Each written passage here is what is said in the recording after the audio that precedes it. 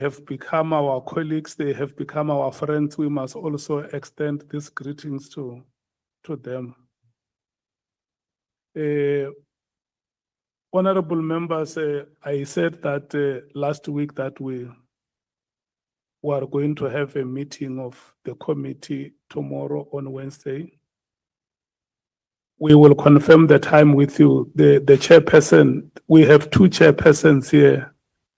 The chairperson of the Portfolio Committee for Police and the chairperson of the Portfolio Committee for Justice. Their committees are meeting tomorrow, starting from 9 o'clock. And when I checked with them, their meetings may end around 6 o'clock in the evening. So we will continue to engage with the two chairpersons and other committee members to look for an appropriate time which can accommodate all of us. So once that is decided, we will let members know when our meeting will happen tomorrow. But the likelihood now is that it may start in the evening. So, but we will confirm that time with you, honorable members. Last week on Friday, there were some changes in the order of proceedings because there were honorable members who have requested to be released earlier during the proceedings. And so I want you to know that today we are reverting to the normal way of our proceedings. We will start with the African National Congress and then go to the MKP as the official opposition, then take the Democratic Alliance, followed by the EFF, the IFP, the PA, Freedom Front Plus, and Action SA. So I want to take the note. I want to note the speakers now. African National Congress, who are your first two speakers? Thank you very much. Good morning, Chairperson. Good morning, honorable members, Evidence Counsel and General Sibiya. From the ANC, the first round of speakers would be Honorable Sokanyile and Honorable Mola. Thank you very much. Thank you so much. MKP, who are your first two speakers? Good morning, Chair, and good morning to my colleagues and everyone here. I'll be the first speaker today. Okay. And then maybe just to Honorable Skosana. Yes. Because it is human just to tell us how is Honorable Nomvalo today, how is he feeling? Thank you, Chair. He'll join us now. And obviously, you know, there's a clinic here in Parliament. He says that he's walking back here. Okay. He will join us in Honorable Chongwe. Okay. Thank you. Thank you so much. The Democratic Alliance, Honorable Breitenbach, may you please confirm your first two speakers? Morning, Chair. Yes, it will be myself and Honorable Cameron. No. One of your speakers must be on an alternate. Okay, well then it will be myself and Honorable Klopper. Okay. So Honorable Cameron will take the last round. Yes. And then from the IFP, from the EFF, I guess it's yourself, Honorable Matthias. Welcome and good morning. Good morning, Chair. You didn't say EFF like you meant economic freedom in your lifetime. I'm joking, Chair. I'm going to take the first round. Obviously, I'll be doing, but we'll do two rounds. So we'll do the 20 minutes and then we'll do a second round for 10. Can we agree to that, please? Honorable Matthias, you are an alternate member in this committee. But I'm full today. Today you are a full member, and when you are a full member, Because I'm an alternate when you and are the a full full, members. when you are a full member, you forfeit the status of being an alternate. Yeah, but I thought you'd just be nice So because let me allocate. You know I'm a benevolent chairperson. Let me yes, allocate that's what you I'm the counting time, on, Chair. and then we will come to that discretion in the event.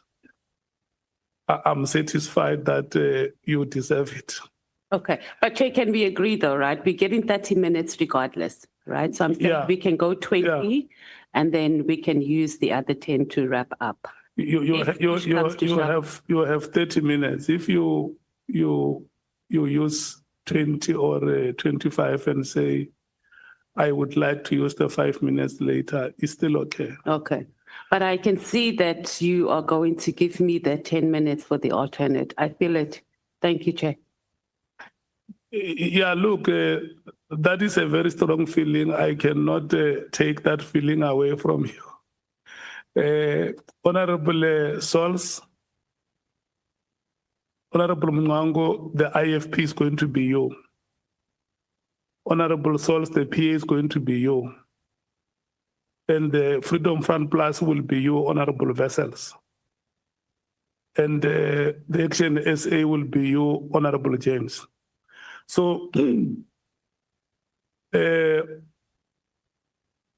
Honorable Skosana, after you have spoken, we will determine if we, no, you said the MKP is going to be you, and I see Honorable Shongwe has moved in. Is he forfeiting his minutes as an alternate or what? Or is going to be you and him? Or, No. or him and you? Yeah, it's going to be me, and then followed by that 20 Alternate. that 20 minutes for Honorable Shongwe, No, and then in the second round. Not 20 minutes. Oh, okay, Not yes. 20 minutes. And then the last round would be Honorable Nomvalo. Okay. Thank you. So, honorable members, it will then be Honorable Sokhanyile, Honorable Ngola, Honorable Skosana, and Honorable Shongwe for the first round. Surely, after Honorable Shongwe, we should take a comfort break. So, Honorable Shongwe, the keys to our break, I'm giving you the keys and help us to have that comfort. Honorable Sokhanyile, your time starts now. Thank you very much. Honorable Chairperson, let me greet you, the honorable members. Let me greet you, General Sibiya. Together with the officials and also the people of South Africa who are listening to this ad hoc committee today.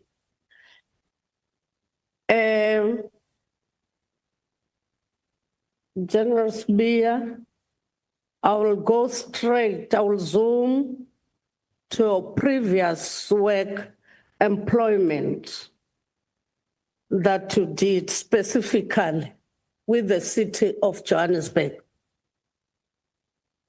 On paragraph 21,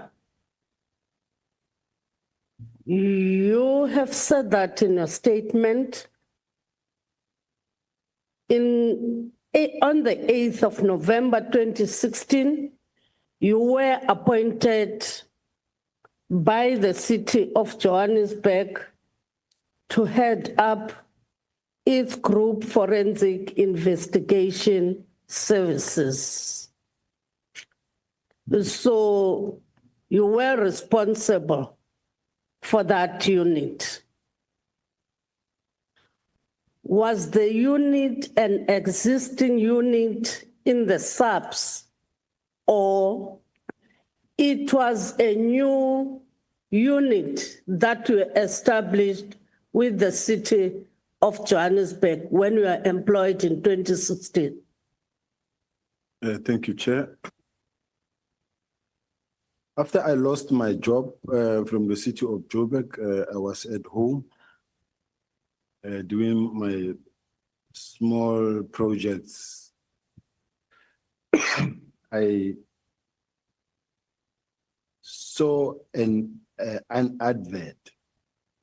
It was advertised that they're looking for to establish a city's forensic department that is meant to fight maladministration, theft of city assets, fraud and corruption in the city, the hijacked properties and that. So I also showed interest and I applied, like many others applied. I applied and then I was called for interviews and I got the job. And at that time, there was no group forensics in the city of Joburg, but there was an audit section within group risk and assurance. They call it JRAS within the city. So they were also conducting investigations on the other hand, but under like audit, they were not doing like forensic investigations per se. However, they were contracted to many service providers that are in the city's database, such as your KPMG, all the different forensic investigative and the law firms that conducted the investigations on behalf of the city. So the then mayor felt that, but they want to have a forensic department that conduct investigation that must fight corruption, fraud and corruption in the city, theft the city's asset and maladministration. Remember in the city of Joburg, at that point in time when I was just starting, there were so many, I just don't have the figures now, but there were so many buildings, properties that are hijacked, where the owners were complaining left, right, and center that their properties have been hijacked and they were no longer even having access into. So I had to start a department that will actually focus specifically on fighting crime that is being committed in the city and against the city. Okay. Then, in fact, you have said that you saw the advert through in the newspaper. Yeah, it was advertised. Yes, it was advertised. You applied, Yes, I like applied. anybody. Yes, Went to interviews. yes. Okay. But you left the city of Joburg being accused of fraud and corruption. And this unit that you set up, it was there to combat fraud and corruption. But you left the city of Johannesburg under the dark cloud, being accused of fraud and corruption. Am I correct? You are not correct. I resigned from the city of Joburg. There was no case against you of corruption and fraud or anything that comes nearer to you that the city of Joburg said you have done. For instance, that involves an amount of 3.5 million of unlawful benefit. No. In the city of Joburg, it's a political space. It's all the political parties fighting each other in council. If this party is fighting that party of the former mayor Herman Mashaba, others are fighting that party, others are fighting group forensics, because there were those that were believing that group forensics had been established by the former mayor Herman Mashaba so that it can be used against them. So they would open cases, many would open cases that are not really cases that make sense, because if there is any fraud and corruption, and it was reported to the police and it has got evidence, I would have been arrested by now. It would have been, I mean, it's how many years I've been back into the police, where's that case now? So it was neither here nor there. It's just on a daily basis, you would face, there are those who will tell you that I was illegally appointed, but I was appointed, approved by council. Matters were investigated by the public protector, cleared. There will those who tell you that I procured spying equipment, but and then even go to an extent of writing to the public protector cleared. They wrote to the IGI. The IGI said, but it must be investigated by the SSA. The SSA comes and say, no. We saw these things. There's no spying equipment here. And even these things that were procured here cannot be even repurposed for anything. It's a report that comes from SSA. Now, what I'm saying is that this is a political environment, and if someone goes and open a case against you and there's a case, act on it, and it never happened. Okay. So there was no case that was opened for that. Even the equipment, because I was going to come for that equipment that we're talking about, an irregular expenditure that was incurred by the city of Johannesburg because of the equipment, procurement of the intelligence gathering equipment. No. There's nothing like that during your era. Let me respond. There is nothing like that. Honorable members, when you say you are a world-class city, and then I say the city of Joburg is the mega city in Africa, and we've got a forensic department that is not able and capable, how do we make the city to be able and capable?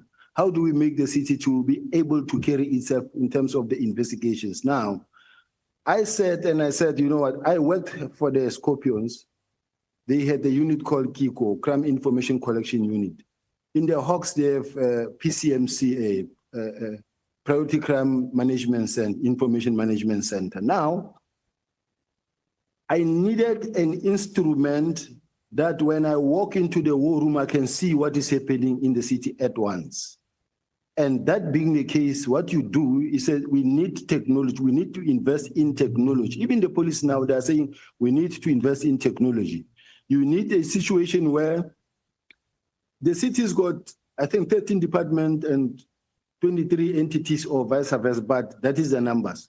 I must know that the crimes that are being committed at revenue services, at water affairs, water department, at J-Water or at Zoo or at City Power.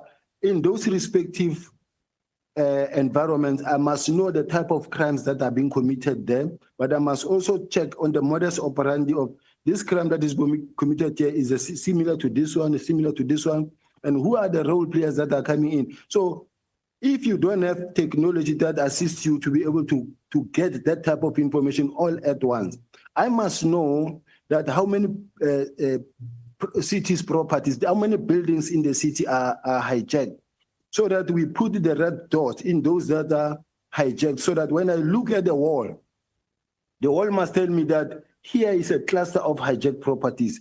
That building and that property and that property, they are hijacked.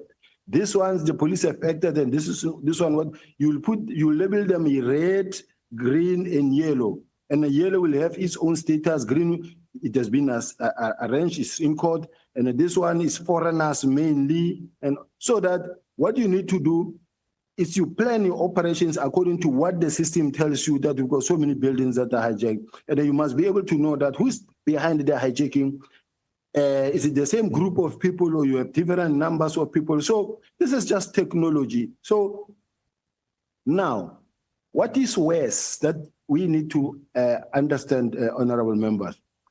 In the city, I will never wake up and sign a check and go and procure something. You make an application that must go right up through the budget steering committee and right up to the council where maybe something gets approved. But above all, the person who complains that I procured spying equipment, it is his wife who procured those buying equipment, working for the city of Joburg. So this thing of making allegations for the sake of making allegations because you want to taint a person, they don't really work. That is why nothing happened to date, and nothing will happen ever. Okay. In your statement, and even Honorable Sokanyile.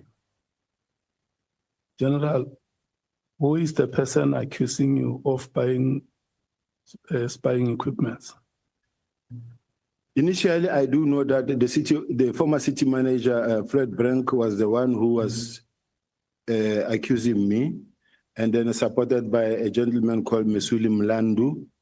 And this Mesuli Mlandu is a guy who was fired from Eastern Cape and then was employed in Ekurhuleni, was fired from Ekurhuleni, and then he started accusing and running after the former minister of Ekurhuleni, Mondli Gungubelo. You can check the articles.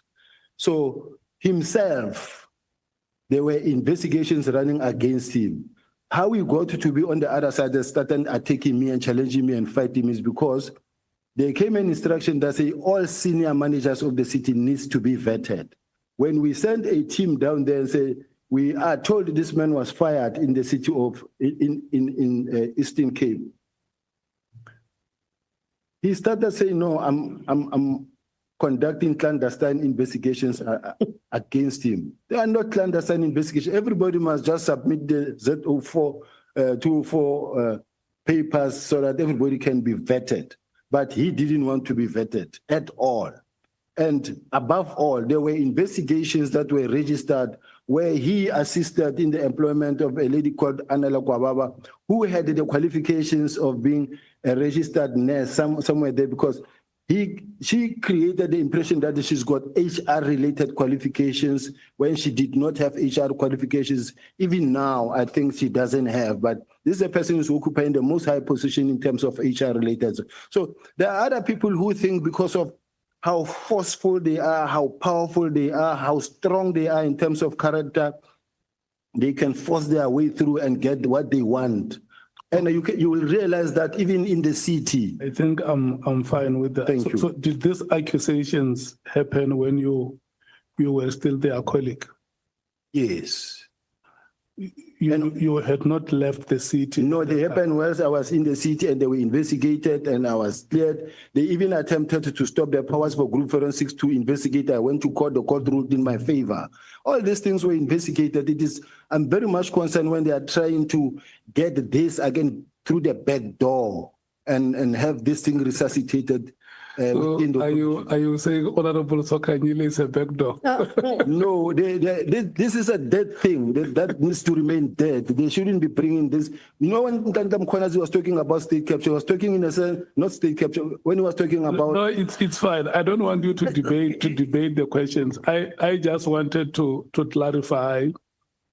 And remember, this clarity emanates from the statements that you made yourself that I did not buy spy equipment, but the person who accuses me of buying spy equipment, it was his wife who bought those equipments. Yeah, the equipment that were procured. His wife was part of the steering committee, and her signature is also there. Thank you. no, it worries me. Honorable Sokanyile. Yeah, it worries me. I'm sorry to interrupt No, it's you. fine. I just want to You clarify assisted that. me You because can I was proceed. going to Thank you. ask about Mlando. I'm from Eastern Cape in Tata. He was fired in the Eastern Cape, even in No, No, it's fine. It's fine. no, look. No, you know. General, don't be agitated. Yeah. No, I'm not trying to put things behind or putting things through the back door. It's just, I'm just looking because when we're in the city of Johannesburg trying to combat fraud and corruption, there are these allegations. Now, you went back to SAPS, there are allegations, for instance, Brown Muhotsi, you said he came to your office and to inquire about supply chain. why would he go to your office, Brown Mokgotsi, on a supply chain related issue, not going to manage a supply chain, for instance, a senior person in the supply chain, or the national commissioner? May I ask the honorable member to rephrase her question because she's put her facts upside down. Oh, okay. Mokgotsi, Matlala, they're one and the same people. I'm saying that you said yesterday, Matlala went to your office to ask about a supply chain related issue. Then I'm asking why not go to a supply chain person? Just hold it there, Honorable Sokhanyi. Honorable Nombalo. Chair, I thought you were going to call the witness into order. The manner he has addressed the member is unwarranted and undesirable. To say a member has put herself upside down, what is that? You've got a responsibility to protect members and witnesses who must engage each other with respect here. Yeah, he said the question. I think he might have wanted to say the facts have been mixed. Yeah. And I think the member understood it because instead of mentioning the name of Matlala or Mr. Matlala, she mentioned Mr. Mokgotsi. But the witness understood the context to that the member wanted to ask about Mr. Matlala. And that is why, look, we can pardon him for the language used. I don't think it was intentional. He would have wanted to assist the member to say, but it's like your facts are mixed if we can have the facts reorganized. And for that, I did not fault him.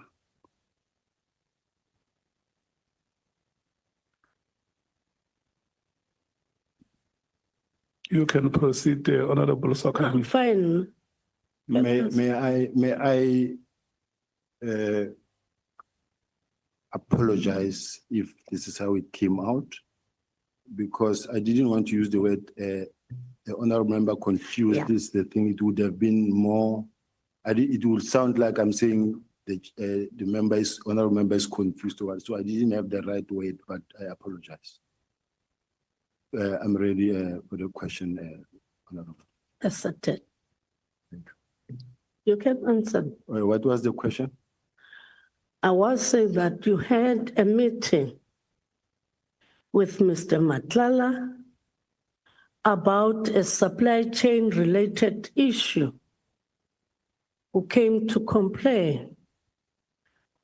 Then I'm asking, you didn't refer Mr. Matlala to a person responsible or a senior person in the supply chain department or the national commissioner? Why didn't you do so? Honorable Chair and members, when you are or you have been awarded a tender by the South African Police Service, which have gone past supply chain. Now, the next level to complain if there is an issue was the logical thing to go to the National Commissioner of the South African Police Service. This is what he did. He went to the National Commissioner of the South African Police Service, which in that case, I was acting in that capacity.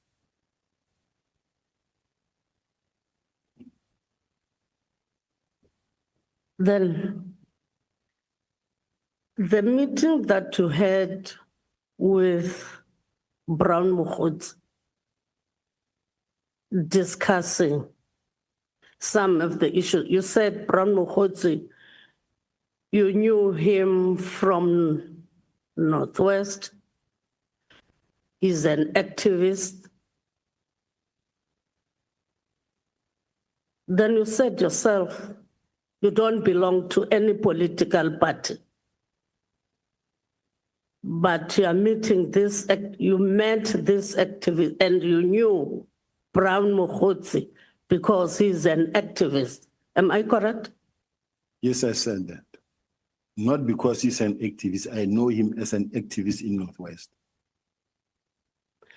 Then most of the meetings that you held, either Brown Mokgotsi or Kat Matlala, were work-related meetings, surely. In relation to Brown, I would say work-related. But if a person says, I'm coming, are you in Camps Bay, I'll come and greet you, because that's the only time I met him. And the second time when he said, I'm in Gauteng, I'm coming to consult. Are you around? And I said, yes, I'm at my lawyer's as well. Okay, I'll see you when I break, and we just greet. The work-related ones now, the outcomes of the work-related meetings, have you ever reported them to your senior, who happens to the National Commissioner? Have you ever reported the outcomes of those meetings and reported that you met so and so because of this and that? Firstly, I indicated yesterday that the moment I got these calls from Brown Mokgotsi, I said to the National Commissioner, there's a strange call that I found from a person who called himself Brown. But he was telling me more about me being careful that crime intelligence is following me and they are working on me and all those things. And then he said, no, continue meeting him, and where possible, you can even record him. But it didn't go to a point where I recorded him. You know, I didn't hear clearly. Can you repeat? Chair, General Sibiya is not audible. We can't hear him. If you can just speak closer to the mic. Thank you. Can you repeat your answer? I didn't hear clearly. I don't know if I still remember the trail of thought, but what I heard was, did you inform your National Commissioner? And I said, it was not a meeting per se, but I did inform the National Commissioner. The very first time around, I received a call from Brown, that I received a strange call from a person who called himself Brown, but he was telling me about that I must be careful, I'm being followed, I'm being listened to, which was the case. And said, these people are working against you because they want to push you out. That's what he said to me initially. And then I did tell the National Commissioner, I said, no, keep on listening to him. And it wasn't a subject to really take any further. And then thereafter, you knew Brown Mokgotsi because you are saying that you told the National Commissioner that you got a call from a person you didn't know. Yes. And as he phones, I took the calls. When you said yesterday, your hatred or the presumed hatred between yourselves and General Mkhwanasi, you saw it, it was there. Is that the reason why you had to communicate with the junior officials in KZN instead of a provincial commissioner? Those are two different things, Honorable Member. The hatred is something that has been displayed over time until now, and why I communicated with Deputy Provincial Commissioner. I'm the Deputy National Commissioner of Crime Detection. I am allowed to speak to a Deputy Provincial Commissioner of Crime Detection. That's the first part. But the second part is that because when I speak to General Mkhwanazi, when I call him, many a times I call him when the relationship was all fine.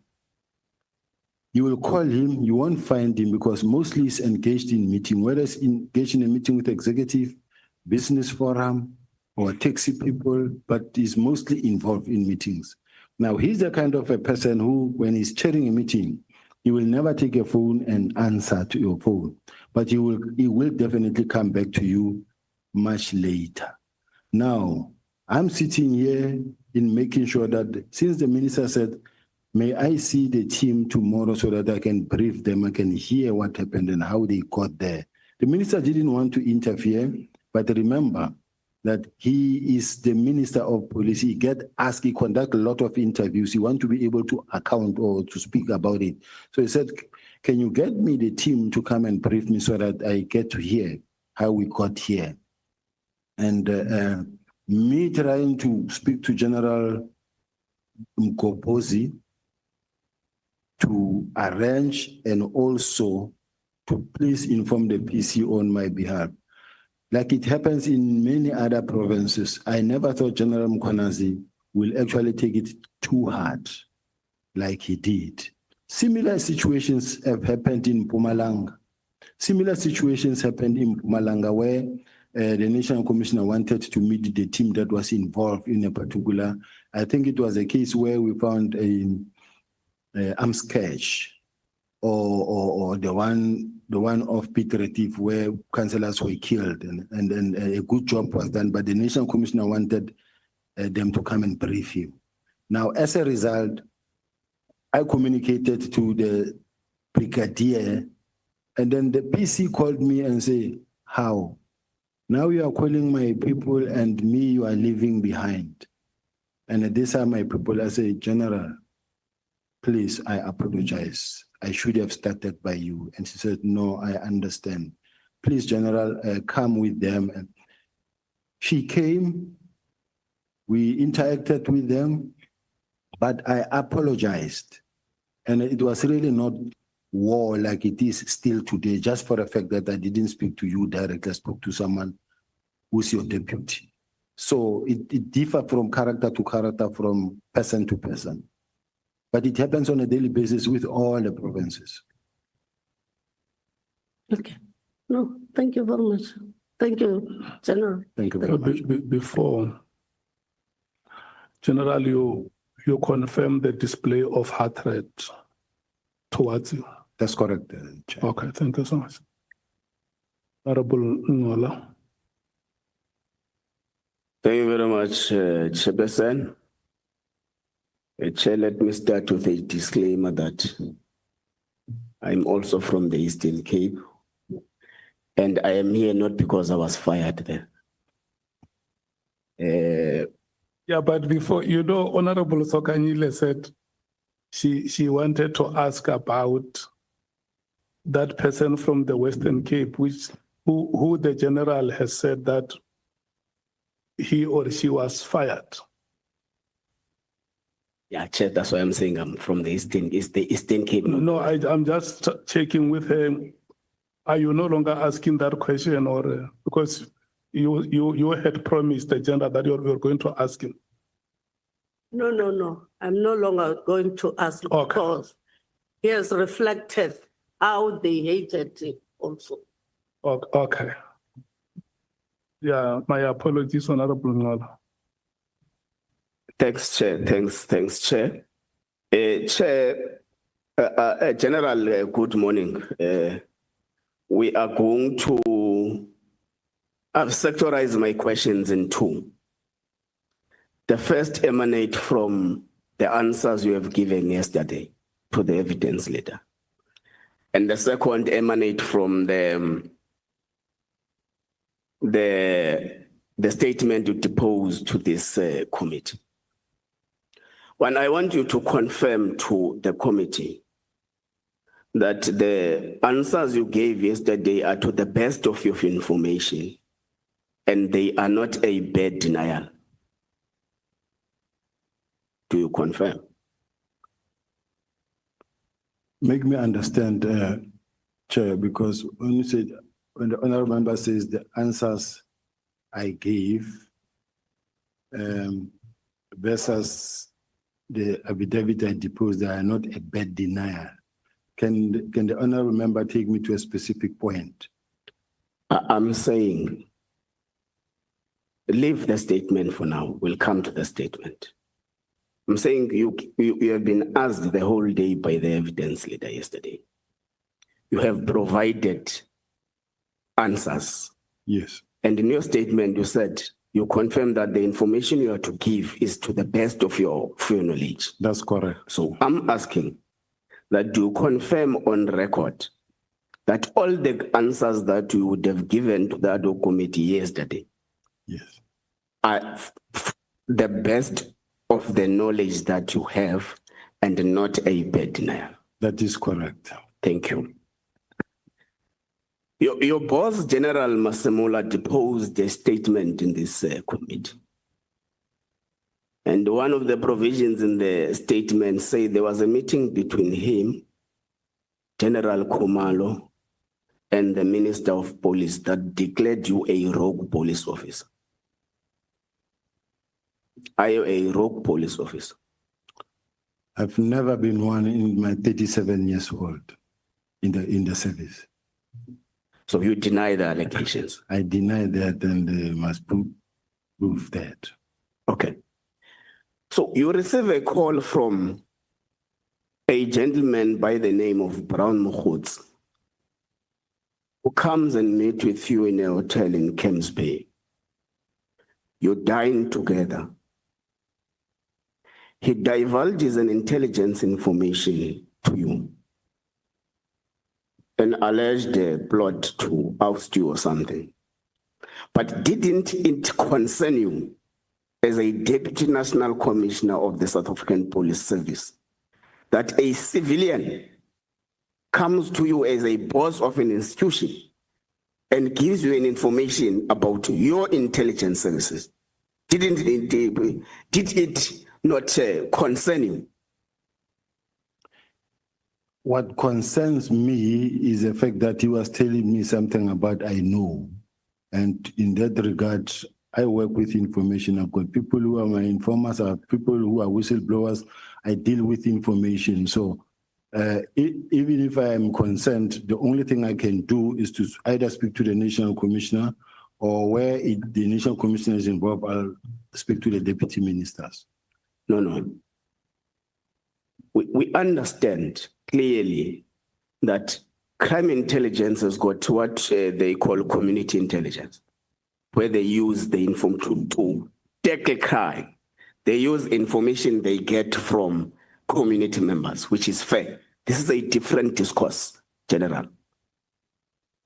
This person comes to you as a Deputy National Commissioner, brings an information about your intelligence services, not about what is happening in the community that will help you execute the mandate that you have. So this is different.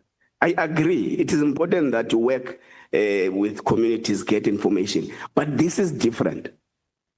A civilian comes to you, gives you information about your intelligence services. Did it not concern you that how did a civilian get hold of this kind of information as a person given a responsibility to manage and control the police service? No, it didn't concern me. Why? Because when someone comes to you with information that helps your cause, you do give attention to such information.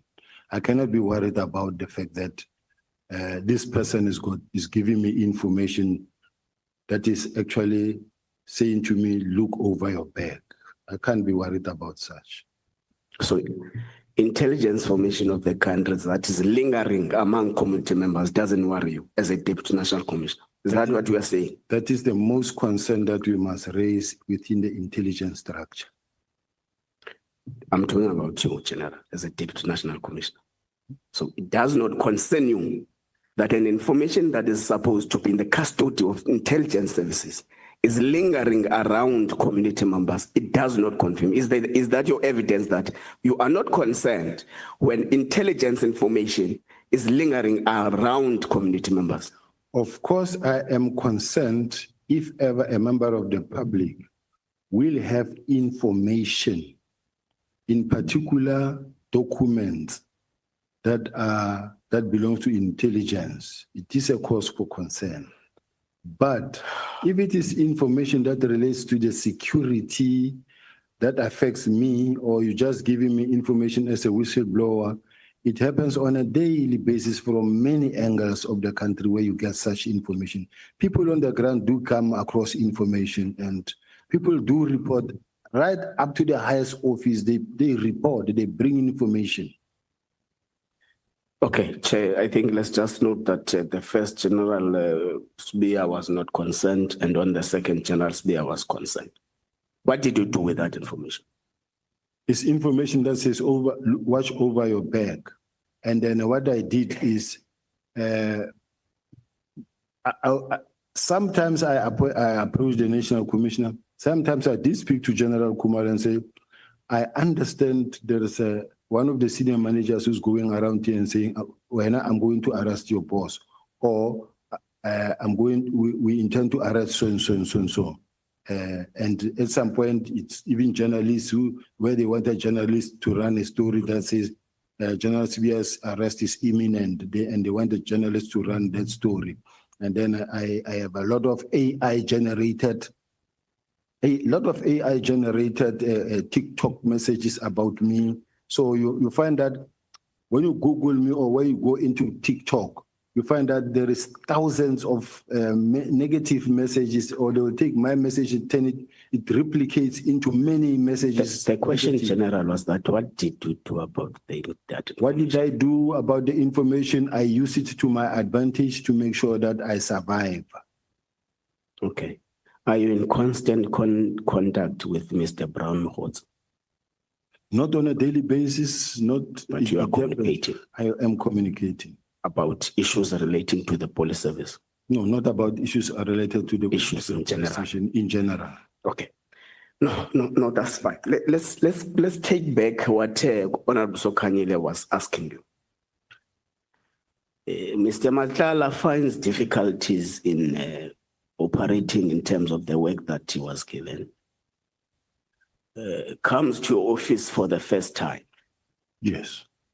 Then you say beyond that was the account that you have told us is that he came to ask about his tender issue where he found difficulties. You were acting national commissioner there. But you continue to say you have met him for about 5 times or less. Yeah. And you moreover say all this fracas happens when you are about to know him more, or when you are about to know each other more.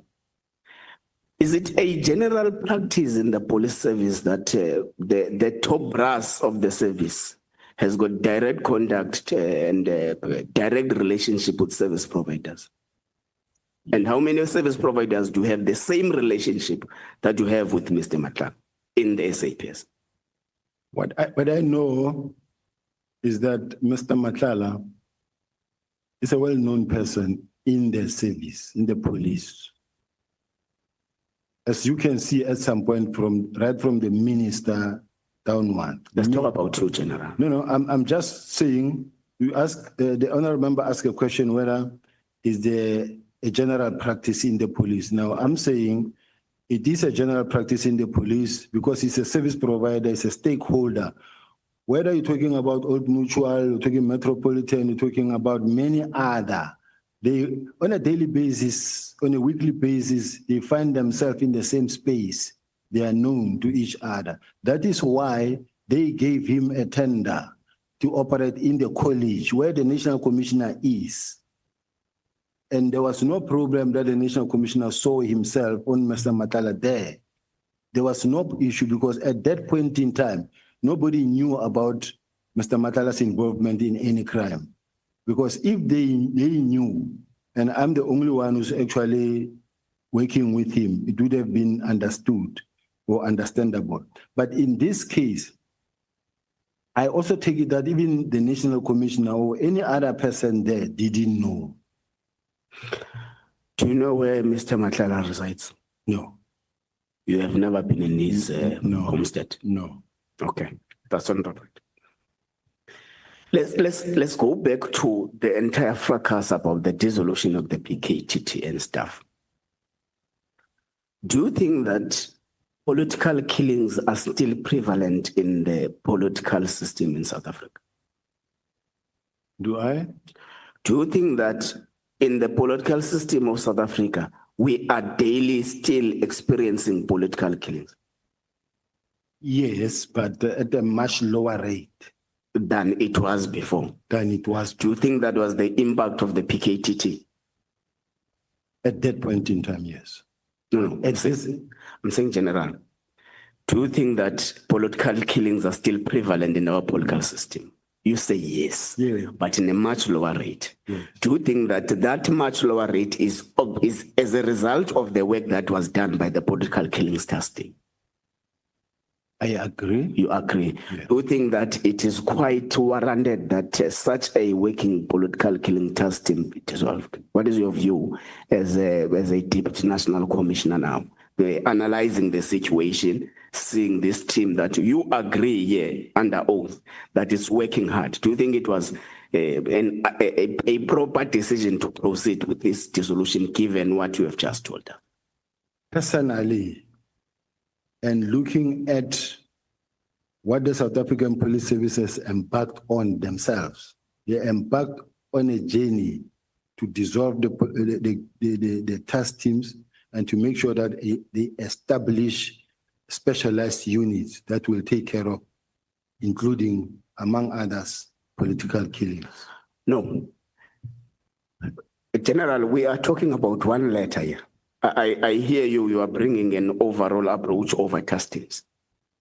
Here, what brings us here today is the letter of the 31st of December, 2024. And that letter only speaks about the political killings task team. So, you are saying,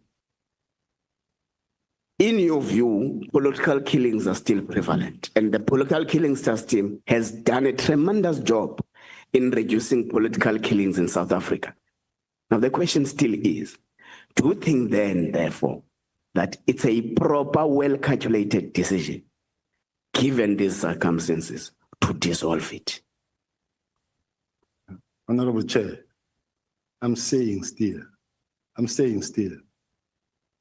they said to the House Portfolio Committee Chairperson that they have achieved the purpose for which they were established. They have stabilized all the districts except only eThekwini district. Now, we can't keep them only to attend to only one district now. I said yesterday, go to El Dorado Park, go to Westbury, go to Hanover Park, Manningbeg, all those dangerous areas, Cape Flats, where people are dying every day. Let us refocus the energy and the resources and the budget to where they are needed. And we don't say political killing task team must die.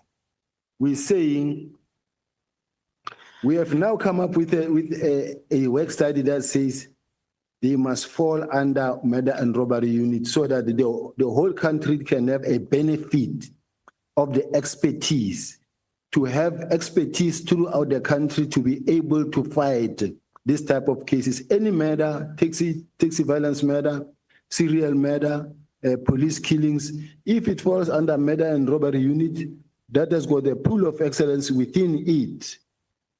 They will be able to operate throughout the country, but you don't need to have a small group of people based in KZ and to take over the whole country. Okay. Yeah, just to hold it there. General, when you say that we are saying that the resources that we have deployed to the PKTT must fall under, you say, murder and robbery unit. Is that what is contained in the letter that was written by the minister dissolving the PKTT? Yes. Okay. And also when you look at the work study they did, it says that they must fall under murder and robbery unit. And it is also what they presented in Parliament, that it must fall within the murder and robbery unit. So in general, there's no disagreement that they belong. This is serious and violent crime that falls under component serious and violent crime. This is where they belong. So we should put structures, permanent structures, and even the CFO commented and say post-elections they must be deactivated. When you look at the elections that passed, there was zero incident. In many times, it is just because of how you deploy. But let us have, throughout the country, structures that are well established to be able to fight that.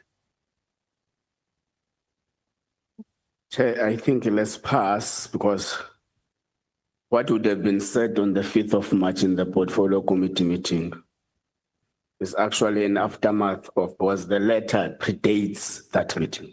The letter is 31st December 2024. The meeting is 5 March 2025. Now, in this resolution, you proceed with a plan and you sign the plan. General Masemola says, what keeps the status of the political killing system intact is the fact that the minister did not sign his winding down plan. You say in your statement, you have signed the plan. How many plans did you have to dissolve the trust? How many pens? Plans, planning. There was one plan that says, as per the directive that I received from the Office of the National Commissioner, is to disband and to deactivate, to communicate the deactivation to the team. That's the communication that I received from the National Commissioner. Okay. And both the email and a document now that is well structured coming from the Office of the National Commissioner that gives out or lays out the whole plan coming from the National Commissioner's office, confirmed by him in July, in the March in Parliament, and the next day on the 6th of March in a form of an action plan. So all I'm saying is that there's never been any objection in front of the minister, at least. Okay. And in my case, I was never written anything in writing. If the National Commissioner was of the view or of the opinion that it looked like I am not listening or I don't cooperate, the National Commissioner would have officially written to me and say, this thing I'm still attending to it with the minister, and I would like to urge you to, at this point in time, hold back your horses because until further notice, but I am engaging the minister. You wouldn't have seen even a single letter from me. Okay, was there a meeting between yourself, General Kumalo, General Masemola, General Mkhwanazi, the Chief of Staff, Mr. Nkabinde, and the Minister discussing a winding down plan of the political killing system? Unless in Parliament, but I've never sat in a meeting when the political killing system was being discussed and General Mkhwanazi was involved.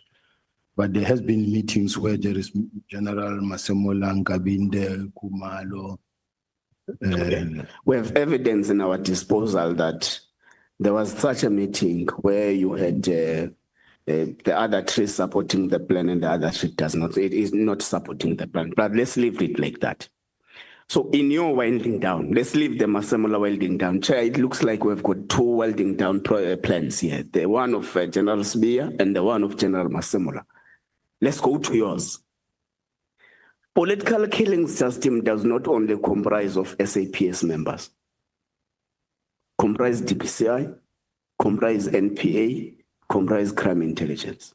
In your plan, was there a consultation process to those that are part of the political killing system? Let's start here. There are no two national commissioners. There's only one. No. I'm responding, Chair. No. Never did I say there are two national commissioners. I'm saying evidence in the disposal of the Ad Hoc Committee now is that a statement by the national commissioner says, I developed a winding down plan of the political killings task team. And the reason why the political killings task team is still intact now is because the minister did not sign my plan. You depose your own statement immediately after General Masemula. You say you have signed the plan, the process plan to dissolve the political killing system. That's the point. So I'm submitting to the chair that we've got two plans, the one submitted by the National Commissioner and the other submitted by his deputy. I'm still responding, Chair, that there are no two plans. There's one plan, and that plan is that of the National Commissioner. Then you don't have a Sibiya plan, you don't have a National Commissioner's plan. The plan that is supposedly supposed to be that of General Sibiya is the one that comes from the National Commissioner's office through his office managers, the one that we are relying on, and it takes care of all the issues raised, the stakeholder engagement and many other things. And I can read the topic. I just want to get to. No, it's fine. You can leave it. I got the answer. I got the answer. Oh, you're done. So there are no two plans. Okay. One plan. That's fine. That's fine. Let's take it from them. Honorable member, let's do like this. General Sibiya, did you want to refer the member to some information in your notes? Yes, Chair. Yeah, that's what I wanted. Let's allow him to take you through. I'm looking for that document with a signature in the body of the.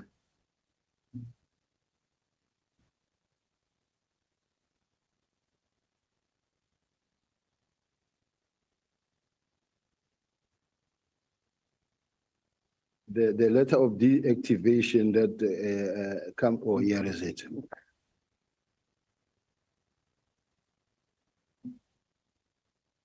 Maybe for the benefit of the public out there and the House at large, Chair, I'm requesting to read this letter in its entirety, because I want the record to be kept so that anybody who listens, they must see at what length did we go to try to take care that this document or the transition, it covers everything. Now, it reads that, can I proceed, Chair? This letter is just, and it is written to the Divisional Commissioner of Crime Intelligence. That is now after I received from the National Commissioner that says, please communicate to the team. And I forwarded to the Divisional Commissioner. Now, the National Commissioner says, I spoke to General Rabi to assist him. Now, General Rabi writes a letter that on my behalf, and this is how the letter reads. And you will also, we can read that one that was compiled by General Kumalo on instruction of the National Commissioner, and the House can decide which one, in fact, make more sense and more effective. But it says deactivating and disbandment of the National Task Team on Political Killings. The South African Police Service established the National Task Team on Political Killings, NTKPP, to address the concerning rise in politically motivated murders and related crimes involving political figures. This specialized task team was dedicated to investigating, resolving, preventing such incidents to ensure justice and maintain political stability in affected areas. On the 31st of December 2024, the Minister of Police issued a directive to the National Commissioner to immediately deactivate and disband the NTKPP. This decision was informed by an assessment that the task team no longer significantly contributed to policing efforts. The directive requires immediate compliance with appropriate measures to be undertaken to ensure the effective disbandment of the NTKPP in accordance with current prescripts in this regard. These measures must ensure that ongoing investigations are not disrupted or compromised. Now, That was our top priority, both myself and the National Commissioner, that investigations are not compromised. Monitoring and oversight. A temporary transition team must be established to oversee the disbandment process and address any arising challenges. This team must regularly report progress on the status of the disbandment to the Divisional Commissioner for Detective Service and facilitate communication between NTKPP, the Division Detective and Forensic Service, and other business units. A final audit must be conducted to ensure all cases and resources have been appropriately managed during a transition and appended to the closing report. Accountability. Effective immediately, all investigative personnel of the NTKPP PK responsible for case dockets are directly accountable to the Divisional Commissioner for Detectives and Forensic Service until they are assigned or reassigned to alternative units. This personnel will remain responsible for all investigations and resources allocated to them until a formal handover is completed in accordance with the established protocol. Now, this must indicate already that this was not saying immediate now. The same arrangement applies to crime intelligence and other personnel who will be accountable to the relevant divisional and provincial commissioners until final arrangements are communicated. Now, case handing over. Comprehensive handover protocol for all ongoing investigation must be established and implemented in consultation with the Divisional Commissioner for Detective and Forensic Service. This protocol should include complete case files, evidence, and related documentation. Additionally, detailed records of all handover investigations must be maintained and appended to the final report. Assignment of cases. And as you can see, it's talking about the final report, which means the report is still coming at some point, but we are not yet there. Assignment of cases. All case dockets must be hand-delivered to a location designated by the Divisional Commissioner for Detective and Forensic Service, who must establish a secure repository for case files and evidence to ensure continuity and prevent any loss or tampering. These dockets will then be reallocated to appropriate investigation unit within the capacity to continue the investigation. The point that I want to raise in this paragraph, it says, they must be delivered to a location designated by the Divisional Commissioner for Forensics, not to my office. The second point that I want to indicate here is that the docket will then be reallocated to appropriate investigative unit with their capacity to continue, as they indicated even in Parliament that they will take them to murder and robbery unit, and this is what is supported by the work study investigation that has been approved by the National Commissioner himself on the 6th of June, 2025. Personnel redeployment.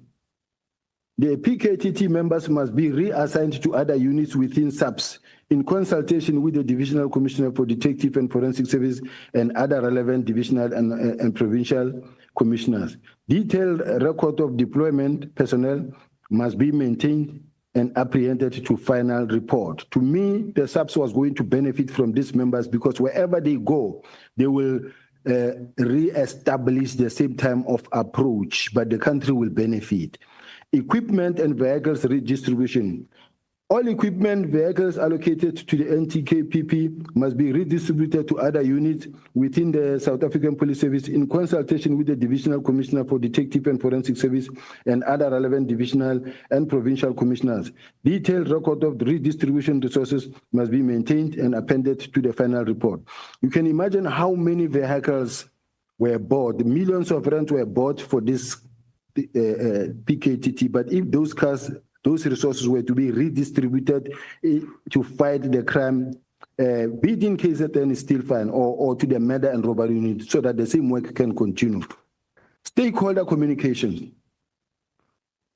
All internal and external stakeholders must be notified in writing about disbandment of the NTKPT, the transition plan for ongoing cases, and the future protocol. Now, here we are saying, we must remember that Janam Kwanazi suggested that the NPA were not informed, but here... General,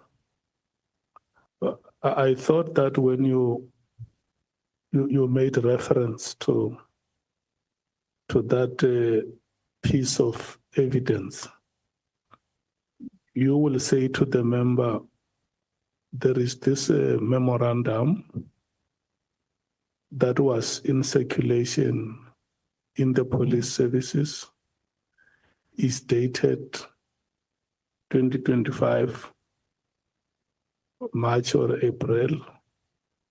And the key areas that I want to bring to the attention of the member are the following. That is why I made that intervention, so that you must not leave here saying, I wanted to bring the following information to the attention of the members, but it's like they were not interested. Because you can imagine if you read that letter from beginning to end, I don't know.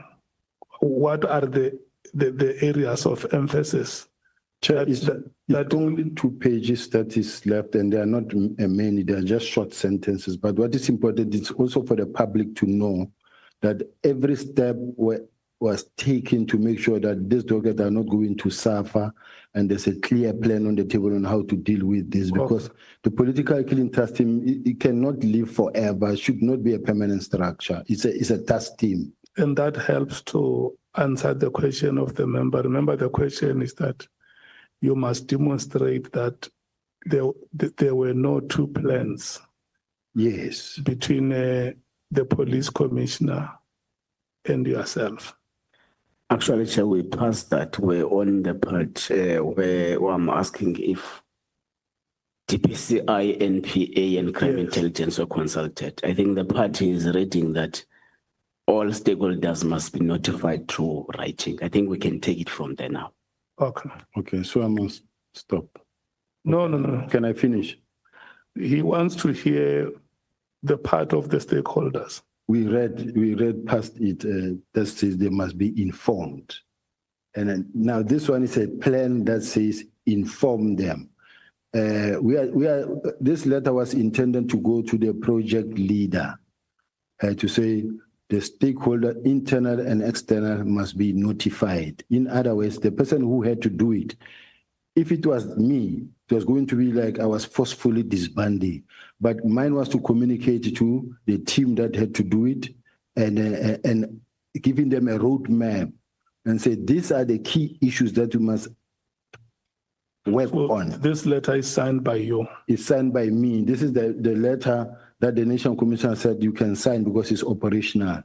And then it came via a general in the National Commissioner's office to me and said, no, the NASCOM says you can sign this operational sign. Because I have got an email that comes from the National Commissioner. But maybe before you proceed with him, because the National Commissioner, when he was here, he says, not once, but on several occasions, I told General Sibiya that he must stay out of this process, and I will handle it. And I see the letter that you are reading, because I still have another letter here written by yourself, dated April 2022, 22 April 2025. And this is the period that in his testimony, he has said to us that he have warned you in April that you must stay away from the PKTT. But then,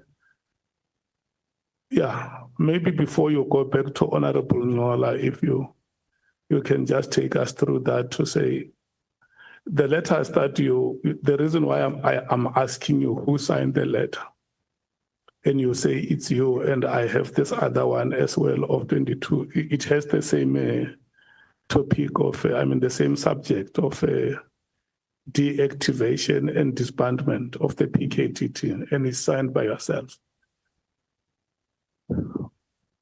How do you continue to to sign these letters when the National Commissioner says,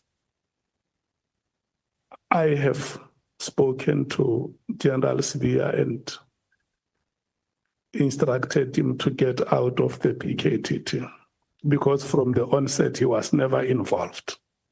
And I also listen to you when you speak here. When they appear before the portfolio committee, you say they, and my understanding is that when you say they, you are not there yourself. When I say they, Chair, remember at this point in time, we've got General Kumar and General Masimula, Yeah. who were presenting. I was part of the whole presentation because as far as I'm concerned, we are all part of one team. You were there in that meeting. I was in that meeting. Yeah, but when you say it here, you don't say we, you say they. Because I'm sitting with both General Masamala and Kumal accusing me of disbanding. But they were the one doing present. I mean, in the meeting of the portfolio committee. I was there. And then the presentation we own. Okay, no, it's fine. Let's leave it there. The chair of the portfolio committee is here for sure. These are matters that he will take interest when you. Can you just go back to your communication, your correspondences, and clarify within the context of what Honorable Ngola is asking, to say it appears like there are two parallel processes here, because the commissioner says, I talked General Sibiya out of this process and even reprimanded him. It's what he told us. And for sure, this may be some of the reasons leading to your suspension, because it's what he said, that I talked him out of this process. But then it appears like you sign letters, you communicate. And he wants to know, because he says, no, listen, the minister has never signed my winding plan. And here is my deputy, is my colleague. I say, look, wait here, I will handle this. And then you are reading a letter. What is the date of the letter you are reading? I think it's 17 January. Yeah, and this one is 22nd April. Help the honorable member to understand. Thank you. I'm asking, Chair, to just before I get to the honorable member, just to mention two issues. The first issue being, starting from January, when this matter arose, working with the National Commissioner, working smoothly with the National Commissioner, on the 4th of April, the National Commissioner assessing me and in all respect saying competent in everything, then his only concern that he wrote, this is the only concern that he wrote in his performance. Now it says the forensic science part of the division, detective and forensics must be paid close attention and their performance to improve. Now, because this is the time where the National Commissioner was supposed to say to me, Chief, you don't listen, you don't do this, and when I say this, you do this, and I want this to improve or this. So I'm bringing this point home that says, no, the bottom line is he assesses me positively because there's no issue. Yeah, the assessment, we recorded it, the competence and the performance index, how it has improved. You said it in a chapter and verse yesterday. I have everything on record. Go to Honorable Ngola and help him to understand the context. Honorable Ngola, please take me back to my trailing thought. Yeah, because you went all over and spoke about assessments and dockets. We have not arrived there. We're going there. I have to survive. We passed the issue of the two plans, Chair. It is the evidence of the general that, no, they are not two according to his knowledge. It's fine. Let's take it from there. Let's just record it as he says it. So the letter that he reads speaks about informing stakeholders internally and externally. Because, Chair, when a possibility arises for NPA, DPCI, and crime intelligence to come to this committee, we'll ask them if they know about any plan or any process to disband the political killings system. So I'm asking again to you, General. Have you been able to inform those stakeholders of the directive and the plan thereof in respect of the dissolution of the political killings system? I'm asking you as a person who says you received a directive from the Office of the National Commissioner to manage this process. We are doing this, General, so they don't come here and say, no, we don't know anything about that. So it must be on record that you have informed them that the political killing system has reached its sell-by date. Chair, that was not my responsibility to do that, to inform the stakeholders. The stakeholders had to be informed by the project manager of the political killing system. The instruction came that says, communicate this to the relevant team. I did that. Theirs was to start the process and to start running with the baton. Not me running letters all over, writing letters to every stakeholder, to that one and that one, going to see that one, going to meet that one. It was the responsibility of the task team, project leader, to do it. General, you speak like someone who's operating in a peripheral environment. You are given a responsibility to head an institution as big as SAPS. Beyond that, you are given a responsibility to oversee and preside over a process of dissolving the political systems, didn't you? Was that responsibility not given to you? That's correct. Is it not your responsibility to ensure that your subordinates or your juniors do the obligations that they've been given to expedite the process? That is why I was writing those. But you can't say you can't go around with letters. The point here is you are a boss that's presiding over a process. Yes. Now, whoever you have given that obligation of writing a letter is not important for these purposes. The question is, were the stakeholders informed of the process you presided over? The stakeholders had to be informed by the project manager, not by myself. Chair, can I repeat the question? I am not asking who bears the responsibility of informing the stakeholders. Imagine today, the chair gives us, all of us as members, responsibilities one by one.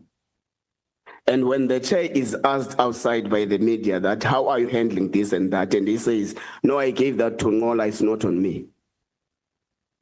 The point, General, here is that you are presiding over the process now. You give responsibilities to the project manager.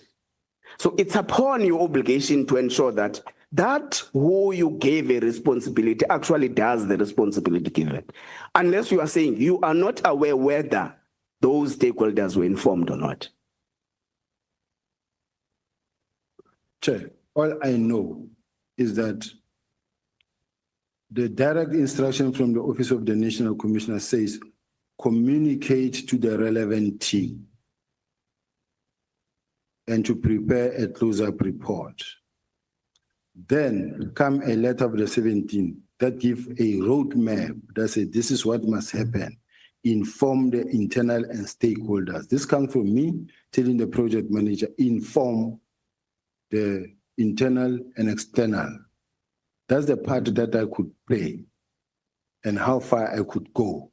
And so that's you're not aware whether that one you gave a responsibility to inform stakeholders did that responsibility? I'm not aware. Okay, let's pass that part. So in your view, what is the status of the political killings team? It's just like General Mkonazi said, it's running, it's up and running. So it's not dissolved. It never was. Okay. The plan was signed. The plan was signed. But why was it not dissolved then? Because General Mkonazi says he was not informed, therefore the team is running.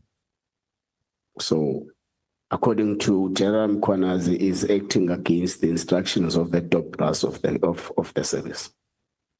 Which happened. Okay. Let's go to Dockets. You say you are the custodian of all the Dockets in South Africa. Correct. But you say there are Dockets that you can be unable to account for. How does that happen? Not that I can be unhappy to account for. That falls under me, but I'm not accounting. I'm expected to account for them, but they are not in my possession. Okay. Where do you derive these powers of custodianship of Dockets? Can we go to the same letter that gives the powers that was approved by the National Commissioner? That says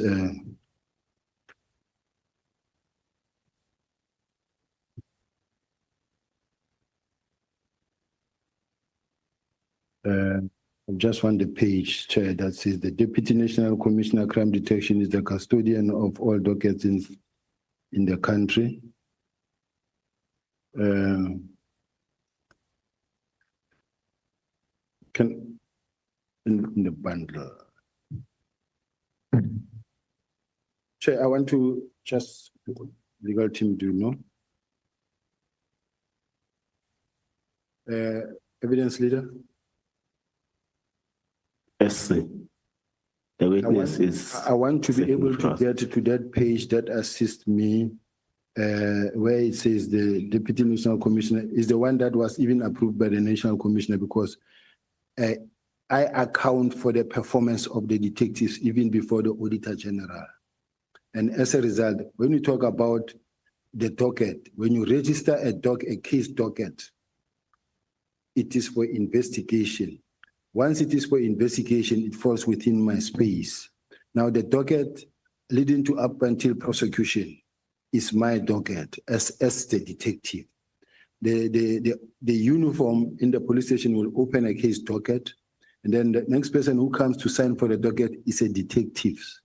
Now the detective is their docket. Yes, it belongs to a station for that station, because when you ask, for an example, you say you open a case in Witbank, it will be Witbank case so-and-so, Midrand case so-and-so, Devon Central case so-and-so. But the dockets belong to those stations, but I am responsible for all the dockets because I account to the Auditor General for all the dockets. I'm saying this now in the absence of the documents I have here. I will come across it now. But all the investigations or investigative processes belong under crime detection, which I'm responsible for. Now, which means that is why I was saying to the National Commissioner, I have dockets that are in uniform, that are at ORS, and the National Commissioner said, no, those detectives must fall under you. I have dockets that are at ID or Hawks. Those dockets, I must account for those dockets. So I'm the custodian of all the dockets. Okay. I was asking. Sorry, Chair, I was just trying to. Let's allow the member to conclude. You will come later. Not on the docket. I was asking, where is the power derived from? Is it derived from the employment contract? Is it derived from the policy? Is it derived from legislation? Where is this power of custodianship of all dockets? Is from the employment contract and from the legislative framework of the detectives. Okay. Where are the 21 dockets, 121 dockets? Where are they? Now, Yes. They are I'm asking from the custodian now. They are I take it that they will be with the political killing task team project manager. Why were they taken? They were taken, brought by them to be taken to where they needed to be taken to, which is the specialized unit, murder and robbery unit, which is mandated to investigate political killing task team. Those that what they are investigating as a task team, in fact, belongs to murder and robbery unit. They are just a separate structure that is running outside the structure. Okay, General, you have just confirmed with us now that the political killings task team is up and running. If that's the case, why were 121 dockets taken from the political killings task team that is up and running? Chair, a decision was taken to disband immediately. And the political killing task team project manager did say that this political killing task team have achieved the purpose for which it was intended for, to stabilize and to fight the killings of the politicians and your traditional leaders and others. Now, when you look at the map, I wish we could display the map. If it's doable, Chair, that what was presented in the to be able to see how they've stabilized. I don't know, Chair, evidence leader, that is it possible to put that document that shows how they have stabilized, all of them green, and then that in fact it shows 1-1, and they said only eThekwini district is the one that is problematic, but the rest, there are no political killing task team anymore.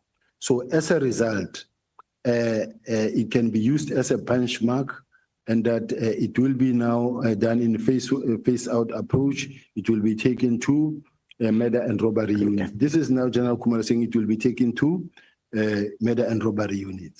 Okay, let's leave General Kumalo. Let's leave what General Kumalo says. The letter was what General Kumalo would have said it was actually later than the 31st of December 2024.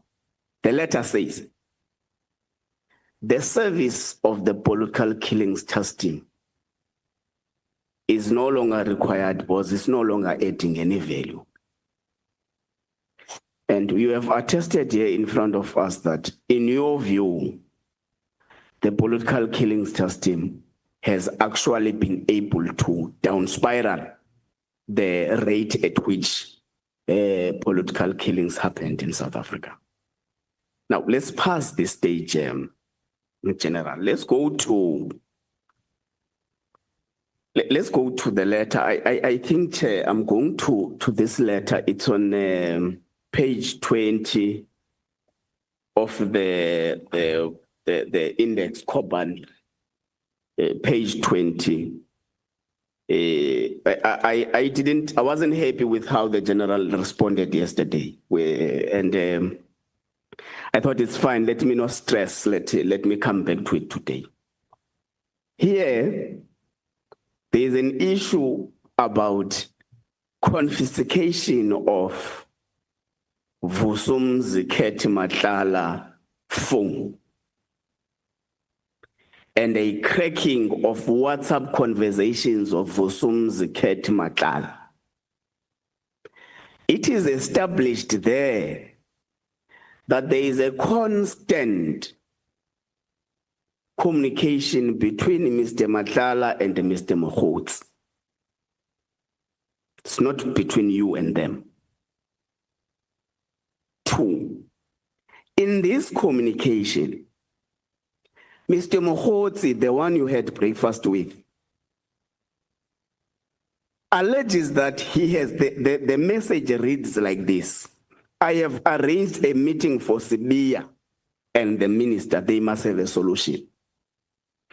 And it goes down and say the task team that came to your house and harassed you have been dissolved. So this is a chronological order of the messages between the two. But in that there is confirmation of a person you considered in this meeting that you have had a breakfast with. He says, the person, your breakfast person says, I have arranged a meeting for Sibiya and the minister. He goes back down and talk about the dissolution of the PKTT. So this is my question. Has Mr. Matlala and Mr. Mohotsi influenced the dissolution of the PKTT, as it has been alleged by both the two witnesses that appeared before us? 2, do you have a direct relationship with Mr. Mohotsi and Mr. Matlala? 3, was there a meeting arranged between yourself, the minister, Mr. Mohotsi, Mr. Matlala, on the dissolution of the PKTT? This must be your last 3 questions. Yeah, but 20 minutes, I'm 30, let's have us 5. No. I want you to do this.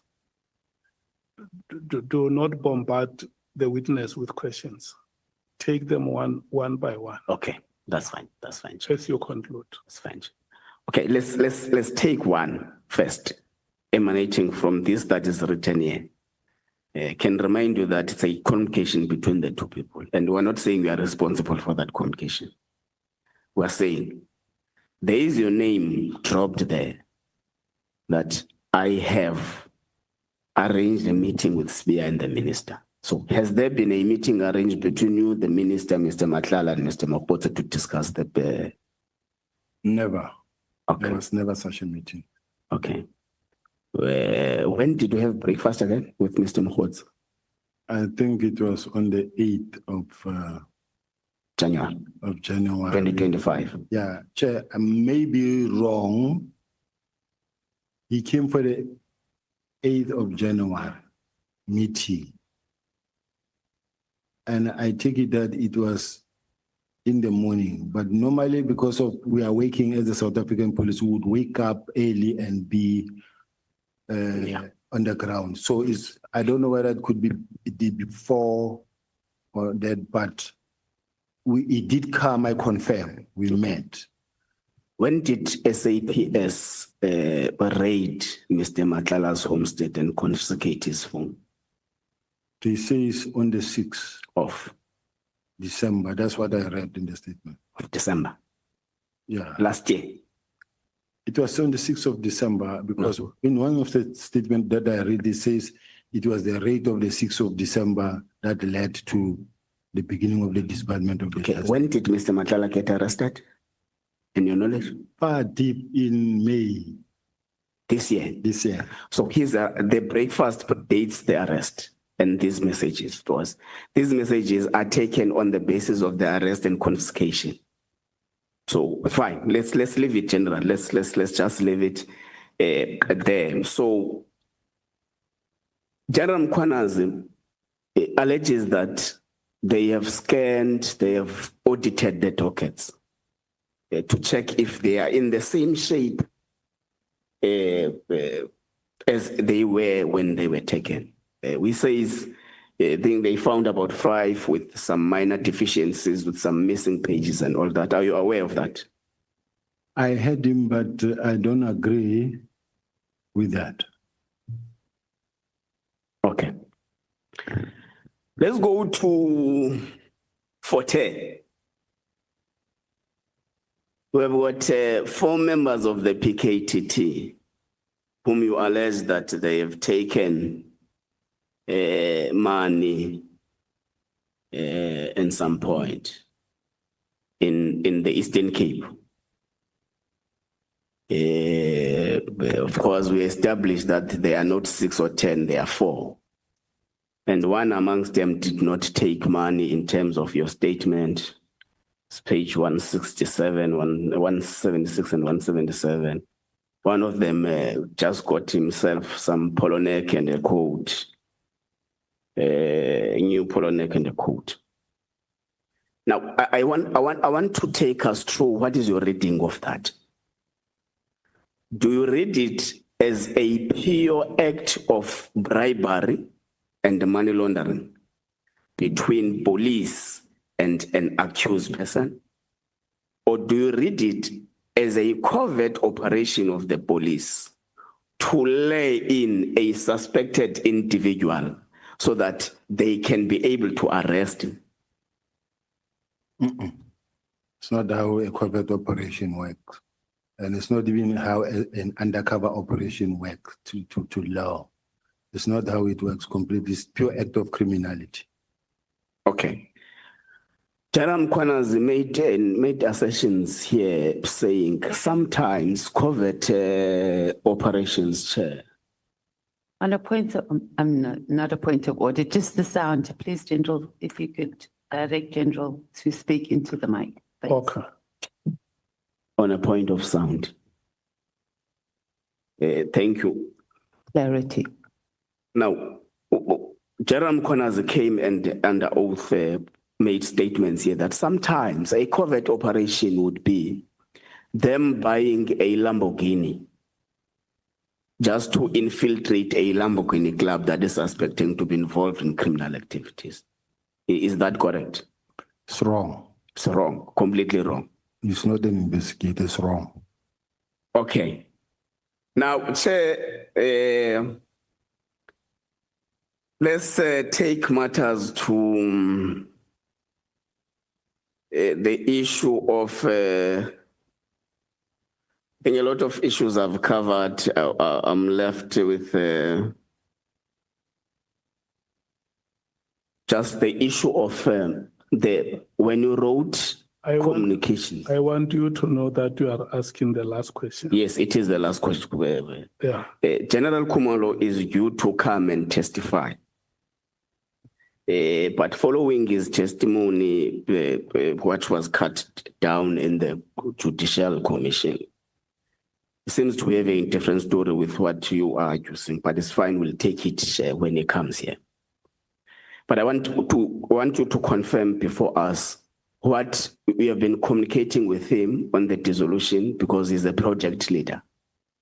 Now, what has been his responses to the numerous communiques you have been sharing with him in respect of this matter? Thank you.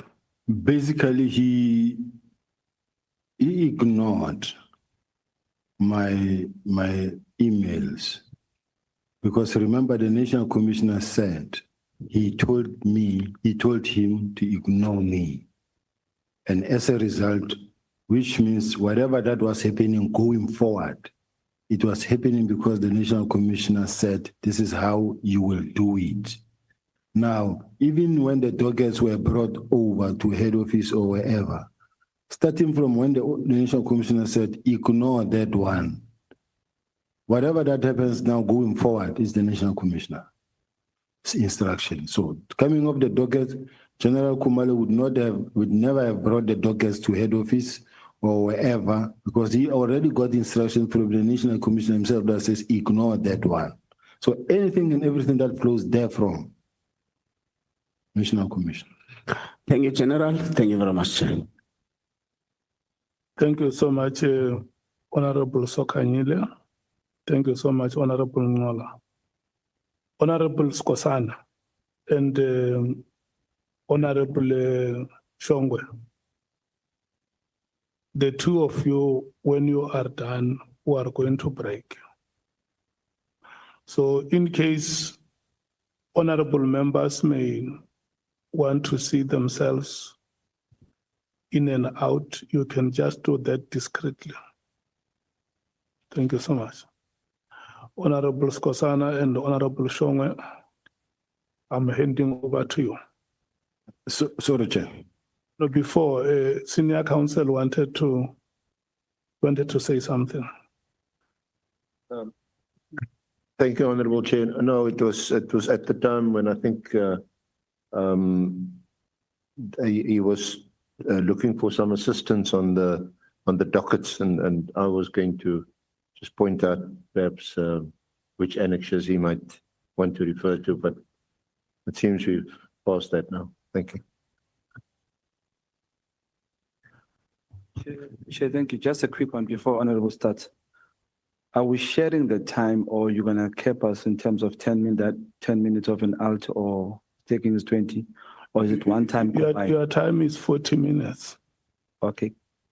It's 30 minutes for the full member, and Okay. Can you please advise us when it's? you must not even ask about your time because it's the discretion of the chair. I won't fight you today, but kindly when it's stated, please tell us so that I won't be told it's here. I have said that when you see the microphone upright, you must know that your time has petered out.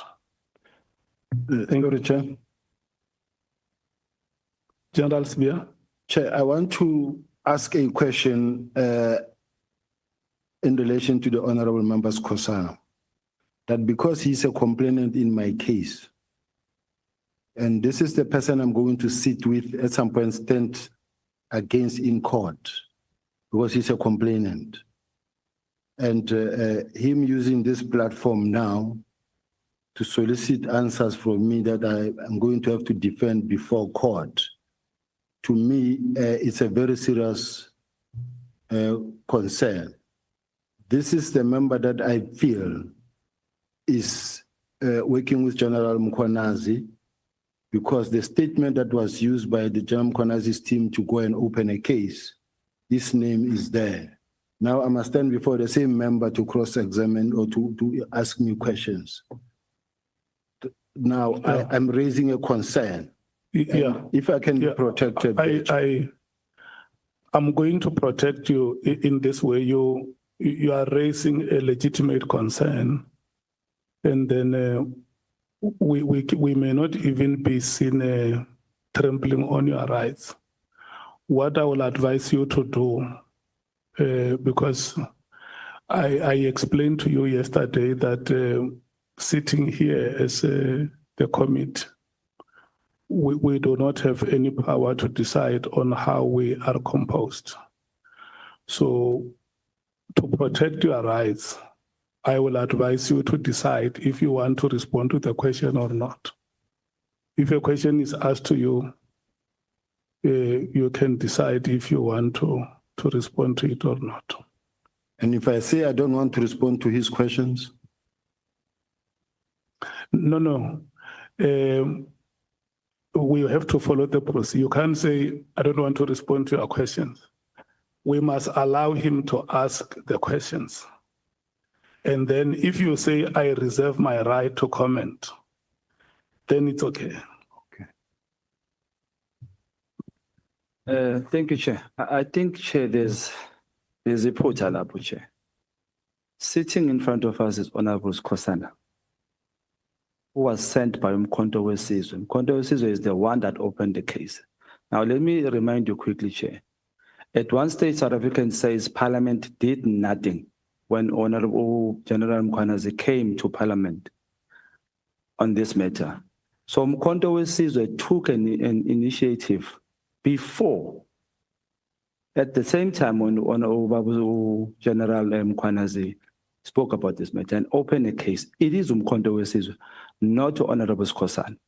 It can be in a case where General Sibiya will be sitting with somebody else in court, not Kosana, sent by Mkhonto Wesizwe. So I think the clarification is pure and clear, Chair, that he must answer questions. And when you say he must not answer questions, sorry, Chair, when you say he must not answer, you can decide on which questions to answer or not. He can say from number 1 to 30, no, I don't want to answer. No, I don't want to answer. Where are we going to do that? No, I'm not saying that he must not answer. No, Chair, you are saying that he must decide if he wants to answer or not. So if from number 1 to 100, he decides, okay, he's going to waste our time and say, he asked a question and then he says, no, I don't want to answer. No, I don't want, until number 100. What is that? Is it not the same as Uguti? You have instructed or somehow gave him an option not to answer. So I think this is separated from court. This is parliament. He must answer to parliament. Here is answering to a parliamentarian who's sent by South Africans, not a person who opened the case sent by Mkhonto weSizwe. Two matters are separate here, I think. Thank you. Honorable Nomvalo. Chairperson, thank you very much. My apologies. When the matter was raised, I was responding to a nature call. I'm actually surprised that the matter has been raised by a witness because if my memory serves me well, the position that we took yesterday in relation to this matter is that there will be a legal advice from the office of the Speaker. But before that, a member, Andile, from the technical team, made an indication that as far as the applicable law is concerned, there is no crisis here. Honorable Kosana can continue to participate in a meeting. And that decision was communicated to the witness, Chair. I remember you conveying, and you even made a reference to the terms of reference. The witness said, it's fine, Chair, if that is a position, I will continue. But please note that I had a protest. Those were his reply.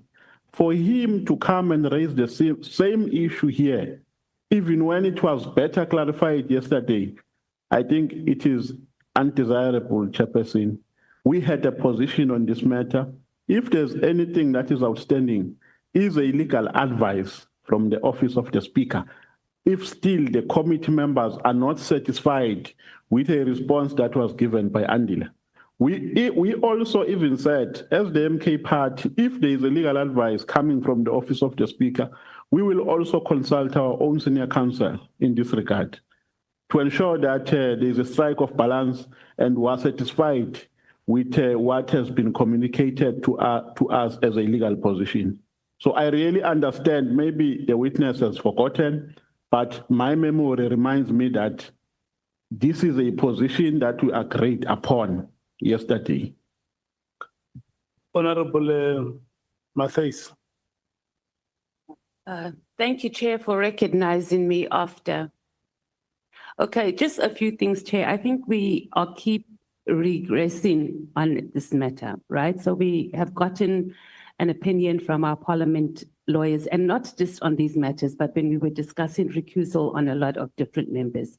It's clear, number one, Chair, that there's no independent member of parliament in South Africa. We are political party democracy. The things that we do it on behalf of our political party. The next thing we're going to have here is that we're going to be told when Cyril Ramaphosa appears here that the EFF or the Commander-in-Chief must recuse himself because we've got a case against him in the Constitutional Court. That's where we are heading. Further, Chair, even if any of these members from their political parties, we as a committee take a decision, which we don't have the power to do, both within our terms of reference and within the rules of parliament, because the rules don't cover the issue of recusal, right? We political party members. Nothing stops the other member from the same party or the party of holding that position. So I can recuse myself because I've opened a case on behalf of a party. That doesn't mean that Honorable Malema, we don't have the same position, and when he comes here, he presents the same thing. The same thing, Honorable Kosana, even if he makes a decision to recuse himself, it doesn't stop his other members from asking exactly the same questions. So I think we are really wasting our time, and we just need to move. I don't even think we need to have a legal opinion about this. It's very, very clear. There's nothing in both our rules of parliament and both in this ad hoc committee that says that members or gives us as a committee or even as parliament for any members to recuse themselves unless they've gone through some ethics process or powers and privileges process. And none of us have done that. Thank you. Is there any other honorable member who wants to speak on this matter? Okay. Look, the witness yesterday raised a matter on the participation of Honorable Skosana in the proceedings. And members are right, we explained to General Sibiya that in terms of the rules that we have, we are unable to eject any member from this committee. What we can do is just to bring that matter to the attention of the Speaker of Parliament. That is what the rules empower us. So the matter which General Sibiya raises is different from participation in the committee. He is saying in the records that you have in the courts and the police, the complainant is Honorable Skosana. And so, do you allow him to ask me questions? And I respond. And where I'm sitting as the chairperson, I can't prescribe how the questions must be answered. I can't force the witness to say, you are going to answer in this way.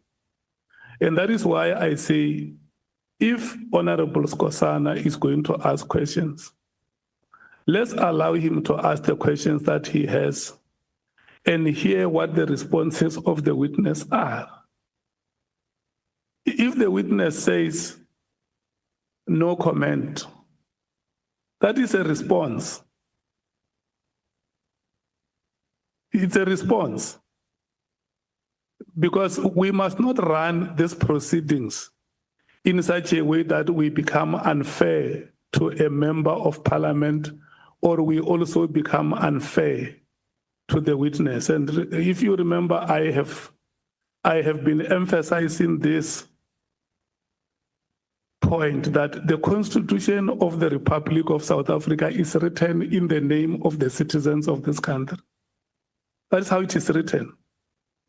It's in the name of the citizens.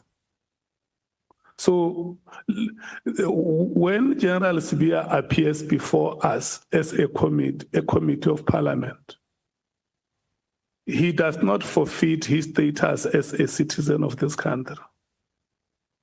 And the honorable member as well is a citizen. I think what the honorable members from the MKP, if they feel that there may be a problem, they may decide to ask the same questions through another honorable member. But I mean, you are going to put the chair in a very difficult position if every time a question has been asked, especially that when we started the proceedings, General Sibiya put it on record here and said, you must know that I'm getting into these proceedings under protest. It's not something that he's raising now. So can I get indication from you, honorable members from the MKP, if you want to proceed, Honorable Skosana, to ask, or you pass your questions to? Thank you, Chair. It will depend on the response from the witness. If the question which I have, as you said, if you say no comment, I'm going to leave those questions. There's a lot of questions besides that, but I just want to say here, Chair, before you allocate me the minutes, I don't want us to mislead the nation and the members, honorable members, that I am talking to General Mkhwanazi. That statement alone is misleading. I sit in the South African Police Service Portfolio Committee. I mean, dealing with South African Police Service. I sit in the Police Portfolio Committee. I deal with everyone across the board, from the minister to the top management of South African Police Service, and to the ordinary member, a complainant on the ground. Yeah. So it can't be right to say, maybe I'm a friend, maybe no, I'm not a friend. You are raising I'm at work. You are raising a valid point, Honorable Skosana, and let's get Honorable Sibiya to withdraw that part that says you opened the case because you are talking to General Mkhwanazi.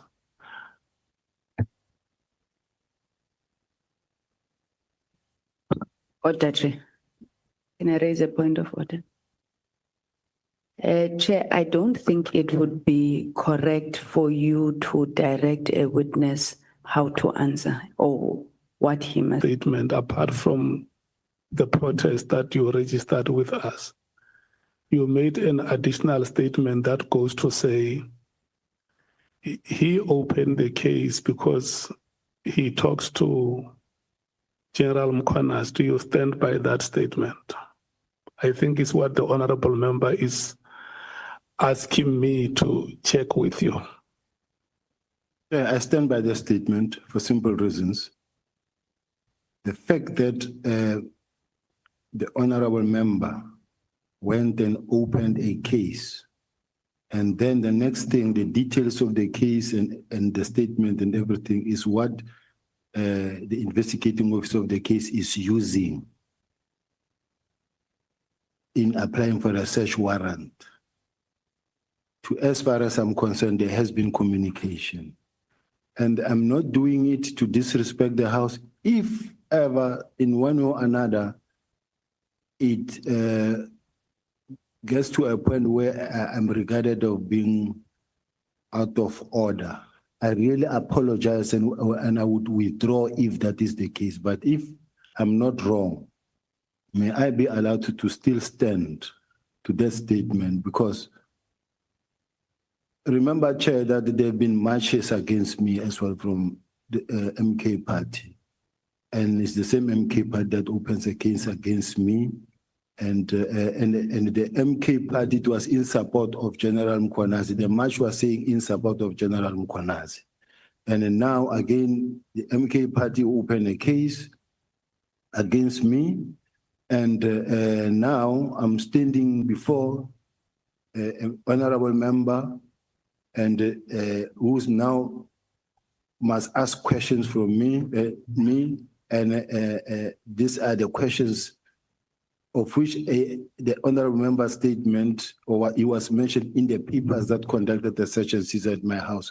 So to me, Chair, is deeply involved in this whole thing that is going on, unfair thing that is going on against me. So I feel that here I'm standing in front of. I think the part that Honorable Sangoni wanted to hear is not the motivation for why you think it will be unfair for him to ask you questions. Is whether you stand by the part that says he talks to General Mkhwanazi. I stand by that, Chair. Okay. Do you want to continue, Honorable Skosana? Oh, yes, I want to continue, Chair. Before you continue, let me hear Honorable Sols. Chair, this very thing that's happening now is what that concept wanted to avoid. That if someone is in conflict, because now we are discussing a case that's not part of this process, but it was exactly to avoid that.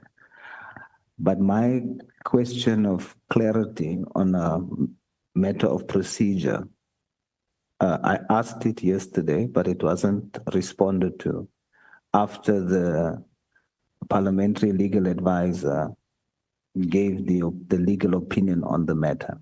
So I just want to have a clear understanding. The advice was, or it sounded like it was, that honorable members on the committee is not required to be impartial. So just for procedure, not specifically for this matter, but in general, are we not required to be impartial? Thank you. Okay. Look, we must move forward. Don't ask the chair the questions that he does not have answers. Let me tell you, honorable members. Chair, can I just say, sorry? that Yeah. I'm not asking you specifically. Yeah, let me tell you how this thing is. The rules that we have say that any matter which we may pick up must be brought to the attention of the Speaker of Parliament. And sitting like this as a committee of Parliament, I have said that we don't have any authority, neither of us. I can't instruct Honorable Skosana out of this meeting. Neither can I instruct any other member of the committee. I don't have those powers. It will be arbitrary if we want to try and do. We find ourselves in a situation like this, a situation which we do not know how to extricate ourselves unless the Speaker gives a directive. And remember, as a chair of the committee, I can't write to the Speaker of Parliament without your consent. That's why there is a need for a committee meeting first and say, we now write to the Speaker of Parliament, we tell her that this is what is happening. General Sibiya was here before us. He registered a protest in the proceedings as the Speaker of Parliament because the rules say we must report the matter to you. We reported the matter to you, and then we will wait to hear from you how we must proceed. For now, to save these proceedings, let's allow the honorable members to ask questions to General Sibiya. May I finish? Honorable Sols. Yeah, your hand can go down. I'm going to allow you a chance to speak. We allow the honorable members to ask General Sibiya questions, and General Sibiya will respond. Yeah. And if you are not happy with any response that he gives, you can raise your hand and say, but is there anything that you may want to say, General Sibiya? And then he will tell you, yes, I have more that I can say, or I have nothing more to say. Honorable Sols. Yes, Chair. I'm asking on a matter of procedure for how we're going to move forward, because the honorable member from the MKP based his response on the advice given by the parliamentary legal advisor. And that advice was that we are not required to be impartial. So apart from this here, I want to know procedurally as we go forward, is it true or correct that we are not expected to be impartial for procedure? Then it's not for me to rule on that matter. The Speaker of Parliament, the office of the Speaker of Parliament, is the one that will respond to matters like this. That is why then, Chair, you should say I want to plead with honorable members that the situation that we face is our situation. It's not the situation of the chairperson of the committee. The rules of this House say take all these matters and elevate them to the office of the Speaker. And in your terms of reference, honorable members, are saying that you are the ones who take decisions on any matter. So the chair will wait for that moment when you have taken a decision as an ad hoc committee that a letter has to be written to the Speaker to inform her office about these developments. And so for now, I'm going to request that we proceed. I'm requesting you, honorable members, that we proceed. So for clarity, Chair, that means for now, we should not base any of our actions on that advice until we hear from the Speaker. Is that what we're saying? We are ignoring the advice. The committee must hear what the Speaker of Parliament is saying. Your rules say bring the matter to the attention of the Speaker. That must be the understanding. Honorable Sangwen. Thank you, Honorable Chair. And please, my intention is not to derail the proceedings, but I just wanted to say that in terms of the legal advice, well, the legal advice, yes, that we had received yesterday, as well as the legal opinion that we had asked for tomorrow. Personally, I mean, this is not a party position, but personally, I had been convinced by the arguments of Umkhonto weSizwe Party. For example, I don't believe that impartiality is a precondition for rationality and so forth.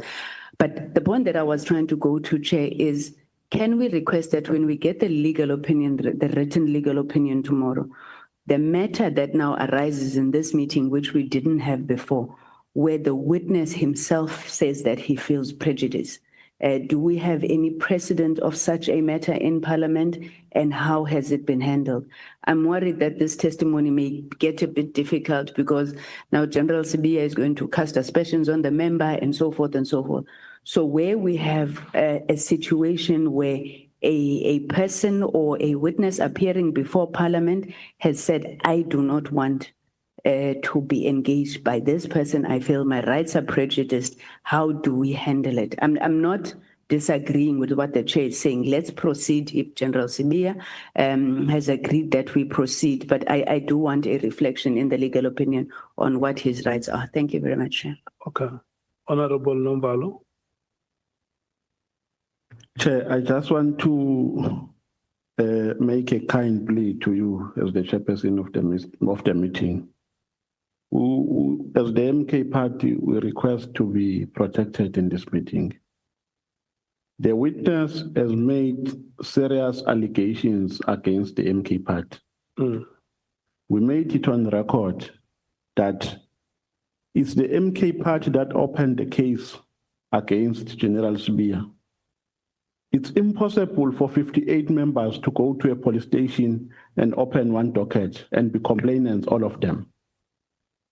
Skosana was delegated by the MK party.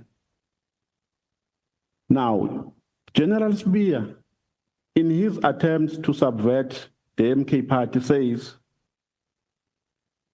the case was opened because Skosana is in communication with General Nhlanhla Mkhwanazi. Chair, we're not taking that lightly because the case, I think I said it 10 times yesterday, that the case was never opened by Skosana. Skosana was a messenger. Now, as the MK party were being insulted here, that the reason why we opened that case is because of a relationship with Skosana and General Nhlanhla Mkhwanazi. We opened that case because a press briefing was made, and that doesn't mean that we're in support of General Nhlanhla Mkhwanazi. We believe that the allegations that he made need to be investigated by a police officer, and it ends there. For him to come and cast aspersions here, Chair, and you are not protecting us, really is uncalled for. He must not do that in future. You have a responsibility to protect both us as members and the witness, Chairperson. Thank you very much. I just wanted to register that. And remember, I have exercised that responsibility. I called the general to withdraw that statement. And your fellow member from the African National Congress said, may I check with the general if you remember, honorable members, that I called on the general to withdraw. And a fellow member of this committee said, no, check with him if he stands by that statement. And he says, look, I'm not withdrawing. You say you're not withdrawing. That is your view. This is how I feel, Chair. Okay. So, members, let's do this. Let's proceed. Let's ask General Sibiya questions and hear what his responses are. Thank you, Chair. Chair, I just want to say this is not personal. This is not personal. I haven't instructed any policeman to go and confiscate your gadgets of General Sibiya or any other thing. Once you open a case, it ends there. I don't know. I'm not an investigator. I'm not a policeman. I don't know what happened. whatever happened, I guess they were doing their work like us here. And we cannot afford to say that the witness, because it will be a contempt of court if the witness choose not to account to Parliament. But I'll start by saying to the Deputy Commissioner, General Sibiya. General, last night you said that there was no reluctance on the road to take in terms of the disbanding of the PKTT during the Portfolio Committee meeting, which we had here, if you remember, because we have meetings with you and with the top management of South African Police Service, regularly so. Now, can you confirm if the presentation by Lieutenant General Kumalo on that day, which you said it was endorsed by the National Commissioner, as presented in Parliament on the 5th of March, recommended a phase or an immediate disbandment of the PKTT? It recommended a phase-out approach. Now, the issue of immediate, which yesterday was an issue, why then immediate was immediate? As I explained yesterday, Chair, that when we say immediate, we were saying the process must start immediately. And when we say the process must start immediately, it means from today, start the process of disbanding. From now, you can start immediately. And this, even as you can see, is consistent with what is said in that statement, in that document of the 17th of January, to say stakeholder must be engaged, internal and external must be engaged, this must happen. And now it gave a roadmap of what was supposed to happen, which means everything was going to happen according to the roadmap. Up until the next morning on the 6th, when they gave an action plan themselves and said, in winding down, this is what we are going to do. Clarity on this will help to confirm the National Commissioner position, because in your statement, it appears to indicate that the National Commissioner did not express any reservation regarding the decision to disband the PKTT. It suggests that he took part in several meetings related to the process, and at no point did he or he voice any objection or concern about how the disbandment would be handled. Do you agree with that? Don't, because honorable members, you will remember that even at the Madlanga Commission, the National Commissioner admitted that no, he did not object, and they asked him whether can you carry out any unlawful instructions. He said it was career limiting. So the bottom line is that they never, at no stage, the National Commissioner ever objected openly so. In my case, with all the documents, from my corner, everything that I was implementing, the documents that I received from the Office of the National Commissioner were saying, do it this way. And then whatever that he says come from him, it's not in writing in any way, to me, directed to me at least. Unfortunately, I said in this committee that we are not a subcommittee of Madlanga Commission, so I don't follow it. For me, we are fresh. You know, all the questions which I'm posing to you are very fresh. You know, it's not like I'm undermining anyone, but I just want to put it clear. General, according to you then, I'm quoting in verbatim the presentation from the particular meeting, our meeting on the 5th of March. What was meant by the de-establishment or disbandment, which will take any form of transition from the PKTT to a component, to that component which you spoke about, of serious and violent crime within the division, detective, and forensic services. The transition will ensure continuity of cases, particularly those who are under investigation and those that are in court. The word transition appears twice in the presentation, and words have been meaning general. In your view, is it possible that something is in transition immediately? Yes, the transition meaning that we will then take it from this team PKTT to murder and robbery unit. This is transition from that to this, and it will take form in a phase-out approach, meaning that the phase-out approach says the first phase will be to deliver the case dockets to the murder and robbery unit, which is the phase they started, they carried out. Now, was it not only yourself and the chief of staff who were in favor of that? No. It's crucial, General, to separate separate NASCOM acceptance of disbanding the PKTT from his views or the method which you thought was correct. He may have agreed to disband, am I right? Possibly under pressure, as this was an instruction from the minister. Do you agree? No, I don't agree. Now, yesterday you said to us here that you are an accounting officer, inverted commas. Never said that. No. I will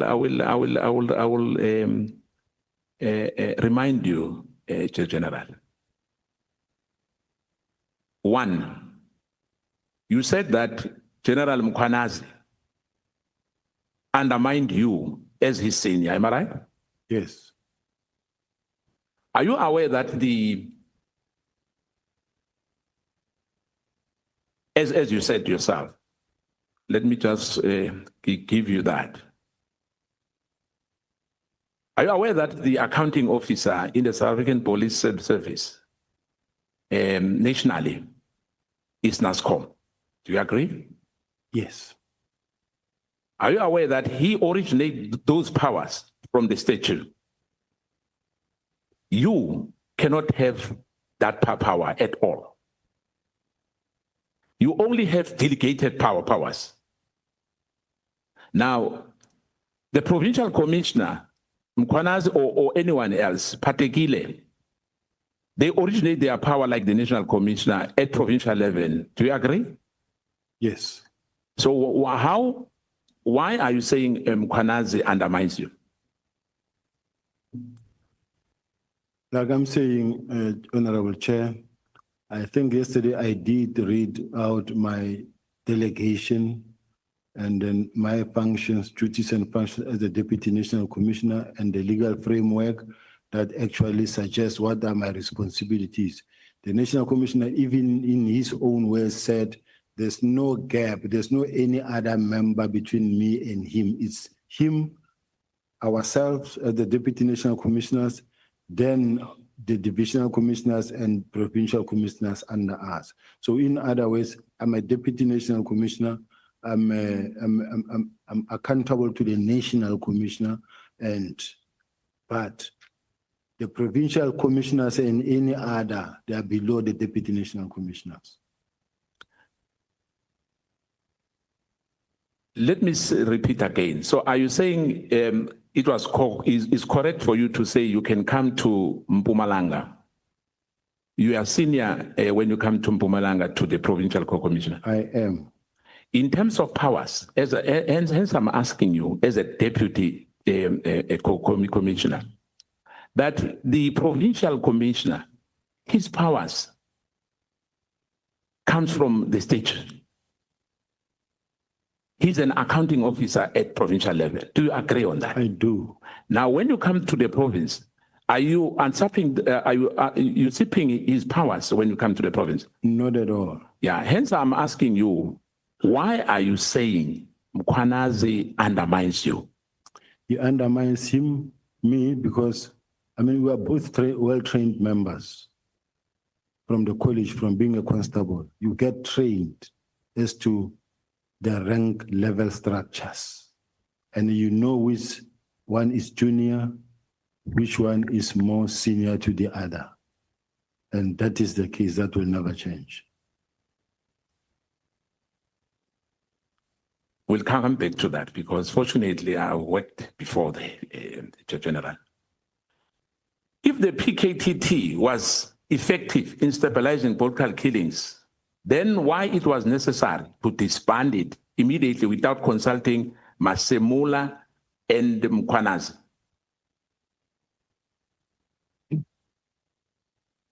I think that's a question that you can pose, that can be posed to the minister.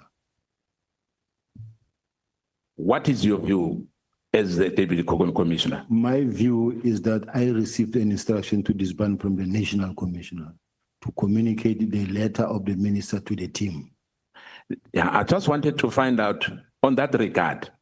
You said Brigadier Litoke, if I remember. Litoko is Litoko, yes. Chief of Staff in the Office of the National Commissioner. Yeah. So he gave you a letter. She gave you a letter. Send a letter. That letter was signed by who? It's an email, doesn't need to be signed. Now, in your office, you have staff in your office, am I right? Correct. If your staff is giving one of your divisional co-commissioner or one of the deputy, General Musikili, does your staff have those powers to send and instruct anyone? 100%. They do have that. They do. Now you just said to yourself that there's hierarchy. By nature, police is paralegal, am I right? Correct. Now, can a brigadier instruct a general, major general or a lieutenant general? From that office, a letter and communication that come from the higher office is an instruction of that higher office. Now, if the NASCOM says to you, I've never given that brigadier that instruction, what would be your response? Have you verified that letter that it was coming direct from the commissioner? Remember, the NASCOM already indicated that he told them to write letters to the Deputy National Commissioner and say, write a report. So it comes from the National Commissioner and it's confirmed. Let me give you a reference, if you remember. On the PEE matters, there's an issue which is in court because some directives were given verbally. So do you agree that if somebody sends a letter which is not signed by the accounting officer, is legit? I don't know the facts in that PPE matter, but what I have and what I know and the working system and the standard practice is that the National Commissioner, even myself, I'll come and tell the staff officer or the PA and say, I want you to write a letter to General Kumalo. The National Commissioner want to have feedback in relation to 1, 2, 3, 4, 5. Please send that letter. They are well trained and they know what to write. And they will write the letter and they will send it to me or they'll bring it and say, are you happy with this? Then after I said yes, they will send. So in this case, even all the correspondences, you can check all the correspondence that come from General Brigadier Letoko and General Sibola. They represent the National Commissioner, and this is the standard practice in the police.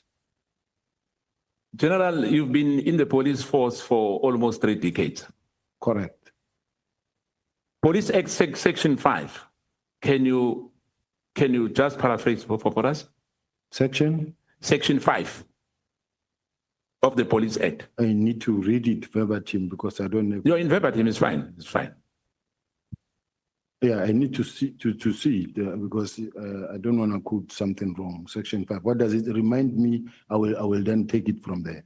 Let me say this to you. You cannot take any directive from a lower level. You can't take an instruction from a brigadier or from a sergeant as a matter of fact. As you said yourself now, that you are senior. But we are saying to us that a brigadier, in fact, even a colonel can give you instructions and say, NASCOM has said that has to happen. For instance, if a brigadier says to you, NASCOM say you must disband crime intelligence today, are you going to verify that or are you going to take that instruction? No. Like once a letter of this nature comes from the Chief of Staff of the Office of the National Commissioner, it is an instruction. If a letter comes from Major General Sibola of the National Commissioner's Office, it is an instruction. And if you are not clear about it, or the instruction is somehow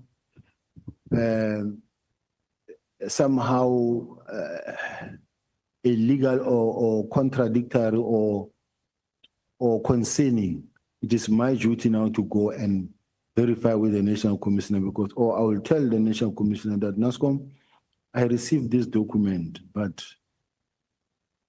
do you know the consequences of this, or are you sure this is what you want us to really communicate? Because I know of 1, 2, 3, 4, and this may result into 1, 2, 3, 4. You will say, oh, I think maybe let's put it this way. It's when you think there is a situation. So according to you, you don't have to sign a letter, even if it's a matter of national importance, as long as it comes from that office. Without verification, you can carry those orders. You can. If it's lawful, you can. Thank you. Now, once you were with the municipality, the competency of the vetting, where does that fall to? It falls with the SSA. Why when you were the head, you said that this, you were cleared by the municipality security head, the vetting? Just in the city of Johannesburg. Honorable Member, you asked me a question and said the security competency, where does it fall? And I said SSA. Yes. And you're asking a question that I think is unrelated a little bit to that what you just asked. I want to understand that question. You know why I'm asking? When you were at the city of Johannesburg, who vetted you? SSA. SSA. So the municipality did not vet you. The municipality don't have a vetting system in place. I introduced a system whereby all the senior managers of the city must be vetted. By who? SSA. Thank you. Now, let's come to this, General. Intelligence-driven operations and serious dockets are kept safe and no need to write the diaries every day, am I right? There's nothing like that. Tell us, how does it work? When you work and you open a docket, it's your job to update your SAP 5, your everything that you do, you write in your pocketbook or in your diary and you update the docket. Intelligence inquiries dockets are registered to run. The main dockets can be updated only when new information emerges from inquiries or during arrest, am I right? Repeat that, sir. Dockets can be updated only when there's new information emerging from inquiries. No. No, it should not happen like that. No. Every day, every now and then, you in your docket, you will write a brought forward date. In other words, every 14 days, you must give feedback to the complainant, but no docket should lie around for more than 3 years. Every 14 days, a docket must receive attention, if you have many. Now, on the 121 or 118, whatever the number is, you distance yourself from dockets, am I right? Yes. You never gave any instruction for those dockets to come to whether to your office or to the office of General Kumalo. I wrote a letter that says they must be taken to where they belong. Where do they belong? Murder and robbery unit. So it was wrong for those dockets to agree for those dockets to be removed from where they were supposed to be initially. No, it was not wrong. So they did the right thing by removing those dockets and bring them to the office where you said you don't have a safe, you don't have anything. Those dockets gather dust, and you are not part of it at all. Remember, the instruction was to have them withdrawn there where they were, to be taken to the relevant office, which is the murder and robbery unit. In other words, from a task team that has been directed to disband to the murder and robbery unit, as even presented by the same team in Parliament and in the very next day in terms of their action plan. But you said that the task team is not disbanded, am I right? It's still on, it's still going on. Yes, Now, why are you saying they were supposed to be taken to another unit? they were, because remember the whole agreement was that they must disband, but I mean, if they stubbornly refuse to disband, there's nothing one can do. Is it the responsibility of General Kumalo to keep those dockets? He was the project manager. Now, National Commissioner praised General Kumalo, and yesterday you said, in your own word, that he doesn't have the experience, he doesn't have a knowledge. Are you contradicting what National Commissioner has told honorable members and the nation? If General Kumalo can put an investigation of crime certificate in front of this committee, I will withdraw my words. But if he doesn't have one, it's not an investigator. Yeah, but my question is, are you contradicting the National Commissioner when he was praising General Kumalo? You are saying the National Commissioner is wrong. Well, the National Commissioner believes so much in General Kumalo, and what the National Commissioner said is what he said, what I'm not saying. Yeah, but remember, you are the deputy commissioner. My question is, you don't agree with the National Commissioner in the respect of the competency of General Kumalo. We are questioning his credentials. No, I say he does not have investigation. And I also said he has done a good job. I've never said he didn't do a good job. But the bottom line is, I'm saying he does not have investigation as training. General, yesterday you stated many issues here with us when the evidence leader was questioning you. Page 9, paragraph 28 of your core bundle, that when Masemula, as an accounting officer of South African Police Service, asked the Minister Mkhunu to provide reason for his decision to disband PKTT, on the 6th of March, he failed to provide reasons for his decision. In your opinion, do you think it is acceptable for a leader to take such a crucial decision in absence of any stated justification?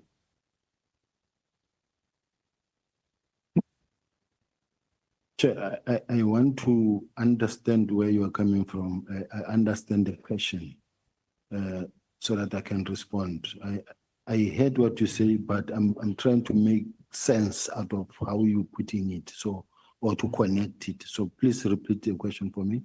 In page 9 of your bundle, yes, paragraph 28. Page 28.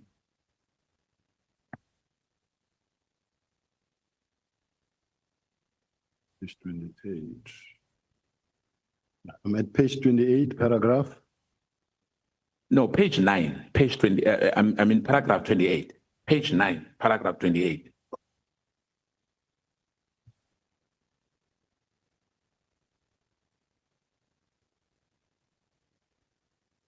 There's many bundles anyway, so there's many documents, but on your own bundle.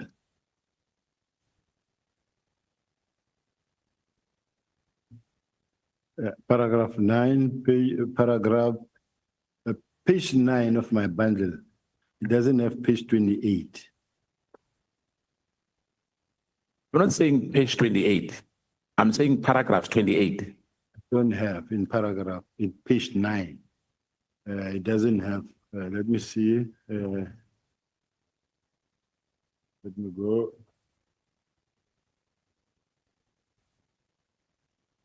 Look at 12 and then check on 28. Yes, paragraph, page 12. Yeah. So the question, let me rephrase it for you to make things easier.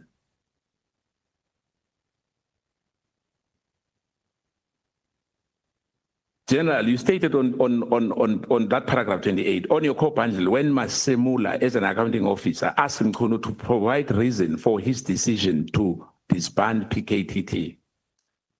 on the 6th of March, he failed to provide reasons for his decision. In your opinion, I'm just saying in your opinion, let me finish. In your opinion, do you think it is acceptable for a leader to take such a crucial decision in the absence of any justification? Chair, just a second, Chair. The honorable member is referring me to page 12, Yes, paragraph 28. yes. Can I read it? No, Because when I look at it, let me. it's not what the honorable member It's in a copper pan. is talking about. Yeah, the evidence leader will help us on that. But why is doing that? We'll come back to that. Do you think that Minister Mthunu justification that the task team was established because of an executive decision?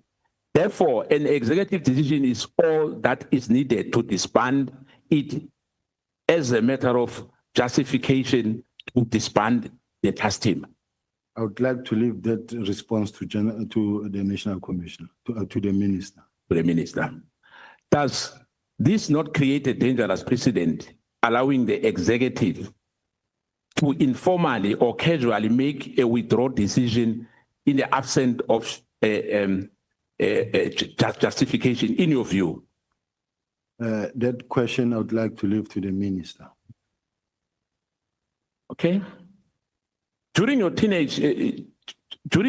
teenager as acting national commissioner, you stated in your witness statement that Ms. Vusumuzi Matlala visited you to complain about a tender awarded to him. And you indicated that you will discuss the matter with the national commissioner upon his return. Why did you deem it necessary to wait for the national commissioner's return before addressing the matter? Because it was beyond me. This time it was beyond you. Yes. But remember, on that issue of disbandment, you said, as I said to you earlier, you took a letter from Brigadier Litoke, am I right? Litoko. You took that instruction, am I right? Correct. Without verification, am I right? Correct. Now, on this one, why you wanted the National Commissioner to give you an approval? Because you were acting National Commissioner. These are two separate things. And I know that, but what I'm saying, why do you have on Matlala in particular, but on the matter of national interest, the matter of disbanding, you did not do that? These are two separate things, completely altogether. The National Commissioner's Office and the communication within the police, this is how it works. Vusumuzi Matlala is not a police official, it's not the top structure of the police. She doesn't have a staff officer that I must listen to. Now, in other words, if you are a minister in the South African Police Service or any minister for any department, you have staff that reports to your office.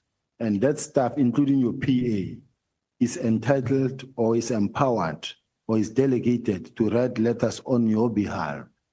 And those letters are deemed to be coming from you. Now,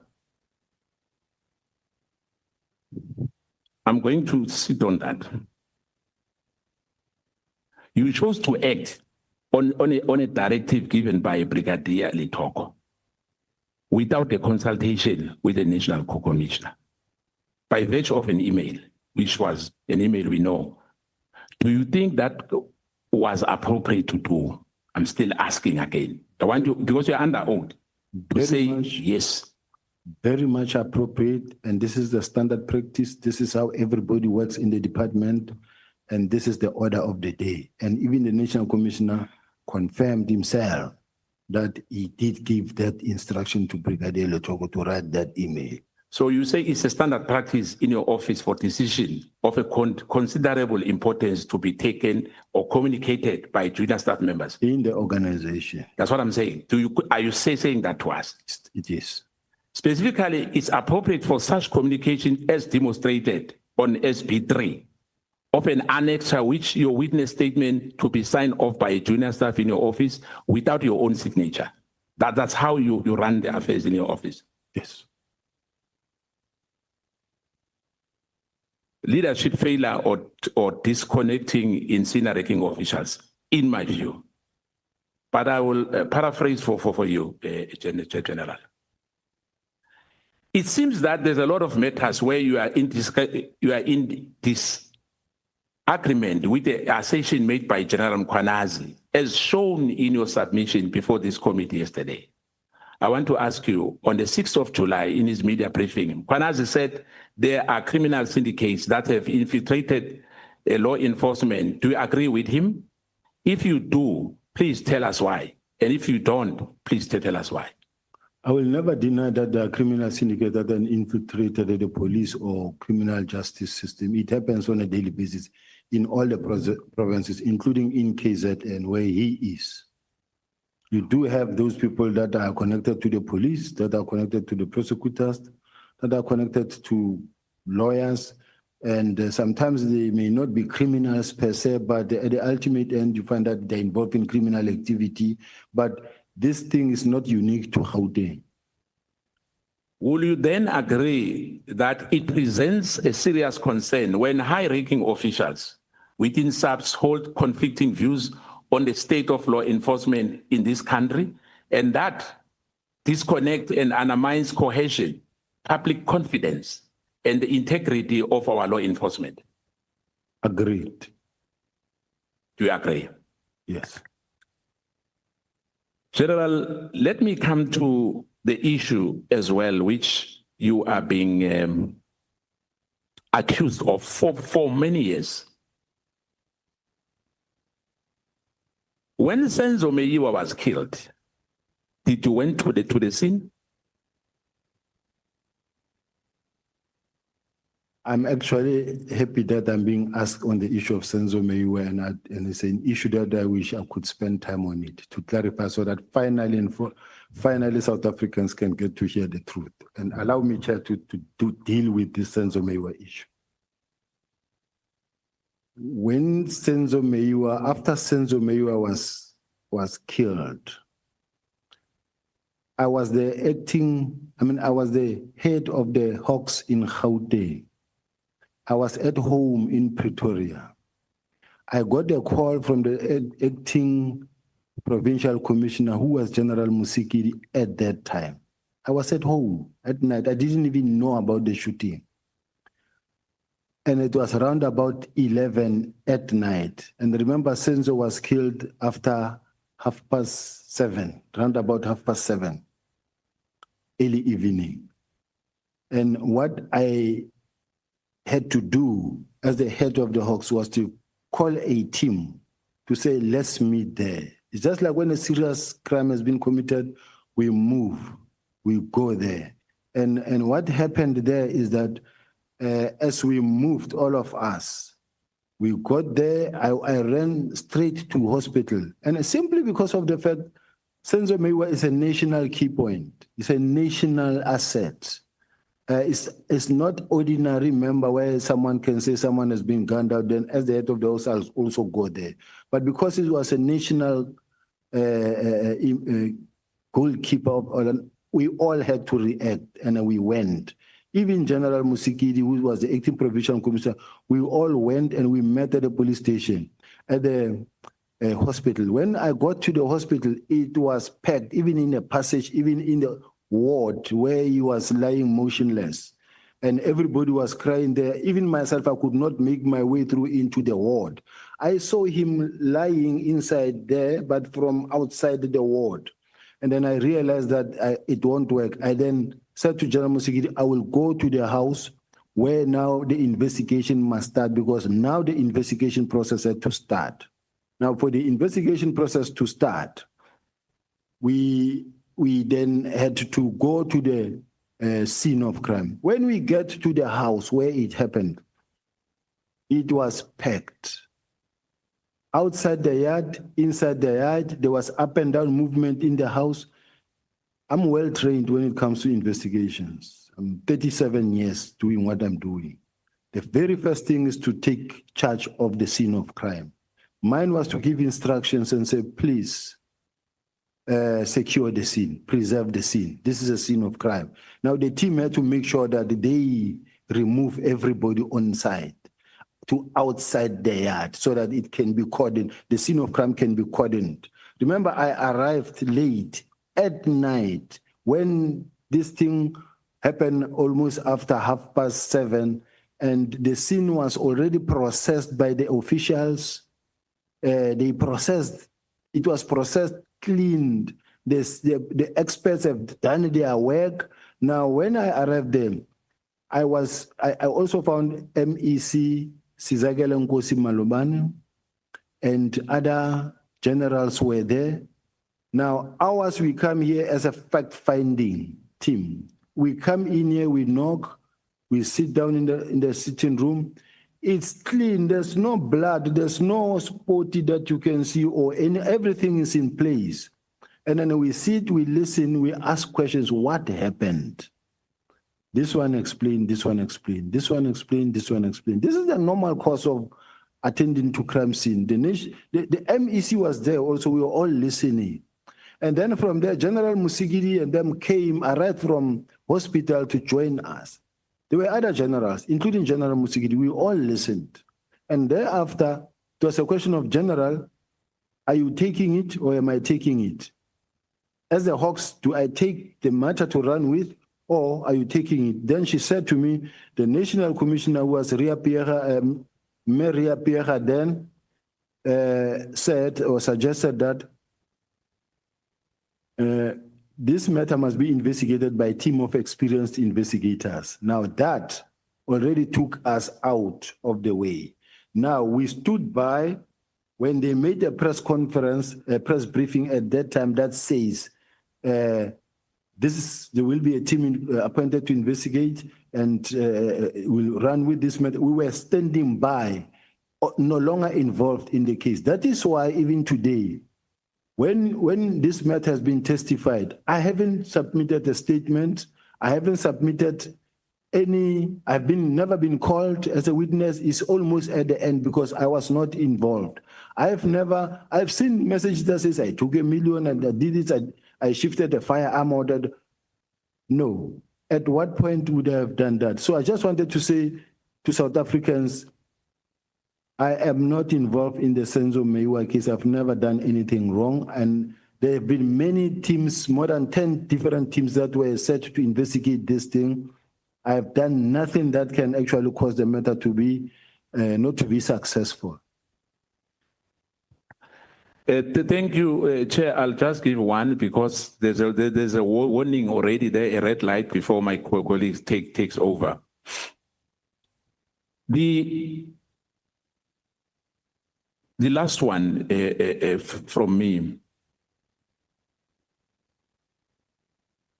Unfortunately, other issues are still under investigation because you said you are like a specialist, an expert when it comes to investigation.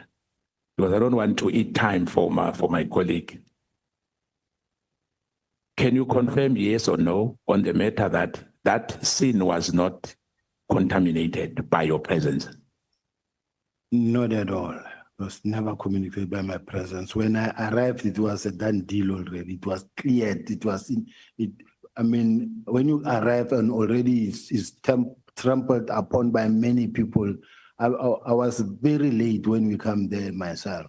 So were you the first person who arrived at the scene? Not at all. I came after 12 there, when in fact this thing happened after 7:30. So logically speaking, how can I be the first person to arrive past 12 when this thing happened at 12:30? Thank you, Chair. Honorable Shongwe. Ndaba, siyabingelela baba. Sawubona. Sawubona. Hey, makumele umuntu akhulume nawe ngathi udla intelezi, amehla vele angaboni indaba. Ngiyifunde. Izolo before ngichubeka nje bengifuna ukubuza enye i-clarity seeking question. So bengisaba ukuthi uchair uzodla isikhathi sami ubuya ngishaya uchair yabona. Can you kindly assist me with ubundle le? Page 234, SB 19. Just the first blocks, ungifundisa ukuyifunda lapha, mhlawumbe ungifundele.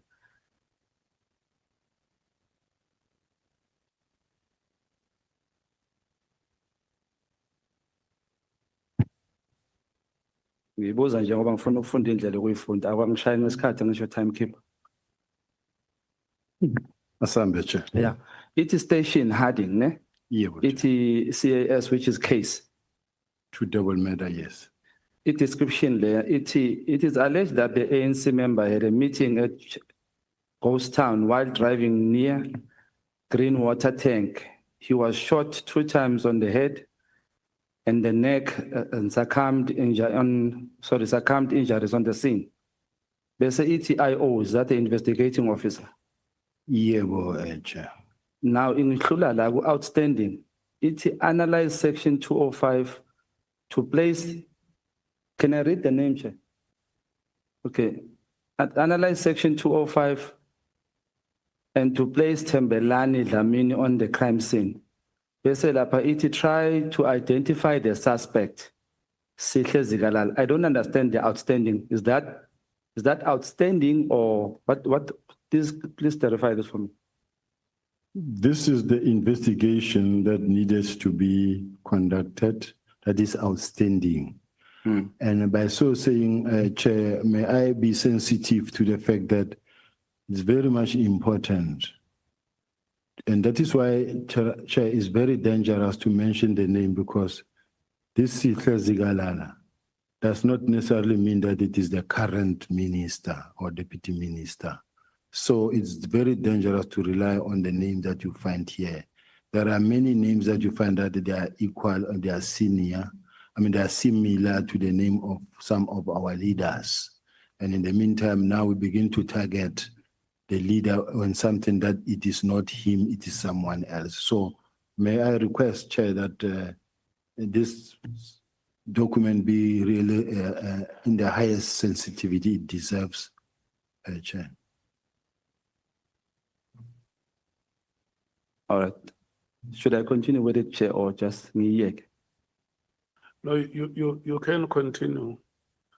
The documents have been made available to yourselves and they are on record. But what the witness is requesting is that you may not read the names because they may be misinterpreted. Now, as I was asking for clarity, Chair, I was saying, does it mean when you say analyze section 205, does it mean the placing of that suspect or there's this name your color on this crime scene? And does it also mean try to identify the suspect as that suspect? Does it mean exactly that or it means something else? When you read the docket, which is the double murder, heading double murder, that was registered in 2016 on the 20th of 12. And it gives you the description of the case that this is what is being alleged, that the ANC member had a meeting at Ghost Town while driving near a Green Water Tank, and he was shot 2 times on the head and neck and succumbed to injuries on the scene. Now, here's the investigating officer. Now, here my main intention was to point out that the last day of investigation of this matter, the last handwriting in the docket was on the 24th of March, 2023. This is the last time this team looked at this docket. So in other words, for almost since 2023, this docket was never looked at, 2 years. It was not open, it's somewhere sitting, gathering dust. Now, the rest, the information that is outstanding in this docket was to analyze the 205s and to place this person on the crime scene. In other words, it's when you apply for the communications from the cell phone providers, the car trackers and everything, and then you analyze that so that you can see that it gives you whether this person was there or not. No, thank you. So this Sihle Zigalala that is here, was he arrested? 2 years ago? I thought, Chair, we agreed that the names are not No, going. you said it's to be- not the minister, just this one. I'm not sure. Okay. That's why I say I'm not sure whether he's a minister or We not. may pass. Do you agree with the relationship between Jackie Selibe no Glenn Aglioti made South Africans ukuthi bangawathemba amaphoyisa? And if you do agree, what do you think, or what should South Africans think, or what should they make of your relationship, if you have, between Brown Mokgotsi, who has relations with Ket Matlala? Well, what I don't know is whether they are criminals or no. Ket Matala, I do know now that he's been arrested, but at that time, no one knew whether he was that's why even the police awarded him a tender, because they didn't know apparently that he was involved in crime. Even myself, I didn't know if he was in that a criminal. So, since one became aware that the man has been arrested, we cannot now further communicate or associate ourselves with him. But at that time, going backward, we didn't know. So when I didn't know him up until he came for the first time to the office. Okay. Asidlule lapho. Izolo ubufuna i-document yaka public protector, which you say it's the one that clears your name, correct? Do you agree with that document, that letter? Yes. Which one is it? Because there's a letter written 18 December, and there's a letter written 8 May 2022. Which letter are you referring to?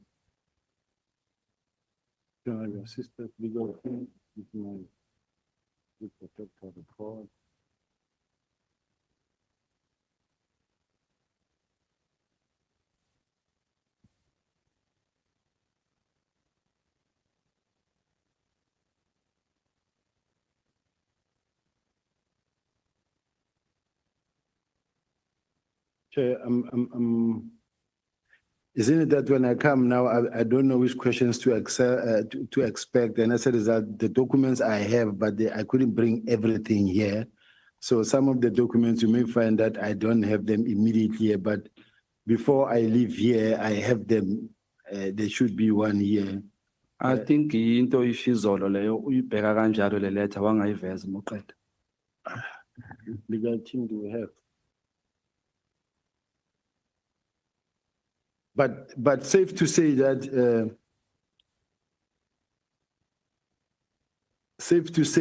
the public protector mentioned there that I was employed by the city of Joburg and everything was procedural and legitimate, and as a result, there was no issue about my appointment. I think singaxoxa ngayo ngoba uyayazi indlela yokukhuluma ngayo mphathi wami.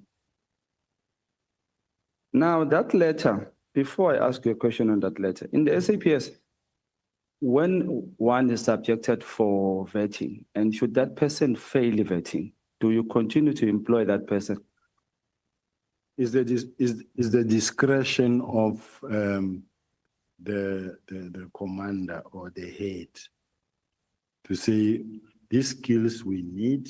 However, this person did not make it through the vetting department, through vetting, but also depending on the sensitivity of the post that you hold. For an example, there are many members who don't have security clearance. Similar case that then Provincial Commissioner doesn't have. Provincial Commissioner Western Cape doesn't have, but yet they deal with sensitive information. Because the letter ebhalwe advocate Bosisiwe Mkhwebane, who was then the former public protector, states that at the stage when he was investigating your case and he wrote the letter you are talking about, that clarifies you. He did not have the evidence ephelele. The city of Johannesburg concealed the evidence.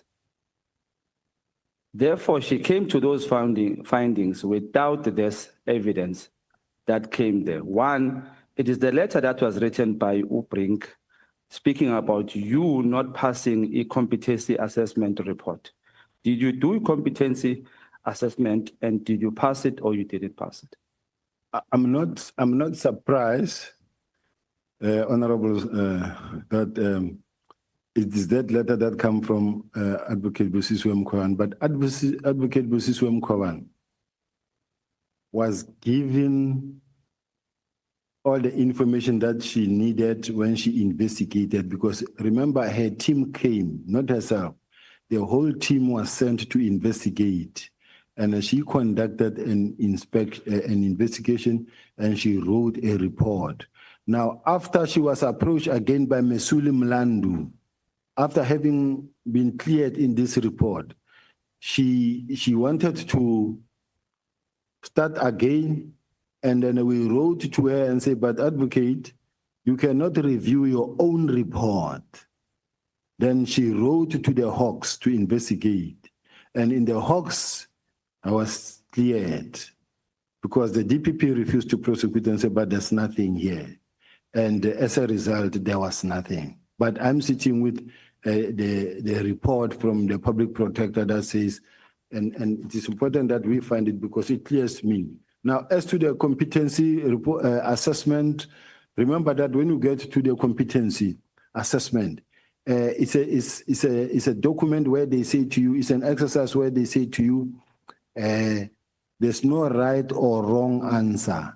This is just to look at your character and whether you are a strong person and which character you are. You don't really even need to spend time on this thing because there's no way you will get this thing right to say you are right or wrong. So I wrote what I wrote, and the result came the way they came and say, you can be suitable here and not here. That is what happened.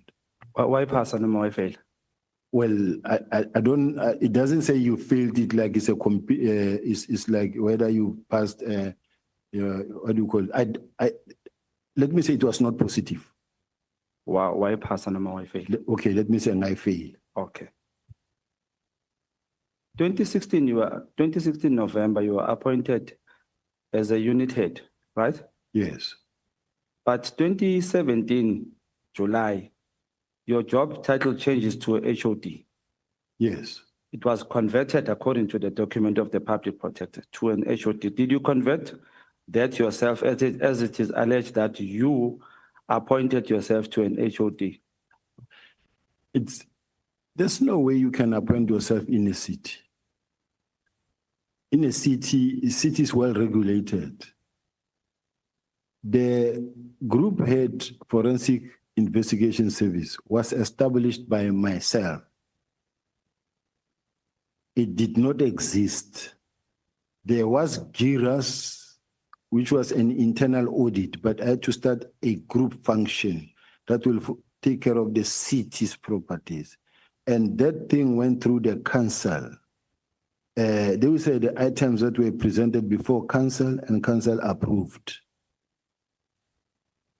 Okay.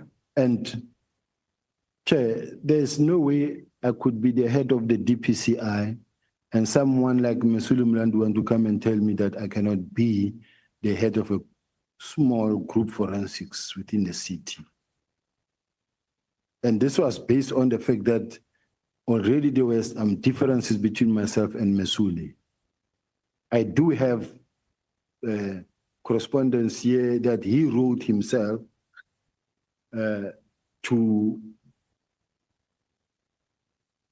firstly, he wrote a report regarding suspected clandestine rogue unit.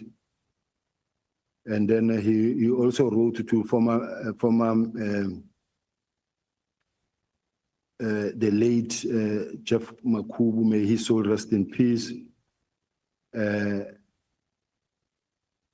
where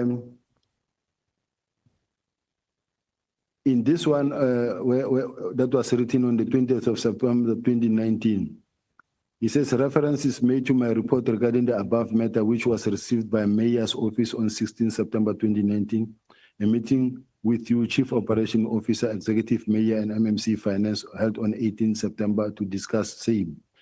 Noting that this meeting confirmed that the officials of GVs traveled to Eastern Cape and purport to be conducting a security vetting with my previous employer, which never materialized.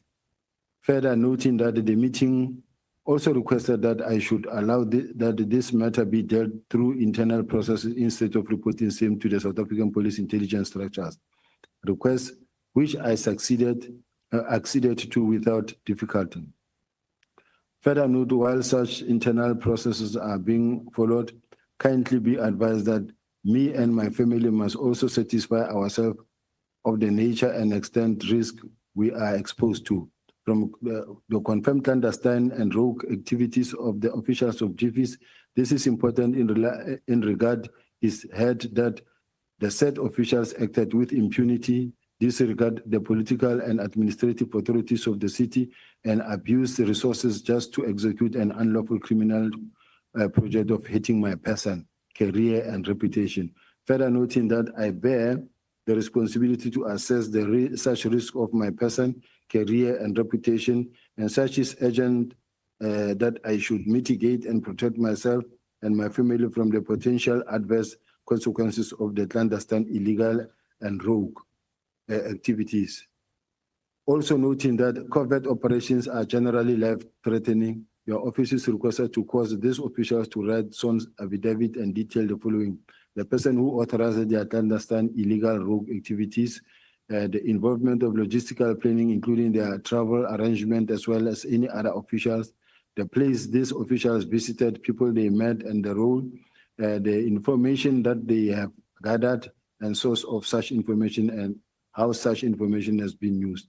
Further noting the agency to mitigate any immediate risk to me and family in Gauteng and Eastern Cape kindly request. So this is the letter that he wrote when he heard that we are conducting a vetting on everyone. And it was the whole city. It was unfortunately not him alone.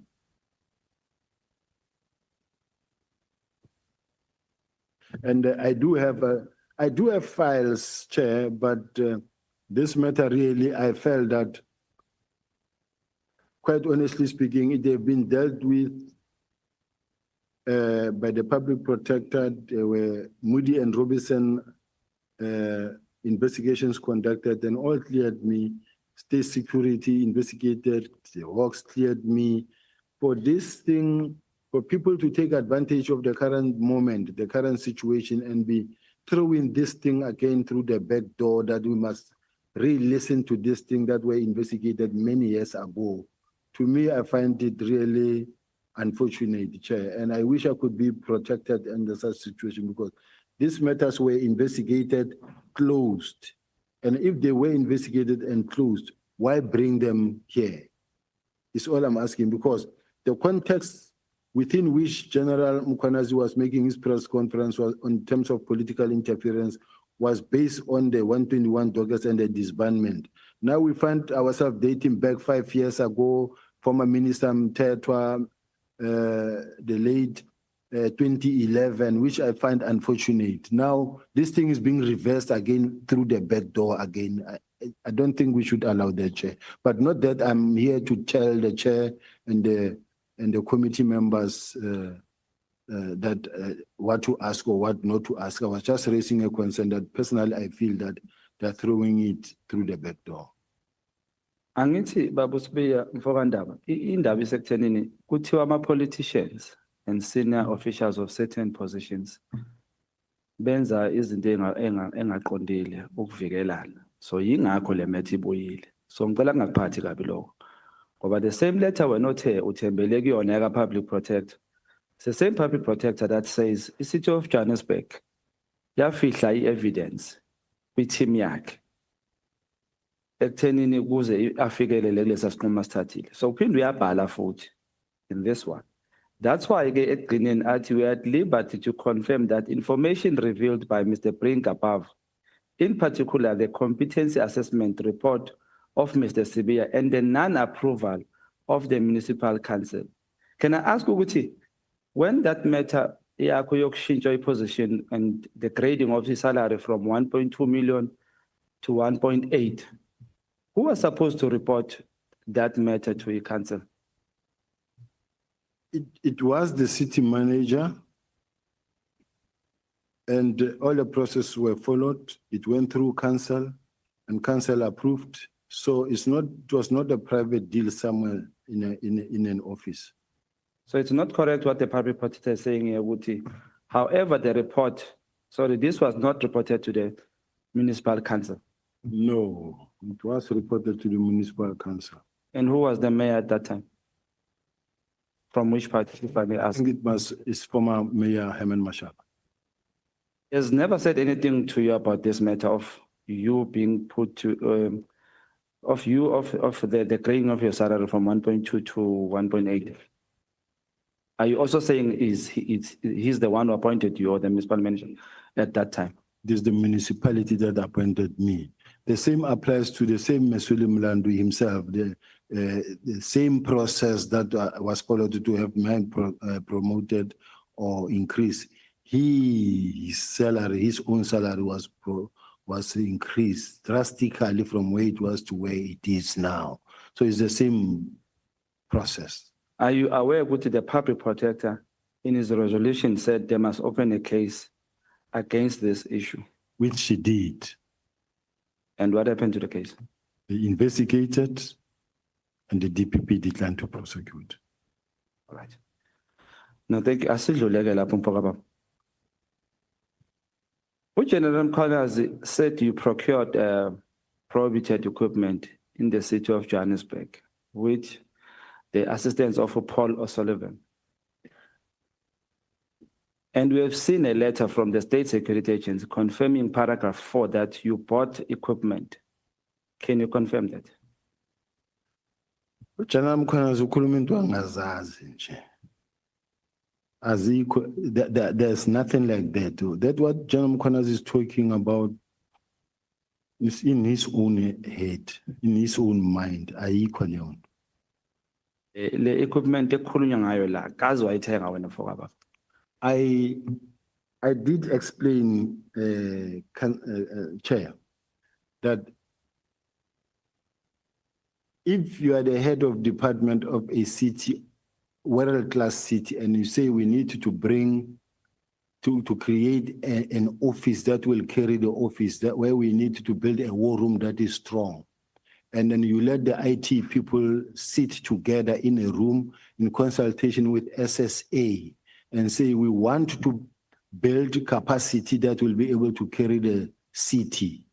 So that when we are sitting here, we know that we are able to trace as to how many buildings are hijacked. In the city of Joburg, you do find a situation where you find that they buy tires, but they buy tires every day. There's a car that keeps on replacing tires. Almost in a month, they will replace tires twice in a month, which means they steal tires.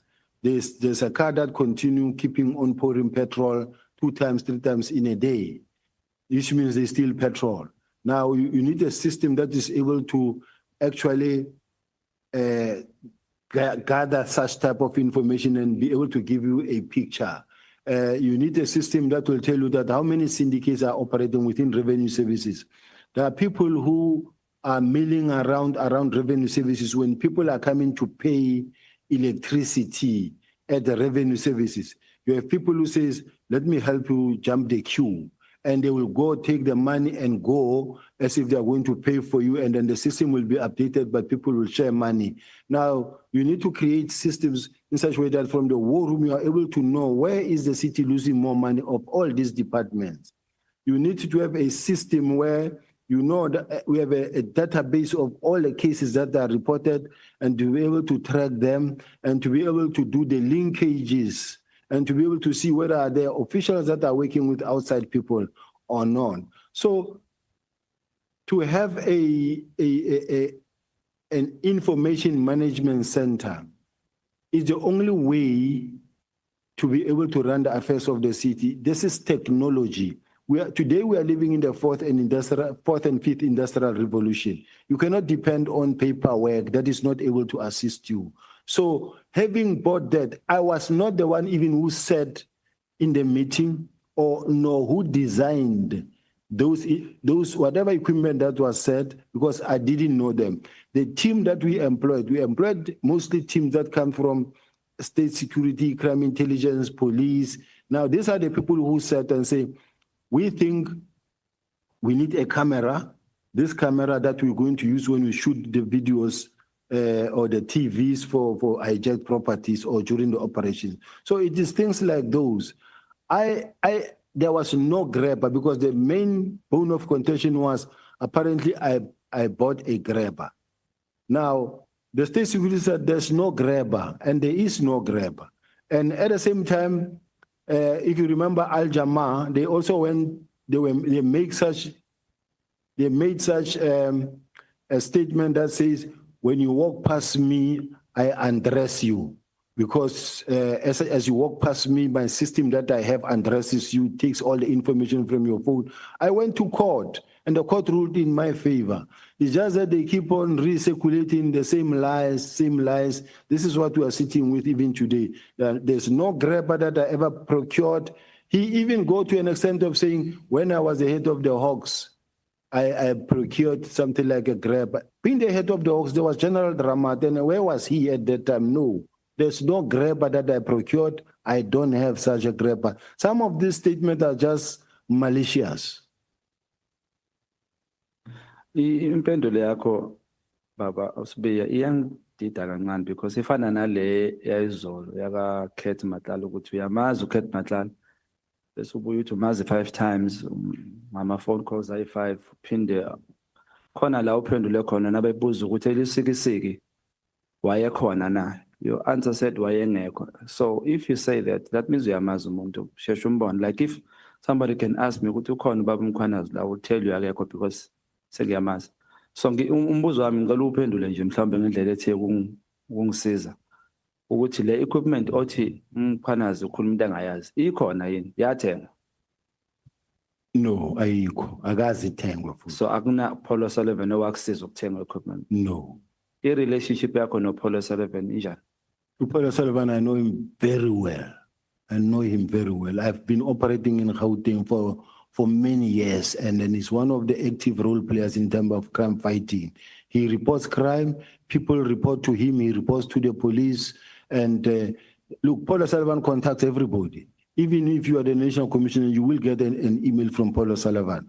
He's not my friend. I've never been to his house. He's never been to my house. I've never gone to a restaurant with Polo Sullivan where we sat and we drank tea or coffee. What Polo Sullivan is all about is that he's a forensics expert. He receives many information that he processes and even relay to the police. Just like your Mike Paul Hayes, your Thomas Chat, these are the people that are active in the crime fighting system. They are there. You can't avoid them, and you can't wish them away. No, thank you. SAPS is instruction based. You give instruction, conjuring instruction. As Mozo Yagu course, you get a call-up instruction. Yes. Do we agree? Yes. So, in this regard, you say a team came to take pictures and they were denied. Then again, National Commissioner gave instruction.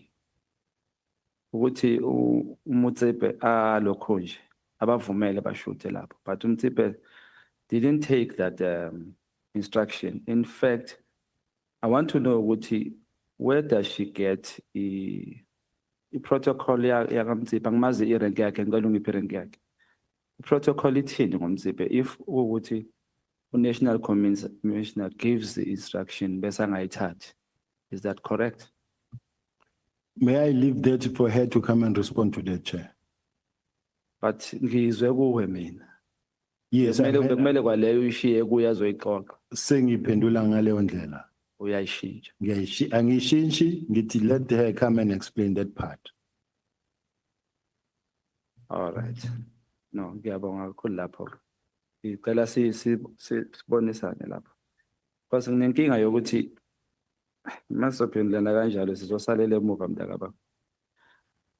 We SAPS sinayo lento ekuthiwa intelligence.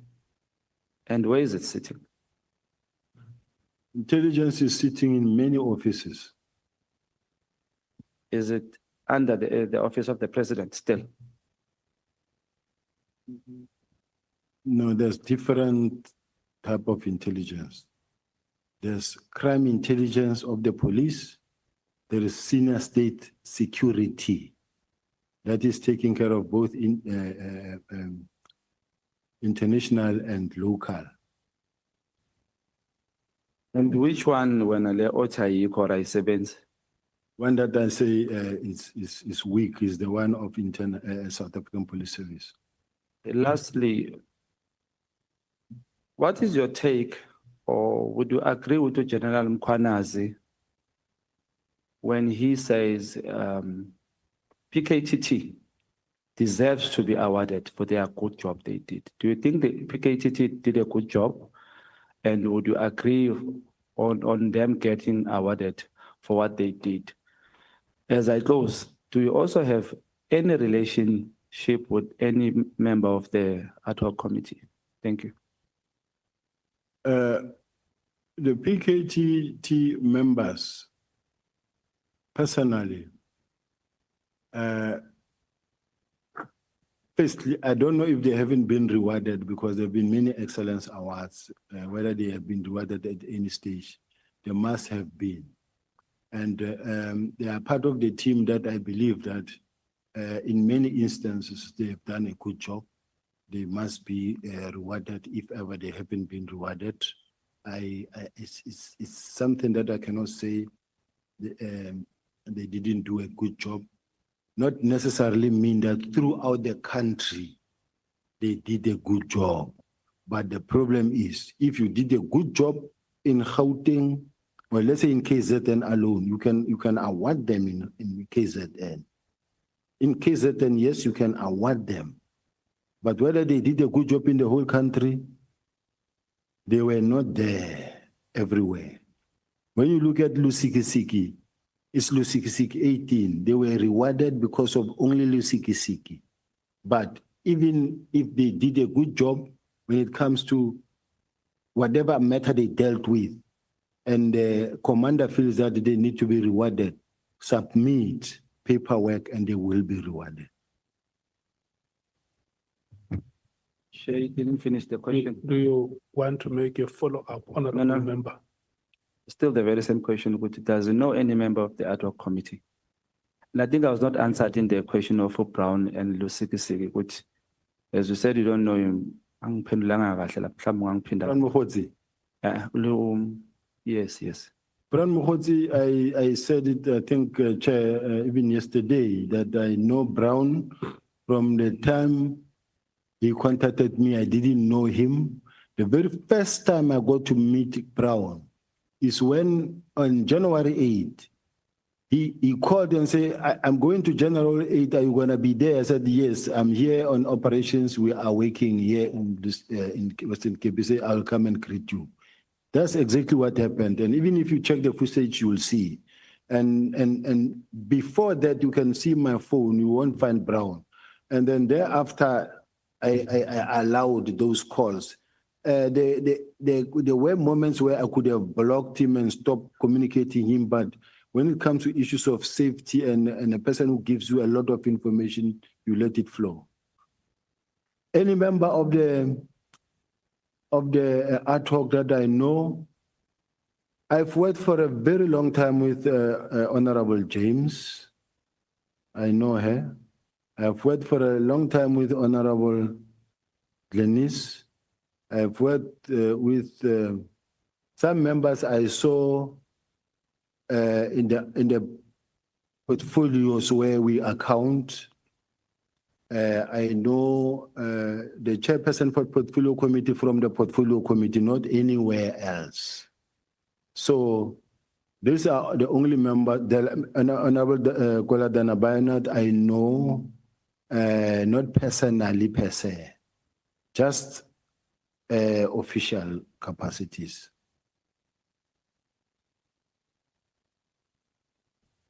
I don't mind. I can only give you the last question.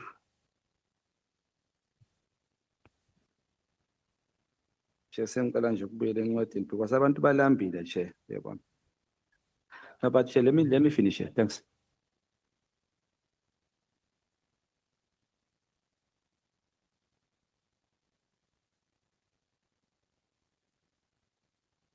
So,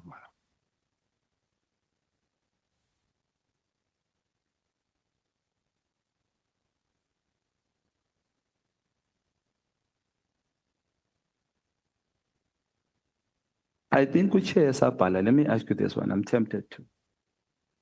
Lente, General Mkhwanazi says there is buying of Lamborghinis and all that to by intelligence somehow. And you said there's no such. So I want to ask Uguti, in the SAPS in totality, akwenzeki ukuthi uthole ukuthi umuntu uyi-spy uthunywe yini to infiltrate a certain criminal syndicate? Is no such. Is there no such? A Lamborghini is pushing it too hard. You can't buy something of 5 million because you want to infiltrate somebody. You can always do it cheaper. But you will never go buy a Lamborghini because you want to infiltrate someone. Yes, so, but there is such a doing. It matters in terms of the budget. So it can be done. Even if let's say you want to run a covert operation, we have well-trained undercover operators that can infiltrate that space.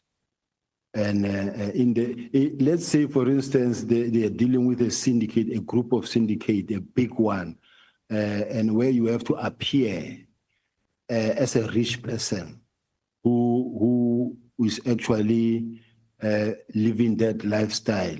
They will make sure that you get that car, not necessarily that it is procured, but they will organize that car and then you will use that car for that time being for you to be able to operate. But what I wanted to say, Chair, I don't want to sit here and expose how the police operate in some of the operations, because you are leading me into, Chair, you are leading me into a situation where I'm going to be accused tomorrow and say, he did the following. No, ngiyabonga mfowanda bengiphendulile bengicabanga nje ukuthi ungazi ukuthi ikhona lento ayishilo noma yikho, so uthe ikhona, just depends on the matter of value that will tell us. Siyabonga mfowanda. But General, are you saying that in a corrupt environment, officials may not use state money to buy themselves the vehicles that he talks about? In an environment where corruption is pervasive, is there no possibility that the money can be siphoned to acquire such or vehicles of that value? No, Chair. You can't, unless, I mean, we're working with the public's money, public's fund here. You can't really really just spend millions because you want to investigate a certain crime. You can investigate crime. Not for purpose of investigation, Right. for self-aggrandizement. And I buy a Lamborghini. Yes, you have correct. access to this purse. There is no monitoring. You have become a law unto yourself. It's not only the vehicles, Honorable Shongwe. He also spoke about people who have acquired farms. And buildings. Yeah, that's correct. So you may have a building that is higher than that vehicle in value. Yes, Chair. And the state money has been used. Yes, Chair. So that is why I'm asking you, because this is part of our probe, the extent of, okay, I must not say that, the extent of, how corrupt activities have been entrenched. Because he says police officials do this and that, and you say, no, we can't, in terms of our operations, if they are covered, we can't buy vehicles of that value. And I'm asking you, in an environment where corrupt activities have become pervasive, is it possible that state money can be used for personal use, where a person can take it and go and buy himself or herself a vehicle of the value that I don't want to advertise that vehicle? It shouldn't be, Chair, and it shouldn't be allowed. Because to start with, there's a way of procuring such a car in such a way that it cannot be traced back to you. And therefore, it is not even known in the system. And what you do with that car at the ultimate end may not be known by anybody. But that other properties have been acquired. Have you heard about that or do you know about that? I saw it in the papers. I heard about it, but I don't know the detailed facts of it. Quite honestly speaking, I just see it from a distance, even myself. And as part of the senior leadership of the police service, when you saw that reports, did it shake you or you just said, I know, this is what we are used to? Things were reported, but as far as I'm concerned, I'm very happy when things get reported to the platform or forum where they belong.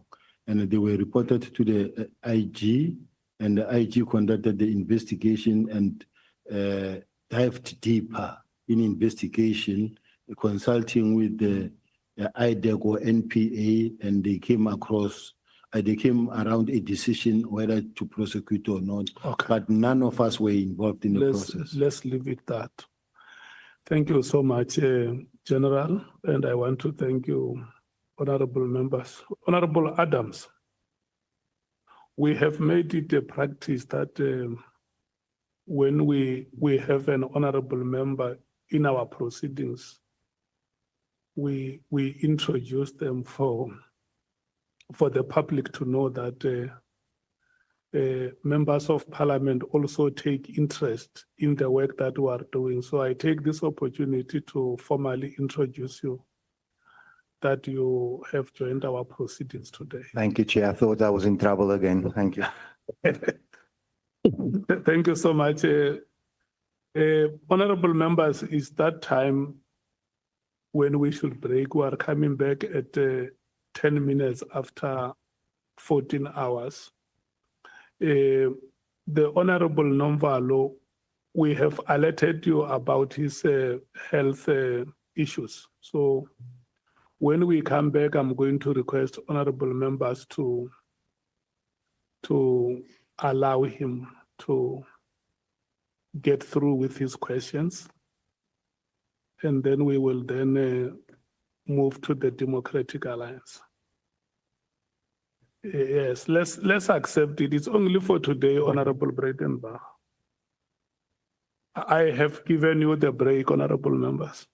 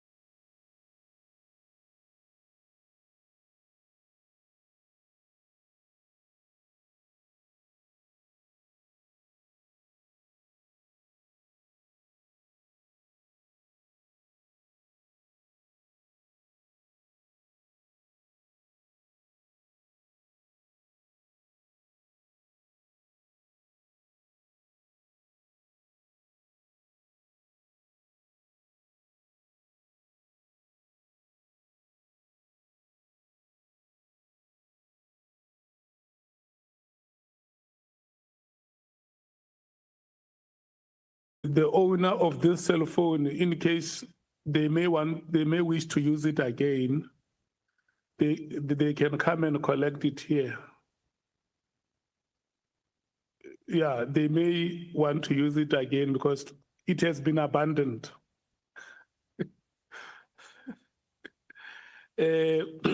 We take Honorable Nomvalo, we take Honorable Breitenbach, and then we take Honorable Klopper,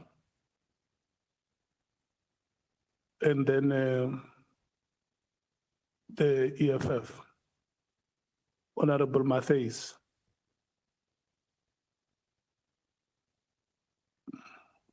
Yeah. Honorable Nomvalo, General, thanks very much again and welcome to this session. Thank you.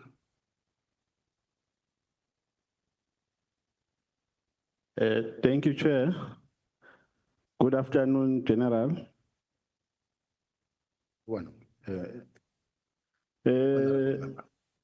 General, if there's one thing that we have done exceptionally well during your responses and during the course of your testimony is that you have been making a concession to knowing all the people that are perceived to be rogue and who are perceived to be having questionable characters.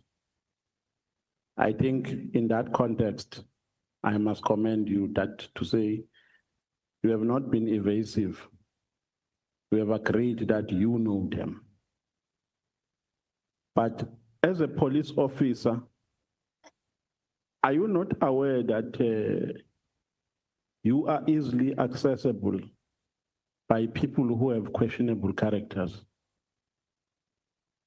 Is that not a concern to you?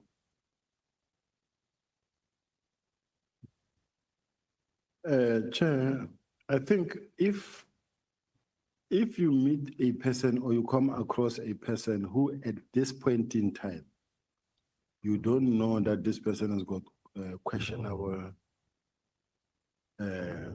characters or issues that were not really evident from the onset. Like any other normal South Africans, you don't know this person, but later you come to know that this person, this name comes. This thing again, this name comes. That's when you begin to raise your eyebrows and begin to step back. I think it happens naturally that you will meet a person that you think is innocent, is clean, but later you find out about the rest. No, but even that response is worrisome, General, because you are a police officer. You don't just mingle with anyone. You have an integrity and a credibility to protect. Before you mingle with people, you first investigate their characters. Are you an irresponsible police officer that just mingles with anyone without checking the credibility of such people? I don't think it's fair, General Chair, that every person that I meet, I must investigate. You do meet people, and you won't have capacity to really conduct a background check on anybody that you meet. So it means I must be worried, General, that you can come to my village and mingle with criminals and later come and say you did not know their character.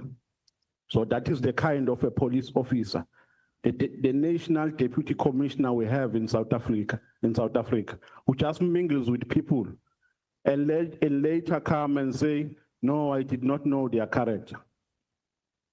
I think, Chair, I've met 98% that is good. But if it happens that you met one or two characters that are actually questionable, cannot take the whole credibility away from me because I spoke to somebody. It happens with all of the police officials, senior managers, ministers, even presidents. It's that you find yourself having spoken to somebody, later that person found himself in trouble. But that shouldn't be brought to your doorstep. No, but the fact of the matter is that you are a police officer and not just an ordinary police officer. You are a general. You are the National Deputy Commissioner.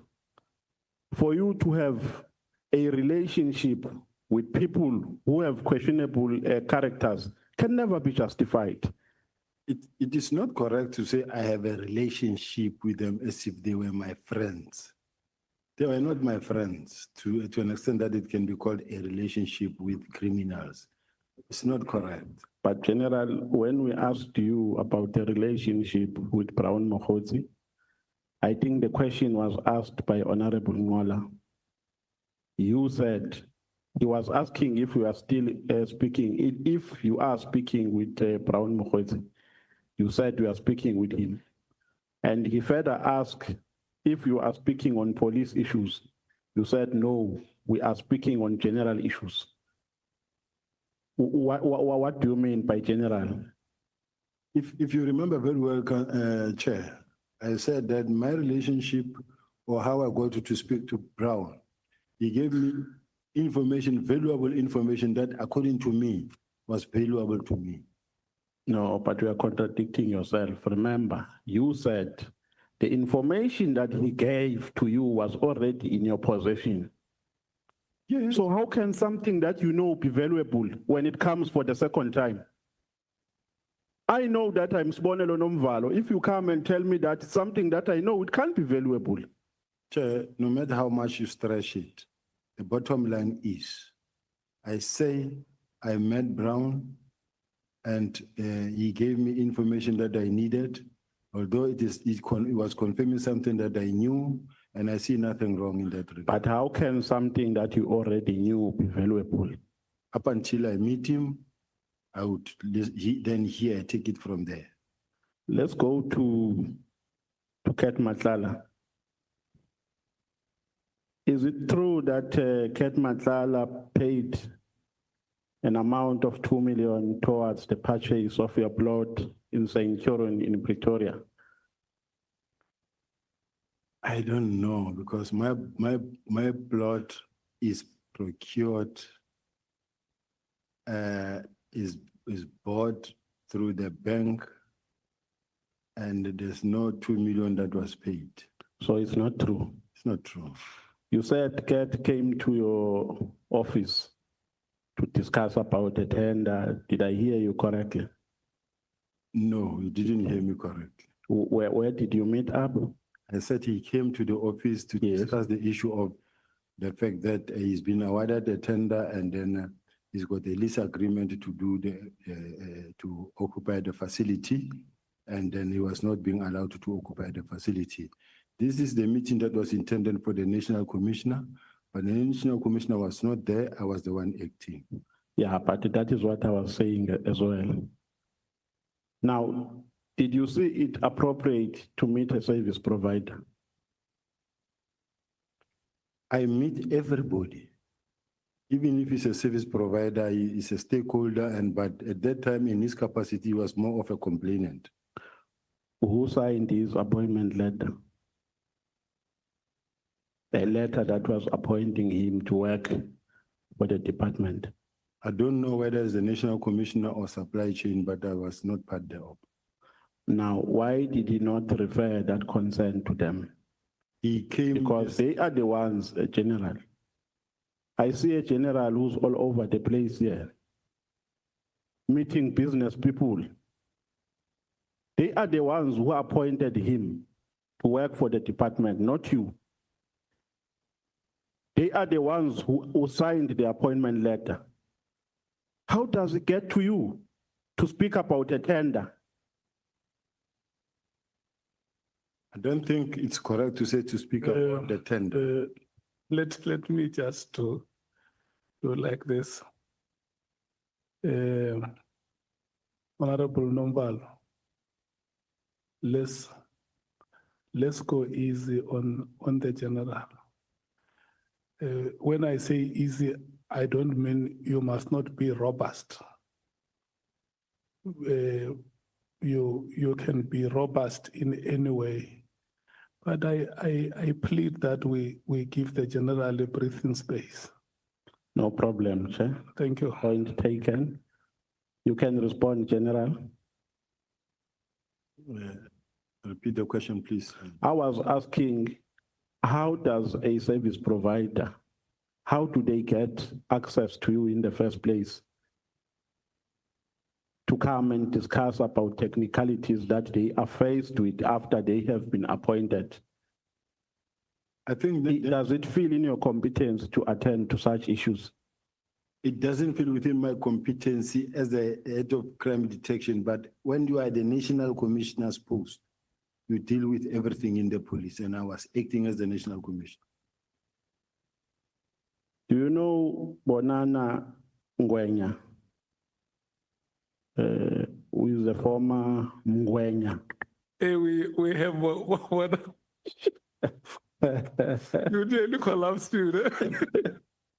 Now we can turn him into a witness. Do you know Mr. Ngwenya, who's the former Deputy National Commissioner?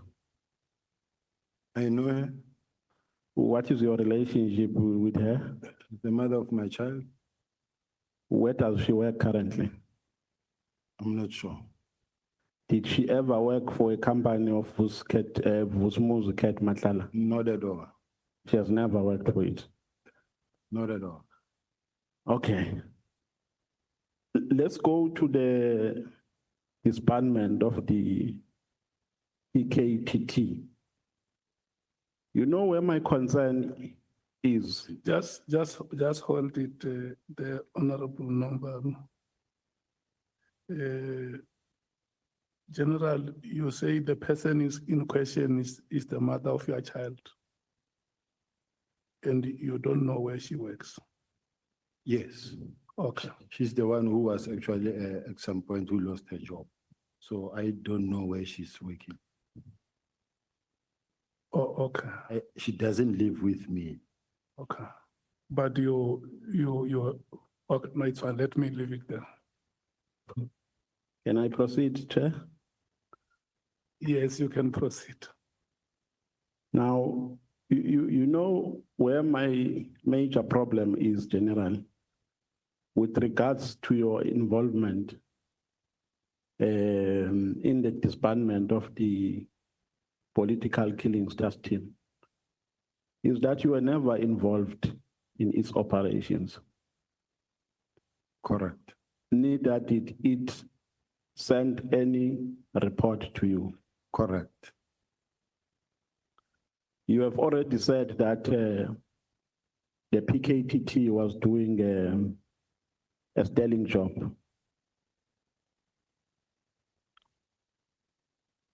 During its operation before the disbandment. I said they were doing a good job, but it could be better than what they're doing. So they were doing a good job. But it could be better than what they're doing. You further said that the reason why they were disbanded is because the budget was not enough. You even cited remarks that were made by the treasurer, by the CFO, I mean, correct? No, I don't remember saying they were disbanded because the budget was not. No, I'm saying part of the reasons why they were disbanded. Yes. It's because there was no money that could sustain them. Yes. But that is not in accordance with the letter of the minister. Well, I cannot question that, but that is not what the minister said. I didn't dictate nor contribute to what the minister wrote. No, but General Sibiya, the minister wrote a letter disbanding the task team. You came before this committee and justified his actions. You even quoted what was said by the CFO. You were not just talking for the sake of talking. When you said there was no money to sustain the task team, you were actually supporting the reasons for its disbandment. Even now, I'm still supporting that, Chair. Yes, but I'm saying that is not in accordance with what the minister said. The minister never said there was no money in his letter. I understand that. The minister, the only reason the minister why he disbanded the team on Annexure CB2, paragraph 53, the minister says, open quote, "My observation in this regard, as indicated above, is that further existence of this team is no longer required, nor is it adding any value to policing in South Africa." Yes. Now, should we agree that your perspective is not similar to that of the minister? I wouldn't say it's not similar. They go hand in hand. No, remember, General Sibiya, I asked you if the task team was doing a sterling job. You said yes. The view of the minister, when something is of no value, it means that thing is useless. The view of the minister at this stage is that the task team is useless. You further said, no, I'll give you a chance to respond. You further said the CFO indicated financial concerns. So there was no money to sustain the team. So your reasons are not the same. Remember, I have given more reasons. The minister may not have written all the reasons, or may actually summarize all the reasons in one sentence. But in my case, let me read you this letter from the National Commissioner statement. No, before we go to let's finish the minister and your version first. I will allow you to read the commissioner statement. The point here that I'm making, General, is that because there is nowhere where we can find the views of the minister in this regard, except in the letter. And we can't quote things we do not know, because the minister will come here and say, but I never said that. What I said is here in the letter. Your reasons are not similar to that of the minister. Why is it so difficult to accept that? Remember, we don't have different reasons to disband. The minister gave a directive which has been complied upon by all. What I motivated myself comes from me, not from exactly my point. Yes, and yes. The two are not in competition. No, they are not, absolutely. Yes. But they are not different. Your motivation and his reason. Yes. Exactly. Why is it difficult to accept that? Now, your participation in the disbandment starts after the 31st of December, when the National Commissioner was on leave. You keep on citing the name, the National Commissioner, not the name, to say he is the one who gave instructions to do the implementation plan and so on and so forth. But the minister the commissioner that we're talking about here, who refuses that, he accepted this decision, General Masemula. There is absolutely nothing that points to a direction of his acceptance of this decision.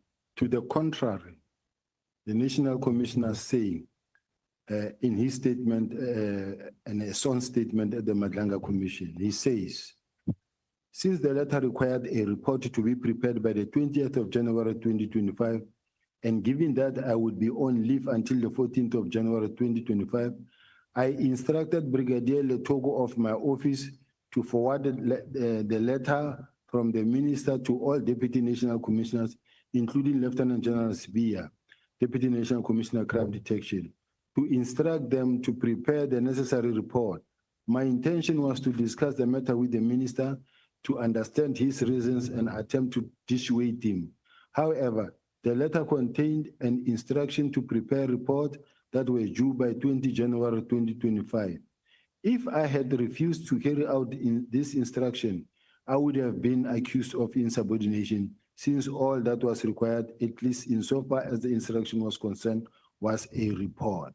So now this says, or this tells us that the National Commissioner agreed and he complied with, because had he not done that, he would have been he was going to be accused of insubordination. So the minister, the national commissioner, for all intents and purposes, he agreed.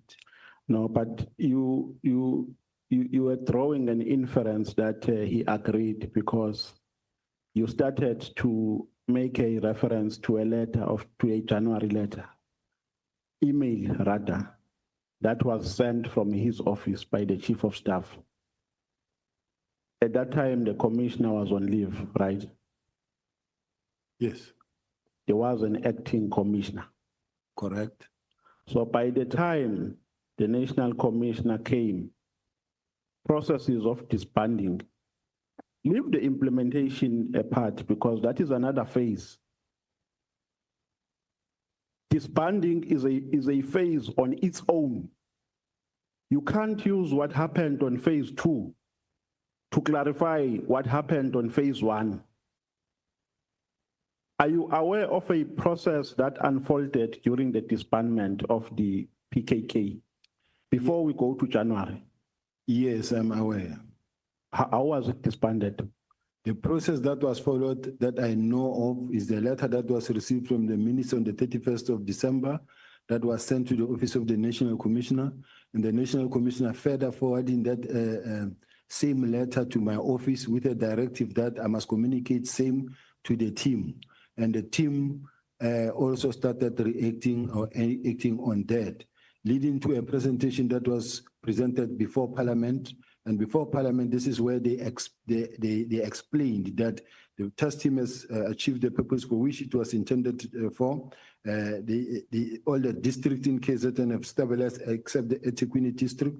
And as a result, we are now going to be phasing out. And in phasing out, we'll start 3 phases. The first phase being to deliver the dockets by the 17th of March. And that happened. And as a result, by the 28th of June, of March, a handing over was done between the 2 divisional commissioners. General Kumalo is the one who went and fetched the docket, handed them over to General Sintumule, as per the arrangement.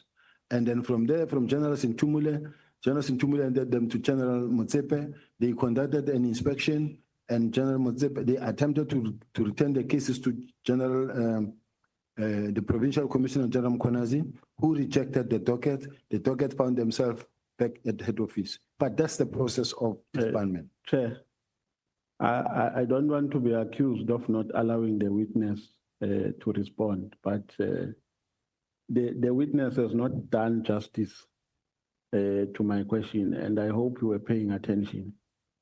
The question that I asked from the witness is, what is a process that was followed before the letter was issued on the 31st of December? Now it tells me about what happened after the 31st of December. I'm talking about processes that unfolded before the minister took a decision to disband the team. Yeah, I give you free airtime for General Sibiya to respond to the question. The process before that, there was a letter that was received from the members of the community who complained to Professor Mary Dihas of the University of KZN. Professor Mary Dihas forwarded the complaints of members of the public to Parliament and to the minister. And the minister also discussed the process in a management meeting where they consulted with the management in general. It is in this meeting where General Masemola actually intimated that the task team, this was just a task team, it was not meant to be a permanent unit, to an extent that it was meant to evolve into a unit. As a result, it is not in the structure of the police, and yes, it can be done. So the National Commissioner was consulted and all other senior managers, and he never actually showed he never showed to be against the disbandment. And as a result, the process started. Okay, so General, we are saying here on record under oath that before the decision was taken, because the National Commissioner said the decision was taken while he was on leave in December, and he came back in January.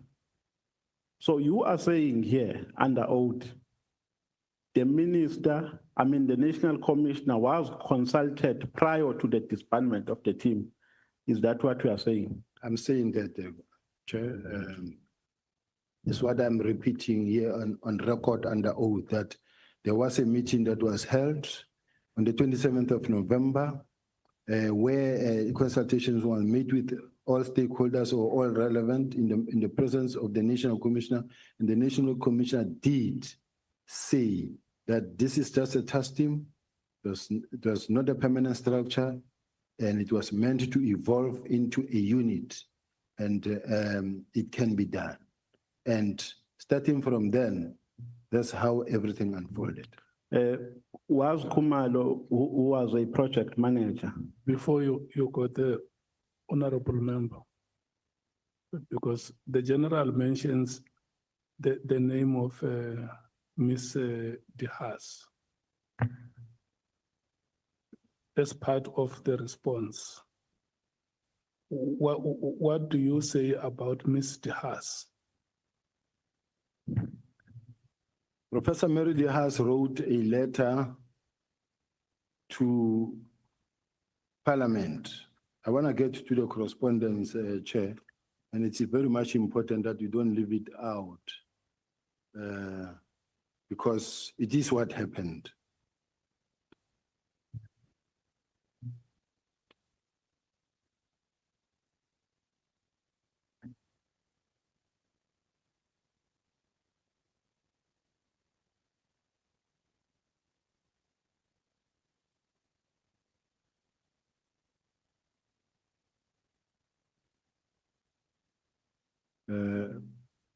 Professor Mary Dehas wrote a letter to cabinet.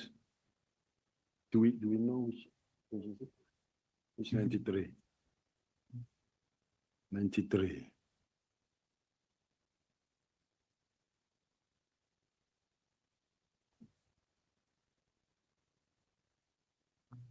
Now, Chair, I've got a trailing email between the offices of Ms. Mtembu of SAPS, sent to Major General Sebola, and then leading to, now when you go to page 96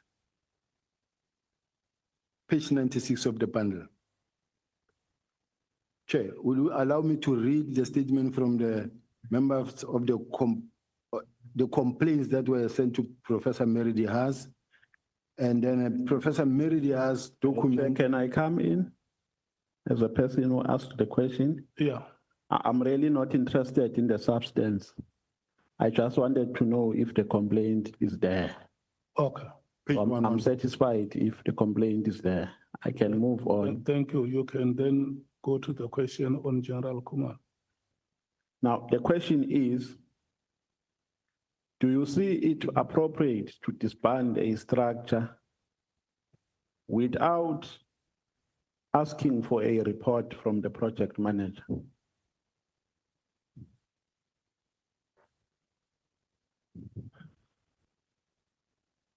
General? No, I'm not stuck. I'm just saying, the question is, do you see it appropriate without requesting for a report from the... No, I can repeat for you, General. No, I hear what you say. The answer is very simple. The instruction as it came from the National Commissioner, it said, prepare a close-up report, communicate the same to the team, and prepare a close-up report. No, General, that's why I wanted to repeat for you, because we are not answering my question. Prepare for a close-out report is in a letter that disbands the task team. I am talking about a process that was supposed to unfold before the disbandment was effected.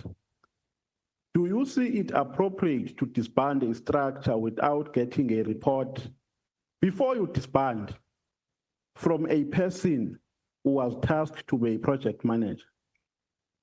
Chair, please protect me here, because I'm going to answer the same question the instruction from the National Commissioner says DNC as directed, you are requested to communicate the same to the team and to prepare a close-up report by the 14th of January, and for the minister to get this on the 20th.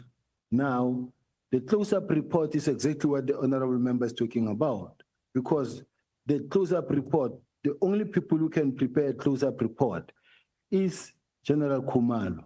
Even when you go to the meeting on the 6th of March, where General Khumalo presented before the minister, and when you look at the very last sentence, paragraph in the action plan that is actually produced by him, it says prepare the close-up report by the 31st of March. General Khumalo, who is the project manager? Chair, Yeah. can I clarify my question? Maybe you will assist me with interpreting it You to the don't have to witness. clarify, General Sibiya. Yes. If a member asks you one question 3 or 4 times, you have the same answer. You just give the same answer. Yeah. Okay. No, Chair, I think you are making a mistake now because you are prescribing how he should answer. No. And I'm responding to the point that you are saying he needs protection. I am the one who needs protection here, Chair, because my question has not been responded to. That is why I'm saying, Chair, it means we are not following my questioning. The question before the general is, was the project manager consulted before the decision was taken to disband the structure? Now he says in a letter, and the letter that he talks about is a letter that disbands the structure.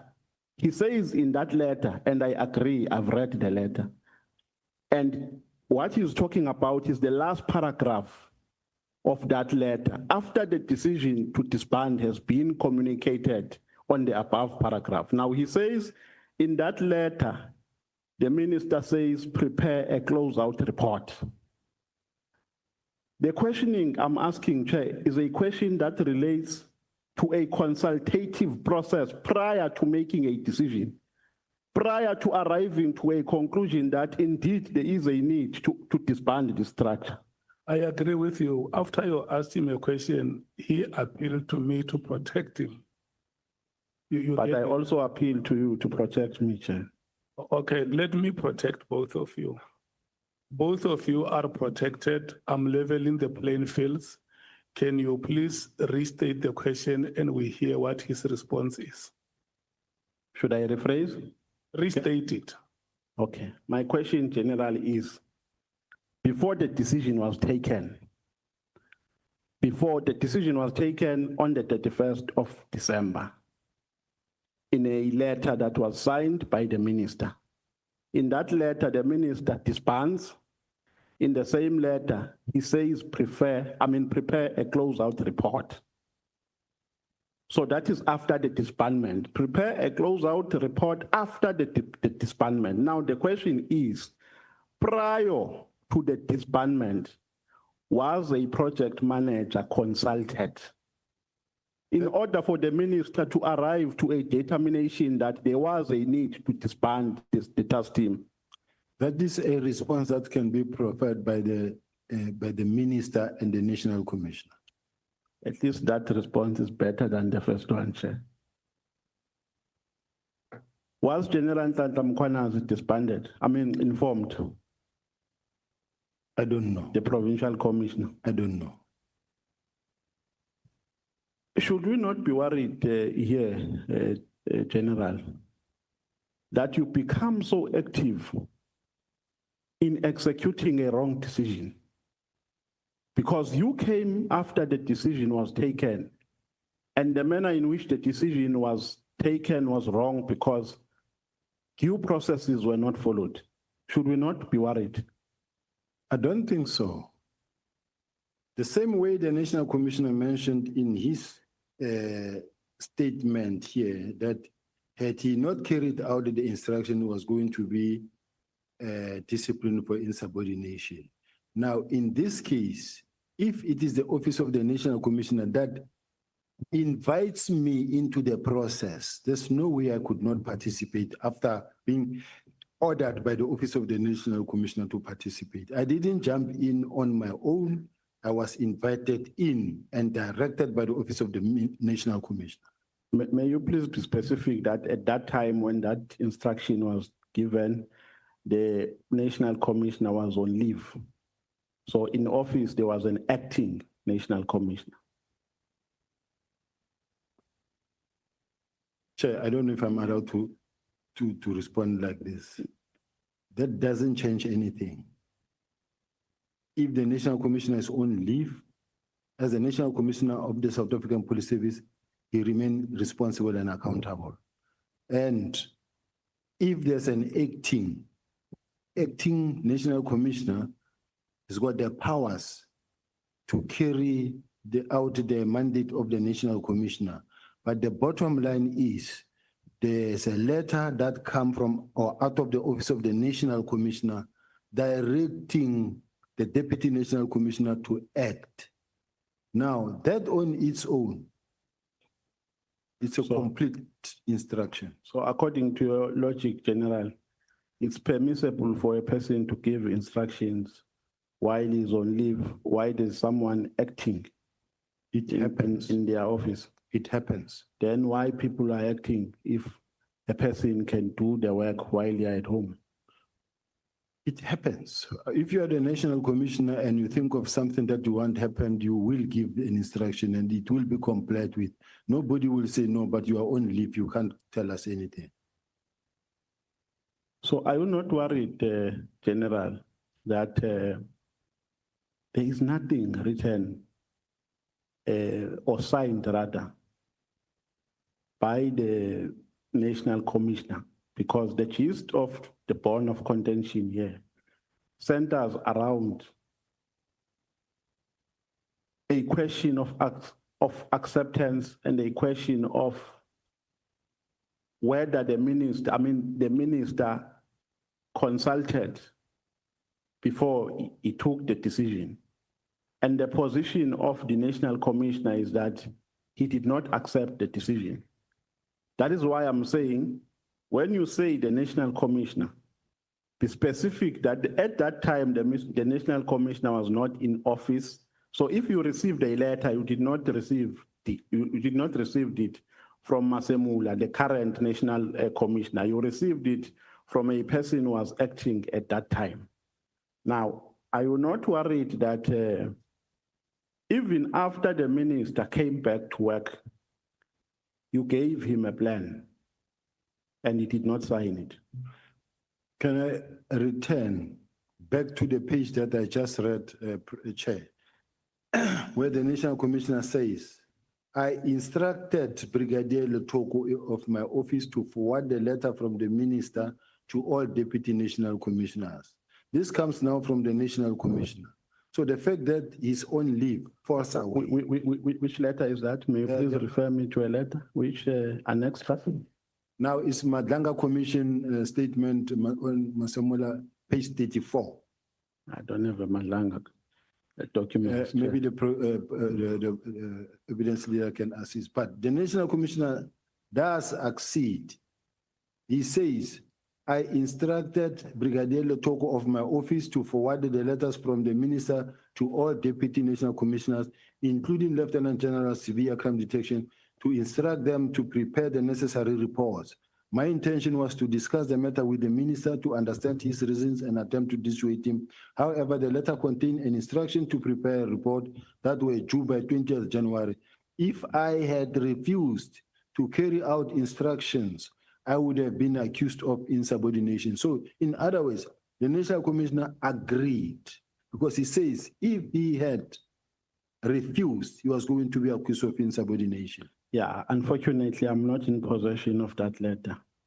I have an interest of putting my version of my perspective of how I understand it. Unfortunately, I did not make any preparation for such because it is not part of our bundles, Chairperson. Now, Do you agree with General Nhlanhla Mkhwanazi when he says the disbandment was a missed target? No, Can I give you context? yes. He says, in his understanding, the dockets were taken from KZN for the purposes of influencing them for matters of Gauteng. When they arrived in Gauteng, the people who wanted to influence them realized that these are dockets that are only related to matters of KZN, to political killings. So he says the intention to return them back to KZN was as a consequence of the fact that people who took them lost interest out of making a realization that they are not related to Gauteng matters. Do you agree with that? No, I don't agree. And I must add that the people of South Africa must begin to realize that this is someone playing with people's mind. He's playing the people of South Africa. This has got nothing to do with the people of Gauteng or KZN. Political killing testing from the onset, it is clear it is KZN related. Now, when the matter has been disbanded, it was disbanded and the process started long before than the 6th of March or when they came to Gauteng. Now, as much as he is trying very hard to bring this political killing task team and throw it into the spanner and saying that we have been disbanded because of this is far-fetched. It's not true, and there's nothing like it is a missed target. He's just trying to bring this thing to look for a motive that he can connect to the criminal underworld. But when you look at all of these case dockets, none of them involve Big Five, Katiso Molefe, Ket Matala, Brown Mohozi, or whoever at all. So all I'm saying, Chair, with respect, is that it is not a missed target, and it shouldn't be accepted that everything that General Mkhwanazi says is true. And these are the statements that are to be put before us as if we must accept that it is true, it is not true. Are you the one who gave an order for dockets to be removed from KZN to Pretoria? I gave an instruction that the dockets, the two divisional commissioners must exchange the dockets, and then the divisional commissioner of crime intelligence must hand over the dockets to the one of crime of detectives, and the one of detectives must take them to their stations, murder and robbery unit where they belong, same time, without taking them to head office. But where did you get the mandate to do that? From the National Commissioner's instruction that says, communicate, carry on. Is there any part in his instruction that says take dockets from KZN to where the dockets were taken? Yes. May we read it? Let's go to the meeting of the 6th January, starting from the one in Parliament. Which annexure? Let's start in fact in Parliament on the 20th, on the 5th of March, where General Kumalo said these dockets, the ministers have given a directive that the political task team be disbanded. And then there's been several meetings since then or subsequently. And then as a result, the dockets will be taken from PKTT to murder and robbery units. This is General Kumalo saying that. And then the following day in a meeting with the minister, they produce an action plan. General, the question is, where did you get that mandate? Is General not your junior, General Kumalo? He is. So you got a mandate from your junior? No. It doesn't mean, I don't know, Chair. What I'm saying is simple and straightforward. It's simple and straightforward, and it doesn't confuse. It's straight. There is an instruction, a directive to disband. The National Commissioner says, act on it. They go to Parliament, they say, no, we agree, and we are doing it. And the next thing, they come up with an action plan themselves that disband, and they disband. They say, we will bring the docket on the 17th of March. even though they are handing over on the 28th of March, which happened not under my directive, under the directive of the National Commissioner. Remember, the National Commissioner said, I approved this plan, number one. Number two, the National Commissioner said in one of his statements that I told Sibiya to stop, I will do it myself, and then directed General Kumalo to do it. And he said from then onward, he told them to leave me alone and ignore my communication. And then from there, since then, his communication took precedence. So henceforth, whatever that was happening is the precedence that come as a result of the National Commissioner's instruction. In other words, everything that was happening, flowing therefrom, it was the National Commissioner's instruction. That is why they could come up with their plan that says, on this day, this is what will be happening, and this is what happened. Yeah, but you were pointing me to a letter with an instruction to take dockets. We were still perusing. Firstly, let's still start again on the document that I read that says, Minister Mkunu Which document, General? This one is the minutes of the meeting on the 27th of 4th, meeting with the minister and the executive. Annexure?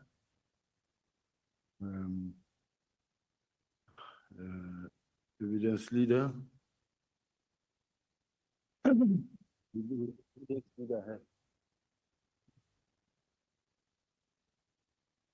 I'm told. Can I give this man? Whilst he's coming, the minister expressed his concern regarding the political killing task team. He suggested that instead of establishing separate units to focus on different types of matters, the organization should consider establishing a single integrated unit under the umbrella of murder and robbery unit. This unit will operate nationally, ensuring a more streamlined and coordinated approach to address such crimes across the country. And General Masemola responds by saying he clarified to the minister that the political killing task team is not a formal unit, but rather a task team. He explained that the primary objective of this task team was to evolve into a dedicated murder and robbery unit. As such, it does not appear on the organizational structure, given that it is temporary structure designated for a specific purpose and not a permanent operational unit. Now, we then followed by a work study officer that was approved by the National Commissioner, establishing the specialized unit such as the murder and robbery unit. Now, establishing the murder and robbery unit. So now, the murder and robbery units were established to also take care of cases like political killing task team, which was signed now on the 5th of June. And the National Commissioner's comment says, the National Commissioner says it must be expedited by the Deputy National Commissioner Crime Detection. So all I'm saying is that there's no resistance whatsoever in implementing the specialized unit that must investigate the political killing task team. Yeah, no, General, I've just read the letter and there's nothing that says General Sibiya take dockets or give an instruction for dockets to be removed from point A to point B. That is what I was looking for. All right. I want a document, the action plan of the meeting of the 6th of March with the minister, because it says themselves there that the dockets will be meeting between who and who? The minister, National Commissioner, General Musigiri, myself, and the Chief of Staff. Page.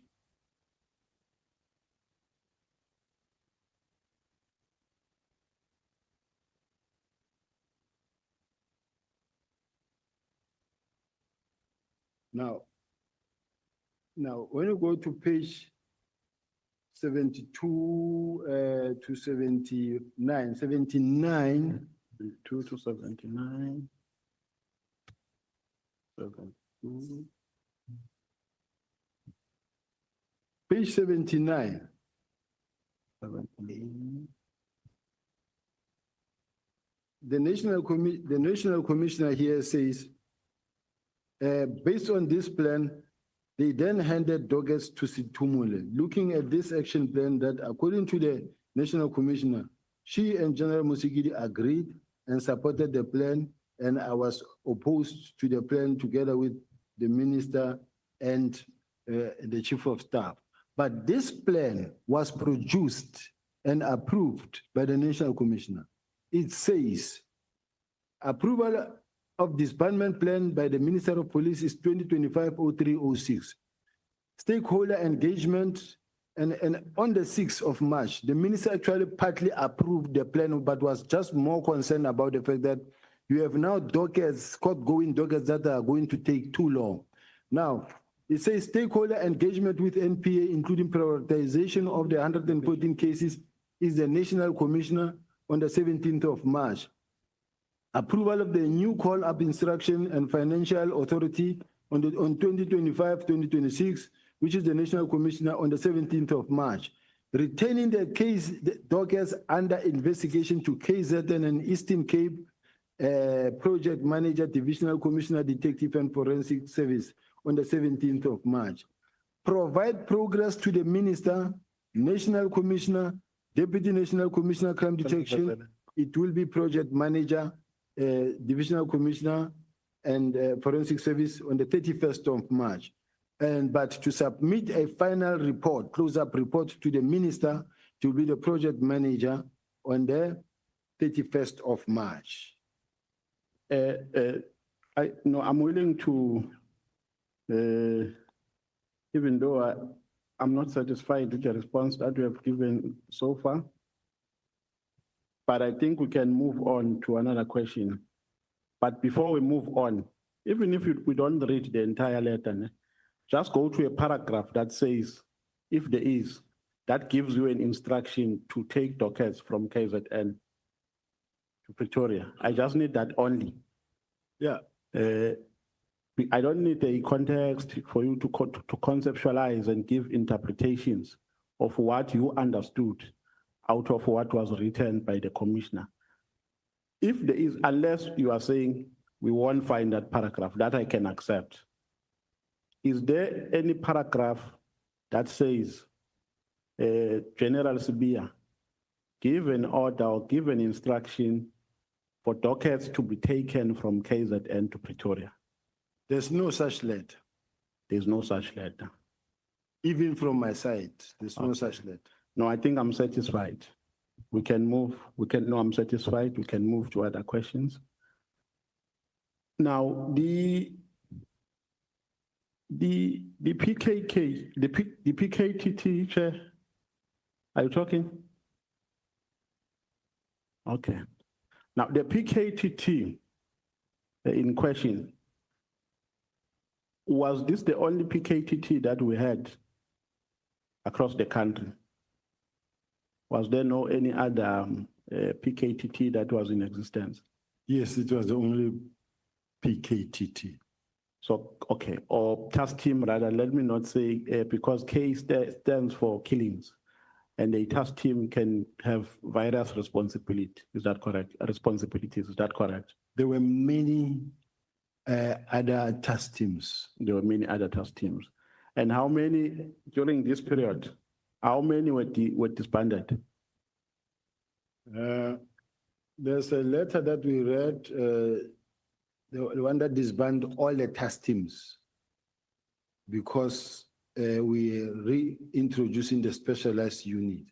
And the document specifically talks about, and we read it yesterday, that says, let's go to page 11 of 184. Page 11. Of your statement or of the bundles? Of the bundle. Of the attachments, right? Of the annexures. Page 11. Page 11.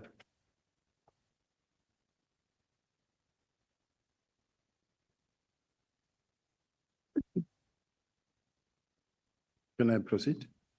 Page 11. Yeah, page 11. Yes, I'm on page 11.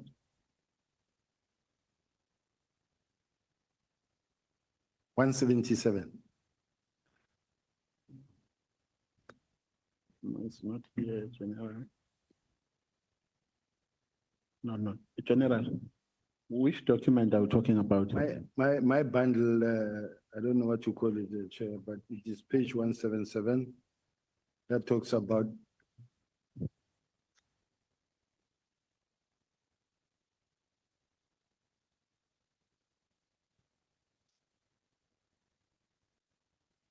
Okay. Yeah, you can proceed, General. you see from paragraph 6.4.5.1. Yes. Chair, all these are task teams and they are like 1, 2, 3, 4, 5, 6, 7, 8, 9, 10, 11, 12, 13, 14. This is 14 so far that I see. But the sentence that I want to say, task teams that are not monitored run rampant for years without determining or accounting for the gap left where the members were taken from, mostly station level. Task team found operating in provinces are as follows.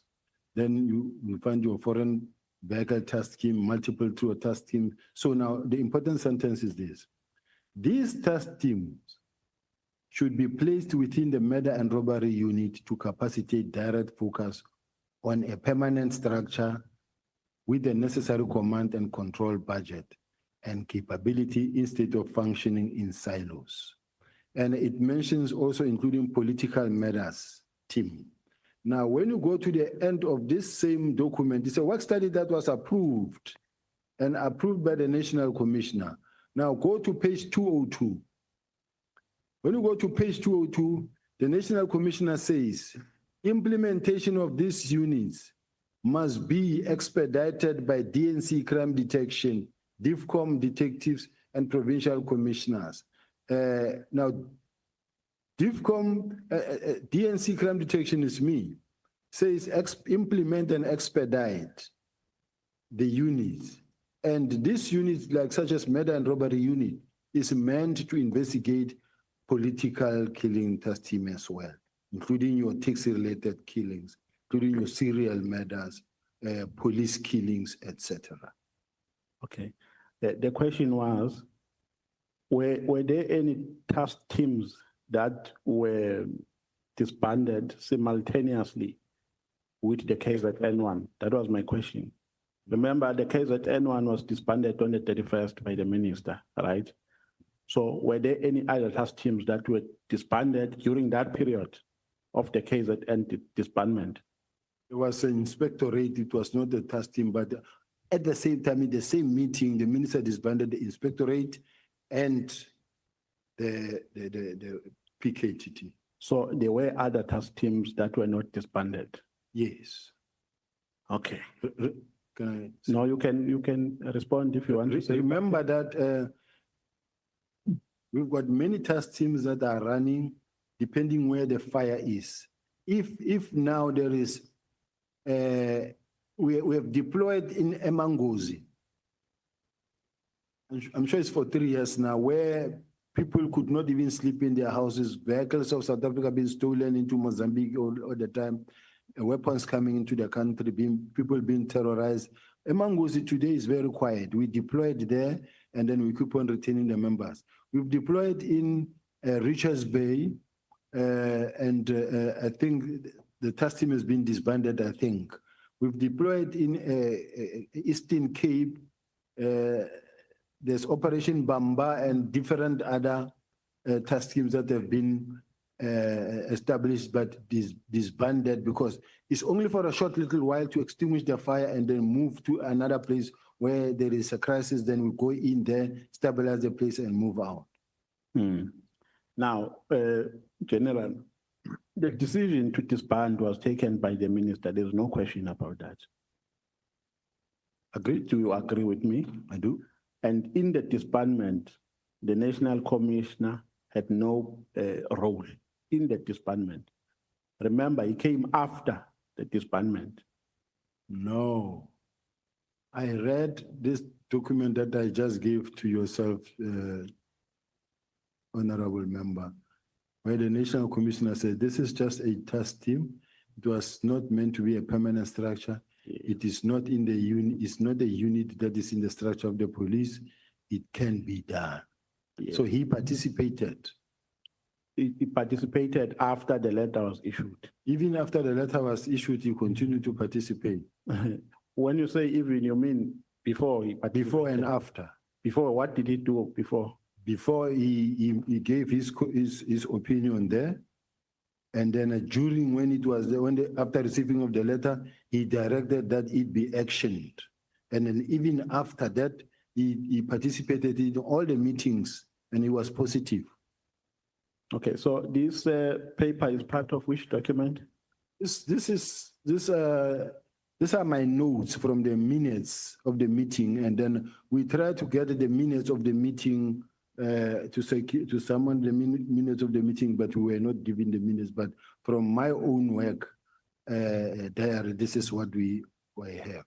So there's nothing to prove at this stage that the minister participated prior, except your notes that you have written. I'm saying there is everything to prove if the committee can summon the minutes of the meeting, because there's also recordings where the National Commissioner's voice will be heard. I'm wrapping up, Chair. Am I running out of time?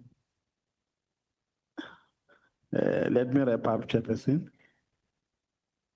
I will ask questions which require short answers. When the robot is read, you don't ask, may I stop? I didn't see the report, Chair. My apologies. May I wrap up, Chair? Yeah. General, what is the SAPS procedure to deport an undocumented person from South Africa, in a nutshell? Well, the people are taken to Lindela and the Home Office processes follows, where they begin to interact and with the other country. There's a process where the forms are being completed from the police stations that deports the person. Were you the member of the DPCI members who were led by Lieutenant Colonel Maluleke, who were implicated in the rendition case? I was not a member of, I was the deputy provincial head. I was the head of the Hawks in Gauteng, and I was not part of that operation of head office. So I was not part of it altogether. You were not part? At all. You don't even know how it happened, how they were deported? I never gave anyone instruction. I never participated. It is just one of those incidents that look like this one. So you don't even know if those undocumented people are in jail or they are out. You have absolutely no. Absolutely no. And they were all, and for your information, Chair, they were all arrested by crime intelligence.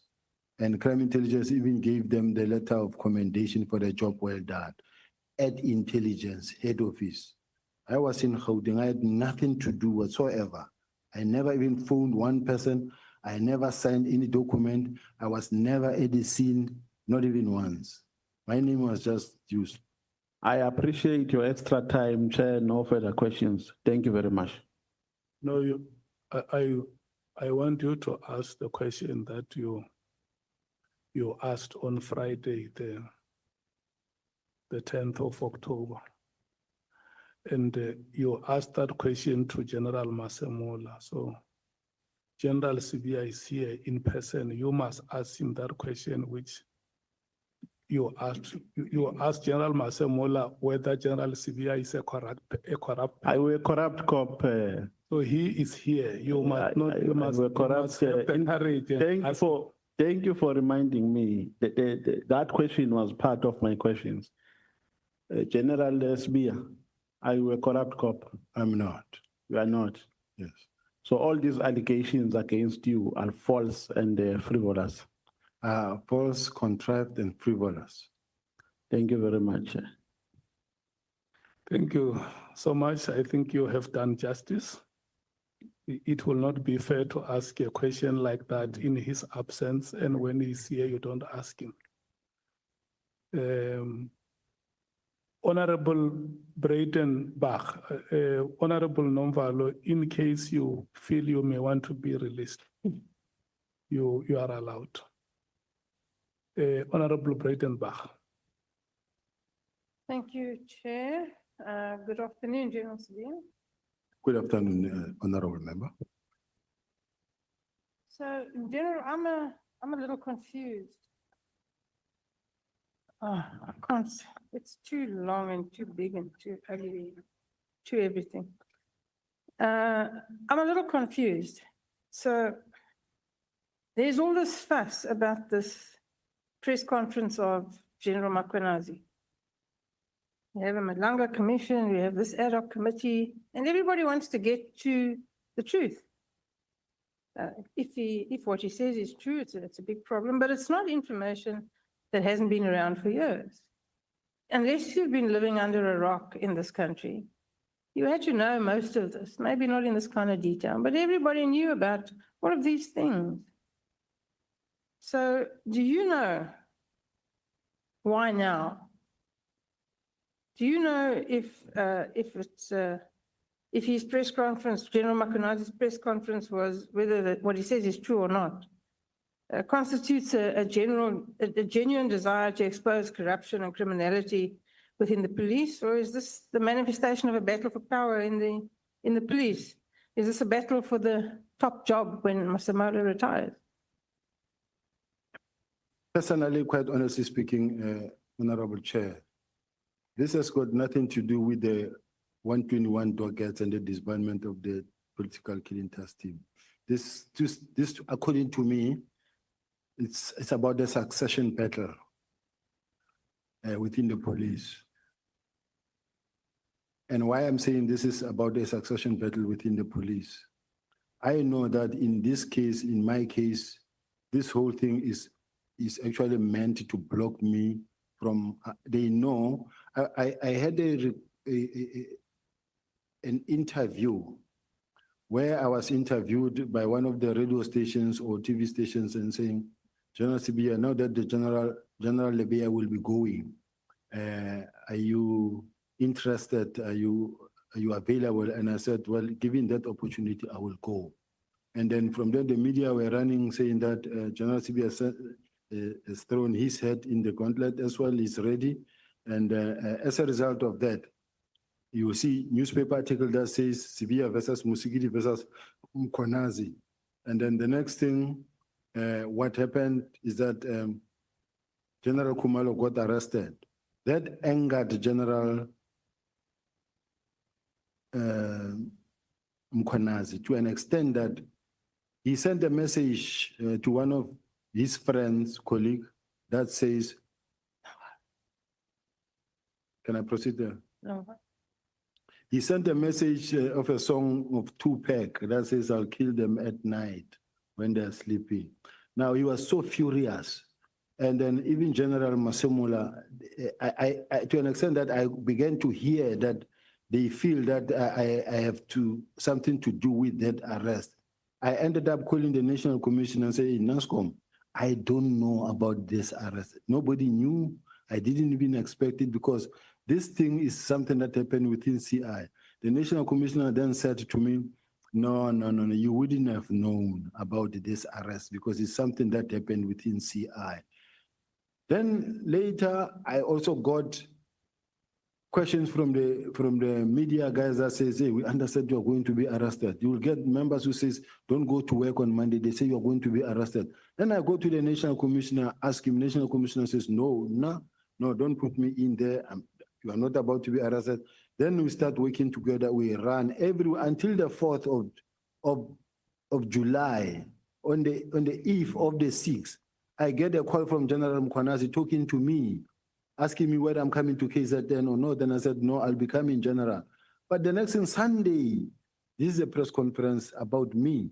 So as far as I'm concerned, and in one of these meetings, I think General Mkonazi said it in this house, where he said, the National Commissioner was on the doorstep of being arrested. That's why we had to do something. It's a direct admission that this was just a preemptive strike. So the people of South Africa have just been taken for a ride that, no, this is about the disbandment and the docket, because this docket, we're not gathering dust in my office. I have demonstrated and I still have it, and this committee has got the benefit of being able to call for the dockets.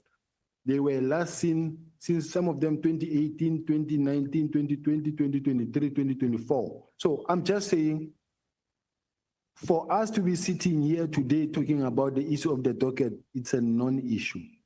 Those dockets were dead long time ago. They are still dead now. Even if they can be called now tomorrow, you will see that they are still far. So how much of what General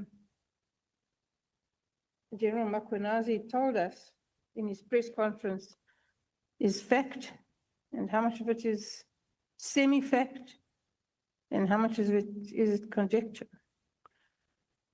General Makwenazi is playing the country and is playing a mind game to the country, and is actually playing those that are prepared to listen to him, because he knows how to play with words and what to say and the things he needs to say and how to say it in such a way that the country get moved. He will say, we are doing this thing for the country and to protect the people of South Africa. Me, I can defend myself, but the people of South Africa, who's defending them? Now he wants to play that he's defending the people of South Africa. Now he will then come and say, dockets were taken by General Sibiya. They are in his office, in his archives. I don't have dockets in my office, in my archive. I don't have that. And then he makes serious allegations in such a way that if someone was to say, General Makwenazi, you are the provincial commissioner, the police in KZN received information to go and conduct a search and seizure at Kalagabusha Hospital, Correctional Services. And they went there and they searched. And as they searched, they found drugs. Then someone called General Makwenazi, or a call come into the suspect that is being arrested phone, say, give them the phone. And then the suspect give the phone to General Makwenazi. General Makwenazi says, you stop right there, you stop what you're doing, that docket must be taken there. That's interference. And that's defeating. If it was done by someone else, that person would have been suspended. Just let's compare the fact that he says, when they went to arrest Katiso Molefe, a team was sent from head office to there. He did the same. But there's no crime there, because as far as I'm concerned, what he does, there's no wrong. If he sent his team to go and kidnap a ballistic expert, seize the laptop, take the laptops, the files, and add ballistic expert, that is obstruction of justice, interfering. And then he comes here and he says, no. The members were doing their work and they didn't intimidate, and they were even bought lunch. Why are they interfering with the investigative system? Because there's a chain of possession. The integrity needs to be preserved at all material times of the evidence that has been collected. Now, I'm sitting with a situation where if there was anybody, if today I can stand up and go and call that press conference, I also used, at some point in my life, I also wore camouflage uniform. Maybe I should also wear one, go make a conference as well and talk things. But I will be fired from the podium same time. That day on stage doing that, I'll be gone. But some people, because they've got a very powerful social media that they have invested in, every TikTok that you open, no police official is allowed to do what General Makwenazi is doing. No provincial commissioner you will see on TikTok. He's the only one that campaign on and funded on TikTok. And this wins all the South Africans. You touch Makwenazi, you touch us. But he's a policeman. So I'm just saying there are a lot of things that are wrong that we are supporting as a country. And we're creating a monster that no one is able to control. That is why he's able to come here in this house and threaten members of this house and say, you don't touch the members of intelligence, and because you will forcing them to respond. And once they respond, they will talk. And once they talk, many of you I don't know what said many of you will do what, but that is wrong. We can't allow such a situation as a country to continue. So all I'm saying is that if the purpose for which he wants crime intelligence to continue and the political testing to continue, and then the next thing, nobody can touch them because they use this political killing testing to conduct their investigations. They also controlling intelligence. They've got intelligence on everyone. Whoever wants to come closer to them, then that person gets threatened, say that we will talk. Can't be that, can't be allowed. General, the political killings task team, by all accounts, was initially quite successful. In the recent past, less successful. So what is all the fuss about? I really don't know, Honorable Member, because we are saying we're building a capable state. Building a capable state, we're saying let the whole country be equipped, be well-resourced with technology, in such a way that they are capable and able, to an extent that they are all able to carry their own respective environments. Now, we cannot really be fighting so hard to keep and maintain a very expensive political killing task team that is meant to actually take care of a very small number or pool of excellence within KZN only. The whole country is not really taken care of, and the whole country is suffering. If once you have one provincial commissioner fighting so hard for the political task team to continue for years, spending millions and millions and millions on a yearly basis, that shouldn't be allowed. Tell me, General, when you were reinstated into the South African Police, did you know anything about Matlala, Mahoti, these people? Not at all. I found them here, these people in the police, especially Matlala. I found them working with the police very close to the generals and other police officials. I mean, it is unfortunate. He's a well-known person. In my case, I didn't know him. I didn't know him only at the time when his name began to pop up. And by the time his name began to pop up, the moment you start to step back, you can see that already this man is known by all. But part of your portfolio was to also be in charge of crime intelligence, right? That's correct, Honorable Member. Surely they would have been able to fully inform you about these gentlemen. Did you not make inquiries? And if not, why not? This is one aspect that I think crime intelligence need to know. Their job is not only to gather, collect, collate, analyze, and support. They need to support the management, the leadership of the police. If, for an example, Chair, it so happens that you come across an individual who contacts you regularly, and this individual is on site. They know that they are monitoring this person. They must be able to go to the national commissioner or to the minister or to whoever and say, hey, chief, we can see that this person is contacting you or you are in constant communication with this person. But do know that this person we are looking at, we are working on him. Warn me so that I can run. Now, if I don't know and I keep on interacting with this person, not knowing what this person is doing when he gets home at night, then I won't know. And tomorrow you get associated with someone that you wouldn't have under normal circumstances. So are you saying, General, that nobody warned you and you didn't ask? Nobody warned me. Even the National Commissioner and the SAPS, they did. I remember when we saw a letter that came from IDEC that says, we want to know why and how was this man awarded the tender when he's under investigation by SAPS. But at the time the man was awarded a tender up to the highest level, everybody saw it. It never happened under the mattress. They saw it and it ran with everybody knowing. During the events at the college, he also had, among the many gazebos that were there, they also had their own gazebo there. and where they will do like their blood pressure, your sugar test and this and that. He was one of the service providers, as normal as possible. Nobody knew about the rest. But that is a reasonable question to ask, General, why, if he was under investigation by the police, was he allowed to parade around like that? To do business with the police, to contract with the police? How does that happen? How does the left hand not know what the right hand is doing? And what does that say about the police? Maybe it is the vetting that is lacking, or something that needs to really be collected, or all such tenders needs to be vetted and checked properly to say who is this one and how did he get here.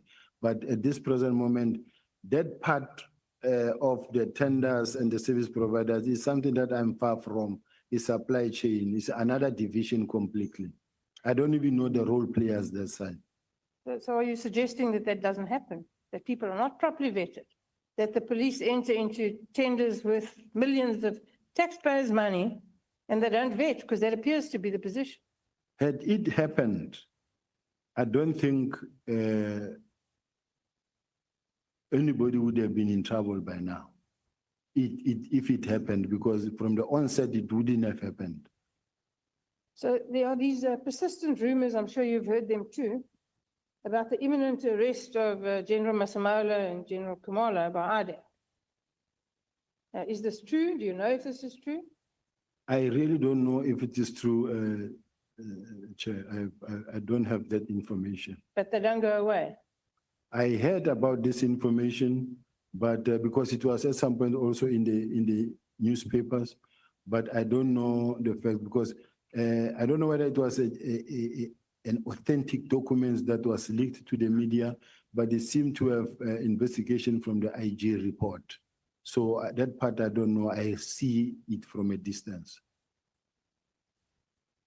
During your evidence, you spoke about a meeting with the National Commissioner and the Minister and other high-ranking officers, where Matlala and his contract with the police was discussed. That's correct? That's correct. The Minister asked what was known about the tender, and he asked that Matlala be investigated. That's correct. I'm puzzled as to why it was dependent upon the Minister, a newcomer to this space, to ask for him to be investigated. Why didn't somebody in the police, you all have years of experience, why didn't somebody in the police actually think of that themselves and do it? This is when the stories of Mr. Matlala were gaining momentum and about the tender. That's how the minister got to ask and say, I get this information. What happened here? Can the auditors, internal audit and others, please investigate this thing as to how did this man get this tender? Were there any irregularities and that? And a response came and the minister gave an order that it be cancelled. Okay, but that only answers half the question. The other part of the question is, why did nobody in the police take the initiative to do this investigation? If the minister could read about it in the press, so could everybody in the South African police. Why didn't somebody do something? Why didn't you do something? I could only do something about it if I knew about it. But up until we saw a letter from IDAC questioning that part and say, why is this thing happening? Because we are investigating this thing. So there's not much anymore I can do when already IDAC is saying they are working on it. And as far as I'm concerned, Chair, many a times I like it when there is an investigation, even if it includes me or it involves me or where I could be closer to it. If it is investigated from outside, be it IDAC, DPCI, or IPIT, to me, I feel comfortable if it's a neutral body investigating. Not these things that we see in the SAPS now, where you find that they let very junior officials are chasing after a deputy national commissioner every day, saying that, no, we are investigating the deputy national commissioner. They've got this excitement of using very junior member to chase after a senior member. I don't know if we were to turn the tide and do the same to some senior top official members, and you set some constables and sergeants to run after him and investigate him and embarrass him. This is not right. So General, is there political interference in the police? Are there attempts to influence the direction of investigations, particularly with regards to corruption and politically connected people? Does that happen? The first part of the question I didn't hear. Is there political interference in the police? Are there attempts to influence the direction of investigations, particularly with regard to corruption and politically connected individuals? So far, I've never been interfered with from any minister or deputy minister. I don't know of any political interference. And in relation to this disbandment of the task team, I received a directive from the National Commissioner. It is between the National Commissioner and the minister to decide whether there's political interference or not. I'm not talking about the political killings task team in general. I'm talking about in general. In Are you general, aware of political interference in the South African police? I don't know of any.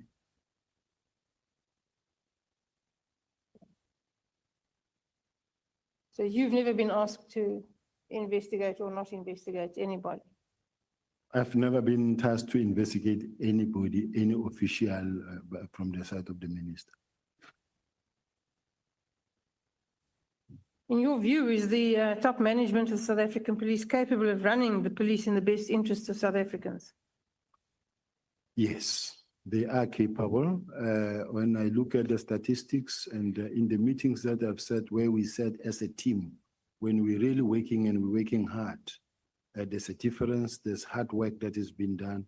It is unfortunate that you do have this other people who come in and cause division within the police. Who comes in and causes division in the police? There are people who go and whisper to the minister. Chair, what I want to say is that just after I came back, someone intelligence, they went to Minister Kele. They said, Minister, do you know that you agreed that General Sibiya must come back? And we just promoted him, but you know that he's investigating you. And the minister was very angry and said, but why is Sibiya doing this? Because, I mean, I didn't even object that he must come back, but I hear that he's investigating me. At that time, I don't even have a team. I know nothing. And the minister he was not angry, but when I saw the minister, I could see that he's looking at me in a dim view. Then I went to the National Commissioner and said, hey, NASCOM, what is going on? I hear 1, 2, 3, 4. He said, yeah, it did happen, but I told him that, no, it's not true. I told the minister, no, it can't be true. Then they go to the National Commissioner. They say to the National Commissioner, are you aware that Sibiya wants your job? Is mobilizing for your job? Then the National Commissioner woke up at night and he went to see the mother of my child, who's my colleague then, went to visit her and say, hey, do you know that Sibiya wants my job? And then I had to write a long message to the National Commissioner to assure him that, National Commissioner, I've never been in uniform all my life. I have never been a station commander, a cluster commander or a provincial commissioner. I'm not interested to become a national commissioner. Please, I'm interested in the DPCI, but not here. And then he said, no, thank you very much. Please keep it the way you are. And the next thing, it never stopped. It went on and on and on and on, with the National Commissioner thinking that I want him out. So don't you want to be the National Commissioner? I don't think that is where I want to be, but if I'm approached, I would go for the opportunity. My role is that they've worked hard to try and speak to, when you look at artificial intelligence and all the negative stories are said about me, whether it's Senzo Meyiwa, what they do is they just throw my name and then it will replicate into 1,000 that talks about negative things about you. Everything that you say, it just turned into artificial intelligence. Just to speak bad about my name in such a way that even tomorrow when I have to occupy a position, a consideration is to be made. They will say, this one is too controversial, or this one has a lot of issues. This is the intention. General, I understand that, this process is painful and it's not the first time you're going through it. But this isn't only about you. You understand that? This is about South Africa.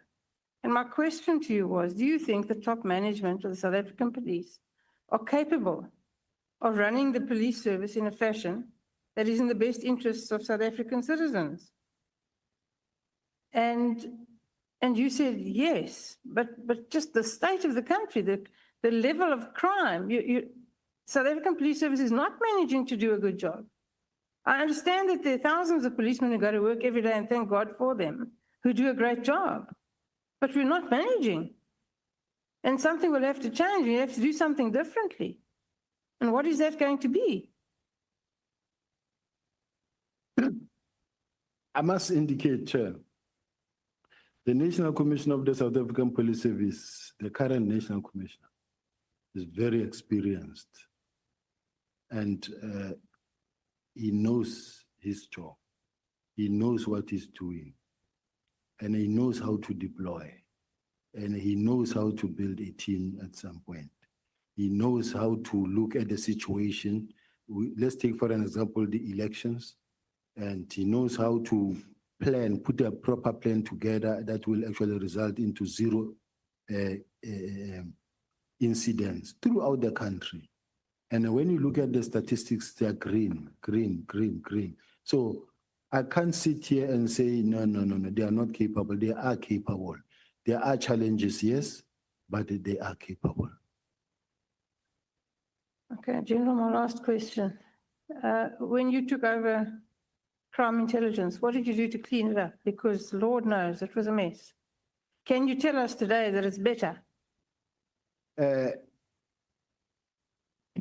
It was a mess, but when I came in, it was run by General Khumalo.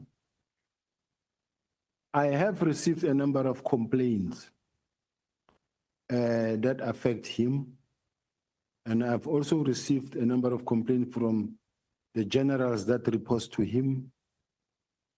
But unfortunately, it is a space that I was entirely not in control of, because General Khumalo's got a special relationship with the National Commissioner. That is why even when he gets arrested, the National Commissioner will make sure that he does not get suspended, number one. Number two, within 2 weeks, he clears him. Then there's nothing.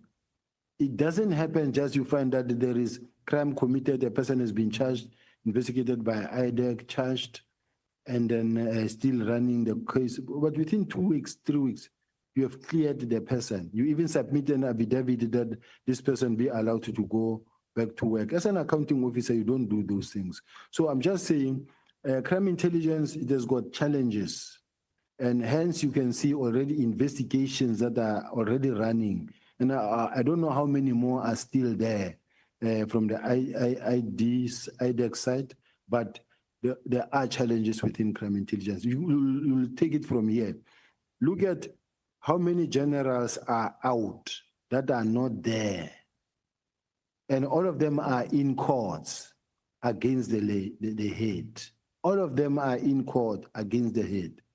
You go to Western Cape, you go to head office, you go to other provinces. It's here and there where you find that a general is not in court, but there's a big fight. Where there's a brigadier, even internally, there's just, I heard the National Commission saying I'm fighting with everybody. No, it's not the case. I am a Deputy National Commissioner of Crime Intelligence. When I get undermined by someone who is not in this space, it is my job to stand up and say, but no, you can't do this. It's not really fighting with anybody. Thank you. Thank you, Chair. Thank you so much, Honorable Breitenbach. Honorable Klopper. Thank you, Chairperson, and good day, General Sibiya. Just wait a moment. Honorable Skosana wants to ask a question. No, thank you, Chair. It's not a question, it's just, I'll say, Parliament, in Parliament, we normally say we should not display anything There's an outcry against one of our members, who happens to be my chairperson, that he's advertising on his next to, I think, on his tie on television. It's very clear, and that company in particular, they are bidding, within our space, of the SAPS. So I just want us to please just ask our member to, hide that company's name. The chairperson is me here. No, of SAPS, I'm sorry. Honorable Cameroon. Honorable Cameron, Yes. what is being advertised? No, they are complaining about what he's wearing. There's a name which shows on television. The lanyard. Okay. I won't mention the name, because if I mention the name, then the brand will. I'm not. The lanyard that he's wearing, is it branded? Is that what you are saying? Yeah, this is the Glock one. Sometimes I wear a CZ one, other days Canik. I can do Taurus as well, Chair. There's a whole variety. I like shooting and spending time on a range with sport shooting especially. So if they've got a formal complaint, please do, because that means that some of the members I saw the other day was wearing Gucci or Prada shoes. They should also not mention or wear those, Chair. Chair, I'm sorry, that's ridiculous. This ad breaks. I have been trying to avoid them, and I thought honorable members have listened when you remember when we spoke about the vehicle. I kept on using the word vehicle without trying to go to the details. And whatever brands that we may know, let us not use the platform of Parliament to advertise those brands, including Skosan, Honorable Skosan, including that one that is before you. Is it an empty can or an empty bottle?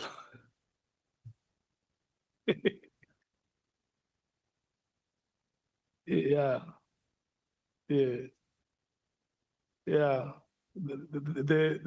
was let me tell you, and you see, let me tell you how I like it. When we break, Chief Whip, when we break, members of this committee are the ones who come to the chair and say, let us not do this and that, because the people that we lead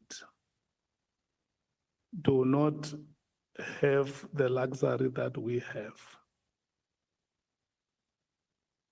And I think we must just keep it like that. Yeah. So if it may appear like there is a brand which is being advertised, Honorable Cameron, I don't think that you consciously came here to advertise that brand. And you can still try your best not to be seen advertising it. Thank you so much. Honorable Klopper. Thank you, Chair, and we'll get back to the matters of national importance. Good day, General Sibiya. Lieutenant General, I would like to revisit a point that you made during the evidence leaders questioning about the alleged messages that could be on your phone, which was allegedly connected to the so-called spyware communication. When you were asked what would happen if you landed and your phone was seized, you said you would confidently be able to deny that messages existed. And even if they showed you, you would be able to confidently deny them. Is that accurate? Yes, Chair. Then you added something very important, General Sibiya. You said it's crime intelligence. Anything is possible. What exactly did you mean by that? What I mean is that, Chair, having listened to the bail application in Mr. Matlala's bail application, where a mention was made that the phone was seized, and the next thing there was some tampering and messages inserted or deleted. So I'm not sure of the situation, whether it's true or not. But what I can just simply say and repeat in this House, Chair, is that I don't know who Comrade or Keda Matewula is, and then it's not my language. I don't have Kedas. So there are just some of the statements that you outrightly deny, reject from the start because it's not you. Whether they are there or not, this one I'll blatantly just reject. It's not like there's anything dangerous on that message.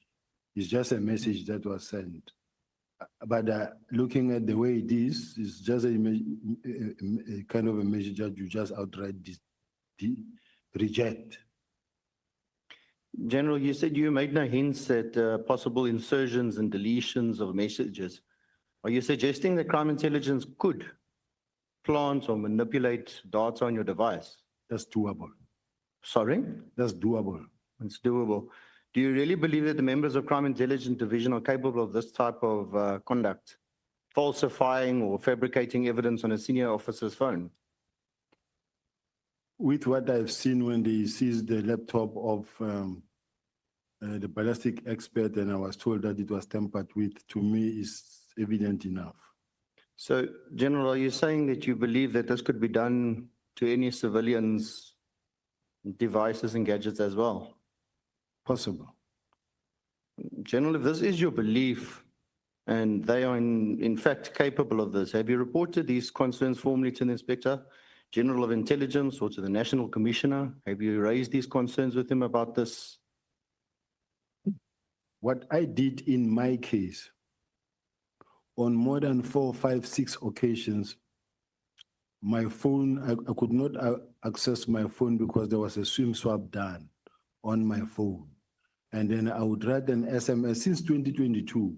I would write an SMS to MTN, Vodacom, and tell them that I don't have access to my phone. Someone has done a SIM swap on my phone, and I will fight for. They will, in fact, even reverse it, and it will take 24 hours. But it happened a couple of times, and I have attached the documentation. Also, I do have it with me. Where I reported even to the National Commission and to the national head and say someone has actually took my number to date, and then you find that I'll only get it somewhere on Monday. Now, when someone has done a SIM swap on your number, that number is his. Whatever they do with that number, you'll only get to know much at a later stage that there is this message that went from here or to there.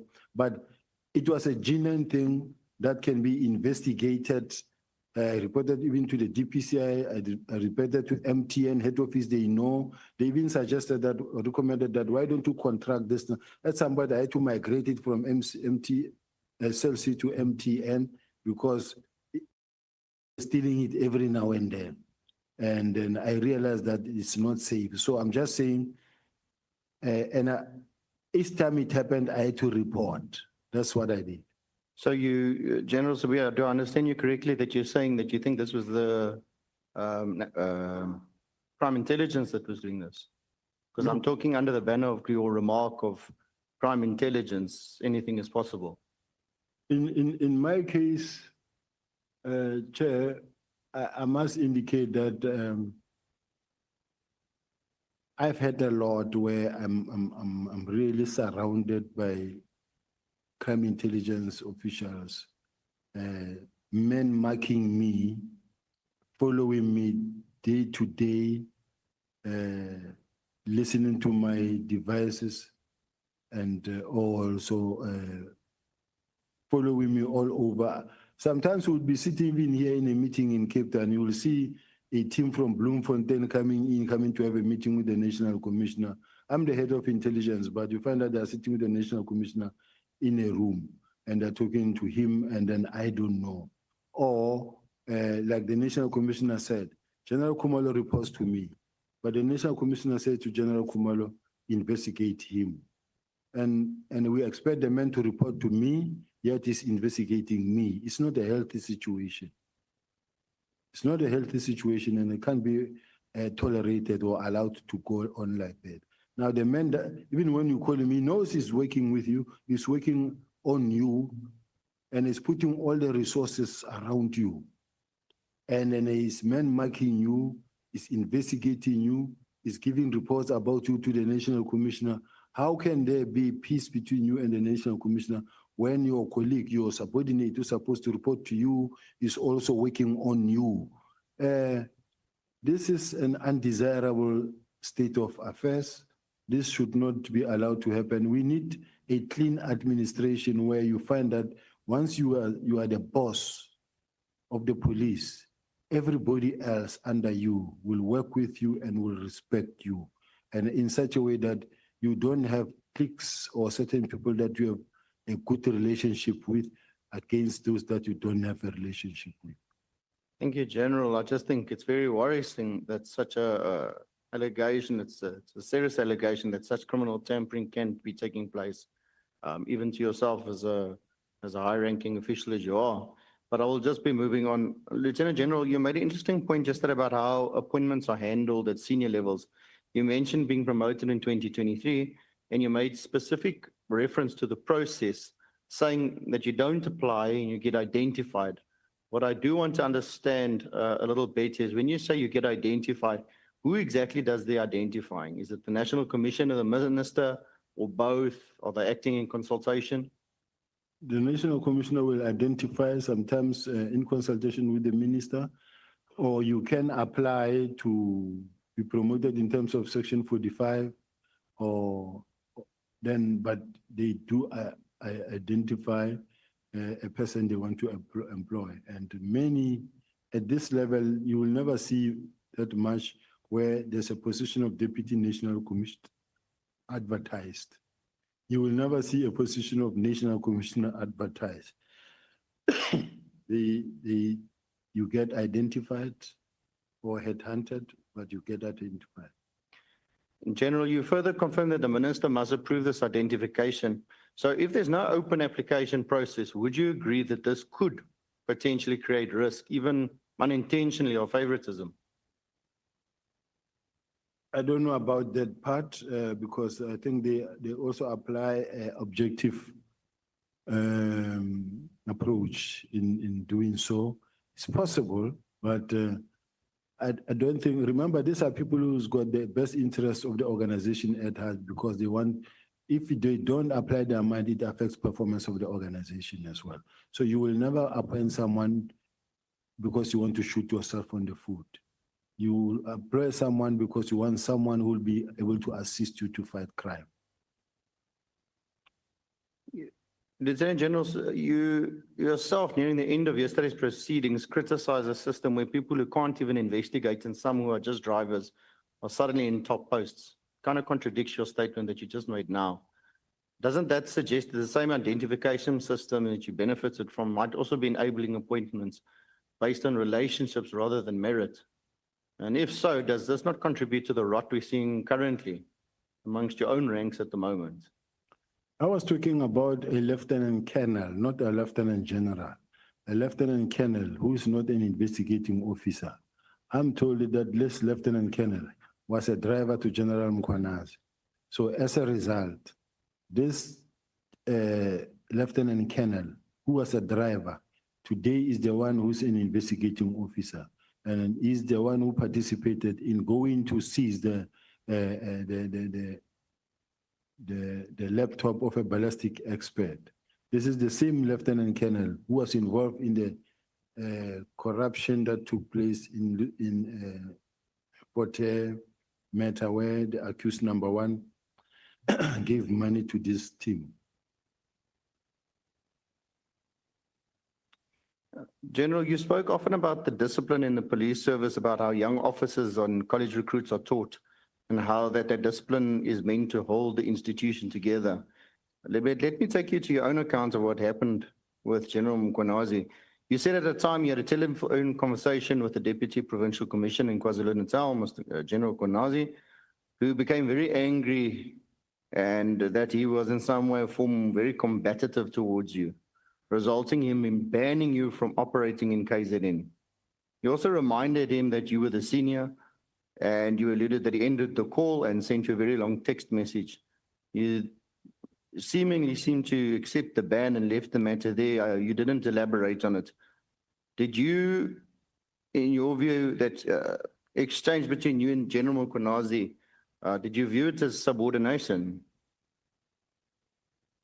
Insubordination is an understatement. If a man is able to call you a criminal daylight in the public, or call you and say you are a baby, talking to members of the parliament and say, this is the man that I can say is like a baby. I joined the police in 1989, he joined in 1993. I became a general in 2010, he became a general in 2011. I mean, I've got 37 years in what I'm doing. I don't know how his experience, but in what I've been doing, I've been good at what I'm doing, and I've run operations throughout this country, throughout the country, including in KZN themselves. I participated the deployment in Manguzi, Richards Bay, many other areas, Eastern Cape, everywhere. I've been in the country, throughout this country. So it cannot be that my experience can be downplayed by someone like that, because his experience is in the field of special task force and maybe running the facility at HR support, then the provincial commissioner. So I really don't want to go too deep in trying to get to a lower level of comparing myself and him and this and that and this and that. Since I started testifying, I've always avoided to name names and ridicule anyone and speak bad about somebody. So I'm trying even now to not to get to that point. Thank you. Did you take any disciplinary action against him? No, I can't take a disciplinary action against him because he doesn't report to me, even though I may be his senior. He reports to the National Commissioner. And if you really want peace, how do you say you can take disciplinary action against him? Because there will be a fight. And a fight is what we have always been wanted to avoid. General, were you allowed to operate in KZN after that incident? You mentioned a meeting and you shook hands and so forth. After that, were you allowed to operate in KZN again? Yes, we operate. Remember that I deploy. I don't have to run on the ground myself. I deploy. I deployed in Richards Bay. I deployed in Emanguzi. I deployed in many parts of KZ, and we do have where we operate. General, I will get to my last question. I see my time is almost finished, so I will skip. I just have one question towards the end of yesterday's testimony. You kept saying we wanted it finalized when we were speaking about the letter of the 22nd of April that was sent. I just want to know who is the we? Who is the we that wanted it finalized quickly? Was it the minister? Was it subordinates? Was it another officer? Because when you kept saying we, it just seemed to imply that it wasn't just your idea, that it was a collective feeling it needed to be expedited from the letter of the 22nd to be finalized by the 24th of April. Remember that if the National Commissioner, let's say, implemented something, and then you go to the meeting of the 6th of March, in the 6th of March, it tells you exactly on what steps are going to be followed to finalize this process. Now, come the last day there, it was the 31st of March, but come the 28th of March, there's a handing over now done between two divisional commissioners from CI to crime detection. Now, you already have the dockets in your possession. The head of CI handed over the dockets to the head of detectives.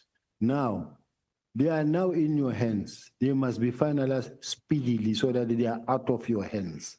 And it's exactly what happened. Push this thing now to where they belong, murder and robbery unit, so that they are not in your hands gathering dust. Because the more you keep them, is what led to General Mkhwanazi saying that they took dockets, they're sitting in General Sibiya's office gathering dust. If you could give me a very, very short answer because my time is finished. At what date again did you say that it was out of your hands? You were finished that it was now moved over to the National Commission. It wasn't anymore in your hands or your responsibility anymore. Which date was that? At the time when the National Commissioner said his letter took precedence over mine. Do we have the page number, legal team? Because the National Commissioner said he told them to ignore my letters and then to carry on with his letters. From then henceforth, his instructions took precedence over mine. There was no competition. He remains my boss too. General, sorry, was that pre-22nd of April, 22nd of April? It was after that. After that, okay. Yes. Thank you, Chairperson, I conclude. Thank you so much, Honorable Klopper. I don't know, they just given me the letter. Should I read it or it's not necessary? Chair? Honorable Klopper. You can read it. It's not a problem. Thank you, It Chair. is page 36 of the National Commissioner's affidavit, paragraph 118, that says, in line with my discussion with Lieutenant General Sibiya, I also had a discussion with Lieutenant General Kumalo. I told him to prepare a preliminary report as contained in the Minister's Directive of 31st of December 2024, and that we should aim for 20 January 2025 to submit the report. Since this was a direct instruction from me, it took precedence over Lieutenant General Sibiya's instruction of 17 January. Now, this means that anything and everything flowing from this letter now takes precedence as the National Commissioner's instructions. Even when Kumalo brings the docket to Sintumulo to whoever, this letter takes precedence. Since the Kumalo is already now in direct communication with the National Commissioner, whatever that he does is as a result of the National Commissioner's instruction going forward. Wait, Honorable Skosana, wait.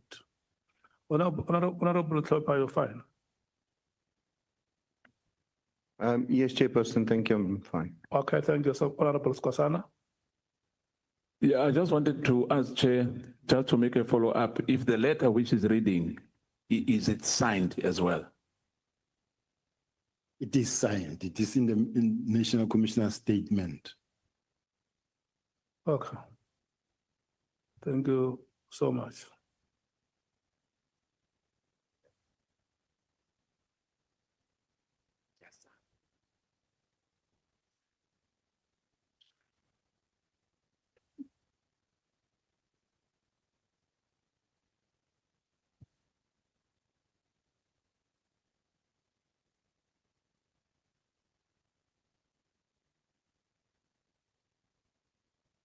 I'm looking at the gentleman who was taking pictures. Okay. Honorable Matthys, once you are done, we break. Yeah? Thank you. I might not be done then, Chair. I don't think we deserve a break. Thank you, Chair, and good afternoon to the members of Parliament and to the General. General, yesterday you gave testimony that as the Deputy National Commissioner who was responsible for crime detection in the country, there's a lot of things you said you don't know. You didn't know about the arrest of, my thing is doing things. You said you didn't know about the arrest of General Kumalo. I didn't know about? About the arrest of General Kumalo. Yes, I didn't. Right? You said you didn't know about the request by General Kumalo to the Provincial Commissioner regarding seconding the PKTT members to Gauteng. I didn't. You also didn't know about the press conference that the KZN Commissioner was going to do. You didn't know about Kat Makala. The guy has 80 cases dating back to 2007, and he has a huge tender with SAPS. You didn't know about the big five. It's confusing, General. Do you consider yourself competent as in your job? Yes, I consider myself competent. If I was part of the tender process that was assessing Mr. Matlala's tender, I would suggest that it would be fair to say to me, why didn't you know? But I didn't form part of that process. I didn't even know that he's an applicant or is participating in such. Now the issue, the arrest of General Khumalo. General Khumalo was arrested by IDEC. It's not the South African Police Service. So I wouldn't know. And all the things the honorable member is mentioning are not things within my sphere where someone can say, but why don't you know? I didn't know. Okay, General, make this make sense, right? You do not know that one of your generals is going to be arrested. And I know it wasn't by SAPS, right? It's a sister department. It's your job, it's your responsibility to know. Crime detection is huge, it includes crime intelligence as well. So you should have sources everywhere. I find it extremely hard to believe, or for this to even make sense, that you had no idea, formally or informally, that your general was about to get arrested. Even the commissioner of KZN knew that he was going to be arrested. So you're saying that you don't have access to information and sources like the rest of SAPS members. The very first person who was supposed to know that he was going to be arrested is the member himself, because he's intelligence, he's counterintelligence. This is the person that anybody can say he expects to know about everything that moves. But above all, even the National Commissioner didn't know that that was going to happen. So where I'm sitting, if IDEC or IPIT, the IDEC or IPIT, they are investigating a particular matter. There's no way us will know from where we are sitting because we are not in that space.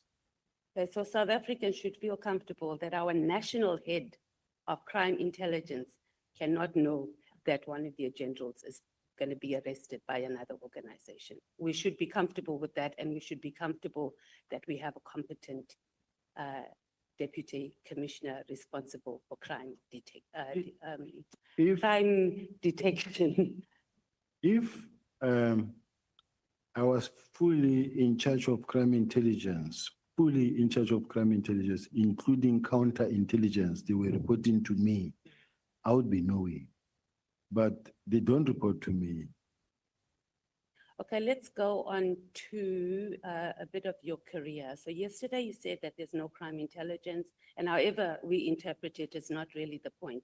But in your statement, paragraph 23, you say that you have been responsible for crime intelligence since 2003. That's about 2 years and 3 months. And it's been recently moved under the National Commissioner, but I don't think it's been effected yet. So what is your response that the failure of crime intelligence is actually a reflection of your role, which you partly spoke to, but I need you to speak to this more clearly and not go around and around the bush, please, General, that it is a reflection of your role as the Deputy National Commissioner of Crime Detection. Chair, I was looking for the page. The honorable member said page 23, paragraph 23. I'm not sure which page. Page? The page 49.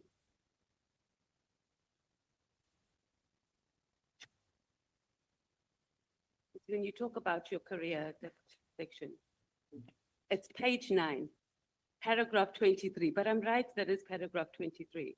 Yes. Thank you for the page number, ANC Chief Whip.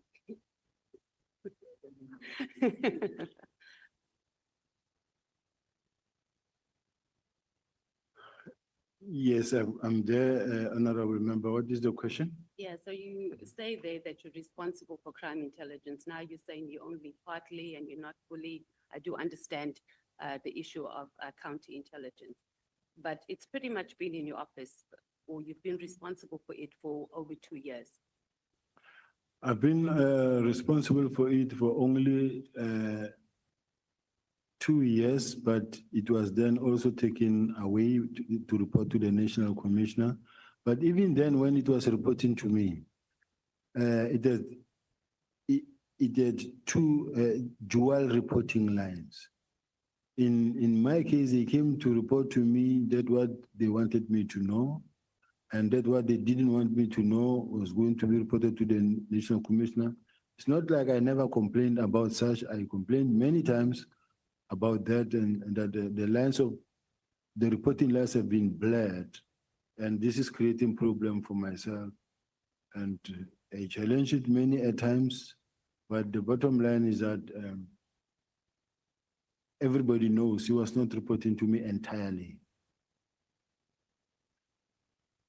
So would we agree that the issue here is SAPS officials?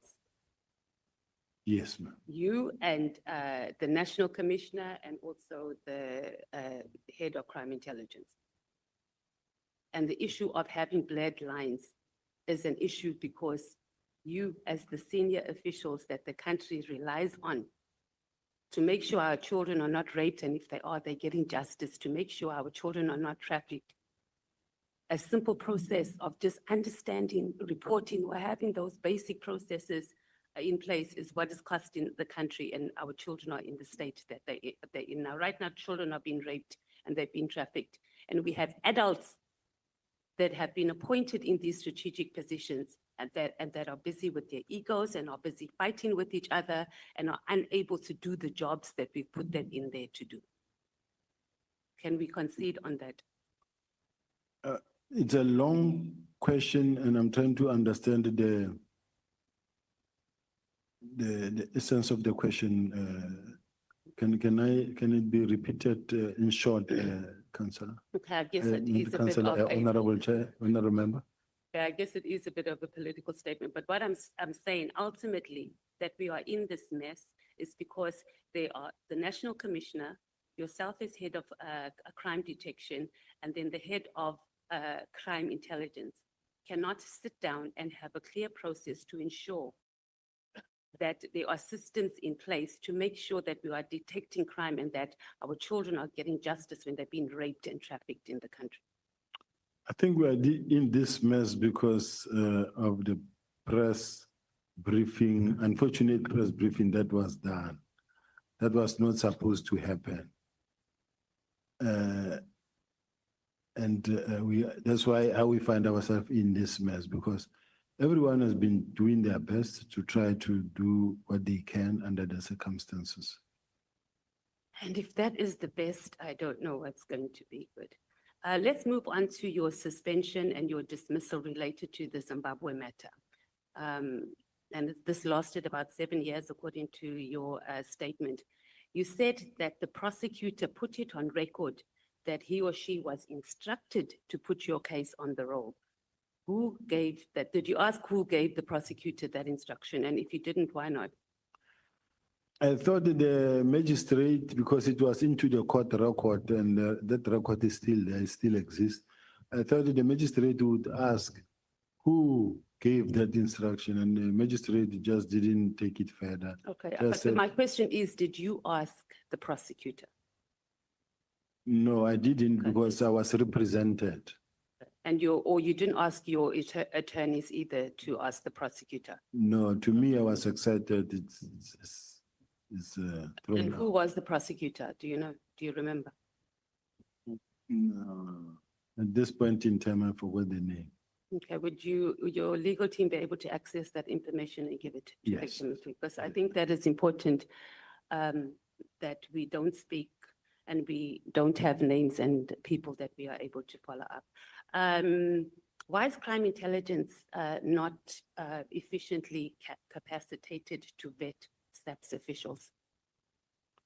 It has been always the case. It's a challenge. I don't know why, but there are so many members that needs to be vetted that have not been vetted, and it could be because of the manpower or the budget. Yeah, I'm yes. not sure. But why is it not done? General, it can't be that, and we've been hearing this. I've just joined the police portfolio committee, and we've been hearing this issue of vetting since I've landed. And when I look back at previous annual reports, etc., it's the same thing. We don't, why is it not being capacitated? And this falls under your division as well. It can't be that we have 7 members that are required to vet over 1,000 SAPS officials, and we expect this country and we expect SAPS to function when the very core, its foundation, is not working. Is it intentional? Is it intentional that just vetting, if you fail at just vetting, it's a problem? So make us understand, make the nation understand, how is it that you are even failing to vet 1,000 officials every 5 years? I think crime intelligence is working very hard to recruit members. There is a process in place. They are recruiting. I may not have the statistics and the information where I'm sitting, but there is a drive to capacitate crime intelligence. This is what also the minister said, that they need to capacitate crime intelligence in such a way that they will improve even their collection and counterintelligence. But why has it not been done? Do you not see? General, I need you to explain to us, because it can't be that the highest office of our security, like South African Police Service, cannot have capacity to vet 1,000 officials. You're telling us what is going to happen, and we've heard that many times. It's not happening. And we're having people, you are placing people in positions who do not have security clearance, and it is costing us being able to do our work efficiently in those departments. Why is it not done? Is it intentional because you want to appoint people who we know are not going to get clearance, or we're weaponizing it for people who would get clearance, but we don't want them to access information? Is this what officials in SAPS are doing instead of protecting us as citizens in the country? No, Chair, that is not the case. The employment or recruitment drive, there is a plan. Since I think in the past 2 years, there's been a drive in terms of capacitating the detectives and intelligence. I think the person who can actually better respond to that question can be the support head, the acting national commissioner of support, acting deputy national commissioner of support, who can come and testify here in terms of the recruitment of crime intelligence officials and the numbers, because that's a separate process. No, we have the numbers. It was just, we're just trying to understand, how is it that the highest level of SAPS cannot vet? That was pretty much the question. And is it intentional or not? You haven't really answered the question. I don't think we're going to get an answer, but we'll move on. Let's talk about your employment at the city of Joburg. You testified yesterday that you were employed properly at the COJ, and your words were during daylight with everybody watching. Where did you see the ad, the advertisement for the job? I think it was in the newspaper, Chair. I can't remember now, but. Okay, will you be able to get that? Because I'm sure the COJ would have. Yeah, I think they will have. And what was the title of the position that was advertised? It was unit head, forensic and investigation. It was a new unit that was established. Yes. Was it already existing and they were looking for a position? It was new. So you'll get, your legal team will submit, or maybe our evidence leaders can also get that. Who was on the interview panel for the position? Who interviewed you? If I remember, I know Michael Blumand. I also know Christo Mare.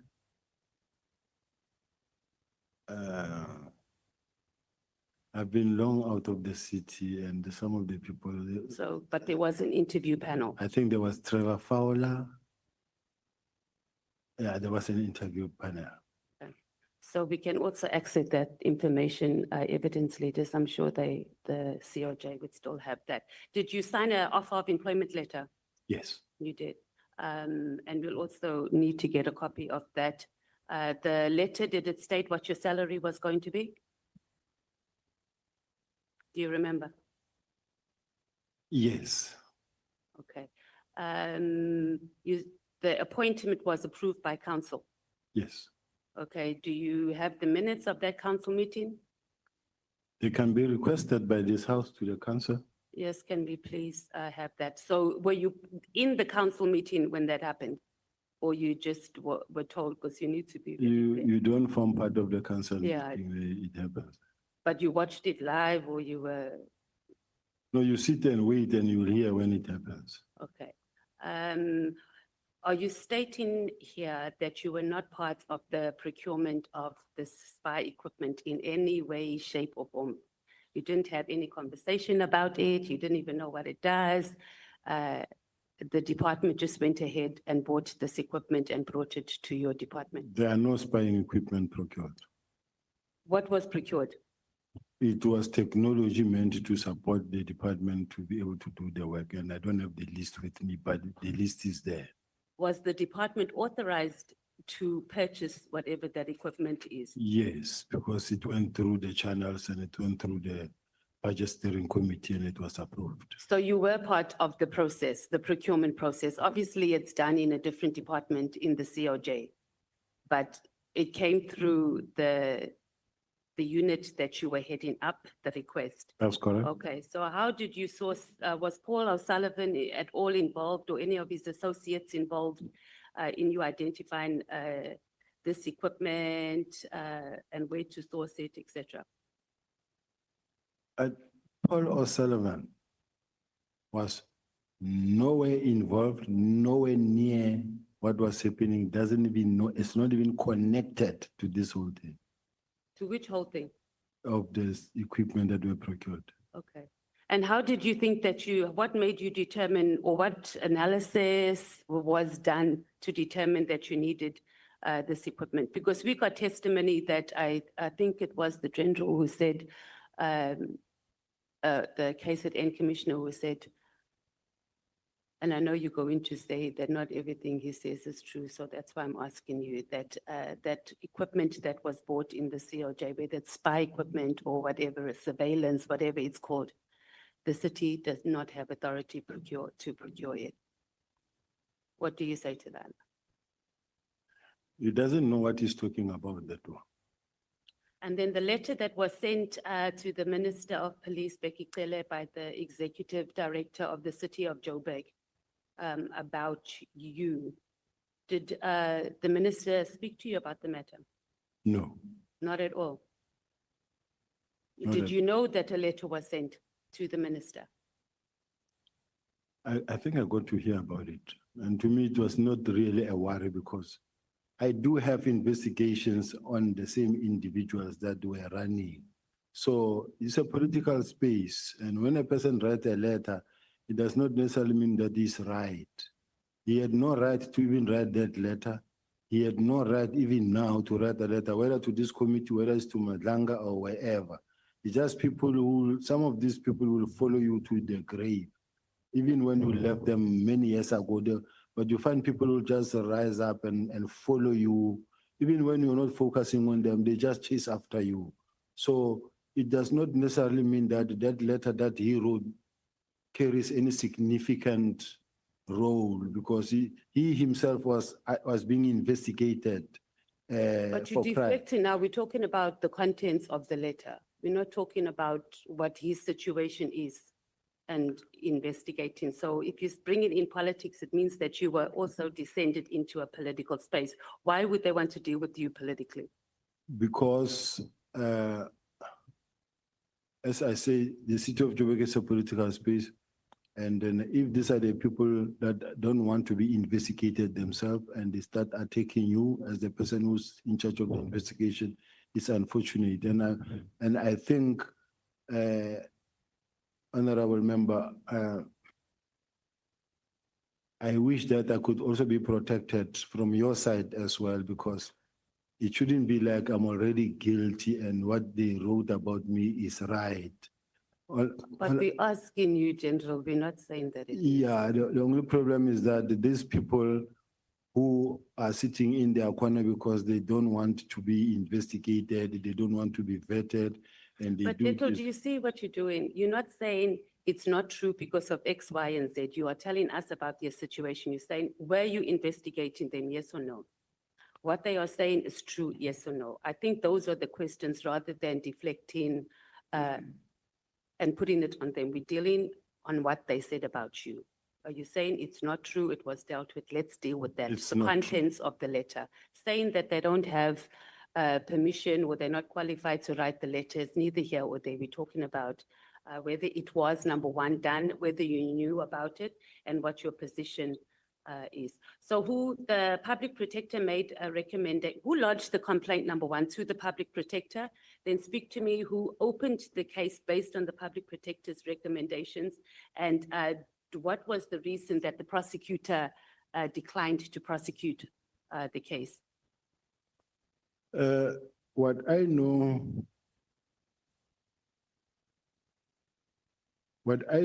Chair, is that I investigated a matter that involved the then city manager of City of Joburg.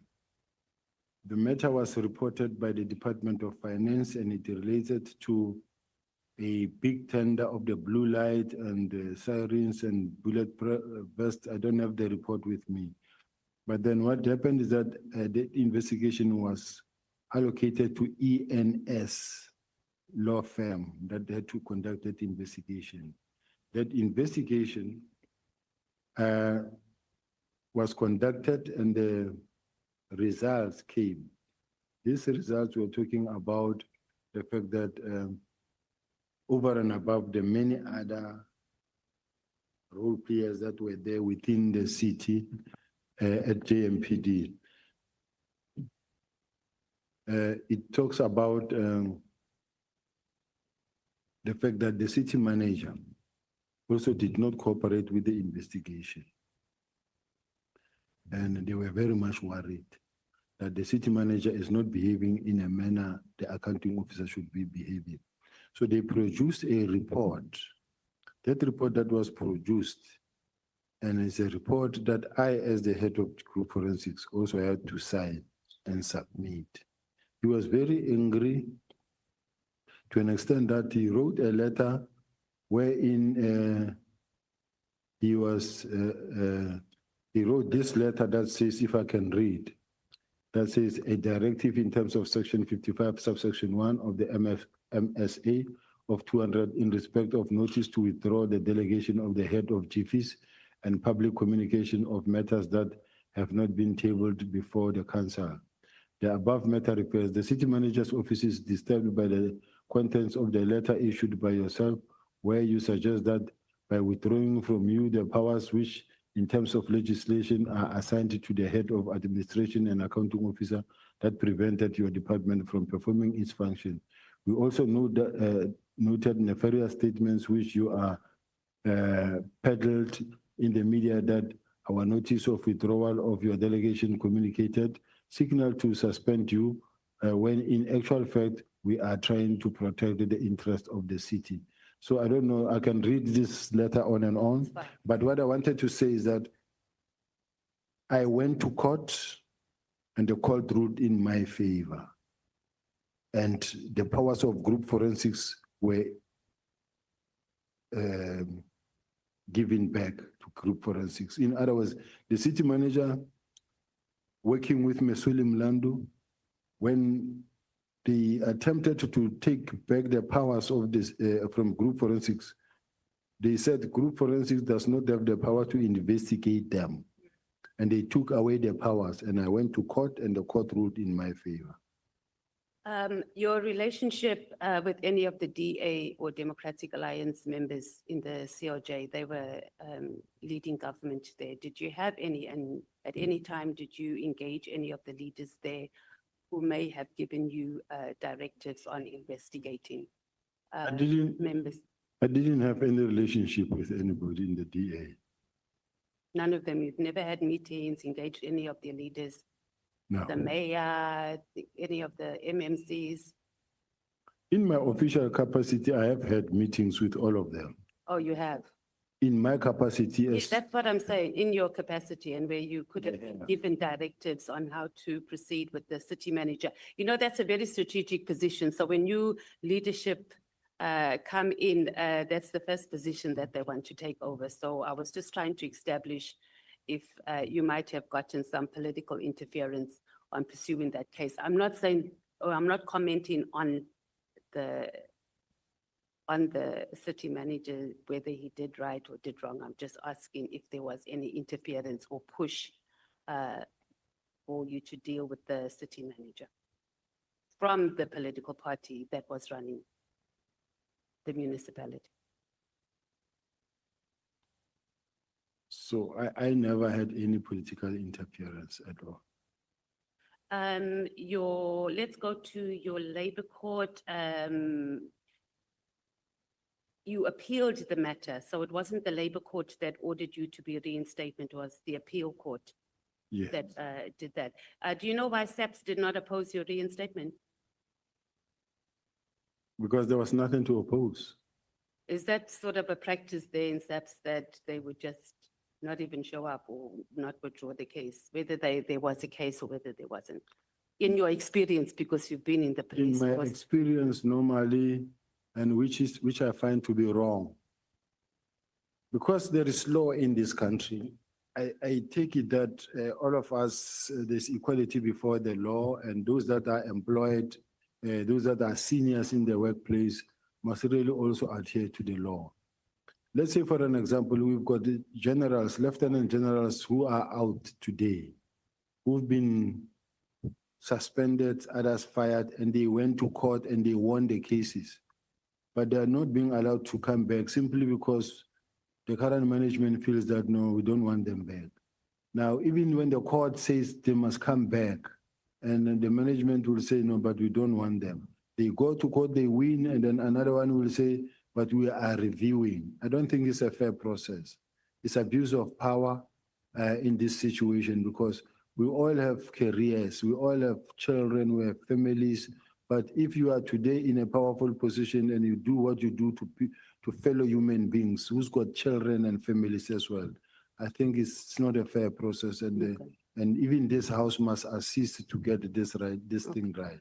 Okay, you didn't really answer the question on why do you think SAPS, I guess you did answer it in a way when you said that there was no case. And my question was it common practice for SAPS just not to show up, to make representation? And you are telling us about members that have been, but I think we can park it. I can accept your response. Can I respond to that? It's not because of it's a common practice. Okay, then that's fine. You're saying it's not common. Do you want to explain why you're saying it's not a Yes. common practice? Chair, in my case, do know that as a result of my arrest on Richard Mdluli, and then we were all removed.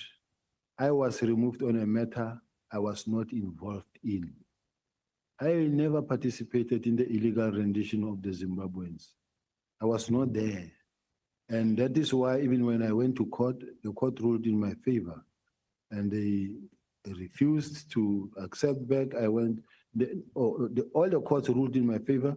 And when I went to the labor court, because the whole idea, even now what is happening is that they say, no, fire him, fire him. You will fight from outside. You will fight from outside, but with the time you come back, you are over age already. This is how we're hating each other. But the problem is the labor court ruled in my favor, but did not reinstate me. They said I must be paid.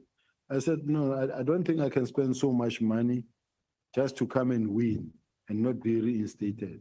And then I went to the Labor Appeal Court. The Labor Appeal Court reinstated me. So I came back because I was reinstated. I was innocent. Okay, that still wasn't the question I was asking, but understood. Let's talk about yesterday. You said in your, in your statement yesterday or your evidence, you said that Mr. Brown received the news about the disbandment of PK, because we were talking about those WhatsApp messages between him and Kat Makala through media reports. Do you have evidence of when the media first reported about the disbandment? Because it appears that the first reporting was by a SABC journalist on the 2nd of January, and their messages was on the 31st of December, if I'm not mistaken. I think it was on the 31st of December, after it was released, somewhere there. I'm not sure when exactly. Okay, but if you are going to give evidence that you felt very confident that they got that information via media reports and not through any internal processes between the minister's office and between SAPS.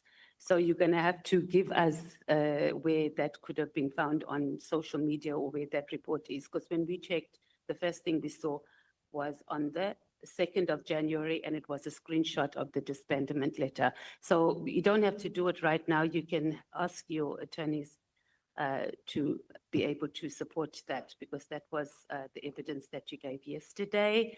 You also said that Brown Mokosi, not Mokosi, was like an informer to you. So if this was the case, are you at liberty to disclose what sort of information he would supply to you, Brown Mokosi?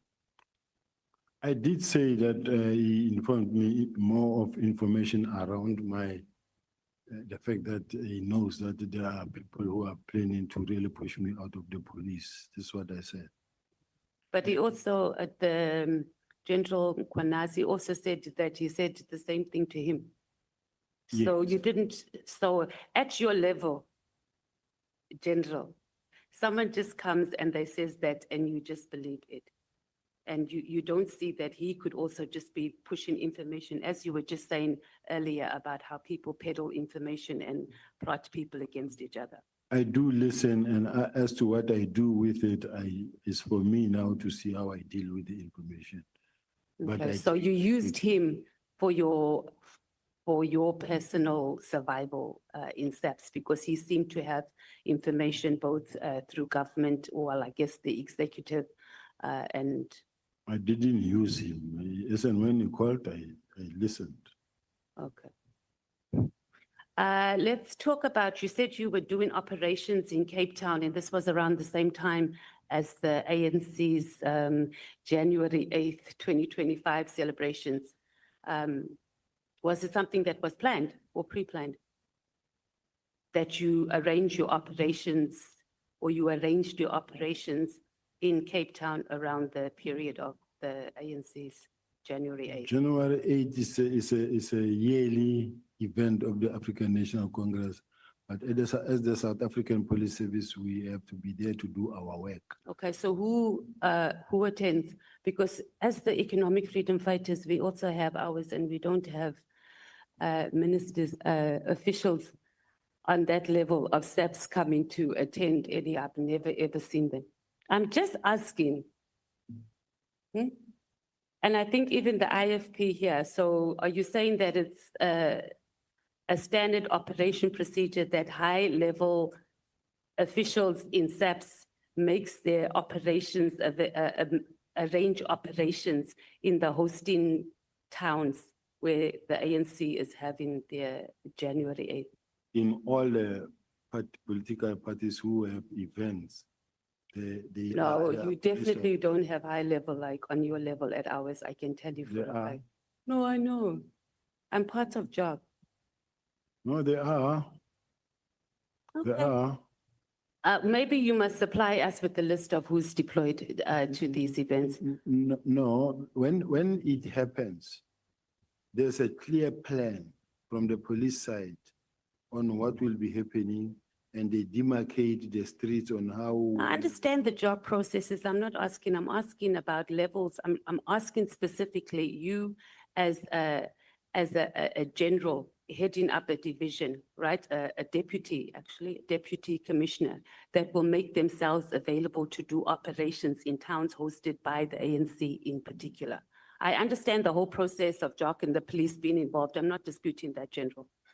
I'm saying on that level. Yes, on this level. I'd like to know which ones have ever attended our events. Let's talk about when you were in Cape Town for the January 8th, 2025 celebrations. Did you meet the Minister of Police, chat to him informally? Anything, especially since he had just written a letter disbanding the political killings task team? On January 8th. Around that time, not on that day in particular, but you were here celebrating, okay, let me not say you were celebrating, you were doing operations for the ANC's January 8th. The minister was here because there's evidence that even someone sponsored his trip. So did you have any communication with the minister? The minister was not around. He didn't attend. How do you know? I know. No, see the. Okay. At least there's something you're saying that you know, General. Let's move on to. So you didn't meet the minister. Is that what you're saying? You didn't have any conversations with the Minister of Police during the January 8th? He was not there. That's not the question. Did you have around that time, even if you didn't see him physically during that period? I've never spoken to the minister. Okay. Let's talk about Busi Kat Makhala. He called you, you said, and he wanted to have a meeting with you. And then you agreed to the meeting. So at your level, did you not even say, hey, let me just take this guy out before I just meet with him? Like, obviously you knew as a service provider, you're saying that you didn't get involved in the procurement process and that sort of thing. This guy has 80 active cases with SAPS. You are the head of crimes detection. You just went ahead and met with him without even just doing some background checks. I don't think it's fair, Chair, that when a person complains and comes with a lawyer and having the papers and say, I'm here to complain to the National Commissioner. This is my complaint. Then I must go out there and start running tests on the person and start running investigation on the person. But that's It's not how it point. works. He called you first. He didn't just show up at your office. That's what you said. So the call that you arranged a meeting, right? So when he called and he asked to have a meeting with you, he stated why he wanted to meet with you. Yes. Right. So you knew he was coming there for that. He didn't show up with lawyers. So you had time to just say, let me go and do some due diligence, because you could have even called him back and said, this is out of my payroll, or it's not in my grade. Let's wait until the National Commissioner comes back. But you made a decision to meet with him and not even check 80 cases. And you just met with him like that. Yeah. That's what the National Commissioner told us, 80 since 2007. Oh, it's 1-8 now. 80. Am I wrong? It is 80. I asked the National Commissioner twice last week. And I even asked when he said it's dating back since 2007.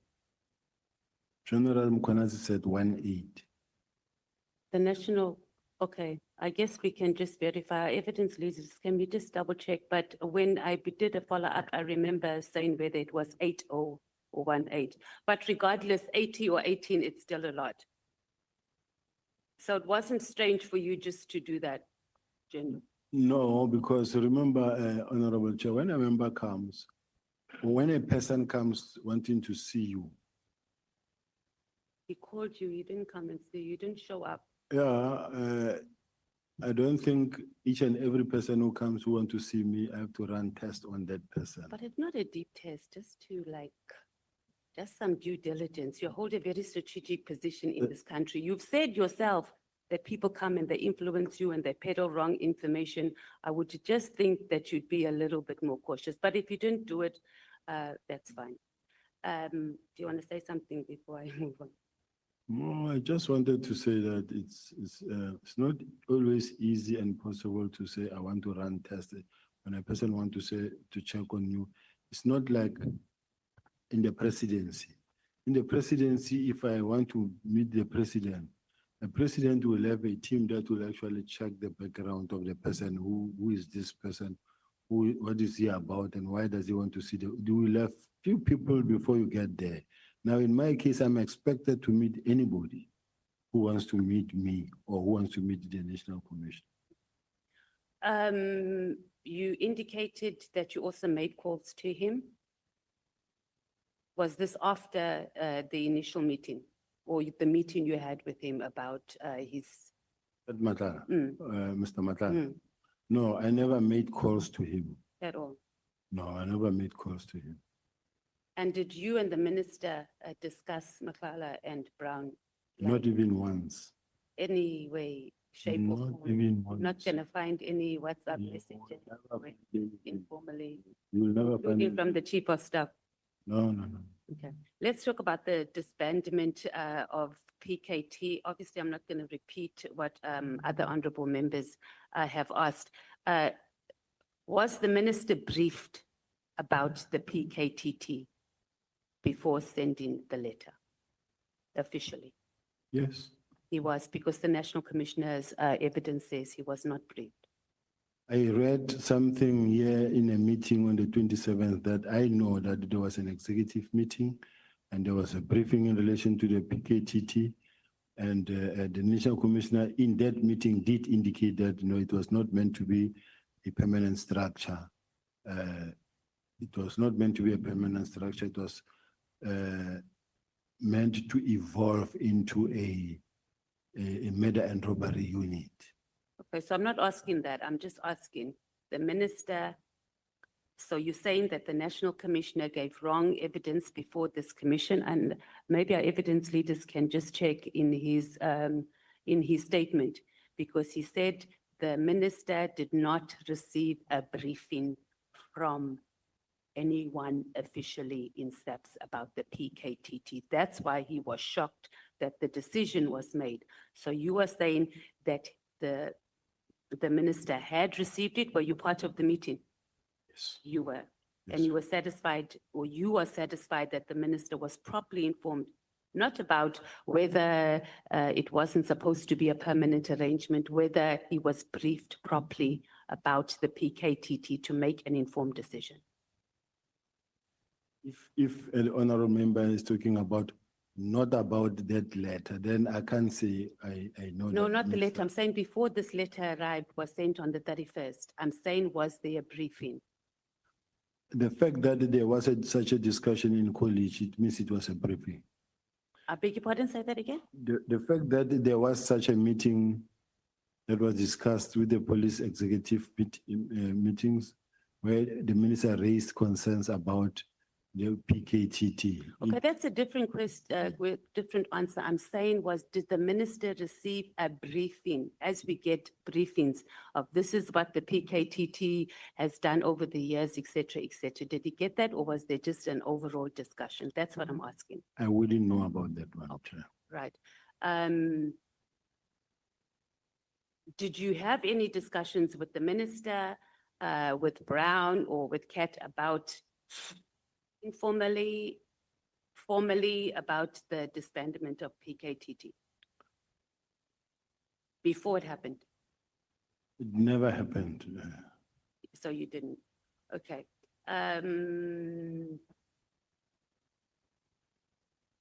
Okay, so this is something that is baffling, General. On the 31st of December, in the afternoon, the minister decides he must send an email about issues that are not of national importance during the festive season. Were you not shocked when you saw this? Like, I would be like, what is he doing? So when you saw this letter on the day that you saw it, did you not think, okay, this thing is on the 31st? And he even knows that the National Commissioner is not there. Did those things not cross your mind that this just seems just highly irregular? Or is it something that's common? You've been in the police force for a long time. For the minister on New Year's Eve, the whole world is resting. He decides he wants to send a letter of something that he could have dealt with in January when offices were fully open. I wasn't shocked, and there's nothing shocking about it. Why? because the ministers, the police, they are working during that period. There's working, right, that's dealing with the issue of festive activities. We're talking about matters of border control. One was about doing a strategy for border control. They can wait until January. How is that even urgent? Even the thing about the disbandment. Okay, give me just one example, General, of any other time in your history of being in the South African Police Service where a minister sent a letter on the 31st of January in the afternoon about something that was not of critical in national importance during that period. Just one. What we know is that when the festive period, safer festive period is declared, policemen are no longer allowed to take leave until when it comes to an end somewhere in January. So during that period, the police are hard at work. And as the police are hard at work, they are not on leave. Now, me and you will differ in this sense. The minister is a new minister. And then him He being was excited. No, don't use the word councillor that he was excited. Let's do like this. Okay, sorry, Chair. I don't like it when you exchange between yourselves. Because it's either you intimidate each other or you inject fear in each other. Honorable Matthys, I want to allow you to ask the last two questions because your time has been up. I should have kept my own time because I don't know, Chair, but no problem. I trust you, Chair. So, General, you're not really answering the question. The issue is not whether SAPS or the police is working during that period. We know that it's a very busy time. We're just talking about particular operational matters. I would like you to speak to the issue of, oh, hey, now I must choose. Let's talk about, you've said that you don't know this Paul O'Sullivan at all. Do you know, Sorry, Chair, I've never said I don't know Paul O'Sullivan. like you've never met him, you have never I've engaged never with said him? that. Oh, okay. Let me ask you then. I said You I know. engaged with- I said I know Paul O'Sullivan very well. Oh. Oh, yes, you did. Sorry, I'm looking at something else. And you also said that he's a well-known person in the crime-fighting community. What is the nature of Paul O'Sullivan's involvement in crime fighting in the country? He runs a forensic investigative company and he normally gets information and he reports to the police as well. Do you know how he gets to be in possession of this information? And does it not bother you that a person who's operating outside the established security institutions is able to access the information that Paul O'Sullivan has? And then also just quickly maybe talk to the issue of the Helen Suzman Foundation. My last question, Chair, or must I come back? Or do you want to respond to the first question? Respond now. Okay. How we access which information, people report to Paul O'Sullivan. People report to Patricia Machar. People report to Josh Machar. People report to Brown Mohozi. People report to the person they feel comfortable with. And these people people report to Professor Mary DeHaas. And as they report, they then take information forward. You will have people who report to whoever they feel comfortable with. And then he will either interview them, obtain statement, and send them to the relevant authorities to be processed. In relation to the Helen Suzman Foundation, I don't know what the question is intended to, because you haven't asked the question. Yes.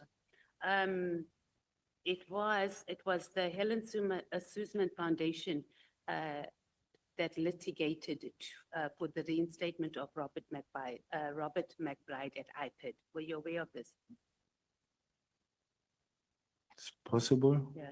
And then we also know that it was the Helen Suzman Foundation who led the court challenge on the appointment of General Burning, who's the former Hawks head, that eventually resulted in his removal. And this was soon after he dismissed you from the Hawks. So at any stage, did you have a conversation with any representatives or people associated with the Helen Suzman Foundation about the struggles you were going through at SAPS? I think, I don't know whether it was Freedom Under Law that it's Freedom Under Law that I went to see. Helen Suzman Foundation, I don't remember meeting with them, but in their case, they were just worried that the man has been found guilty or there is serious allegations against him and yet he's waking.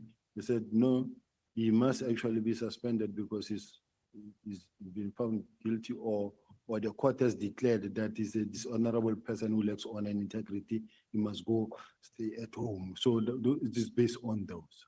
Okay, so there was no link to the fact that he had just dismissed you. So there was no link to the fact that he had just dismissed you, that the Helen Suzman Foundation.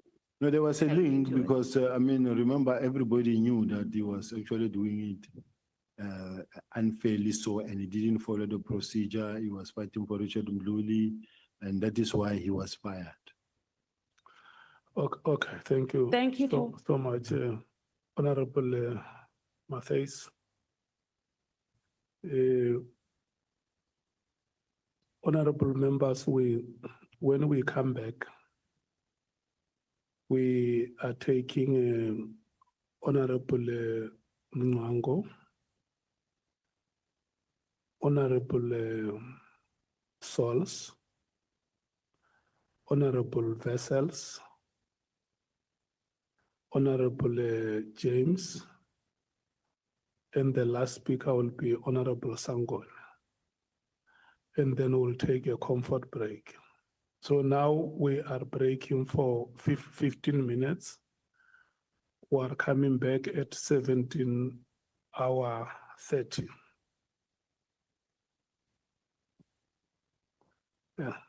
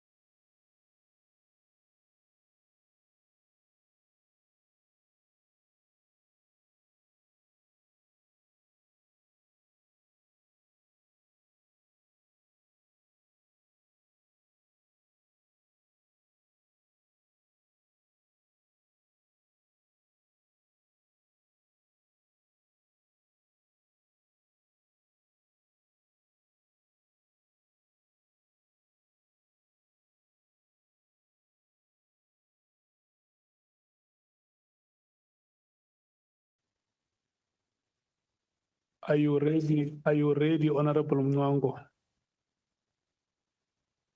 Yes, Honorable Chair. Yeah, no, General Sibiya has sat down and we can resume the proceedings, and the speaker who immediately takes the platform is Honorable Mwango. Good afternoon, Honorable Chairperson. Good afternoon, colleagues, and good afternoon, General Sibiya. Good afternoon. When I looked at your evidence in chief, you are telling us about your illustrious career in the police service, having joined the service in 1989, and the roles and responsibilities that you actually have been able to play up to a point when you were actually promoted to Major General in 2010.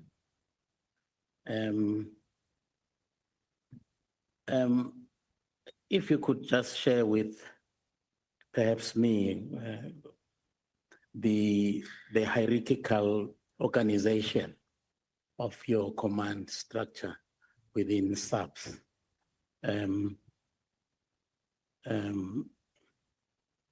Where does the source of authority actually reside in the South African police hierarchical order?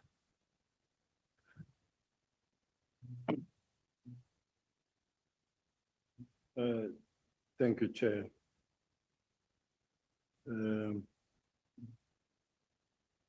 I've got the structure of the South African Police Service here.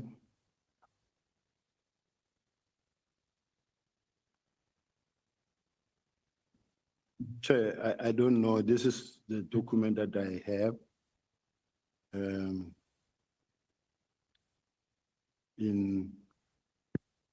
But let me put it this way.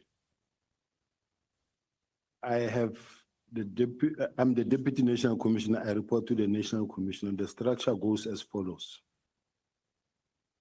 It is the National Commissioner, followed by the Deputy National Commissioners, 3 of them. Then straight line, you'll have your provincial commissioners of the 9 provinces. That reports to him. Then from there, you have the Deputy National, you will have the Deputy National Commissioners going down. So I don't know if Honorable Member want me to take it down further, but I do have the whole structure, the Chair. I do have the whole structure here that shows, and this is the latest structure that was approved by the National Commissioner on the 15th, my glasses, of May 2025. Thank you. I think I will ask for a copy of that, and just to familiarize myself with that arrangement. In fact, I'm asking that question because I just want to understand how instructions are actually, how instructions are being made. Can instructions actually come from the bottom up, or top down, or sideways? I just want to understand that. In the police, it comes from top down. Thank you. What is the difference between the seniority in rank and seniority in service? Is there any difference in that? The seniority? There is a difference. There's only one thing, seniority in rank. Seniority in rank. Okay. Is it correct therefore to say that if the seniority is on the rank, what happens then if you are a group of lieutenant generals? So how is your seniority demarcated in such situations? The highest, the first one to be promoted as the lieutenant general is the senior. Okay. Lieutenant General Sibiya was promoted in 2010. And Lieutenant General Mkhwanazi was acting commissioner in 2011. General Sibiya was Major General until 2023. In that situation, where is your seniority, situation actually? How is it actually structured in that situation? If I was promoted as a lieutenant general and it ended there, he would have been a senior to me.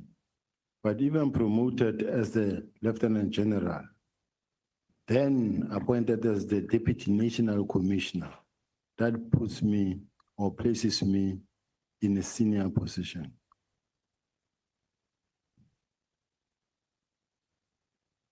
The same applies to, in 2011, just when he was 2 months or 4 months as a major general, he was promoted to be the acting national commissioner.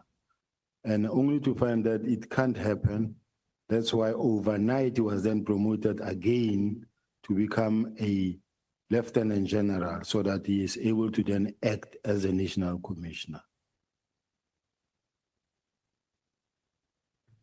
I understand that.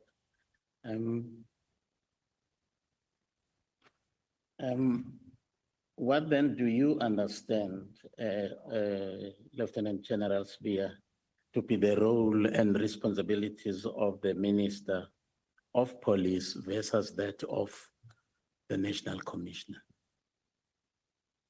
The National Commissioner, the Minister of Police job is oversight of the police and to determine policy and to advise the police on issues that needs to be attended to in terms of the constitution and playing a political oversight. And the National Commissioner is the one responsible for the South African Police Service now, who runs the operations, who manages the crime in South Africa, manage the resources of the police in the Republic, and determine all the operational needs of the police. Now, the establishment of the PKTT, was it a consequence of the operational, decision, or it was a political policy decision? It was a political decision that actually gave birth to the PKTT. In such situation, who actually established the PKTT? Was it the minister or the National Commissioner? It was the presidency who formed the IMC, Interministerial Committee, consists of ministers. And they came together to form that what we call Interministerial Committee, and led or chaired by the Minister of Police. Yeah, no, I understand that. There was even a steering committee, and all of that. But I'm just talking about the establishment of that task team, that group of people who were given specific assignment to go and accomplish. Who was that? Was it the minister or was it the National Commissioner? It will mainly be both.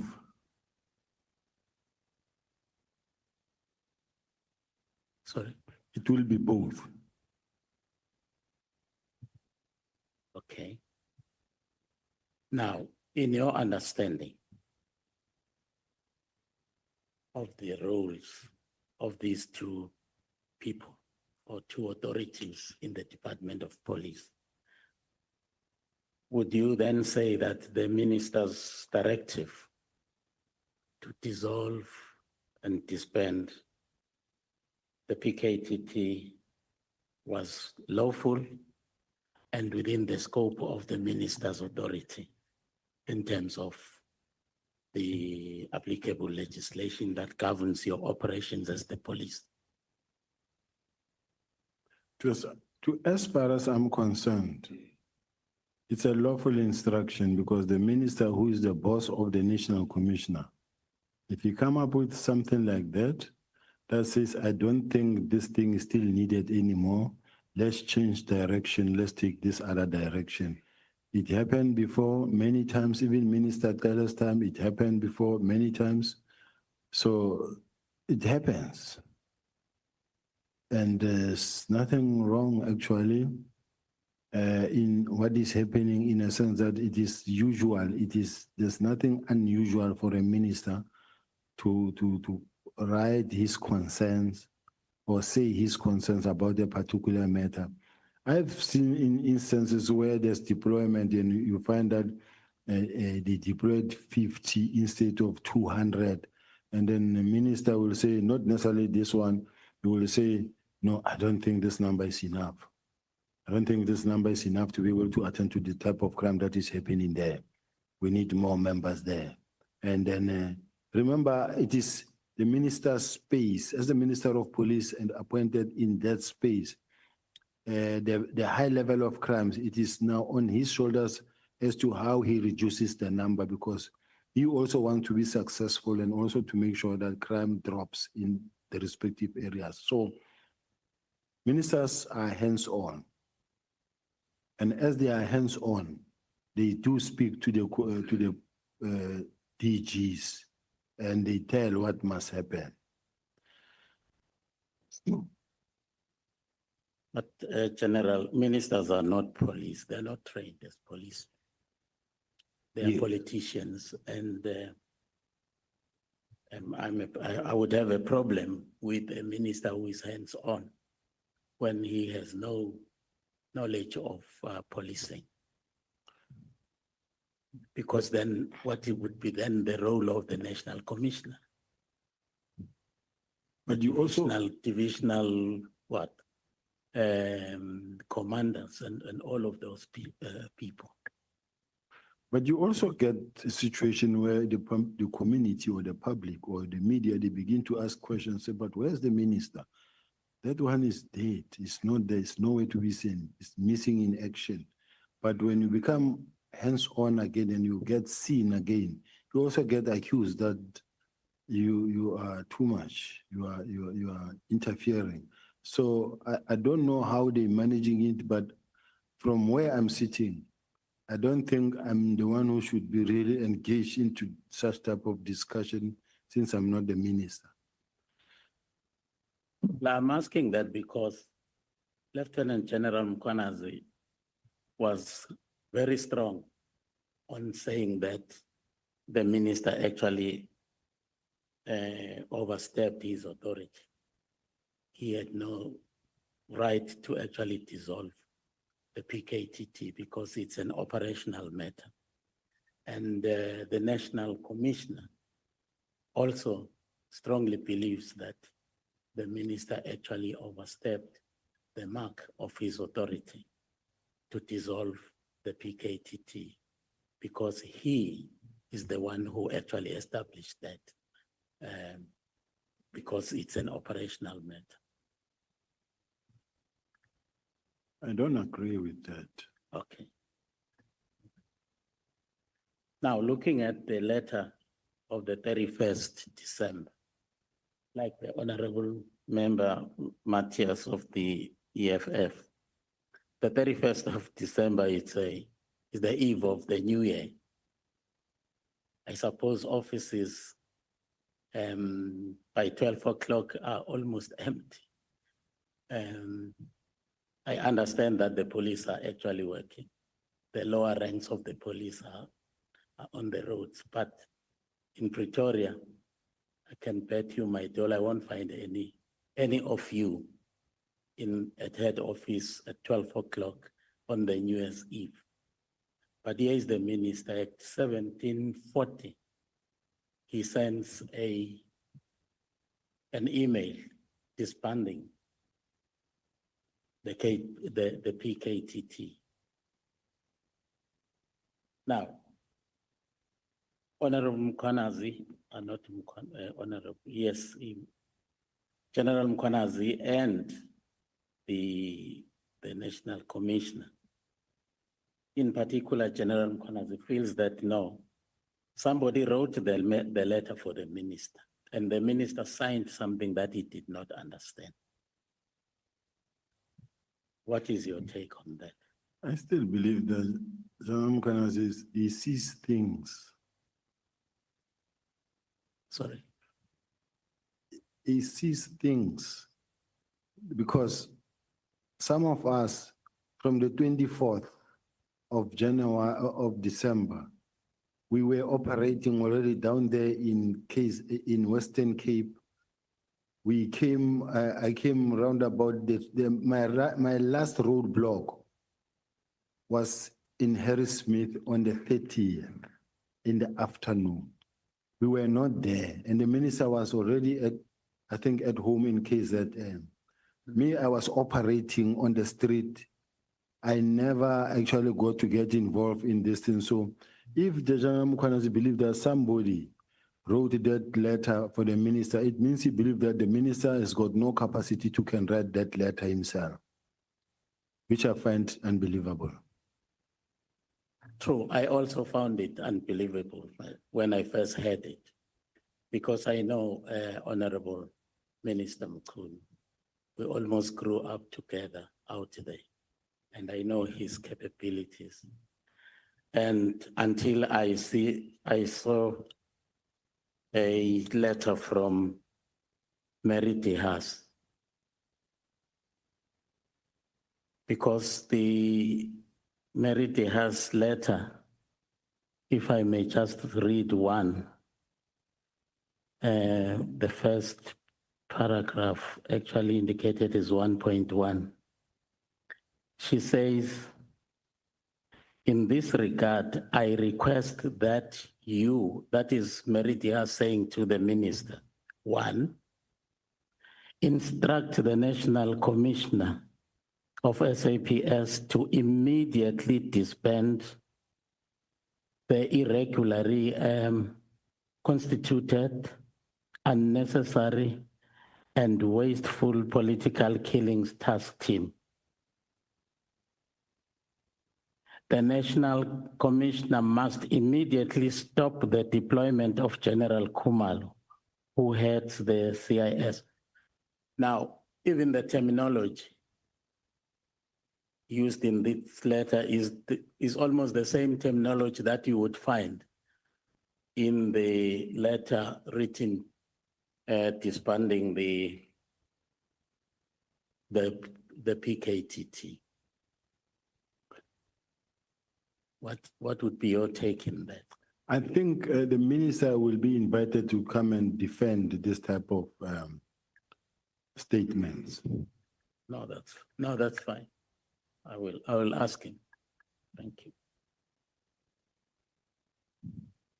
And then you saw this letter on General Sibiya on the 3rd of January, when Brigadier, is it Brigadier or General Mtoko, yes, came to your office with that letter, with that, is it a directive or something, to say that this PKTT must be disbanded with immediate effect. And the commissioner was not there. The national commissioner was on leave.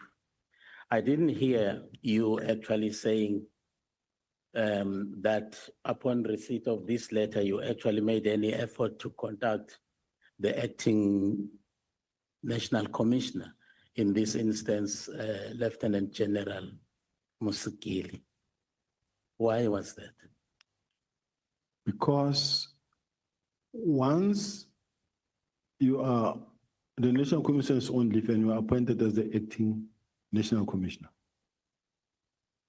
that document was circulated or sent to the National Commissioner on the 31st of December.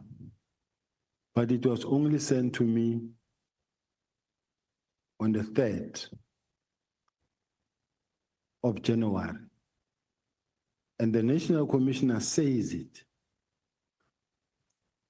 in his own statement that the National Commissioner said in his statement that he signed, he says in his statement that he directed Brigadier Letoko to write an email to us and tell us that we must act and prepare a report. So it says, I'm looking for that letter where the National Commissioner himself said, I directed Brigadier Letoko to write this letter to the Deputy National Commissioners to prepare reports. So which means the National Commissioner already places himself in action, in his own words, in his own statement that I read earlier.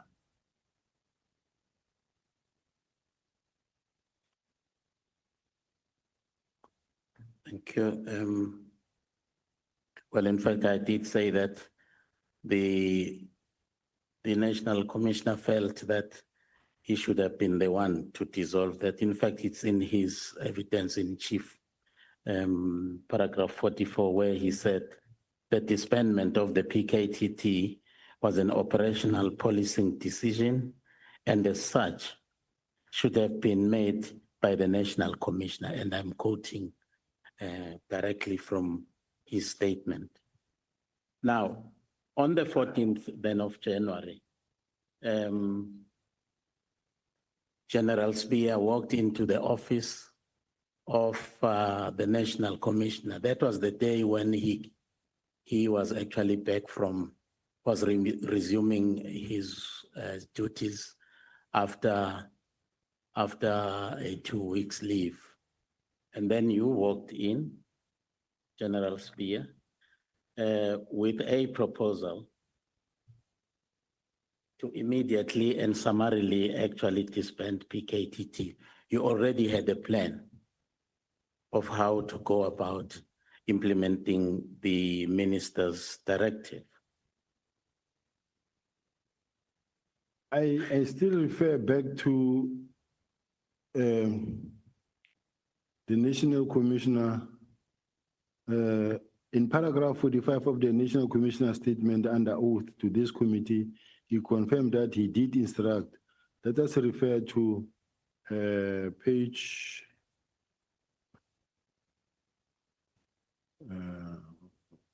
which one is the page correct? Please turn over. I'm looking for the statement, Chair, that I read earlier where the National Commissioner said he did instruct Brigadier Letoko to write that statement. Had he not done so, he would have been accused of insubordination.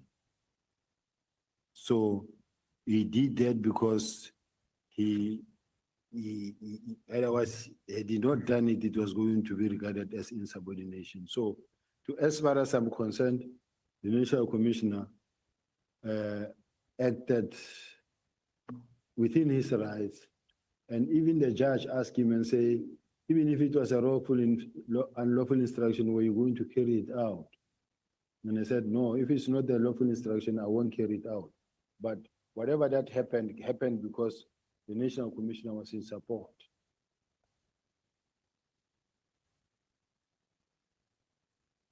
Again, 15th of January 2025, General Sibiya visited my office, and that is the National Commissioner saying this, and found me with Major General Sibiya.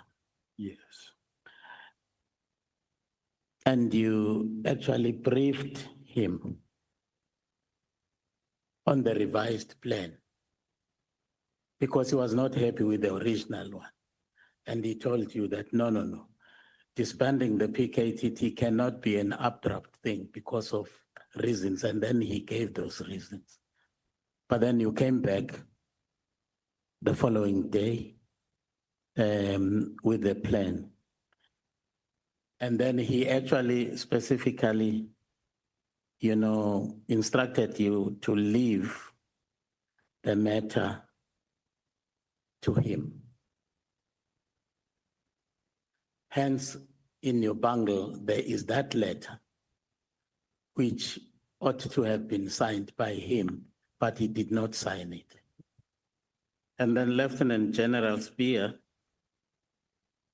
left the office, and on the 17th, he wrote a letter, a directive, a letter carrying a directive to Lieutenant General Khumalo to implement with immediate effect the minister's directive. And that to me was defiance, because the National Commissioner had actually in no uncertain terms told you to leave the matter in his hands. But on the 17th, the Lieutenant General Sibiya leaves the office and then starts issuing an instruction to Lieutenant General Khumalo to continue implementing the minister's directive. And I want to believe that was defiance. That is why I opened this discussion asking you about how the hierarchical stratification is actually arranged in the police and how instructions actually are made. And then you correctly said that. Now, here is an instruction from the highest of the police to leave the matter in his hands, and then you go out and do something differently. Let's say for a moment, Chair, that was the case, of which it was not the case, but let's say for a moment, let us agree that that was the case. The National Commissioner says, I came on the 15th and I found him sitting with General Sibiya in his office. That is on the 15th. Now, General Sibiya is part of the discussion and she can hear the discussion. How then does it happen that General Sibiya, the same General Sibiya was sitting with the National Commissioner, send a document to me on the 16th, having heard what the National Commissioner said? On the 16th, she sent me a document and she go to my PA and say, I'm sending you a document, just print it and give it to the general for signature. And this document is the document that comes from the National Commissioner's office, compiled by the Office of the National Commissioner, General Rabi, sent to me by the Office of the National Commissioner and by the highest authority in the National Commissioner's office, which is General Sibiya, to my office. If that is the case, that what the National Commissioner was saying, or he said, that stop, don't do anything further, I will handle the matter forward myself in the presence of General Sibiya. Then how does it happen that General Sibiya sent me an email and attached the documents and say, let the general sign this and send? Well, it's something that would need to be resolved at your level. But here is the National Commissioner saying what he's saying under oath here. And let me continue that on the 16th of January, there was a meeting between the minister, the National Commissioner, and Lieutenant General Kumalo was there. Sorry, Chair. I have a question that I want to ask. I know I'm here to answer, but there's a point that I need to clarify. Okay. The honorable member says, here is the National Commissioner saying under oath that, and I put a document that demonstrated that, but the National Commissioner sent through the office of Sibola to my office. So we're sitting with two documents. This one comes from the National Commissioner's people. And here he's saying under oath that this is what he said, which is disproved by what I also sit with. Now, it needs to be clear that either what the National Commissioner said in his affidavit is not true, or I'm not telling the truth about this email. But I'm putting a position that says, despite the fact that the National Commissioner in his affidavit is saying, he told me to stop, but if he told me to stop, did General Sibola then act on his own accord by coming to my office and say, please print and give to the DNC to sign and send? So it's a problem there because it shows that either myself or the National Commissioner, one of us is not being truthful. Thank you very much, Chair. Well, thank you. I was on this meeting on the 16th of January, 2025, between the National Commissioner and the Minister. In attendance was also Lieutenant General Kumalo, who was actually asked to provide the Minister with a comprehensive update, as well as an overview of the ongoing counterintelligence investigations. So they gave a report to the Minister, and in the report, there was a list of people, in particular senior SAPS officers associated with a criminal activity. And on the list that they provided to the Minister was the name of Lieutenant General Sibiya. Are you aware of that? Have you seen that report? I haven't seen the report, but I heard about it. Why would they list Lieutenant General Sibiya, include your name on the list of,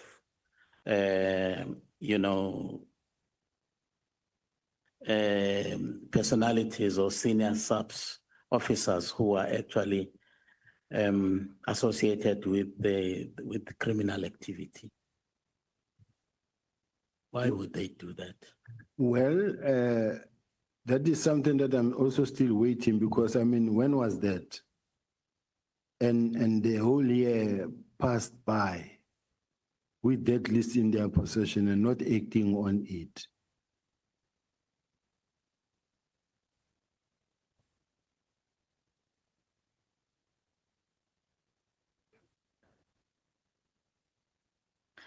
Now, Lieutenant General Sibiya, do you actually believe, honestly, that PKTT had done a good job in resolving some of the intractable cases of political killings, particularly in KwaZulu-Natal? I did indicate that I agree, Chair. Okay.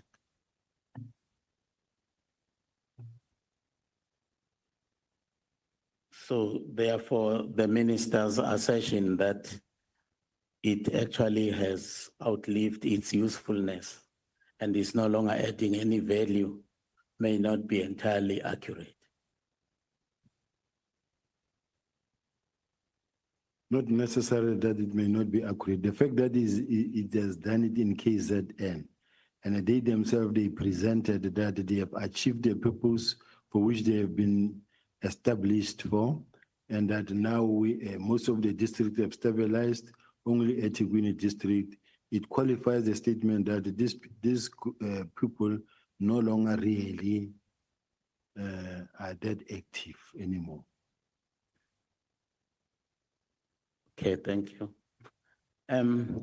There was a function or a meeting in Cape Town attended by the minister. I can't remember whether it was the then minister, Cele, and General Mkhwanazi was there, if I'm not mistaken, the National Commissioner, and yourself. And, oh yeah, it was Minister Cele. Minister Cele actually he asked you about the people who had actually been arrested for the murder of AKA. And he was concerned that he was not too sure whether the people arrested were the correct people, the right people who actually had in fact committed that crime. And then he wanted a briefing in that effect. And then you quickly actually, embarked on organizing that briefing. You found someone in the province of KwaZulu-Natal police headquarters. And I believe it was General Mkopozi.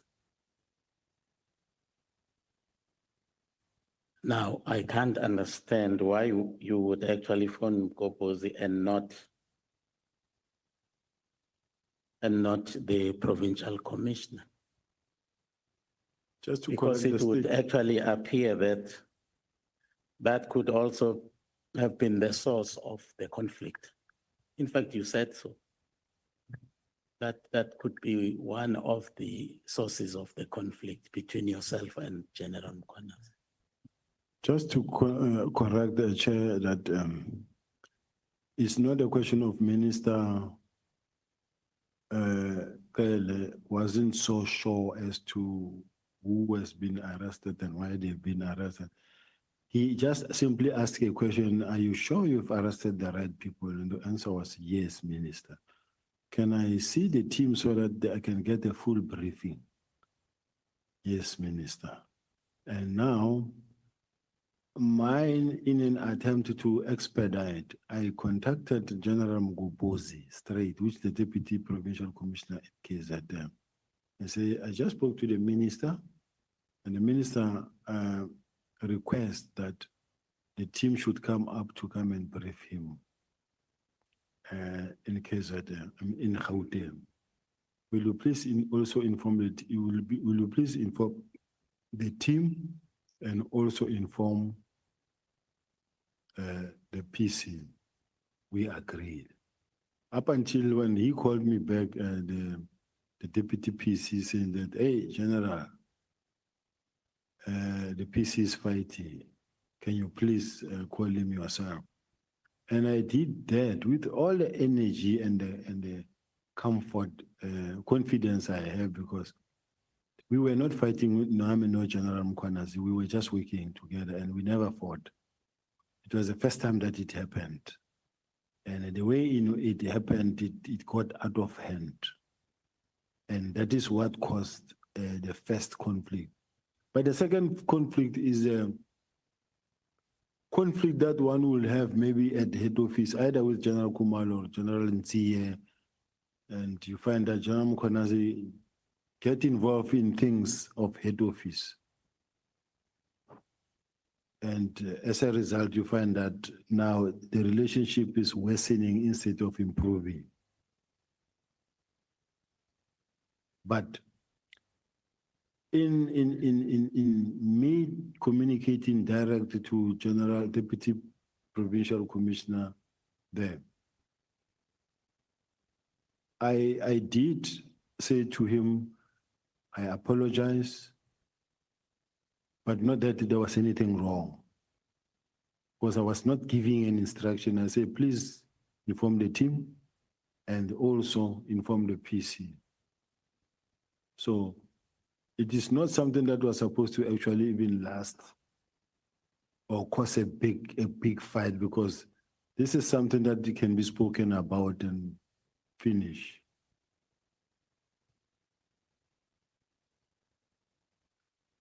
Okay, General, let's look at the Mokgotsi matter. You referred to Brown Mokgotsi as quote unquote activist. Can you unpack that?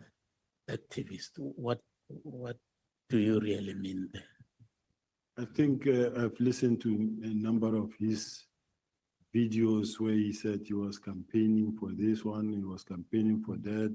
He was talking about the current SG. But at that time, when I Googled him, I heard him even talking about when they were challenging former Premier Supreme Umapelo. And then there was a mayor who also came out responding to Brown Mokgotsi's allegations and saying that Brown Mokhotsi, we would call them and wanting to know about wrongdoing in the city, in Mahikeng, and then also reporting certain things to the police.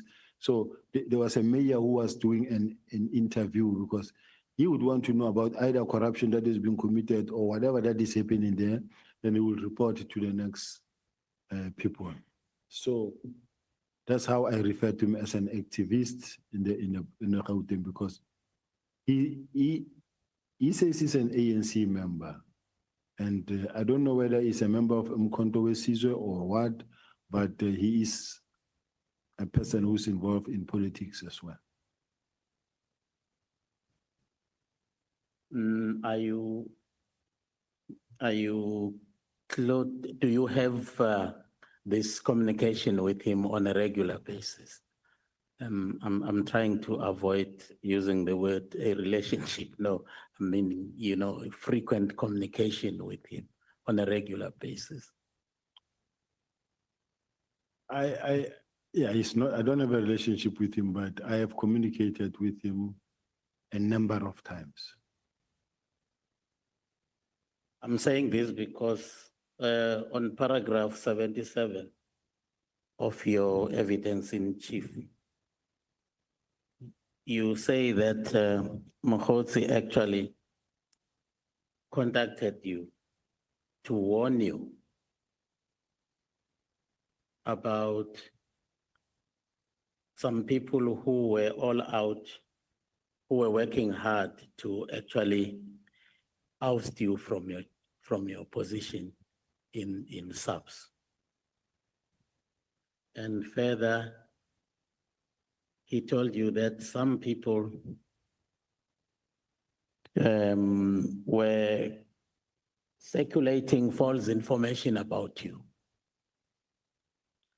So that is actually something that can actually be done by someone who is very close to you, who is very concerned about what is actually happening.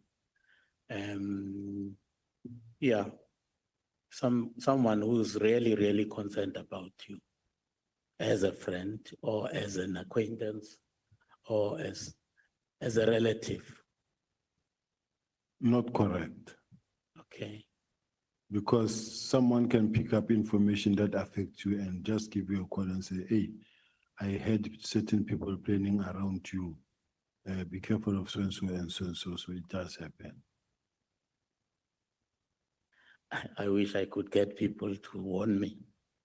You will get me, Chair. Honorable Chair, there is also this matter of Matlala. Have you met him before? I did indicate, Chair, that I've met him several times. Okay. Can you share with us why he's in prison as a head of intelligence? It later transpired that he was at some point involved in the attempted murder of a lady. That's what I heard. It's a matter that we are not involved in. Myself, I didn't know about it. Yeah, because in your evidence in chief, you did actually allude to the fact that Matala was actually quite a well-known character within the SAPS echelons in Pretoria. Yes. Now, suddenly, boom, Matala is in prison. Where does that put the reputation, the integrity of our national police, head office? I would like to believe, honorable member, that at some point, either before or now or in future, sometimes you can know somebody and then you find that you speak to this person maybe regularly, only to find out later you get to hear about this person, that this person is involved in 1, 2, 3, 4. That's when you start raising your ears, and that's when you start also stepping back. But General, as a head of intelligence, you certainly cannot allow a situation where a character whose background is not known to you to actually frequent and walk in and out of your offices at head office level. And then suddenly that character is arrested. Then you come and say, hey, I did not know that this man was a criminal. Why? Head of intelligence. Head of intelligence, it doesn't mean that, like, for instance, I have the intelligence and the intelligence are reporting to me what they're doing. The intelligence are falling under me, but they were not, like the counterintelligence are not reporting to me. They're reporting to General Kumalo. Now, I won't know. But above all, even the police themselves at the headquarters, they were not really aware even how he got to be allowed in the premises there and also be the one to service the student, run the hospital of the student during the police events at the college there. We will also have his gazebo there. So he was known. It's not like in my case, I'm to be singled out as the only person who was communicating. Most of the generals there knew him, like any other person who is known not to be a criminal. I didn't know that he's a criminal person.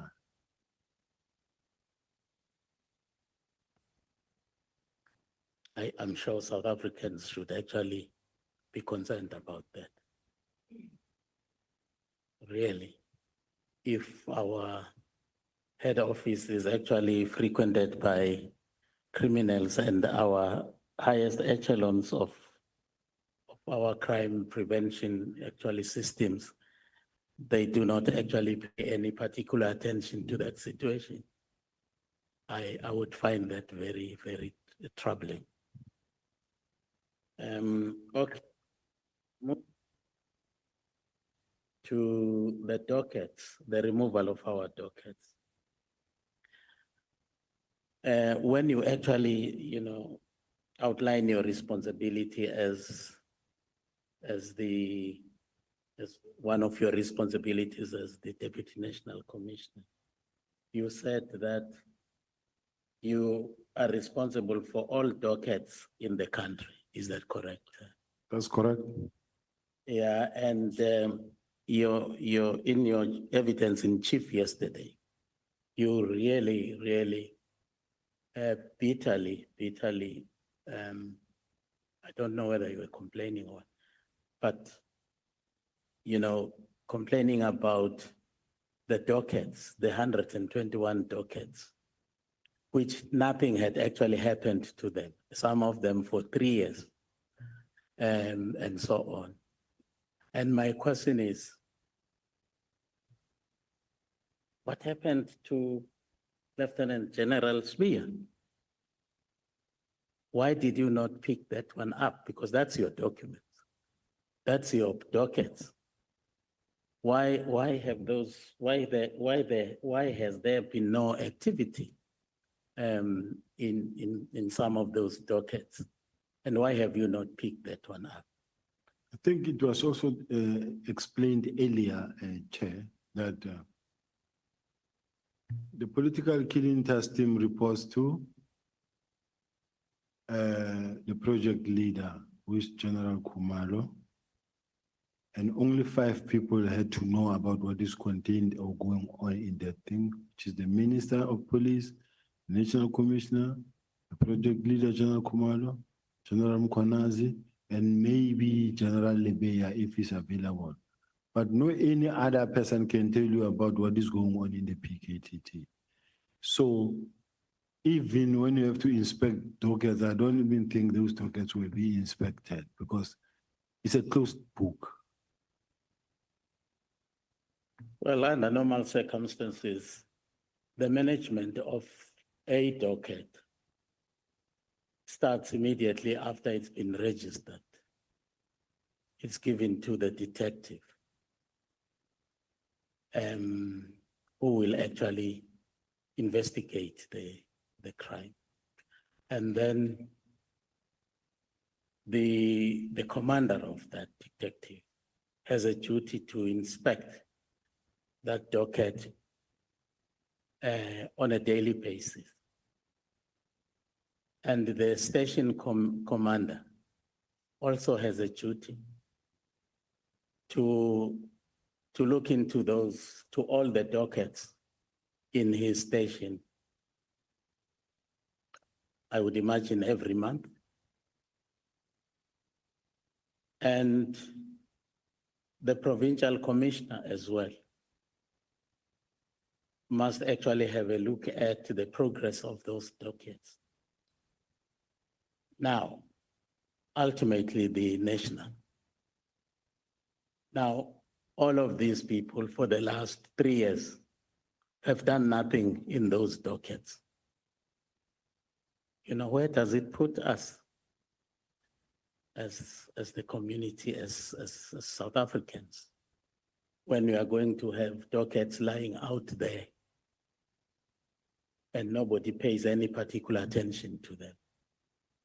Lieutenant General Sibiya is not there. The provincial commissioner is not there. The station commissioner is not there. The commander of the detectives and doing nothing about it. Where is the problem? Chair, I still believe that the dockets of the PKTT were a closed subject. And nobody can or could actually access those dockets because they belong to the PKTT. The reason why it is kept as a closed grouping, nobody can access it.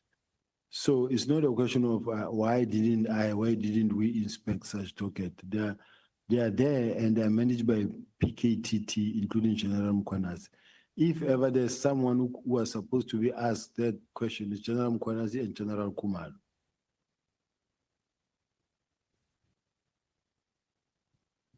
Okay. The political interference in the operations of the police. I know you have actually answered that question regarding the WhatsApp message, which was directed to the deputy minister, where a reference was made to comrade, I quote unquote, comrade Matebula. But I have no problem with that. But I want to also look at the statement which was made by Lieutenant General Mkwanazi under oath here, expressing a concern that the level of political interference in the activities of the police, especially at head office level, is concerning. And then he said it started in 2007 when senior managers, senior officers of the police attended a an elective conference of a particular party in Polokwane. When they came back from there, they came back as a divided force, and having gone there not to do any particular operation, but they were there as observers because they had their own even marquee. Then when they came back divided because of what happened in that conference. So much so that some of them became, organizers of political parties. There was a new party, COPE, which had actually been formed as a result of what happened there. So Lieutenant General Mkwanazi, shared with us that things then went haywire in Pretoria. Could the situation that we are actually seeing now not actually emanating from that situation in 2007? Personally, Because just now, coincidentally, Lieutenant General Sibiya is in Cape Town on the 8th of January, when a political party is actually celebrating its own, activities. Not that I'm jealous about that. It's just that I have not seen General Mkwanazi or General Sibiya in our activities. We are having an activity over this weekend in Gauteng, and I'm not sure whether I will see General Sibiya. I'm looking forward to seeing him.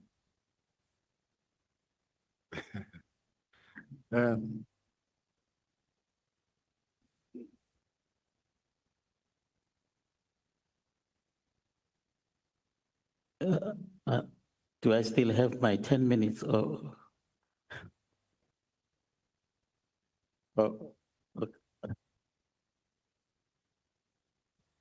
Honorable Ngongo, I want you to say to me, I'm left with one or two questions. How many questions are left? Two, Honorable Chair. Including the one that you have just asked. Yes. Okay. Yes.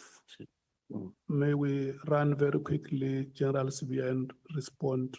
The honorable member has commented about their activity, which is happening this weekend. Chair, when General Mkwanazi made this press briefing on the 6th of July, he spoke about political interference. In my mind, he was talking about the fact that there is interference in relation to the disbandment of the political killing task team. But to go back as far as 2007, go dig old things there and talk about 2011, the late Minister Natim Tetwa, I find it unfortunate. And I don't really think we should be looking as far back as that, because that is history. That doesn't belong here in this platform. We can't be talking about political interference, talking about something of 20 years ago or 15 years ago. It's really a waste of time. However, when you talk about political interference, and he's talking about that, what the minister is doing in relation to the 121 dockets, this is where I think is relevant. And I still believe that the 121 dockets is not as a result of political interference. It's a plan they made themselves to say this is what will happen, and it will disband in phases. And the first phase will be to take those dockets to the following.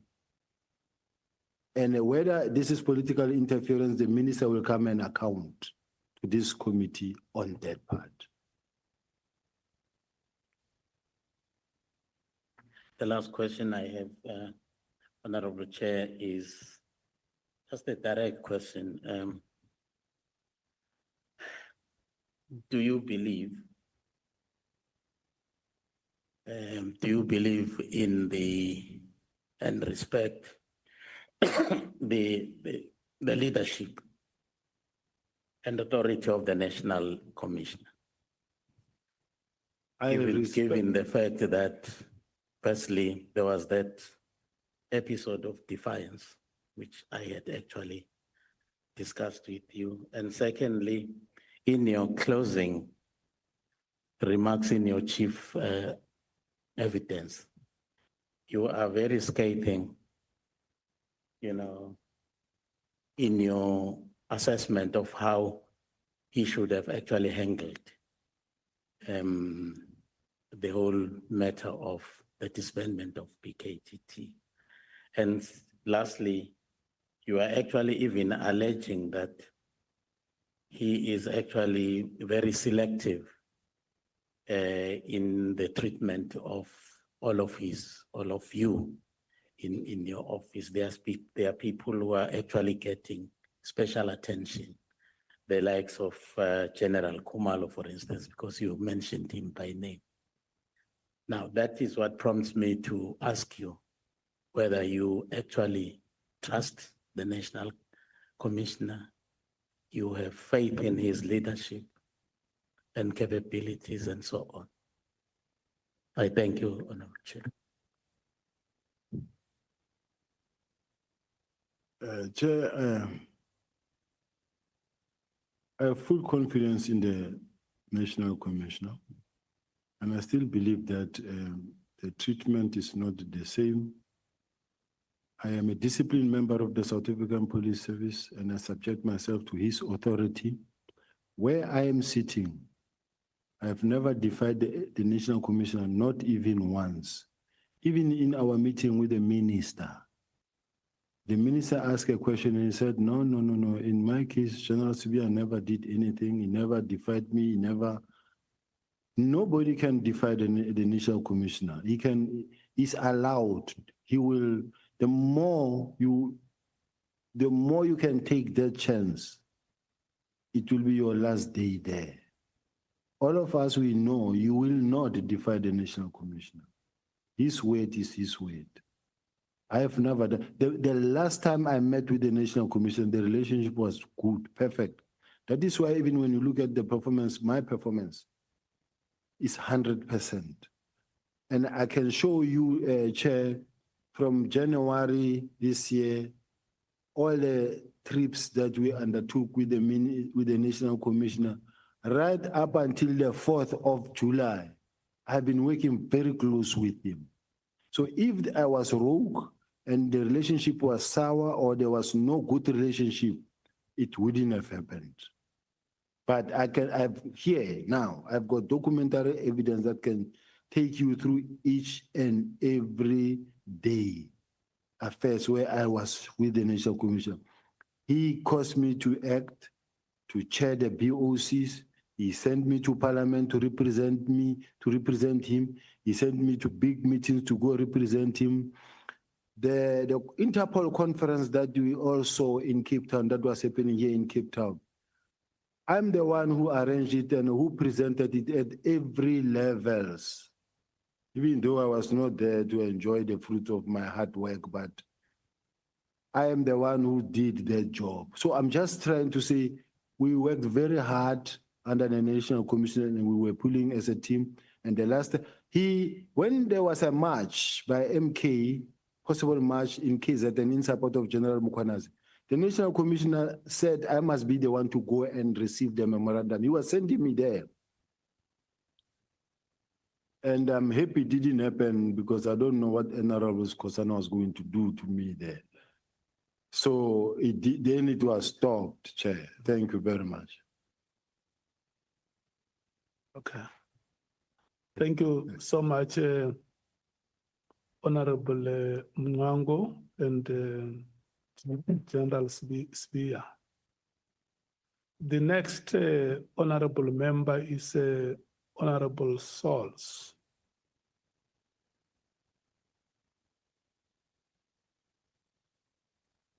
Thank you very much, Chairperson and General. Like I do with everyone, I want to reassure you that I have no bias. I would pose questions to you for issues of clarity. Some of my colleagues has covered a whole lot of things that I think there are clarity on it. So I will just focus on the things where I think I need clarity on. But I will treat you the same as others, other witnesses, and will take a position after the entire process is over. So let me start by saying thank you. As a patriotic South African, your rank, you as a police officer, thank you for your service.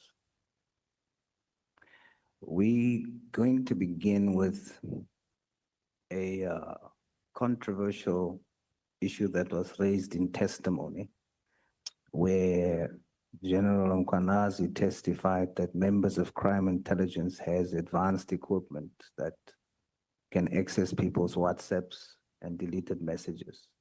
The question was posed to the National Commissioner, and in his testimony, he said he can't answer, he will refer that to his divisional commissioners. While you are a deputy divisional commissioner. So I'm going to pose the question to you. And does crime intelligence have advanced equipment to access people's WhatsApps? Chair, it will be irresponsible of me to respond to that type of a question in the sense that I will be displaying out there the capacity and of the crime intelligence and the expertise the police have. So it's something that I cannot really account or say that because remember that if I say yes or no, the criminals out there will benefit from this response. So I think I must join the National Commissioner there to say, if the Divisional Commissioner want to say it, he will say it, but I doubt if he will do it. Should this committee take the testimony of General Mkwanazi then as fact or hearsay? Because the National Commissioner didn't deny it. He just said he's going to confirm with someone on your rank or your position. Should we consider it hearsay or fact?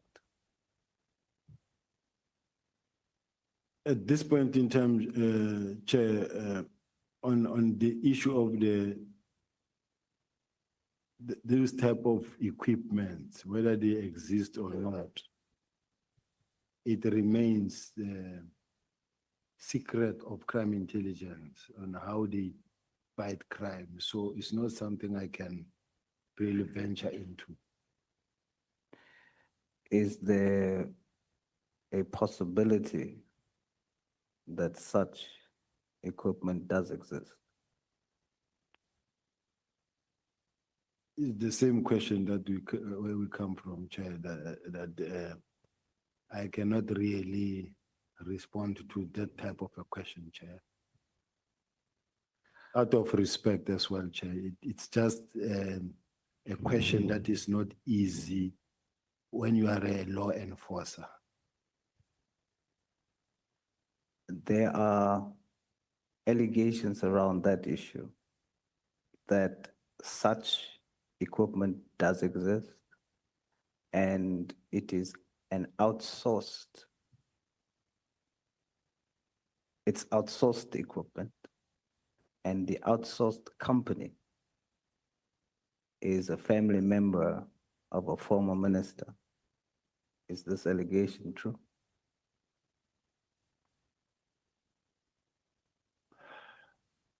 Not that I'm aware of. I do know that there are private security companies that will have capacity over and above extra or ordinary policing, because there are powerful security companies there who some of them may be licensed, some of them may not be licensed, but they invest in technology, and some of them you'll find that they procure this equipment overseas, and you will have such a situation because the market is open. Is that a yes? It's a complicated one for me, Chair. General, on security clearance, do you have security clearance? Yes, I've got it here now.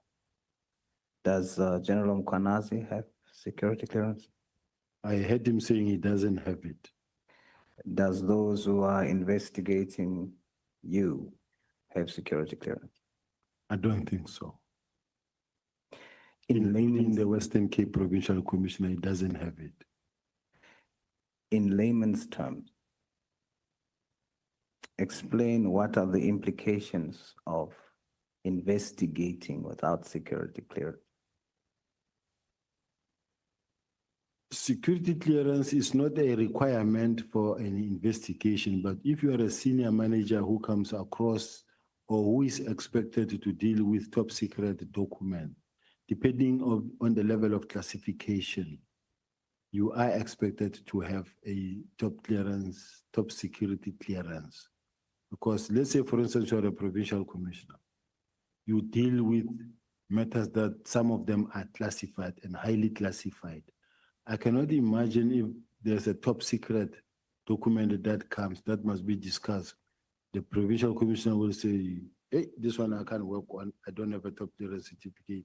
I can't even read it. It must go somewhere.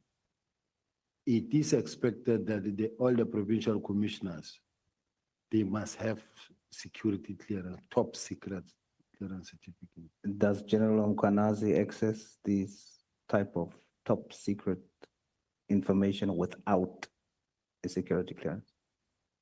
Well, some of the things that he mentions, because General Kumalo reports to General Mkwanazi, some of the things that he mentioned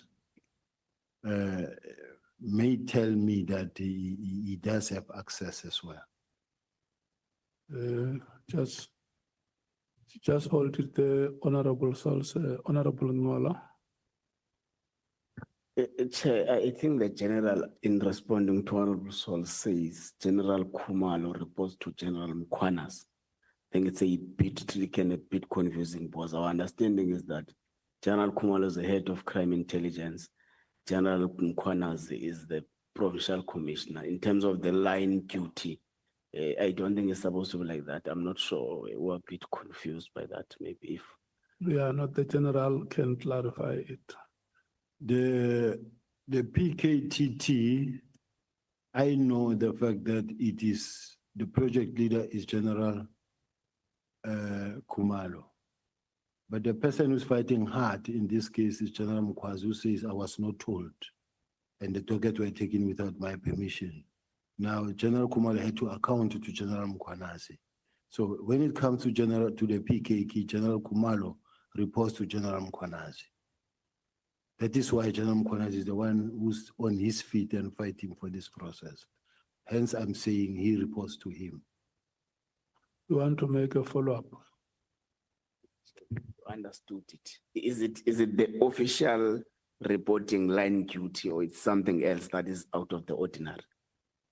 Well, it's the official because it was done so officially. This is how it was designed, that he will report to General Kumalo. To General Mkwanazi.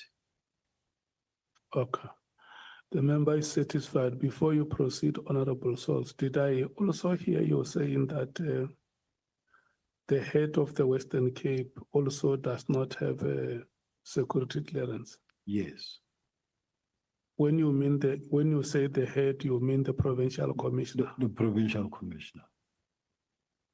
And who else apart from the two? I don't know about the others. These are the two that you know. These ones I know because I have been involved with them or they've been involved in my matters at least. So the question that Honorable Souls asks you, and you respond by saying that yes, General Kumalo reports to General Mkwanazi, so he may have access to this type of information. It may be happening elsewhere. When I listen to General Mkwanazi in both in at the commission, judicial commission, and here in the ad hoc. He will every now and then throw in what they are busy with and that they're about to effect arrest. And he talks about things of counterintelligence. He talks about things that come from the intelligence space. He talks about things that, just like Brown Mohosi will tell you about information that belongs in the intelligence space. But John Mkwanazi will tell you about something that belongs in the intelligence space himself. Yeah. When I ask this question, General, is to establish understanding whether a provincial commissioner like the one you have in the Western Cape or elsewhere in the Republic who does not have security clearance, is it possible that such incumbents may also have access to that information without them being cleared?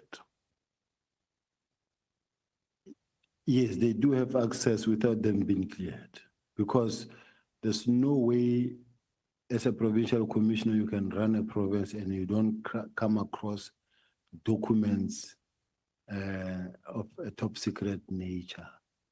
Whether you deal with issues of parliament, whether you deal with issues of a matter, a sensitive matter that is classified as top secret, as a provincial commissioner, you will deal with such a matter.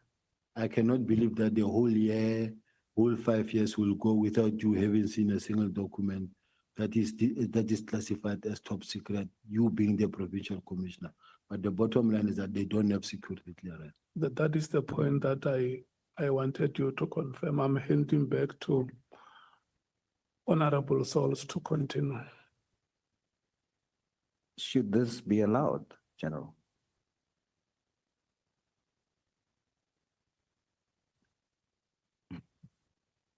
Not at all. Who is the person allowing them to do this without clearance?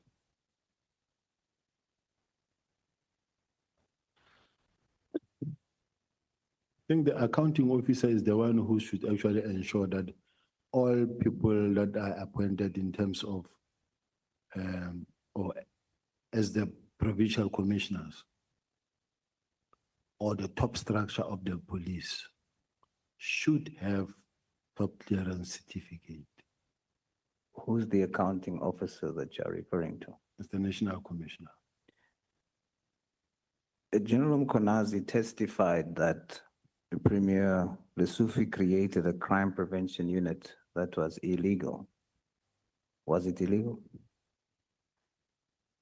I heard him when he was testifying that, and I do know that there's a matter that was actually discussed in one of the BOCs. And as far as I'm concerned, it is not illegal, because if it was illegal, I don't think the president would allow the premier to go and continue with something that is illegal, because this is crime fighting and these are enough boots on the ground. They are force multipliers. But in fact, I do know that you go in the meeting, he went to an extent of saying to the national commissioner, just say the word and I will effect arrest. Okay. And I can safely say that I raised it. The minutes are there. I did say, but you can't say you can arrest anybody there, because the bottom line is there's no way the premier can implement something that was not authorized, because it is firstly job opportunity. Secondly, they play a major role in making sure that they fill up the street. Every corner you come across them, and there's crime prevention. And when you look at the resources and the capacity they are bringing in fighting crime in the city of Joburg, you will realize that the situation has changed, especially city center where crime was rife. It was rough to go downtown to be in the city, but since their appointment, they are working and crime is reduced significantly. General, you just said in a meeting, I heard him say, just say the word, I will effect the arrest. Which meeting? Who was in the meeting? And who is he that you are referring to that said was he a- wants to arrest? It was a Board of Commissioners meeting. And in that meeting, that's where he mentioned that because they were actually debating it, including legal, and legal was tasked to go and check whether are these people peace officers or not, and should they be existing or not, because the Constitution says there shall be only one police service. They were saying these people cannot be appointed because one moment you're going to have a situation now where you will have to, or you will be expected to convert them into police officials. So he was saying that these are illegally established. And then and since they are illegally established, he said, just say the word, one word, I will go arrest. So when he says, just say the word, I'll go arrest, I don't know whether he was meaning he will go arrest the premier or he will go arrest all of them. But I guess the minutes of the meeting are there to say it. Who's he? General Mkwanas. So General Mkanazi, in a meeting discussing this, says to the National Commissioner that he should just give the word and he'll go arrest. Yes. And what stopped, or did the arrest happen? What stopped?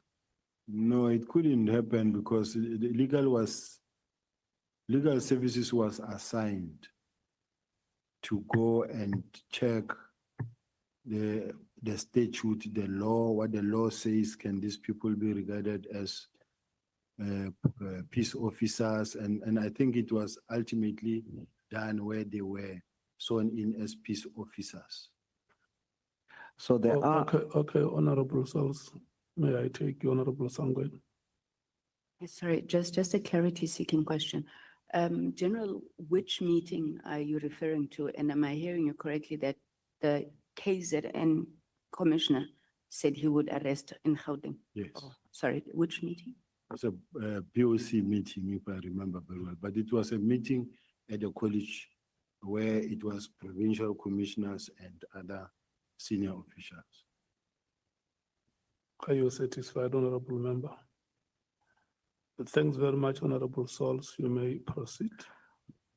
So General, there are occasions then where General Mkwanazi asks of the National Commissioner first whether he can effect an arrest, or informs the National Commissioner before he effects an arrest. He was not informing him before he can effect arrest. He was just saying, just say the word and I'll effect arrest. But I'm trying to establish the type of relationship that he would say before he goes and arrest. He would inform or ask. He would, and he should, because remember he's from KZN, he's not from Gauteng. So whatever that he does in Gauteng, it should be with the permission and the knowledge of the National Commission. I'm asking that because yesterday, not yesterday, when I interrogated the National Commissioner and asked this question on the search and seizure or the arrest for yourself, the National Commissioner said he didn't know about that, or that he doesn't know about arrests. So you saying that it's protocol to inform him? Yes, to say he didn't know, we'll never buy into that. Where was the members from who went to your house to arrest you, but ended up just seizing property? All of them from KZN. Who sent them? I know it's General Mkwanazi, because people like Brigadier Kunene, the members that I was investigating this case of AKA with, they were there as well. So it's all a team from KZN. So based which on what, is unfortunate, though. so based on what you just told me, General, you're saying the team that came to your house is coming from KZN? That is correct, Chair. May proceed, Honorable Source. So General, based on what you just told me about the National Commission knowing or not knowing, are you saying with that that General Mkwanazi, as you claim, was the one who sent the members, would have told the National Commissioner of such a arrest or search and seizure? That is correct.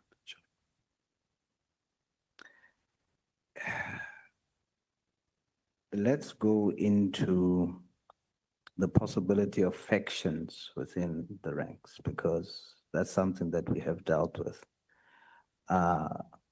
General Mkwanazi testified that you are a baby in rank in comparison to him. What is your rank? I'm a Deputy National Commissioner and I'm a senior to him. What is your rank? I'm a Lieutenant General and a Deputy National Commissioner. What is General Mkwanazi's rank? He's a Lieutenant General, a Provincial Commissioner. General, in layman's terms, explain to us the protocols on how you become a Lieutenant General. As you grow up the ranks, you become a Major General. And then you will have a cross sword and 2 stars. Then you become a Lieutenant General with 3 stars. Then you become a National Commissioner, 1 General with 4 stars. So you become a general, a Lieutenant General. All generals, major generals that are entering or stepping into the general rank are major generals, which is the lower rank of being in a general space. Then when you get promoted, you become a Lieutenant General. Then when you become promoted more, either you become a Deputy National Commissioner or the General himself, the National Commissioner. So, let's understand from this point, when General Mkwanazi was appointed as when he was appointed as the Major General, I was already a general. And then in 2 months, 3 months into his newly appointed position, he was appointed as the acting National Commissioner, which could not happen. And even when he walked into the door, the Lieutenant Generals and Deputy National Commissioner could not even stand up to salute because this is their junior. But for him to be considered and really be put in a position to can act, overnight he was then promoted to become a Lieutenant General.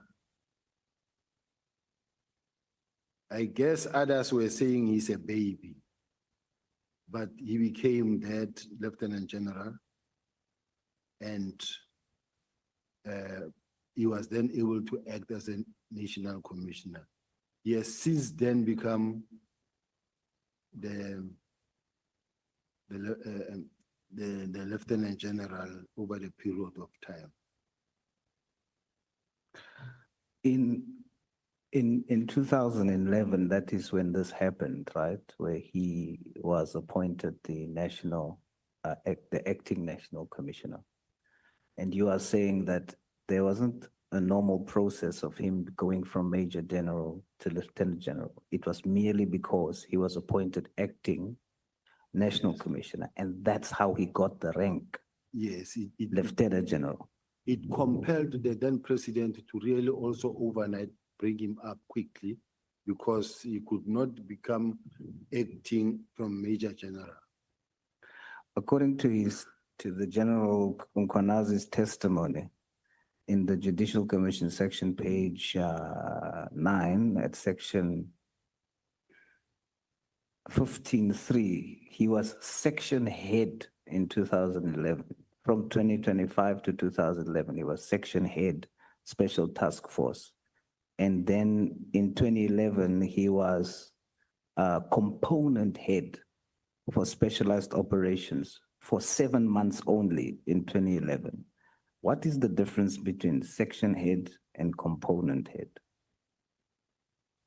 A component head, you are in charge of the whole component, and the whole component it will have different sections. It will have a section that deals with fleet, a section that deals with armory. I'm giving you an example. It will have a section that deals with, I don't know their structure within task force, but the sections, section heads are under a component head. Component head is one leader who is running the whole component. In my case, I have component heads. Having component heads, serious and violent detectives, CSI, you will have organized crime, you will have commercial crime, but under commercial crime now, then you will have section head of the different roles. The one will be cybercrime section head. The one will be, let's say, section head that deals with counterfeit goods. Section head that deals with this. So the difference between section head and a component head is that component head is above a section. So he gets this bigger position that he only stays in 7 months and then gets to become the acting national commissioner in 2011. Yes. So from a junior to the most senior. Yes. Basically. Yes.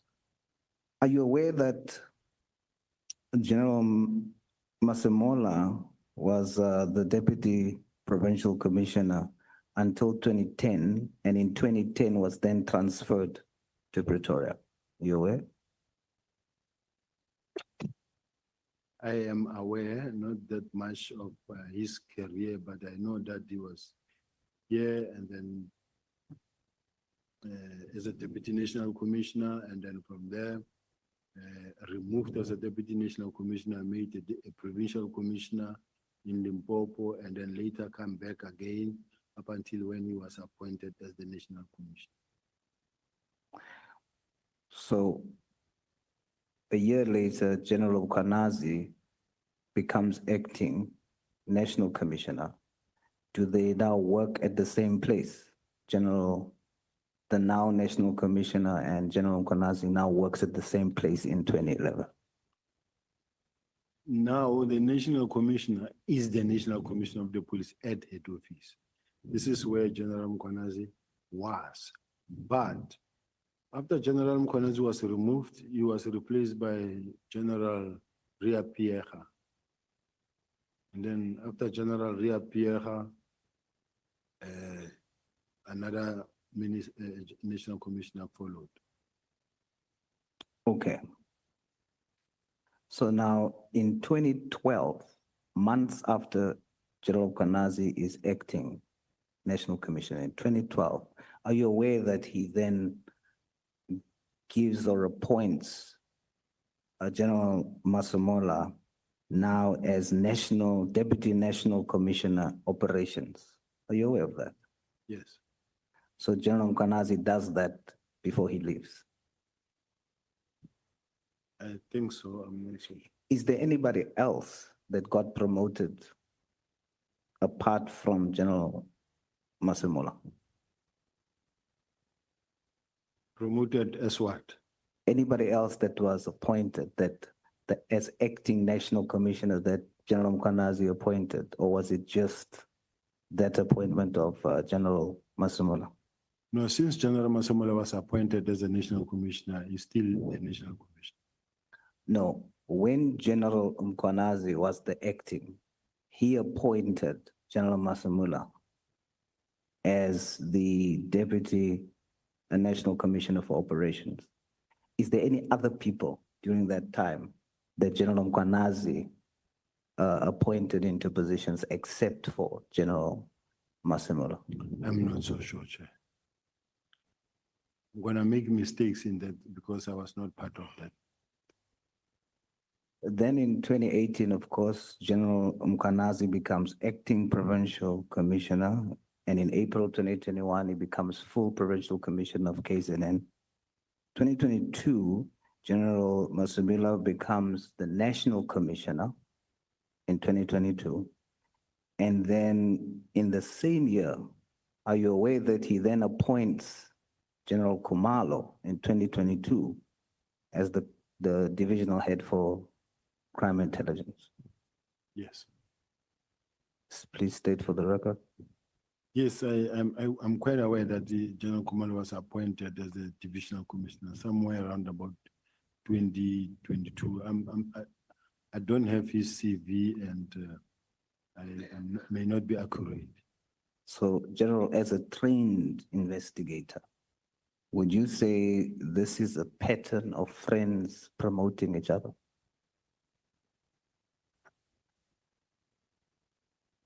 That is not for me really to say at this point in time, Chair. You testified earlier that there are cliques and it creates an unhealthy working environment. Who are you referring to when you say there are cliques? Personally, at this point in time, when I'm facing, I'm sure the whole world can see that I'm faced with a situation where it is General Khumalo, General Masemola, General Patekile, and General Khumalo. I'm in a situation now and overwhelmed by a lot of processes at the same time with a view to push me out. So you will see that General Mkhwanazi, in fact, for me to have been removed, it was just planned that General Mkhwanazi will go make a press conference, and then out of that press conference, I'll be calling him and I'll be suspending him.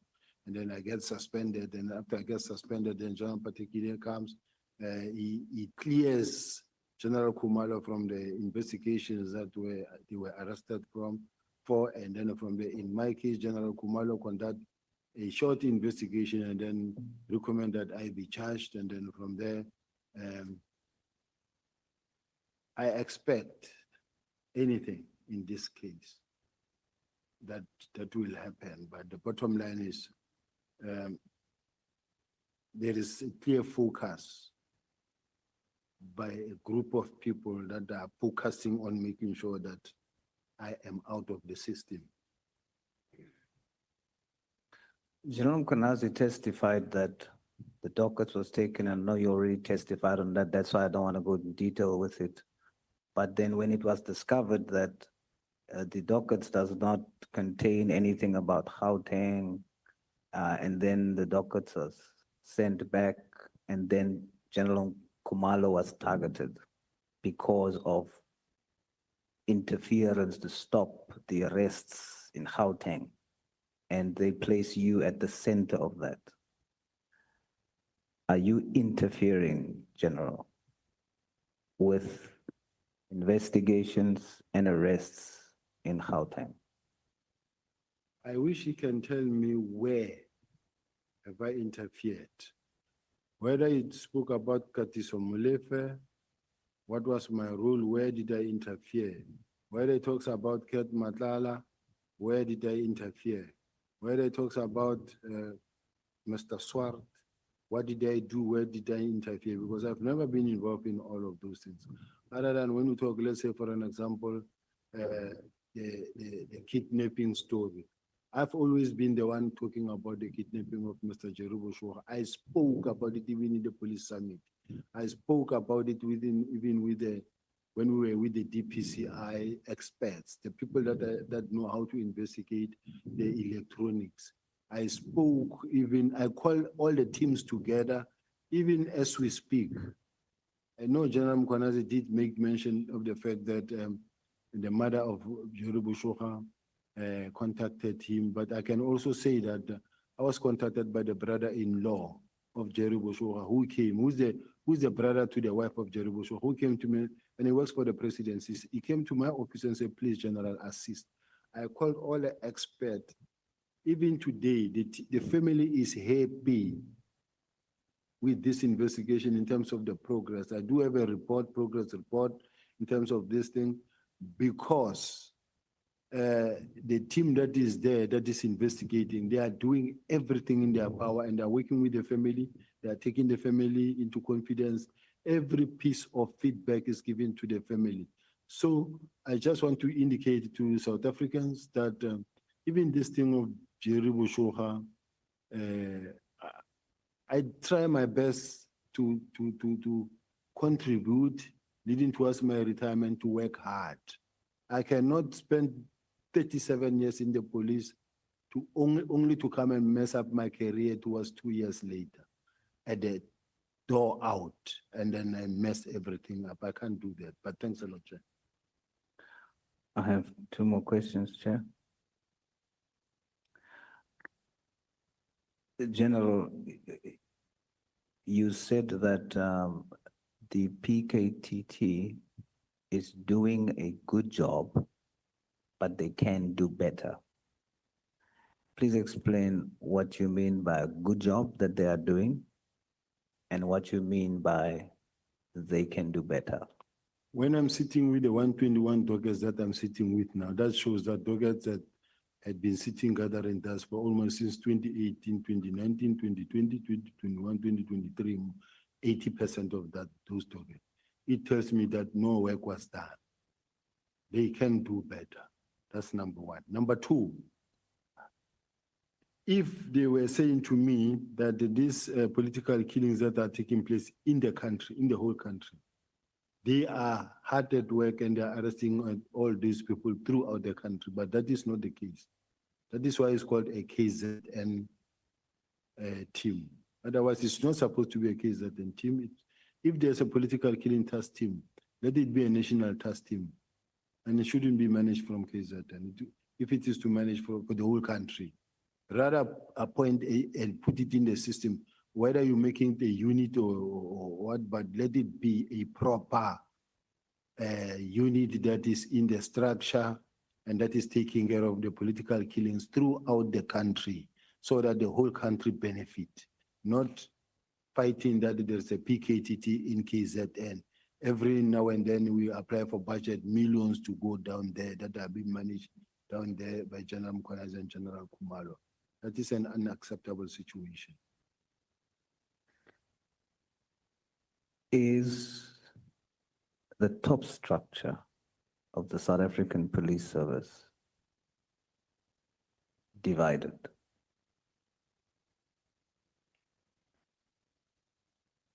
In my case, I will say, because of the fact that I know the feeling about me, I can't sit here and defend the management and say they are not divided. Here am I find myself outside. Here am I find myself resources of the state being used against me. And here am I find myself overwhelmed by many processes at the same time. That takes money away from me and the security of my family also compromised. General, as I close, those divisions, it's not just costing you, it's costing 65 million South Africans. It is putting us at risk, and we all depend on you to keep us safe. We have questions about where is Jocelyn, Nathaniel, Julius, and many other cases. A house divided against itself cannot stand. I hope that, as you said, you are divided. I put it to you.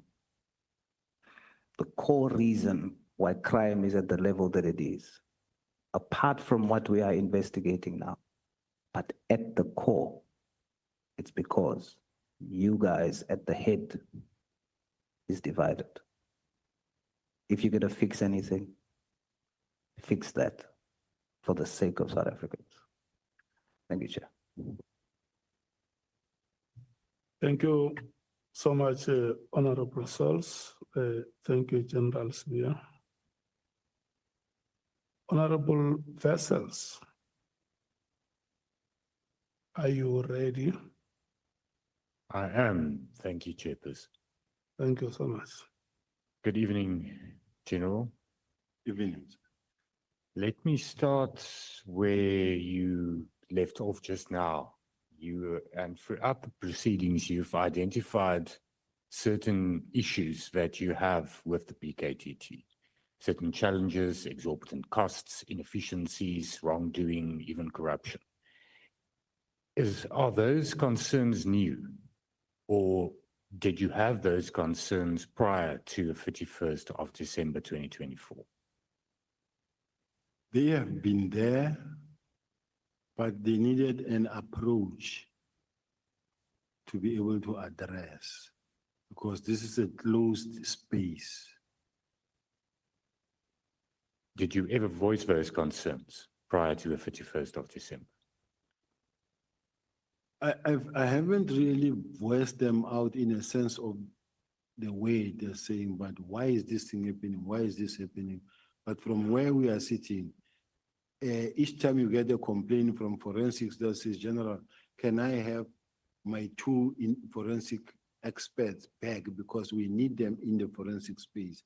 Otherwise, if they are not in the forensic space, it's a very serious problem, because it compromises our information. It compromises the independence. And if you are to go and testify, and then those members that are with them, the credibility of the investigation cannot be trusted should they get a powerful defense counsel.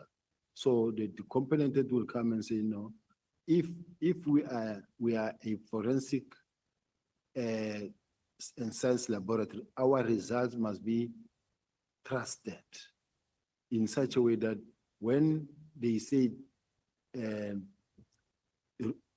exhibits were taken, sealed, maintain continuity chain of possession up until they were handed in.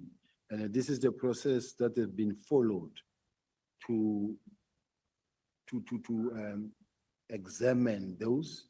And then this is how we did it, expert evidence, and then process. The system is loaded, and then the response is there. So you must have a legitimate process that is running, rather than having a situation where you've got a team that has got everyone in place. In other words, whatever that we do, if we tell you that, no, we want this result to be positive, then you can come up with a plan that will cause this result to be positive. But you never voiced that to the minister? No. Let's move on. Is it fair to say that on your version, there's a pattern that wherever you are employed, you fall victim to conspiracies to get rid of you, to discredit you? Would you say that's fair? My job is to investigate, and so I don't expect anybody to love me. I investigate, and I investigate hard. And then when you can see, you can go to the city of Joburg, and then they will tell you that I uncovered over 45 billion. And when I investigate, I got there, and then they were less than 17, and when I left there, they were more than 84 staff complements. And we employed experts from the police, from organized crime, people that I work with in organized crime.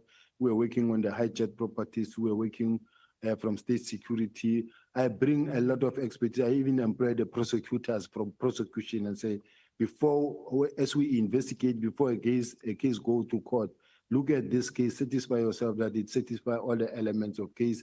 Are we ready to go to court? And if it's in court, fight for this case in court so that we don't lose it. So when I work hard and I investigate hard in such a way that I'm not surprised. Whatever that I do, I push. So I understand where the honorable members coming from and say, don't you think you are the naughty one? Because there's a pattern that we see here. In the city of Joburg, they were complaining about you. Now here in the police, they are complaining about you. But before I left, I was working hard still. That's why they gave me the Richard Mduli matter that I ended up also arresting. But why now? I understand the Hawks, when you were there, I understand, and you explained that yesterday, I understand City of Johannesburg, as you now said. But why now, as Deputy National Commissioner, would there be such a conspiracy against you? Now it's a very serious and it's a worrying situation because I know I've applied for the position of the Hawks. And instead I was looking forward to going to participate in the interviews. And unfortunately for me, then it happens that General Khumalo got arrested. And for some reasons, it was like I'm involved or I know what led to that, or I'm working with either the minister or with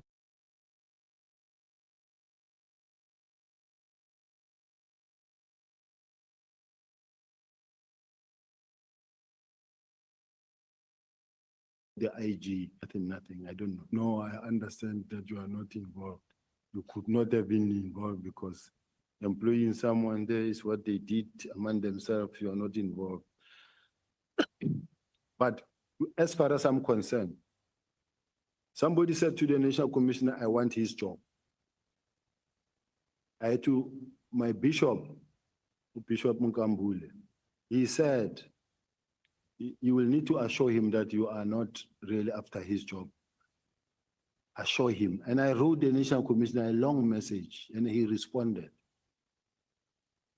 Now, here's someone who said to the National Commissioner, Sibiya is lobbying for your position. I've never lobbied anybody that I want to become the National Commissioner.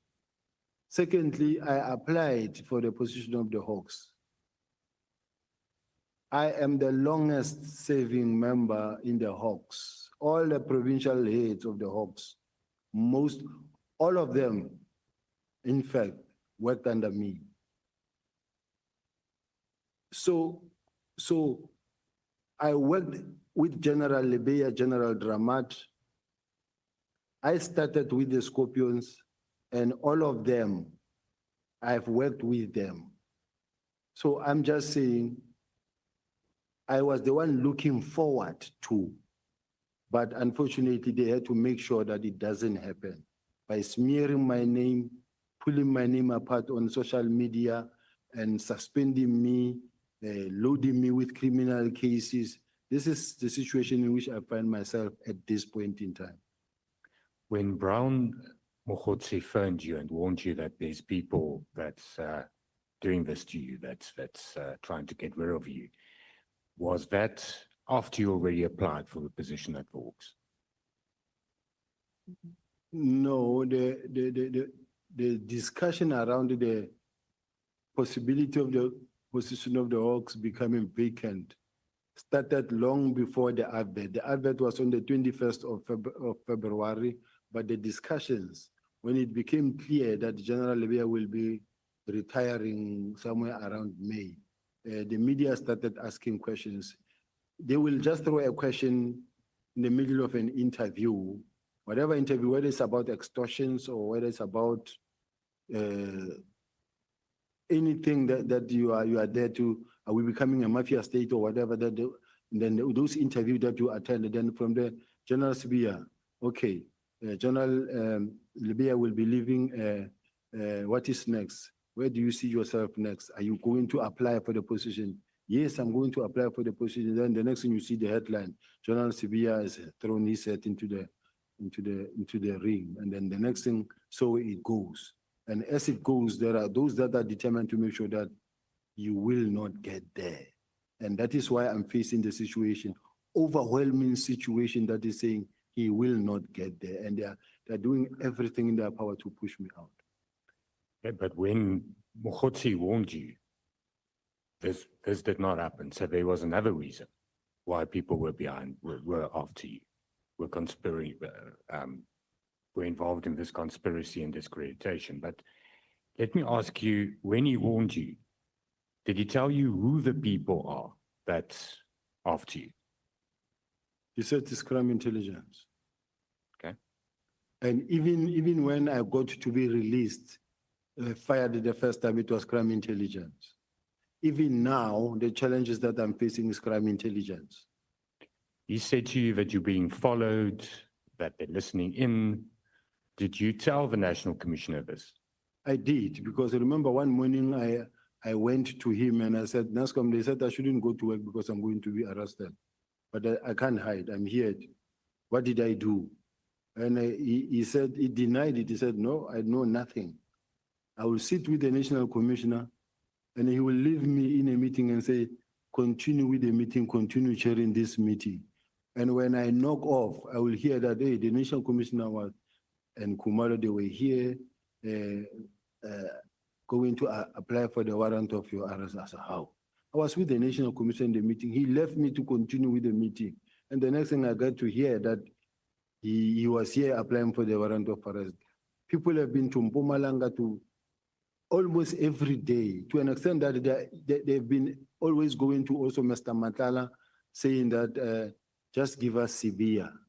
Give us Sibiya, will even withdraw your case that you have been arrested for of this Ms. Tobejani. Now I'm told that they are using my colleagues.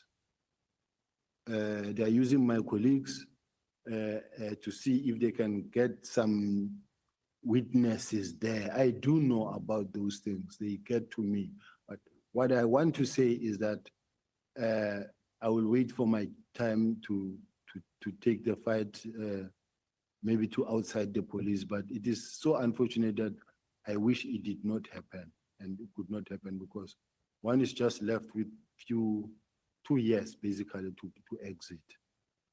Just hold it there, honorable vessels.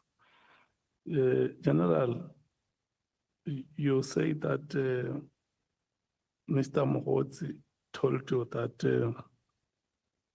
the people behind you are crime intelligence, and that even the difficulties that you currently face is crime intelligence. So are you saying that the things that he told you are now happening? This is correct. That is correct. You may proceed, honorable vessels. Thank you, Chairperson. If I can take you to paragraph 78 of your statement. And I just want, the question has been asked today a lot about the January 8. But in your statement, you say that you were in Cape Town around January for the January 8 gala dinner event. In your testimony yesterday and today, you referred to operations that you did for this event. Can I just get clarity? Did you attend the gala dinner event? No. As the South African Police Service, all major events, we always make sure that we are there and we put all security measures in place. We are led by the NAT joints, and the NAT joint, which is chaired by another Lieutenant General, Deputy National Commissioner Musikidi, but it is the one that leads these operations. So we get deployed. So we come here just to make sure that the environment is safe, and no crime is committed, and that everything will go well.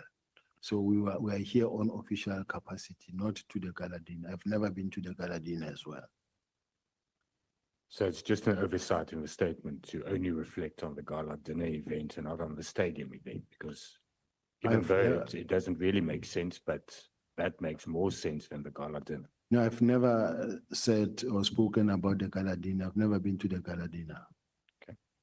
Then the rest of that paragraph, you reflect that you met Mohotsi a month before your consultation with the evidence leaders.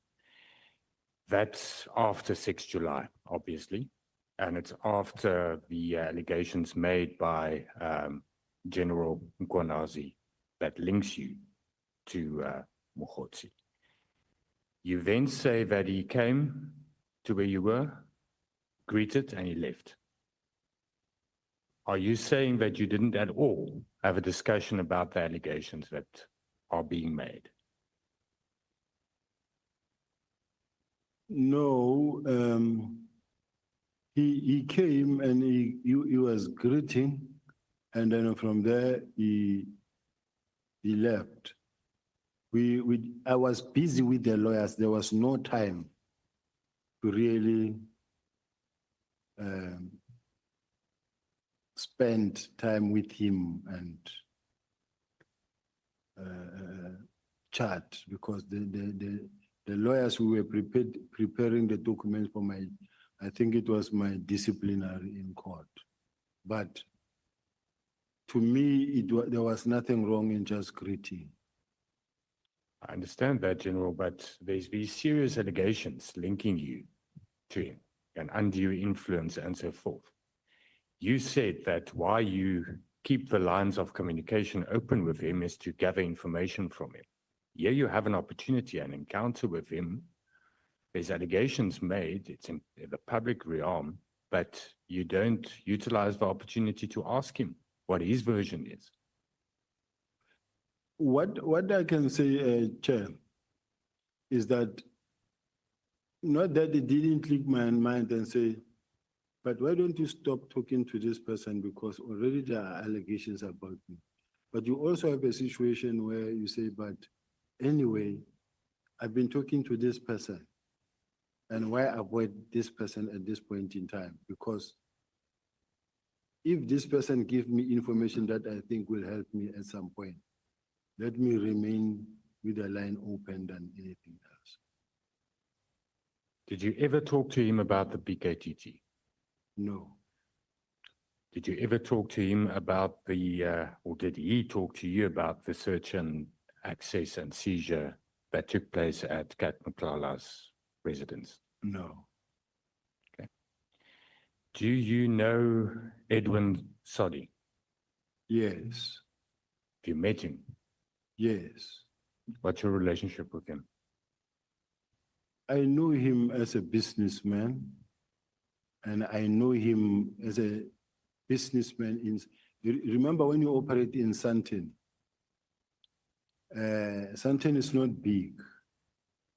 You will know people who have complained to you. At some point, he complained to our office. Remember, I was going through some time where he opened a case, his watches were taken, there was a break-in at his house. So that's how I got to know him. Can you recall when last you had communication with him? I don't recall when it was there, when it was, yes. You've testified on that you received a call from General Mkunazi on the 4th of July inquiring if you are going to be in Durban that weekend of the 5th. Just remind us, why were you in Durban on the 5th of July? I was attending an event. That event is the Durban July? Yes. On whose invitation did you attend the Durban July? On invitation by the race course. Okay. Who paid for your travel and accommodation? I paid. Have you ever received any gifts from Brown Mogotsi? No. Has he ever paid for anything that you've benefited from? No. Lunch, dinner, breakfast? No. You said you met him the first time when you were here with January 8th that we reflected on now at the Southern Sun Hotel, but later you also spoke about Camps Bay. Which one is it? I heard that at some point, I don't know whether it is in the messages where they say he was talking to someone saying General Sibiya is at Camps Bay. When Brown Mogotsi was in Cape Town, he met me once at breakfast time when I was eating breakfast. He came to where I was, and from there, nothing. In Camps Bay, it was myself and the two protectors. One is the guy that I came up with from Gauteng, and one was a colleague from here in Western Cape. We went to eat there.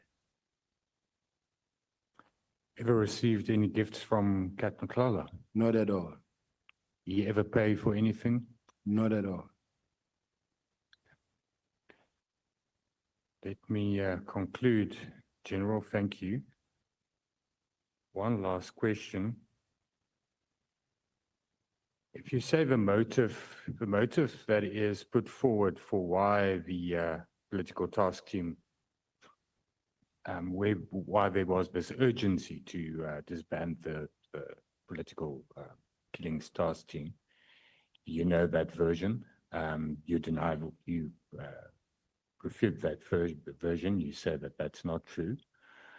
But why do you think there's this concerted effort to then, by the National Commissioner, by General Mkhwanazi, to put forward this version that everything is linked to criminal syndicates? What is the motive to do that? I think it is very wrong to really try to assign this thing to or to link it to a criminal syndicate, because even when this thing started, it never had anything to do with criminal syndicate. But I think someone found a reason to say, but how can we link this thing to this criminal syndicate to look like, oh, that is the motive why this thing is happening. But I can safely tell you that it has got nothing to do with any criminal syndicate. Because if there is any criminal syndicate, people must be arrested.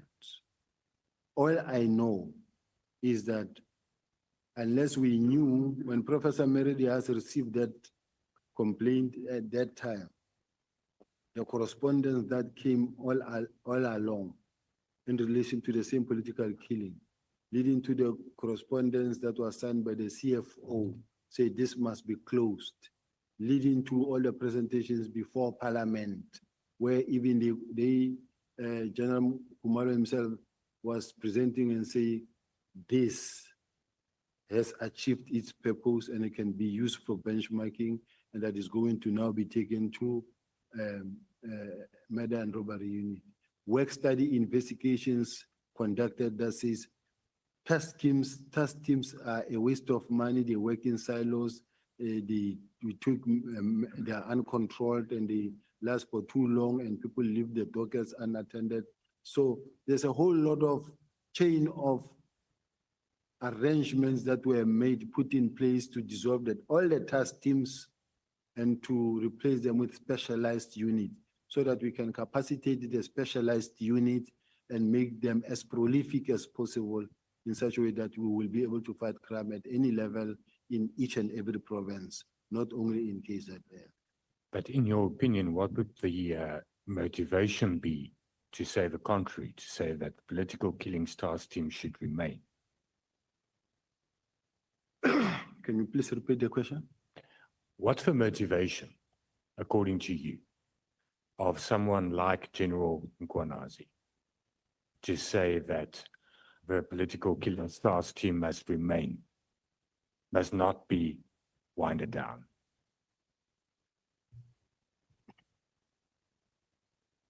I want to say, I want to strongly believe that the budget that goes with it is the one that is a cause for concern or a problem for General Mkhwanazi. Because let's say you want to remain and continue with the political killing team. Take the whole team and put it into a murder and robbery unit and let them continue working as normal as possible, without you having to apply for 94 million or 74 million budget. Let them, remember they're earning salary every day. Take them as they are, put them under make them a murder and robbery unit, and then continue fighting crime the same way you've been fighting crime. Take the other money, put the resources into fighting gangsterism and drugs in the gang-infested areas. Now, for an example, there was a move to establish the political killing task team in Gauteng. Take for the past 3 years, how many political killings did we have in Gauteng? Maybe one. In Gauteng. They scrambled around to try and find one they can, for you to be able to make a number and say, We had this matter, with this matter, with this matter, with that matter, that matter. We don't have.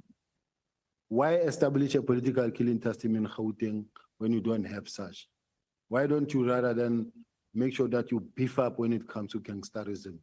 You occupy Westbury and El Dorado and all those locations, or you deal with your drugs, your firearms. Is there a possibility that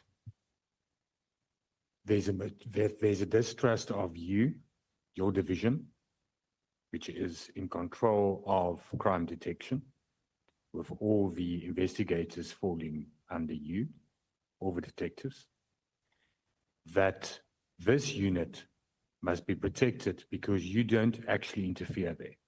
And we've seen that in your core bundle, that when you talk to units and provinces about dockets, you don't include the political killings task team. And we've established that last night. So don't you think with these members that are then used to send to Katlala, for instance, to do that operation, to get a successful arrest, that's the reason why this unit is protected, because there's a fear that you would interfere if it's part of murder and robbery, and that you'll interfere in those type of ongoing investigations? It's very absurd that that is the situation, because I have sent a team in Richards Bay and Imanguzi, because the locals said they say they don't trust the locals. I've sent the team to Lusikisiki or to Mtata, where we're going to intervene because they don't trust the locals there. I've sent the team to Doranginza, where they say there is a group of ex-criminals that form a forum there. Before you open a case, you must go and report to them, and they will give you permission to go, for you to go and open a case. I have intervened in all those respective areas. So the fact that there's a team that come from KZN to say they are coming here to intervene in a case here, you leave KZN on autopilot, you spend your time here saying you are fighting organized crime. There's organized crime everywhere, including where you coming from in KZN. You're living a lot there. All the hitmen are coming from KZN. You're leaving them there. You're trying to come and fight something here in Gauteng. It's the same. So crime is crime everywhere. Thank you. One last question, General. You said that you did not send that WhatsApp message to the Deputy Minister, and you specifically referred to the fact that you'd never use language like comrade and so forth. But the content of the message that reflects on supply chain management procedures that were not followed at Crime Intelligence to procure spy equipment of 30 million rand. Did you know of that supply chain management situation? Did you bring it to the attention of a Deputy Minister or anybody else? I don't know about the information. If ever it's an information that I sent, it should be the information that I shall have forwarded, not an information that I type, because I don't use the language that says comrade or Kada or comrade Matewula. I don't know that person.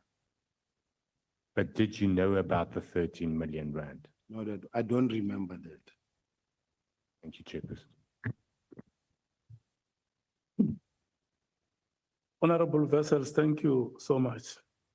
And once again, General, thank you. We have aimed to take 2 more speakers before we break, and by all indications, we are going to take one. Honorable James. Thank you so much, G. General, do you think you've reached your expiry date within SAPS? It's a painful statement, Honorable James. It's a question. What is the question, Honorable James?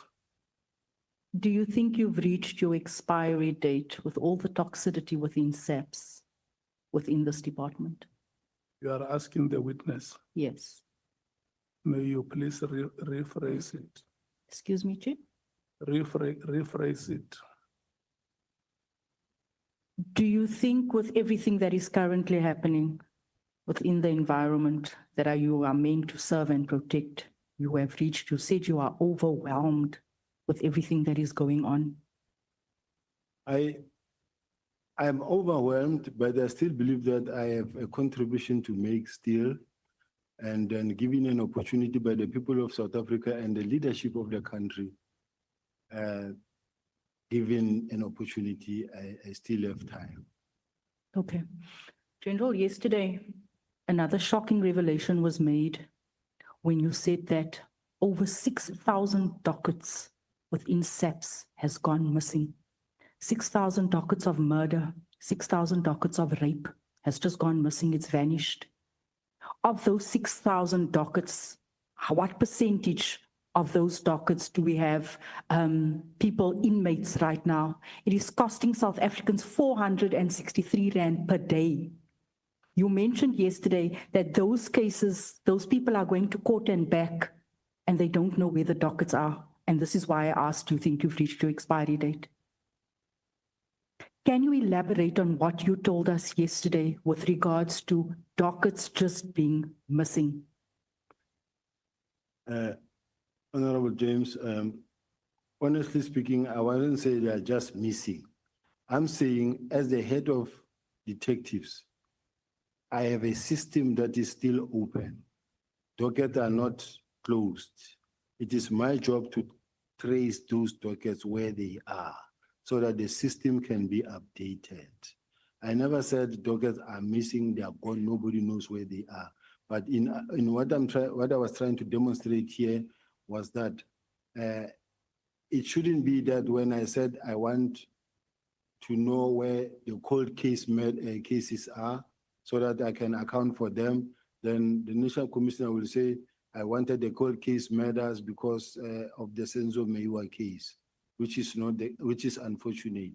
But I have cases that are at IPIT, I have cases that are at DPCI, I have cases that are at ORS, and those cases remain open in the system. I don't say they are missing, they are open in the system. Now, my job is to say, bring all those cases, let us update the system, and let us make sure that the system is updated and the performance of the detectives will improve. Whilst on the other hand, I'm recommending that let the DPCI have their own SAPS 6 so that they can be audited on their own and account for their own dockets. Let us have IPIT having its own SAP 6 so that it can also account for its own workload. That is what I was meaning, Honorable Member. General, you clearly said yesterday that the dockets are unaccounted for, and this is why we have cases being remanded repeatedly. That is what you said, but I'm going to accept your response for now. General, what is your definition of an activist? An activist is a person who is actually an activist is a person who's I'm looking for the right English word, Chair, who is actually no, it's not a difficult word. It's just this word that is disappearing in my mind.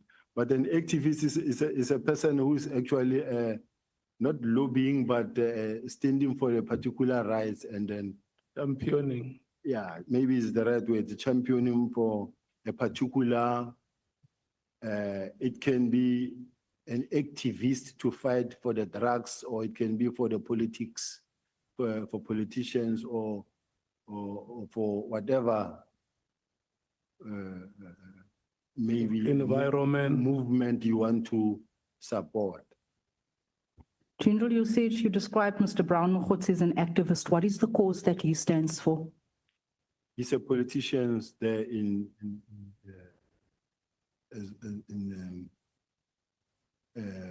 Mahike. A politician for which party? I think it's the African National Congress. General, you said that you Googled him.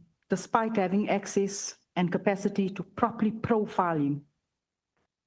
Why would you take to Google and not profile him? I just Googled him to want to know who is this Bramokos, and I listened to one of his videos. I didn't profile him. So someone comes to you and tells you that there's a plot against you, you don't profile him as being the head of crime intelligence, you just Google him. Yeah, just check who it is, and then from there. So your evidence is that you accepted several calls and correspondence from Brown Mkhotsi, each time receiving further information from him without once verifying who he was or identifying where his information originated from. What, can you please repeat, Honorable Member? In your testimony, General, you said that you know him maybe 5 times less, but you also said that you have accepted several calls and correspondence from Brown Mkhotsi, each time receiving further information from him without once verifying who he really was or identifying where his information originated from. Oh, I mean, I saw the man is from Northwest, and this is the man that is also on TV. I didn't need to profile him. Okay. I put it to you that this leaves us with 2 possibilities. Either you were negligent in your duties, or your relationship with Mr. Mkhotsi went far beyond what you are telling this committee today. Because you said to us maybe 5 times less. So which is it? Were you negligent, or do you actually have a relationship with Mr. Mkhotsi? If you remember very well, committee members, I said I met Brown twice.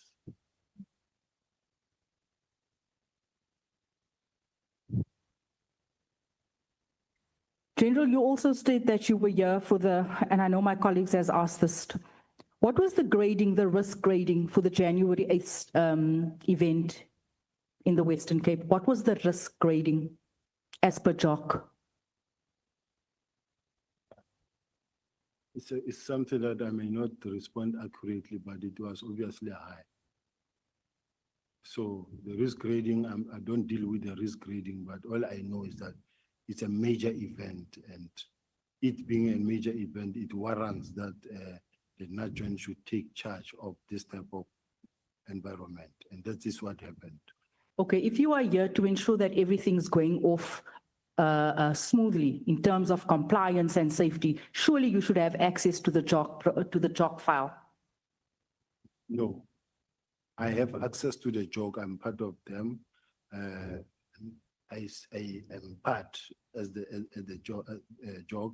We sit at the JOC and we monitor the situation. But you don't know what the risk grading was, because the risk grading will warrant who needs to be there in terms of safety. What I'm trying to get to is the fact that the entire executive, all the senior members within SAPS converged upon the Western Cape during that time, something that is unheard of for any other political party. And you said that this is done for all major events. You said that the same is done. I'm not sure if you said that. Has this ever been done for EFF, DA, MK, or even Action SA? And you also say that it's not the first time that you do this. Chair, I think there's a political statement that must be attended to. It can be answered by the National Commissioner, perhaps not me. Okay, that is accepted. You are not going to answer that? No, I think it's a political statement. I don't want to. You could tell us, this committee, that you do it every year annually. You all show up because it's a very important event. Now that I pose a question to you, you say you are unable to answer. I don't say I'm unable to answer per se, but I feel that it's a political statement, because I've had situations where I know that there's deployment made even in all the stadiums, because the police are expected to participate in all the stadiums where there are major event of political parties, just to make sure that there's proper control and proper systems put in place, even in terms of traffic, directing traffic in such a way that there's not going to be stampede. even at the stadium, the normal soccer stadium, you will have such deployments as well. No, General, the traffic is a responsibility of JMPD as per the JOC application. Everyone has a role to play, They are not part- SAPS. No, they are part of the SAPS deployment. General, you mentioned yesterday, today again, you mentioned Eldorado Park, Westbury, Cape Flats, what is unfolding. You actually said that, you know what? The same resources that was allocated to PKTT could be deployed to these communities. What have you done since you have recognized that this communities deserves better? They deserve a net joint operation. What have you done in your personal capacity when you've received all of these videos? What operation did you propose? What presentation did you make to sort of launch an operation in any of these communities? Since you mentioned it. We've employed a brigadier that is dealing with gangsterism at head office to make sure that they put a team together to attend to this. And I personally have been there with some of the senior managers, and then we have ensured that there are people that are arrested, and many people have been arrested as well in relation to what was happening in those areas. But I still believe that more could be done. I'm asking if you've put through any presentation or made any recommendations for an operation such as PKTT, because you kept on referencing these communities. And it's almost like you wanted to say there's no use for PKTT. You can much rather have a similar operation like this in the Western Cape or in one of these hard-hit communities. So I'm saying, since you have said that, we know a lot has been done, a lot of nothing has been done, but I'm asking you, since you have recognized the fact that there's an issue here, have you made any presentations or recommendations to the National Commissioner saying this is what we can do in these areas? There is a discussion that I had with the National Commissioner in order to deploy in the gang-infested areas. And that presentation, that discussion with the National Commissioner, it was on the 28th of January. We did have such a presentation where we were agreeing that we need to deploy in areas like Bembe, like Eldorado Park, Westbury, Cape Town, but we did have such a discussion with the National Commissioner because this is something that was discussed. General, you say that you've gone through those dockets that you had no business fetching because it wasn't as per national instruction when it comes to inspection of dockets, because usually, as we know, when we have these special operations, you usually go to the station within the province, as per my experience with the many operations that we've had in Eldorado Park. And if you want to conduct sort of and do oversight and inspection at the dockets, you send an instruction to the provincial commissioner as well as the station, and all those dockets then get brought forward, and then they go out there and they inspect those dockets there. So I'm not sure why the dockets had to be moved. But anyway, I also want to ask, am I correct in saying that when one studies the relevant statistics relating to the work of the PKTT, it appears that its efforts were in fact guided by the need to address a certain political party's internal factional battles in KZN that has led to recruiting murders? It was a political party, it was infighting, because if I look at all the many murders and the case dockets and the types who are from which political party, I can only pick up one political party, maybe two. Out of all of those political killings, it is only members, mainly of one political party. Am I correct? No, Councillor. I'm not a councillor, sir. My apology. It's just because I'm used to that part, but I was never a councillor. Honorable Member, Thank you. I apologize. The apology is accepted. General, just a moment, Honorable James, may we please take Honorable Ngola?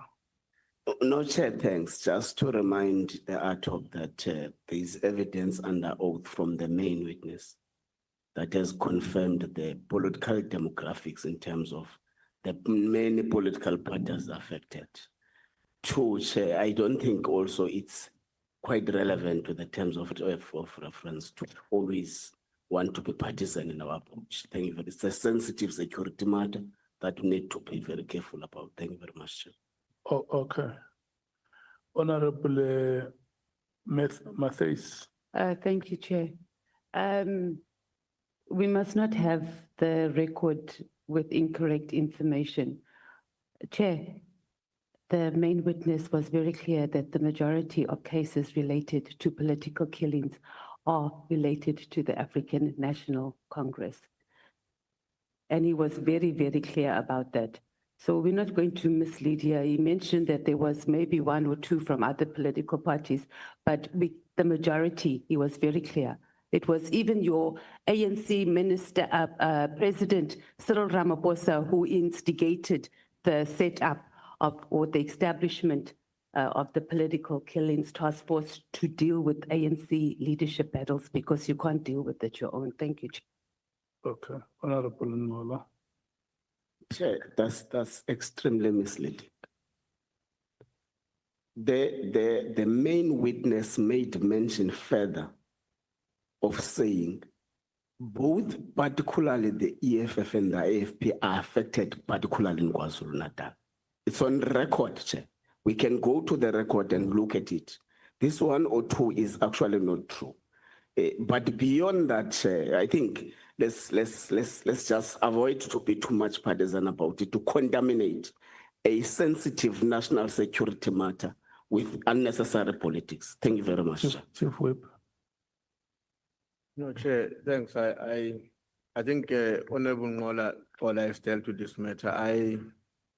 The part that I'm very much concerned about is when Honorable Matthys says it is because that political party was failing to handle its own internal dynamics. Now, I have a problem with that, because none of the witnesses who have come before this committee or the Commission of Inquiry have provided evidence to the fact that the ANC leaders or councillors and councillors who were murdered were equally murdered by ANC members. Now, to suggest that it's an internal battle within a party which results, I would imagine from the logic of that statement, members of that party killing one another, I think it's overstretching the evidence that was presented before us. And that is an area which I think is completely out of order. Thanks. Okay. I want us to stop debating this matter, because we are still going to have our own time after evidence has been gathered. But just to bring it to your attention that all of you who are in this committee, you are members of parliament and you represent South Africans. You know, when a family loses a member, there is nobody who dies a death of a political party. Death does not have a brand. You can't brand it and say, this one has died a death of the ANC, or this one has died a death of the IFP or any other party that you may want to label it. And I just want to request honorable members that let's be very sensitive with the manner in which we debate, because families have lost their loved ones, and the least they can expect from you as their leadership is your sensitivity and commiserations. You may proceed, Honorable James. Thank you, Chair. General, to date, what is the total expenditure of the PKTT? Honorable, in Parliament in March, it was known to be 415 million. But then there was a further 20 million that was approved, which would then maybe take it to 435 million. But I do know that there was more, something like 94 million or 74 million that was also requested for approval. So basically it's almost nearing 500 million. Thank you. General, yesterday you mentioned that there were many cases opened up against the team, the PKTT team, in terms of breaking down doors. While they were investigating these cases, do drug dealers knock and ask if they may enter? Because when it comes to addressing certain crime, in my experience, that the approach of scope and donor sometimes is needed. Do you agree or disagree with me?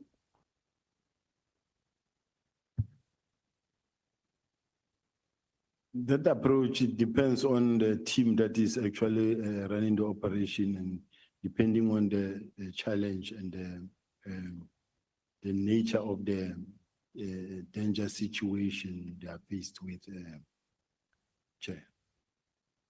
You mentioned that this team was investigating cases relating to drugs, to murder, to heists. Does that not warrant this type of approach? Yeah, but it is not every scene that must be approached same way, because sometimes you find that you are in an environment that really needs to be approached very carefully, decently. But sometimes where there are children as well in the house and it doesn't pose any risk or threat. But there are instances where you find that this environment, the intelligence that we have is that there's a group of criminals there and they are armed. The approach will be different. I'd like to ask you about the allegations that well-known artists such as DJs have been linked to the underworld, particularly in relation to the peddling of drugs on behalf of cartels in nightclubs. Could you enlighten the committee on whether these allegations have any credibility? There's always reports that are provided by crime intelligence. And then that information is information based on the fact that it is information that is maybe in the pipeline that is being investigated, and they've got evidence or a certain evidence to a certain extent. You will have, there are drugs in the country. There are drugs everywhere in the country, especially in the city of Joburg, in KZN, in Eastern Cape, there are drugs. So I can't say information that lacks credibility when it talks about drugs and firearms. When I don't have anything against that, I can say there's credibility or not. Okay, General, moving quickly, counterintelligence operation in Gauteng. How many cases do they have?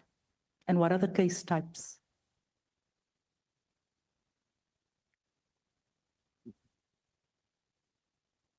Let me see if this information I will have in my pack.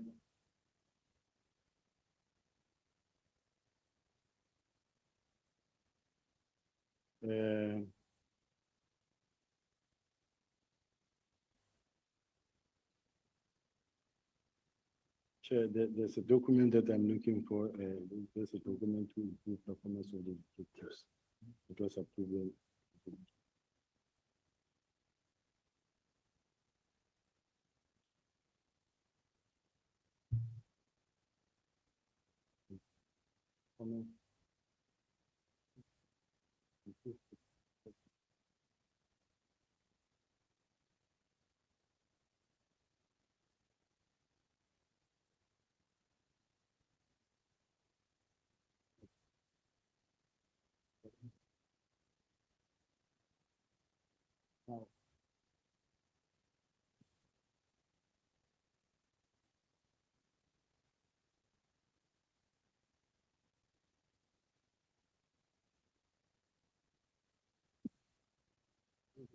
In front of me, Honorable J.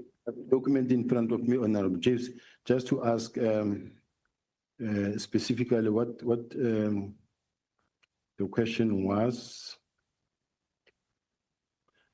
I've got national components, counterintelligence.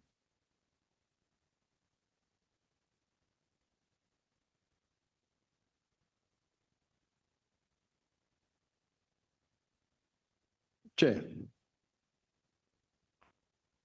I don't know whether at this present moment, it's a document that I have, Honorable James, that I can give to you now to show you in terms of the response, but I'm not sure whether it's information that I should give out in public because we're talking counterintelligence now.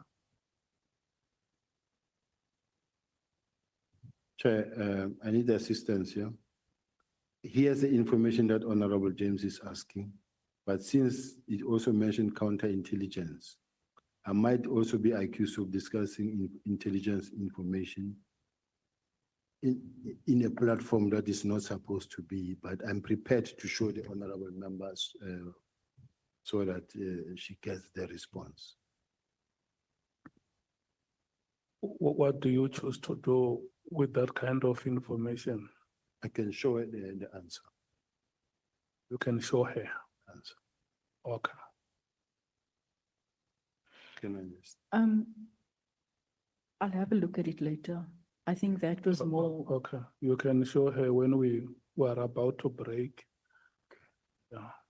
I think that question, Chair, was important for us because that is the operation that has since identified the top 5 in our country, alleged top 5 that is embroiled in drug cartels, where 2 has been identified and there's still 3 missing faces. Am I correct? No. No. You're not correct there. So the identification of the top 5, where does that come from?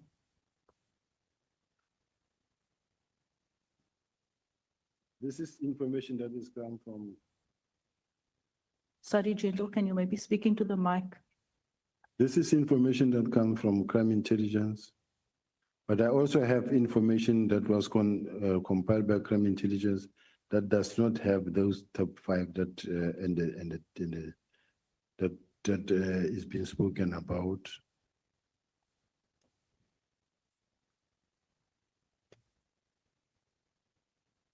So it's the top 5. There's nowhere where they appear. So the top 5 that we've been told, South Africans has been told about, is not the top 5 that is running the drug cartels in our country. And that is connected with political heads and infiltrated the various state departments. The document that I have that was crafted by crime intelligence doesn't have that.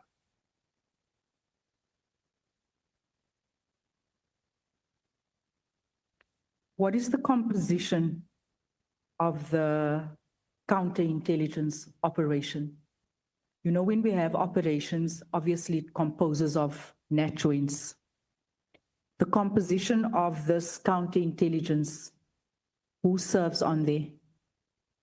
It's member of intelligence who works at the intelligence section, but conducting counterintelligence investigations. Is that all, sir? General? Is that? Is that all?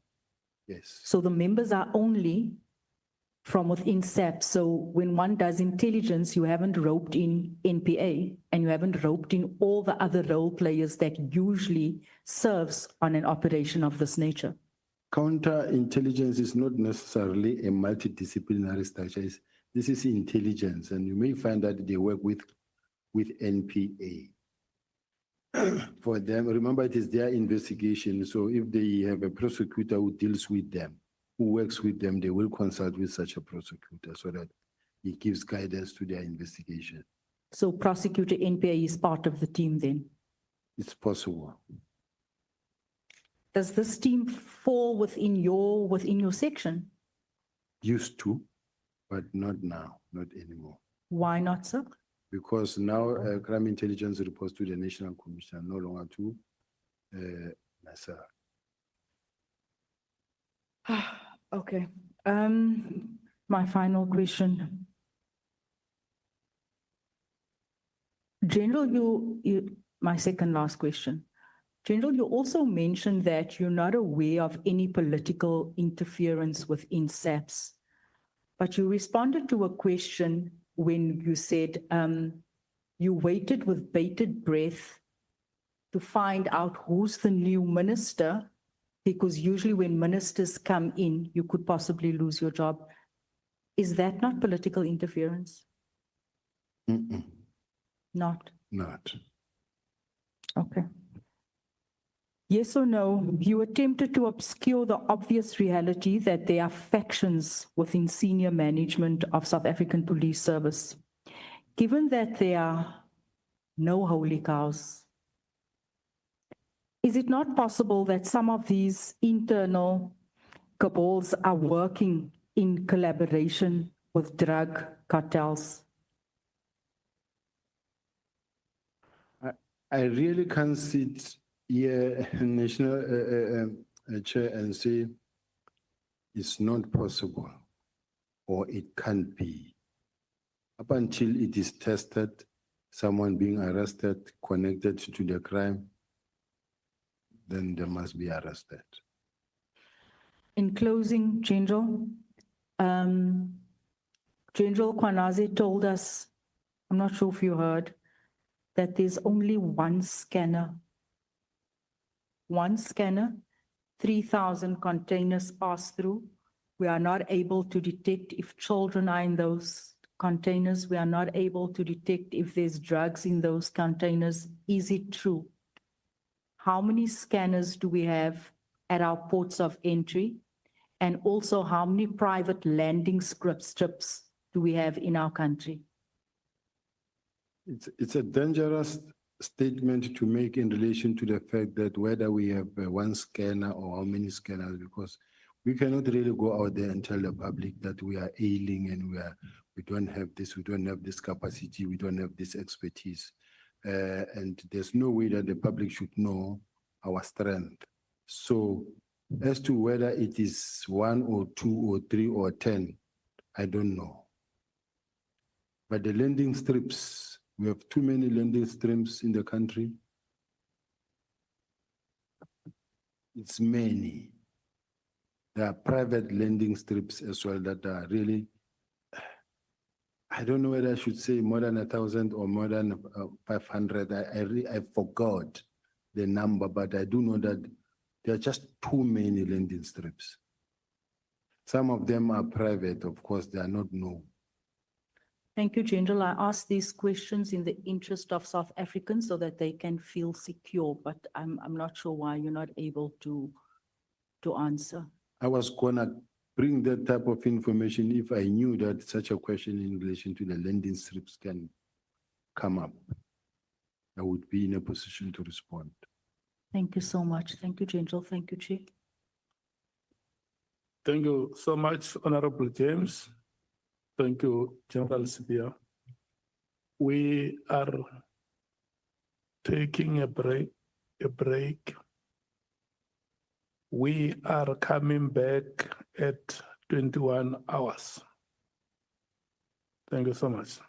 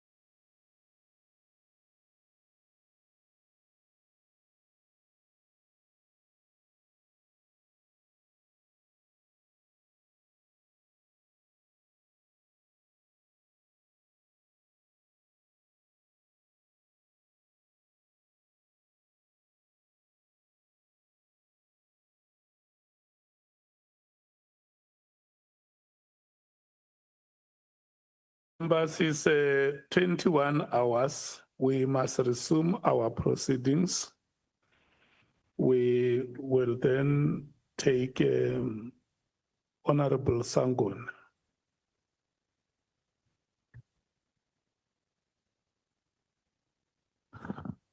Thank you. Thank you very much, Honorable Chairperson. Thank you for your endurance, General Sibiya. I know it's been a long day, and I'm sure everything that could possibly be asked has been asked. Honorable Mates would love for me to say I'm covered. But General, I think a number of questions that I have, which are in 4 areas really. I'm asking because our terms of reference require us to come up with a report. So I do firstly want to ensure that we've understood you properly, and also looking to what you may think are some of the solutions. But maybe before I start off, if you could just assist me with this one thing. Honorable members, especially Honorable Mates and Honorable they're concerned about the participation or the presence of SAPS brass at an ANC January 8 celebration. Now, I do understand that neither the EFF or the IFP has ever had a head of state or a deputy president in their midst. So I would just request that you elaborate on whether such participation or presence by the SAPS was lawful, whether it was operationally justified, and finally, whether it was aligned with national security obligations in line with your mandate in the Constitution. It is in terms of the non-joint where all the major events are covered. I've had instances where I get a call, where I get calls from EFF in KZN, where you find that the police don't want to allow their security to enter the stadium in possession of guns. So what I'm just trying to say is that there are deployments in each and every environment. There's no way there will be a major event and there's no police coverage. It will be irresponsible from the side of the police because anything can happen there. Every life counts. Starting from the stadium, major events, the police are there. So there was absolutely nothing untoward with SAPS being present there? No, in the stadium, every stadium, there is an office, you call it a jock, where they sit to look after the situation. So there are those that are keeping records, and there are those that are patrolling, there are those that are directing operations inside the stadium and outside the stadium. Thank you, General. General, the reason we are here today is obviously because of the now famous directive of the 31st of December. Section 2061 of the Constitution, I'm sure as you know, provides the powers and functions of a member of cabinet responsible policing. And it says that member of cabinet must determine national policing policy. Now, am I correct that a national policing policy has just been released in 2025? That's correct. Thank you.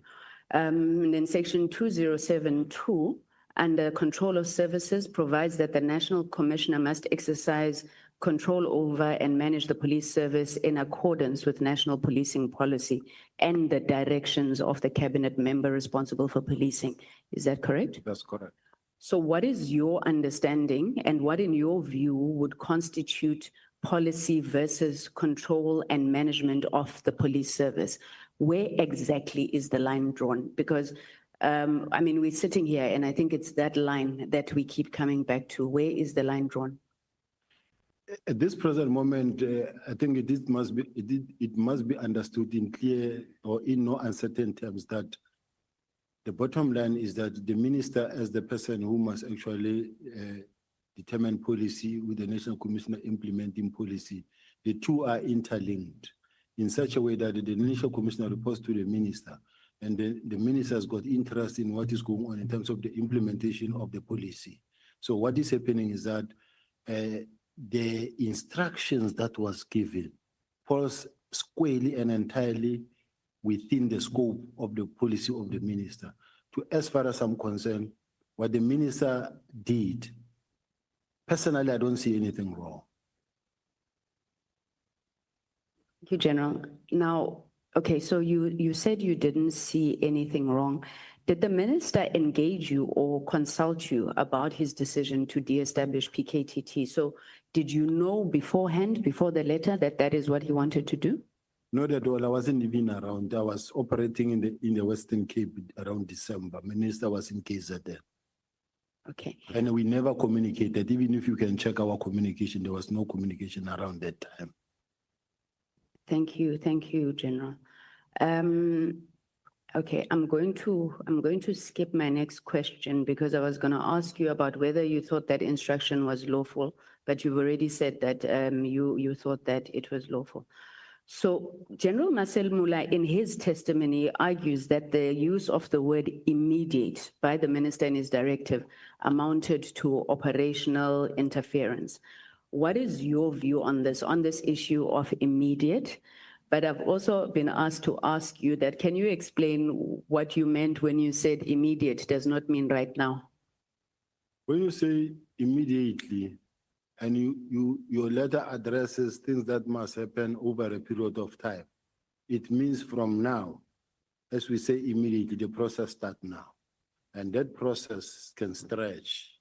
Now, there are a number of activities that must be involved for you to be able to get to the other side where you are expected to be. But it means that it starts now, but start implementing the decision. Starting to implement the decision doesn't mean that by the 20th, shop is closed. What is important is that make sure that you start the process and then you will end the process with a close-up report. So did you think that when the minister said immediately in his letter, that amounted to operational interference? I don't think it amounted to operational interference, especially the fact that it was discussed in the presence of the National Commissioner, who indicated that it does not have any query nor any objection to that.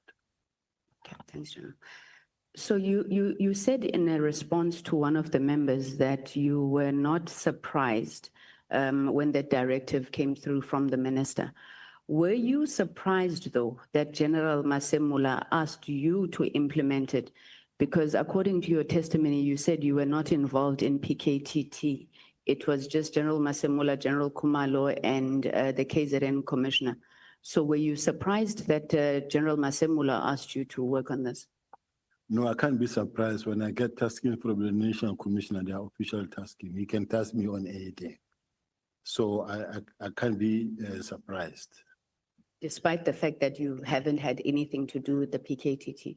Yes, well, it came, the instruction came. I've never actually occupied or been involved in the PKTT, but now here comes the instruction that says DNC communicate to the team.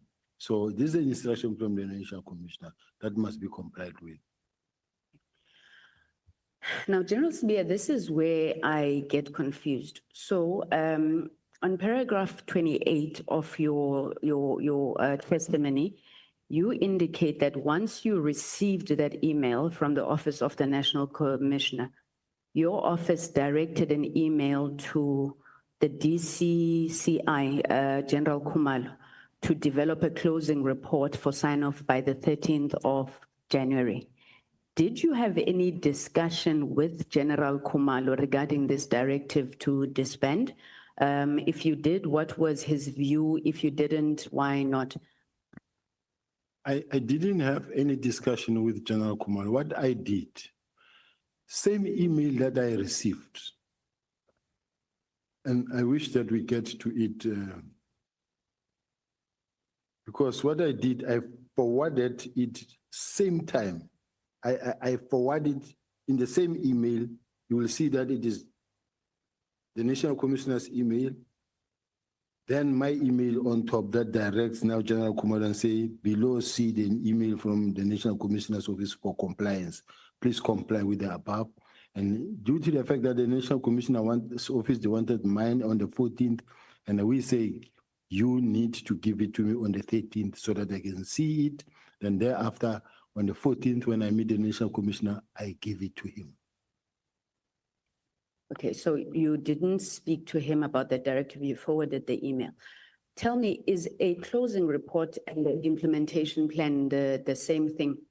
I'm asking this question because you asked General Khumalo to work on the closing report, then you asked Major General Rabi to work on the implementation plan. Was it two different things? Because we seem not to hear of the closeout report again in that period. Now there's a discussion of the implementation plan. Remember that I sent the same document to General Rabi as well. And in the same document, General Rabi, who is an expert in this field, come back and say, this is how it must look like. And when General Rabi says this is how it must look like, this is how the organization works. We know, even if I were to draft it and I'm not sure about it, I will send it to General Rabi for guidance. He will prepare it and then, or General Nzima, and then they will prepare it, will then take it to the National Commissioner for approval. So General Khumalo never came back to you then? Because you then worked on Major General Rabi's document? Yes, he never came back to me. Now, there's this correspondence, which you discuss at length on paragraph 36 between Major General Rabi and Major General Sibiya, and how ultimately you get the plan that I know it's your testimony is that you implemented the plan from the Office of the National Commissioner. So you are saying Major General Rabi gives you this document, or he first authors it. It's got the signature of the National Commissioner. Then he changes it that the National Commissioner is not the author, you are the author, sends it to Major General Sibiya. In the intervening period, you see the National Commissioner. And the National Commissioner says the document must be changed. So when you get the document from Major General Sibiya, you then take it that that is what the National Commissioner has approved because it comes from his office. Am I correct? You are correct, Chair, in a sense that you must also look at the timelines and the timelines in between. General Rabi sent it on the 14th. The first time I think is 1410. Then you will see that right on top, then is General Rabi again, 15 something there. And then from there, General Rabi sent it to General Sibiya on the 14th. Now from General Sibiya, it says for 2 days. So which means General Sibiya had to consult with the National Commissioner. General Sibiya will never send a document to me that she hadn't consulted with the National Commissioner.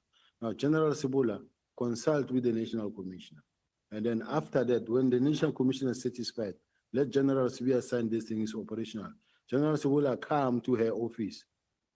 My office and General Sibiya's office, they are opposite. National Commissioner is that side. Now, General Sibiya come and say to Keketsi, the PA in the office, says, I'm sending you a document. Please print it for the DNC to sign. Keketsi then says, okay, I'm waiting for the document, General.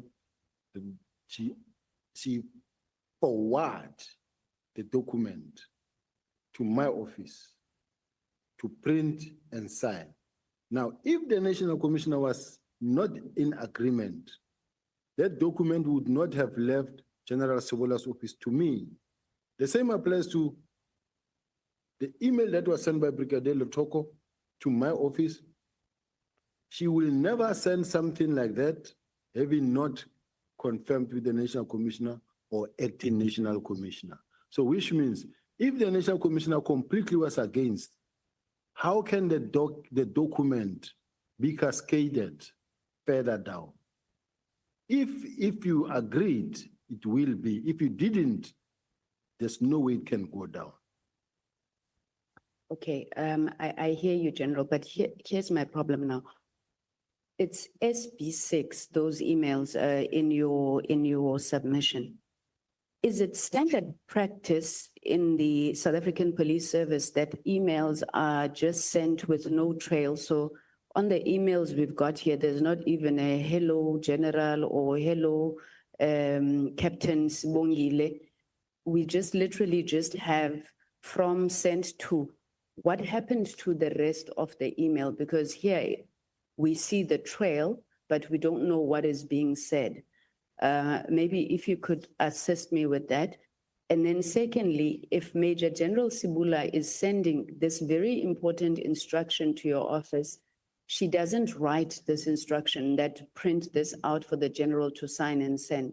Why would she send an email and then walk out to your office to say he must print it?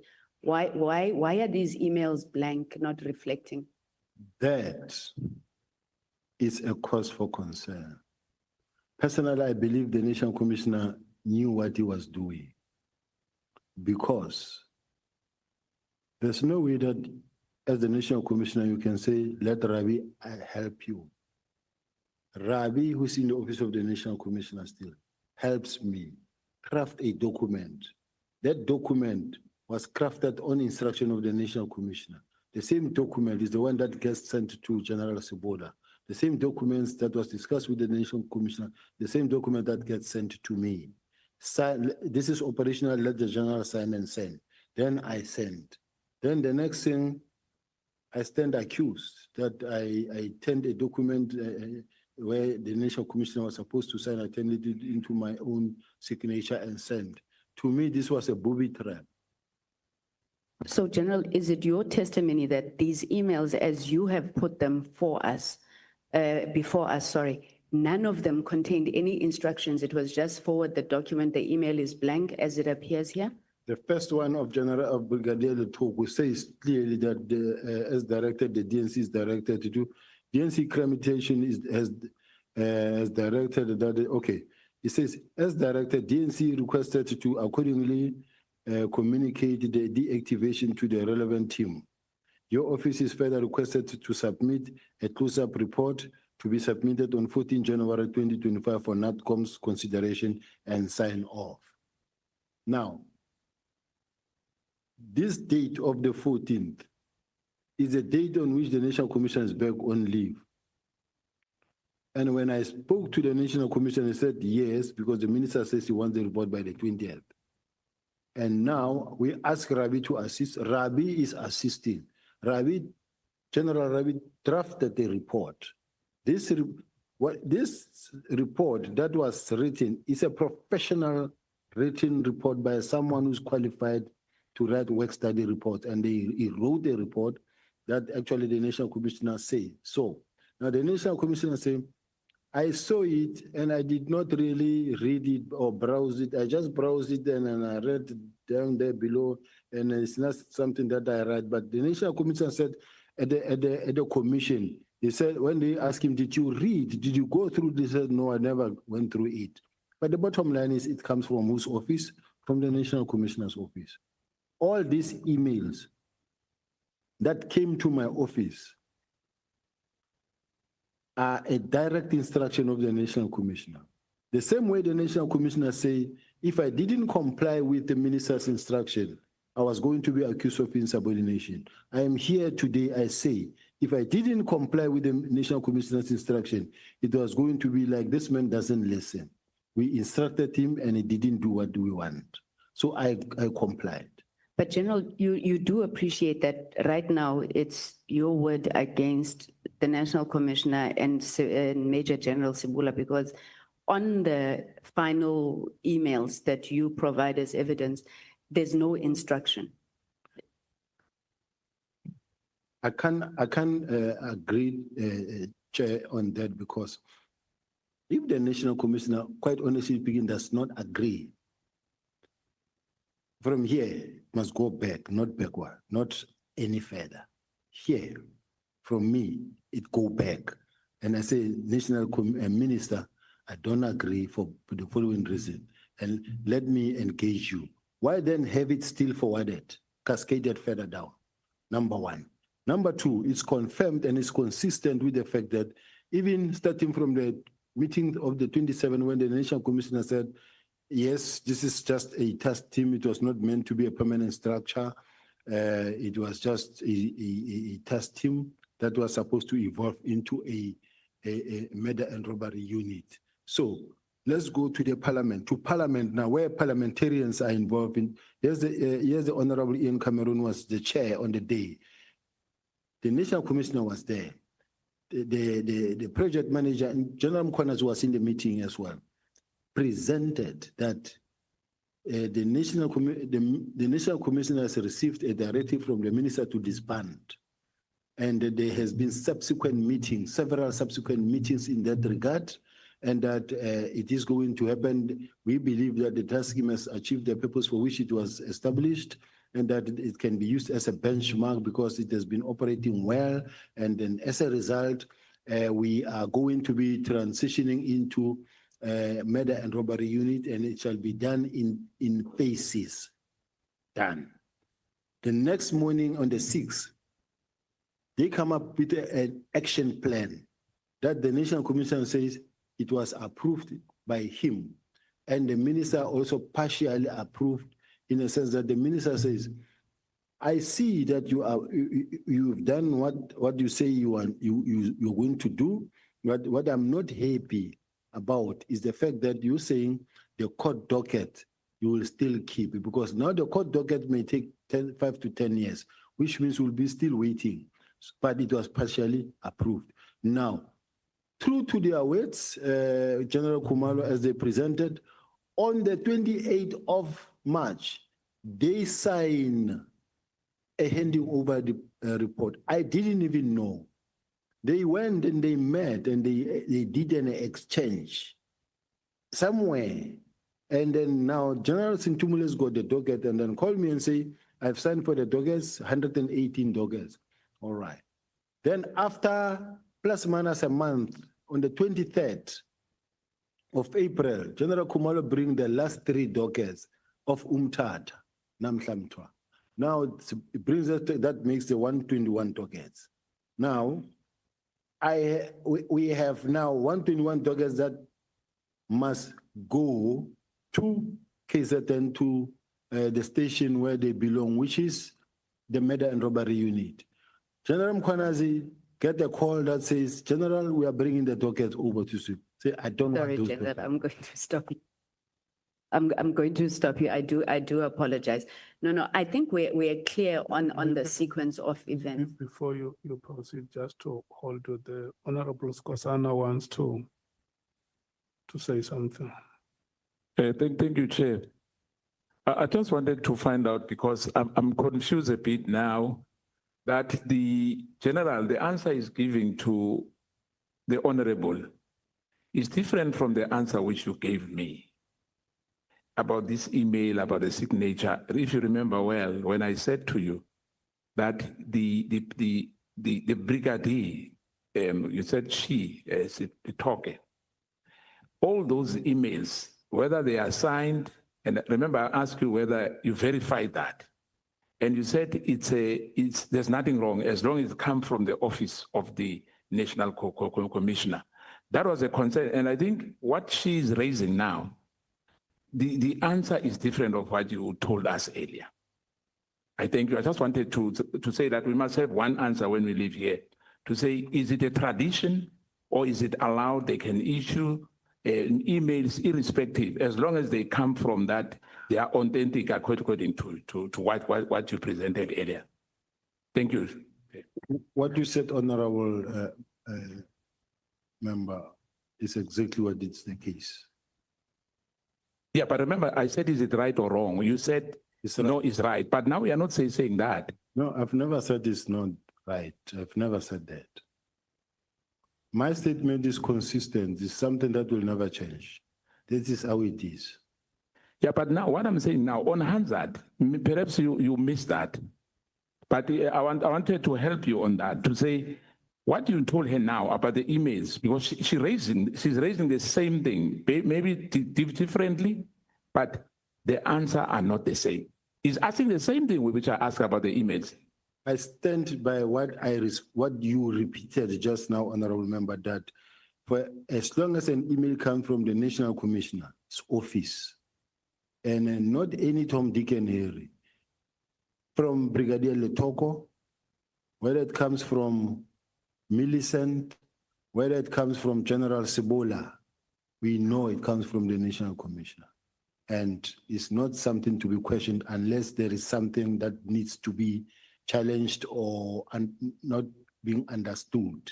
That's when you can stand up and say, I don't understand this. But if General Sibiya writes something, it is what it is. If General Brigadier Letoko write me something, it's for me to run with it.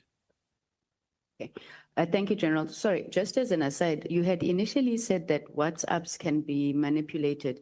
Can email correspondence also be manipulated by crime intelligence? It's doable, even if it's not crime intelligence by any expert, any person who knows a computer, it happens. Thanks, General. So let's leave then the email trail. You then take the letter that you were told to sign and you issue it on the 17th of January. Now that letter deals with the disbandment of the PKTT. General, I want to refer you to the South African Police Act, specifically section 11(2)D, that gives the power, duty and functions of the National Commissioner. And it says the National Commissioner has obviously the power to organize and reorganize the service at national level into various components, units, or groups. Now, that is the power of the National Commissioner. Now, when you were communicating this to the relevant units, did you think that you were just following an instruction or you were overreaching perhaps because you shouldn't have the power to reorganize and organize units at national level? No. Remember to start with the original document. There's a document that comes from the highest authority, the minister that writes to the National Commissioner. The National Commissioner that writes to me and say, there is an instruction that says do the following. Now, when I act on that, there's no way it can be overreaching because if I acted on my own, somebody could say, but who gave you that instruction to disband this testing? But if it comes from the Office of the National Commissioner, really, we're not going to be talking about that. It's a done deal. Thank you. Here's the thing that bothers me. On all of these plans, you keep saying that it was for the minister's signature, it must go to the signature, alternatively to the minister for sign-off.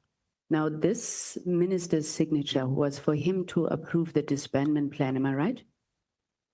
The minister's signature, yes. Well, obviously, when for an example, my staff officer write a letter, based on the letter of the minister, and this is how she wrote it, I take charge of what she wrote as my staff officer.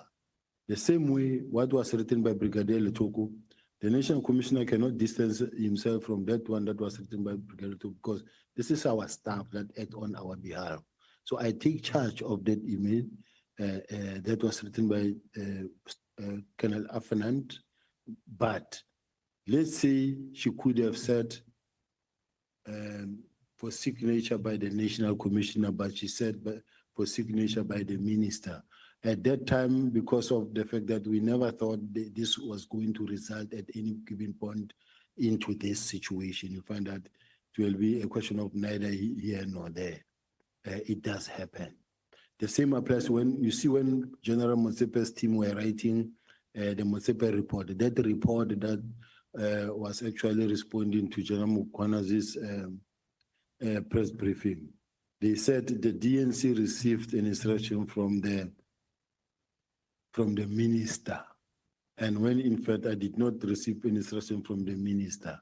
But remember, they wrote it already and they wrote it among themselves. I saw it late myself. So you will get a situation where they do write something like that. This is minister's signature. But could have understood that write a report and the close-up report must be given to the minister to sign off. Because maybe reading the letter, it says that for the National Commissioner sign off. So it is my staff officer, but I don't say I'm distancing myself from it. I'm taking full accountability. Okay. My question, General, was going to the fact that the testimony that has been deposed before us by General Masemula, General Mkwanas, says that the minister should not be involved in this thing, it's operational. But all of you have various meetings, engagements. You go to the minister, you approve this thing. He says, no, he doesn't like it. Now, if it's operational, why are you looking for the minister's approval on your disbandment plan? Because in English is what he enters nowhere. Because it's not him who must approve disbandment, but from General Masemula, and I'm not putting words in your mouth because I know you said you didn't see anything wrong with the instruction. But if I said, why do you think that these generals kept going to the minister trying to get him to approve this thing? He says he's unhappy about it. He was not supposed to be involved in the first place, right? Because they said it was operational. What would be your view there, General? I can't believe, I can't agree with that because if you are the minister and you run the organization, there's no way that you can be afraid of your members and be afraid to address your members because everybody will say you are overreaching. Just imagine if you are the Minister of Police and the only person that you are allowed to talk to is the National Commissioner and the National Commissioner alone. You don't have access to any other person other than the National Commissioner. It can't be. All the ministers in all the departments, they speak to senior managers within their ministries. So the way that General Masemula acted, seeking the minister's approval, which you think was correct, should demonstrate that they thought that the minister had a role and they continue to act in a manner that shows that he has a role in terms of giving them directions. Am I right? Yes. At some point, the National Commissioner himself was not so sure whether he's in fact overreaching or not. But he stood by the point that the how part of it is the one that gives him sleepless nights. But as far as I'm concerned, if you are the minister, if you get appointed, honorable member, today as the Minister of Police, and you get in there and you call all the senior managers, you want them to preview each one of them to take you through their responsible areas. And then from there, there is that one that you didn't understand clearly, but you want that one to come back and explain to you. And you explain, but it looked like this part of your work, I don't think we need this part of your work. You get employed today to run telecom. You have to make profit. The moment you get involved in every areas of the space for this organization to begin to make profit, or for the South African Police Service to be able to be more effective in fighting crime, what do you need? Then you come up with your own approach and your own strategy. And then that's what you need to discuss with the National Commission and all the managers. And then say, from now onwards, these are our 7 priorities. These are the things that we have identified, the following priorities. Now, the National Commissioner is then supposed to take the baton and run with it. And then every now and then they have to come back and give feedback. Thank you, General. I like your examples. From your lips to God's ears, I must run telecom. Thank you. General, from what we are hearing here, you are possibly facing a charge of defeating the ends of justice by obviously seeking to, or allegedly seeking to disband the PKTT. Now, when you speak, you say that you were never going to interrupt the course of justice, and there was a view that the murder and robbery unit would be able to operate on these cases, continue the investigation.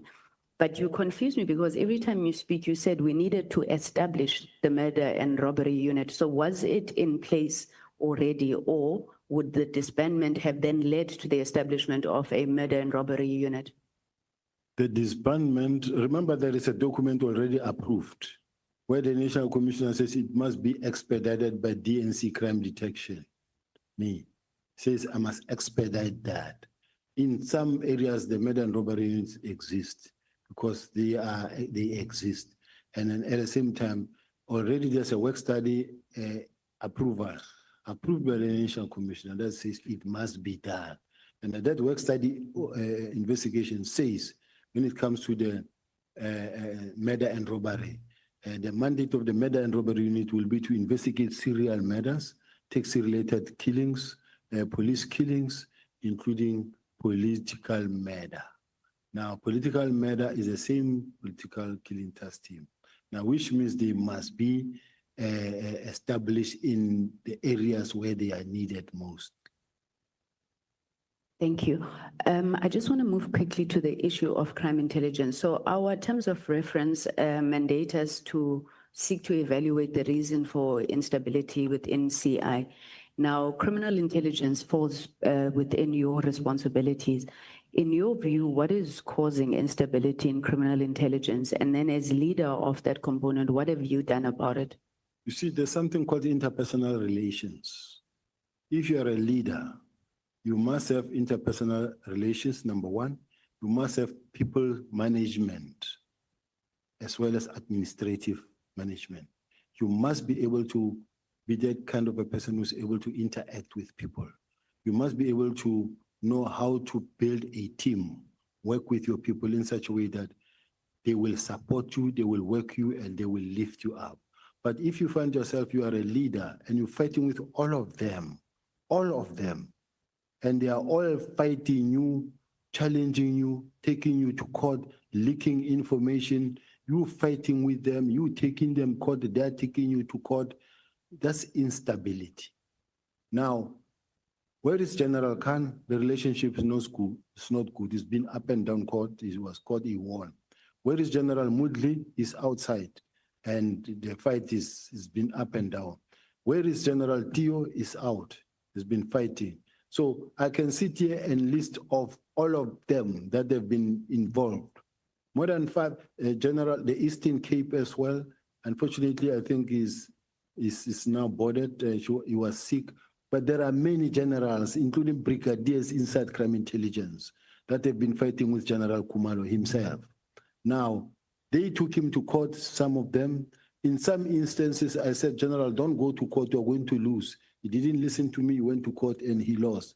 Now, I'm saying what causes instability within CI is the fact that the General Kumalo, you cannot run crime intelligence only with 2 people. General Lushaba and General Madondo, all 3 from KZL. I'm sitting with a complaint. Here is it. This complaint.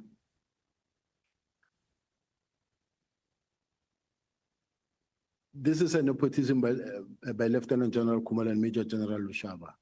Post-promotion phase 2024 through 2025 financial year, employees of the South African Police Service.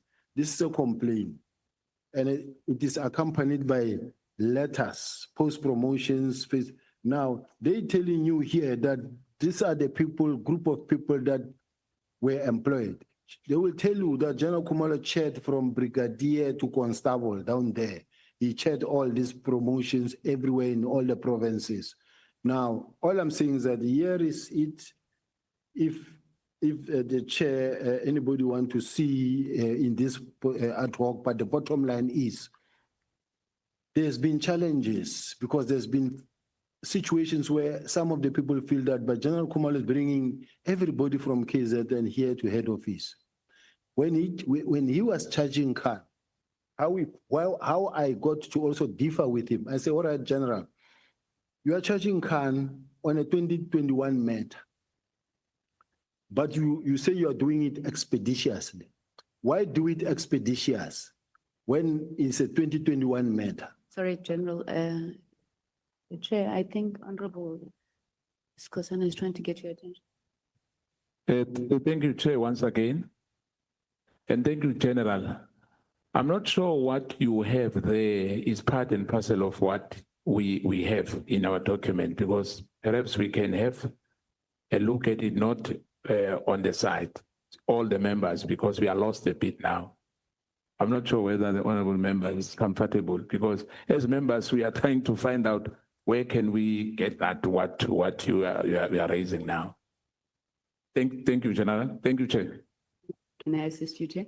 Yeah, I think maybe we must ask the general to leave it with us if he believes that it's part of the problems of instability within crime intelligence. So I don't believe we've got that bundle of complaints. Yes, because Chair, some of the information, especially of crime intelligence, is not information that you just throw out there and leave there. But I need to be guided around that, because At some point, I might be charged that I'm leaking the information of crime intelligence, but I've got it.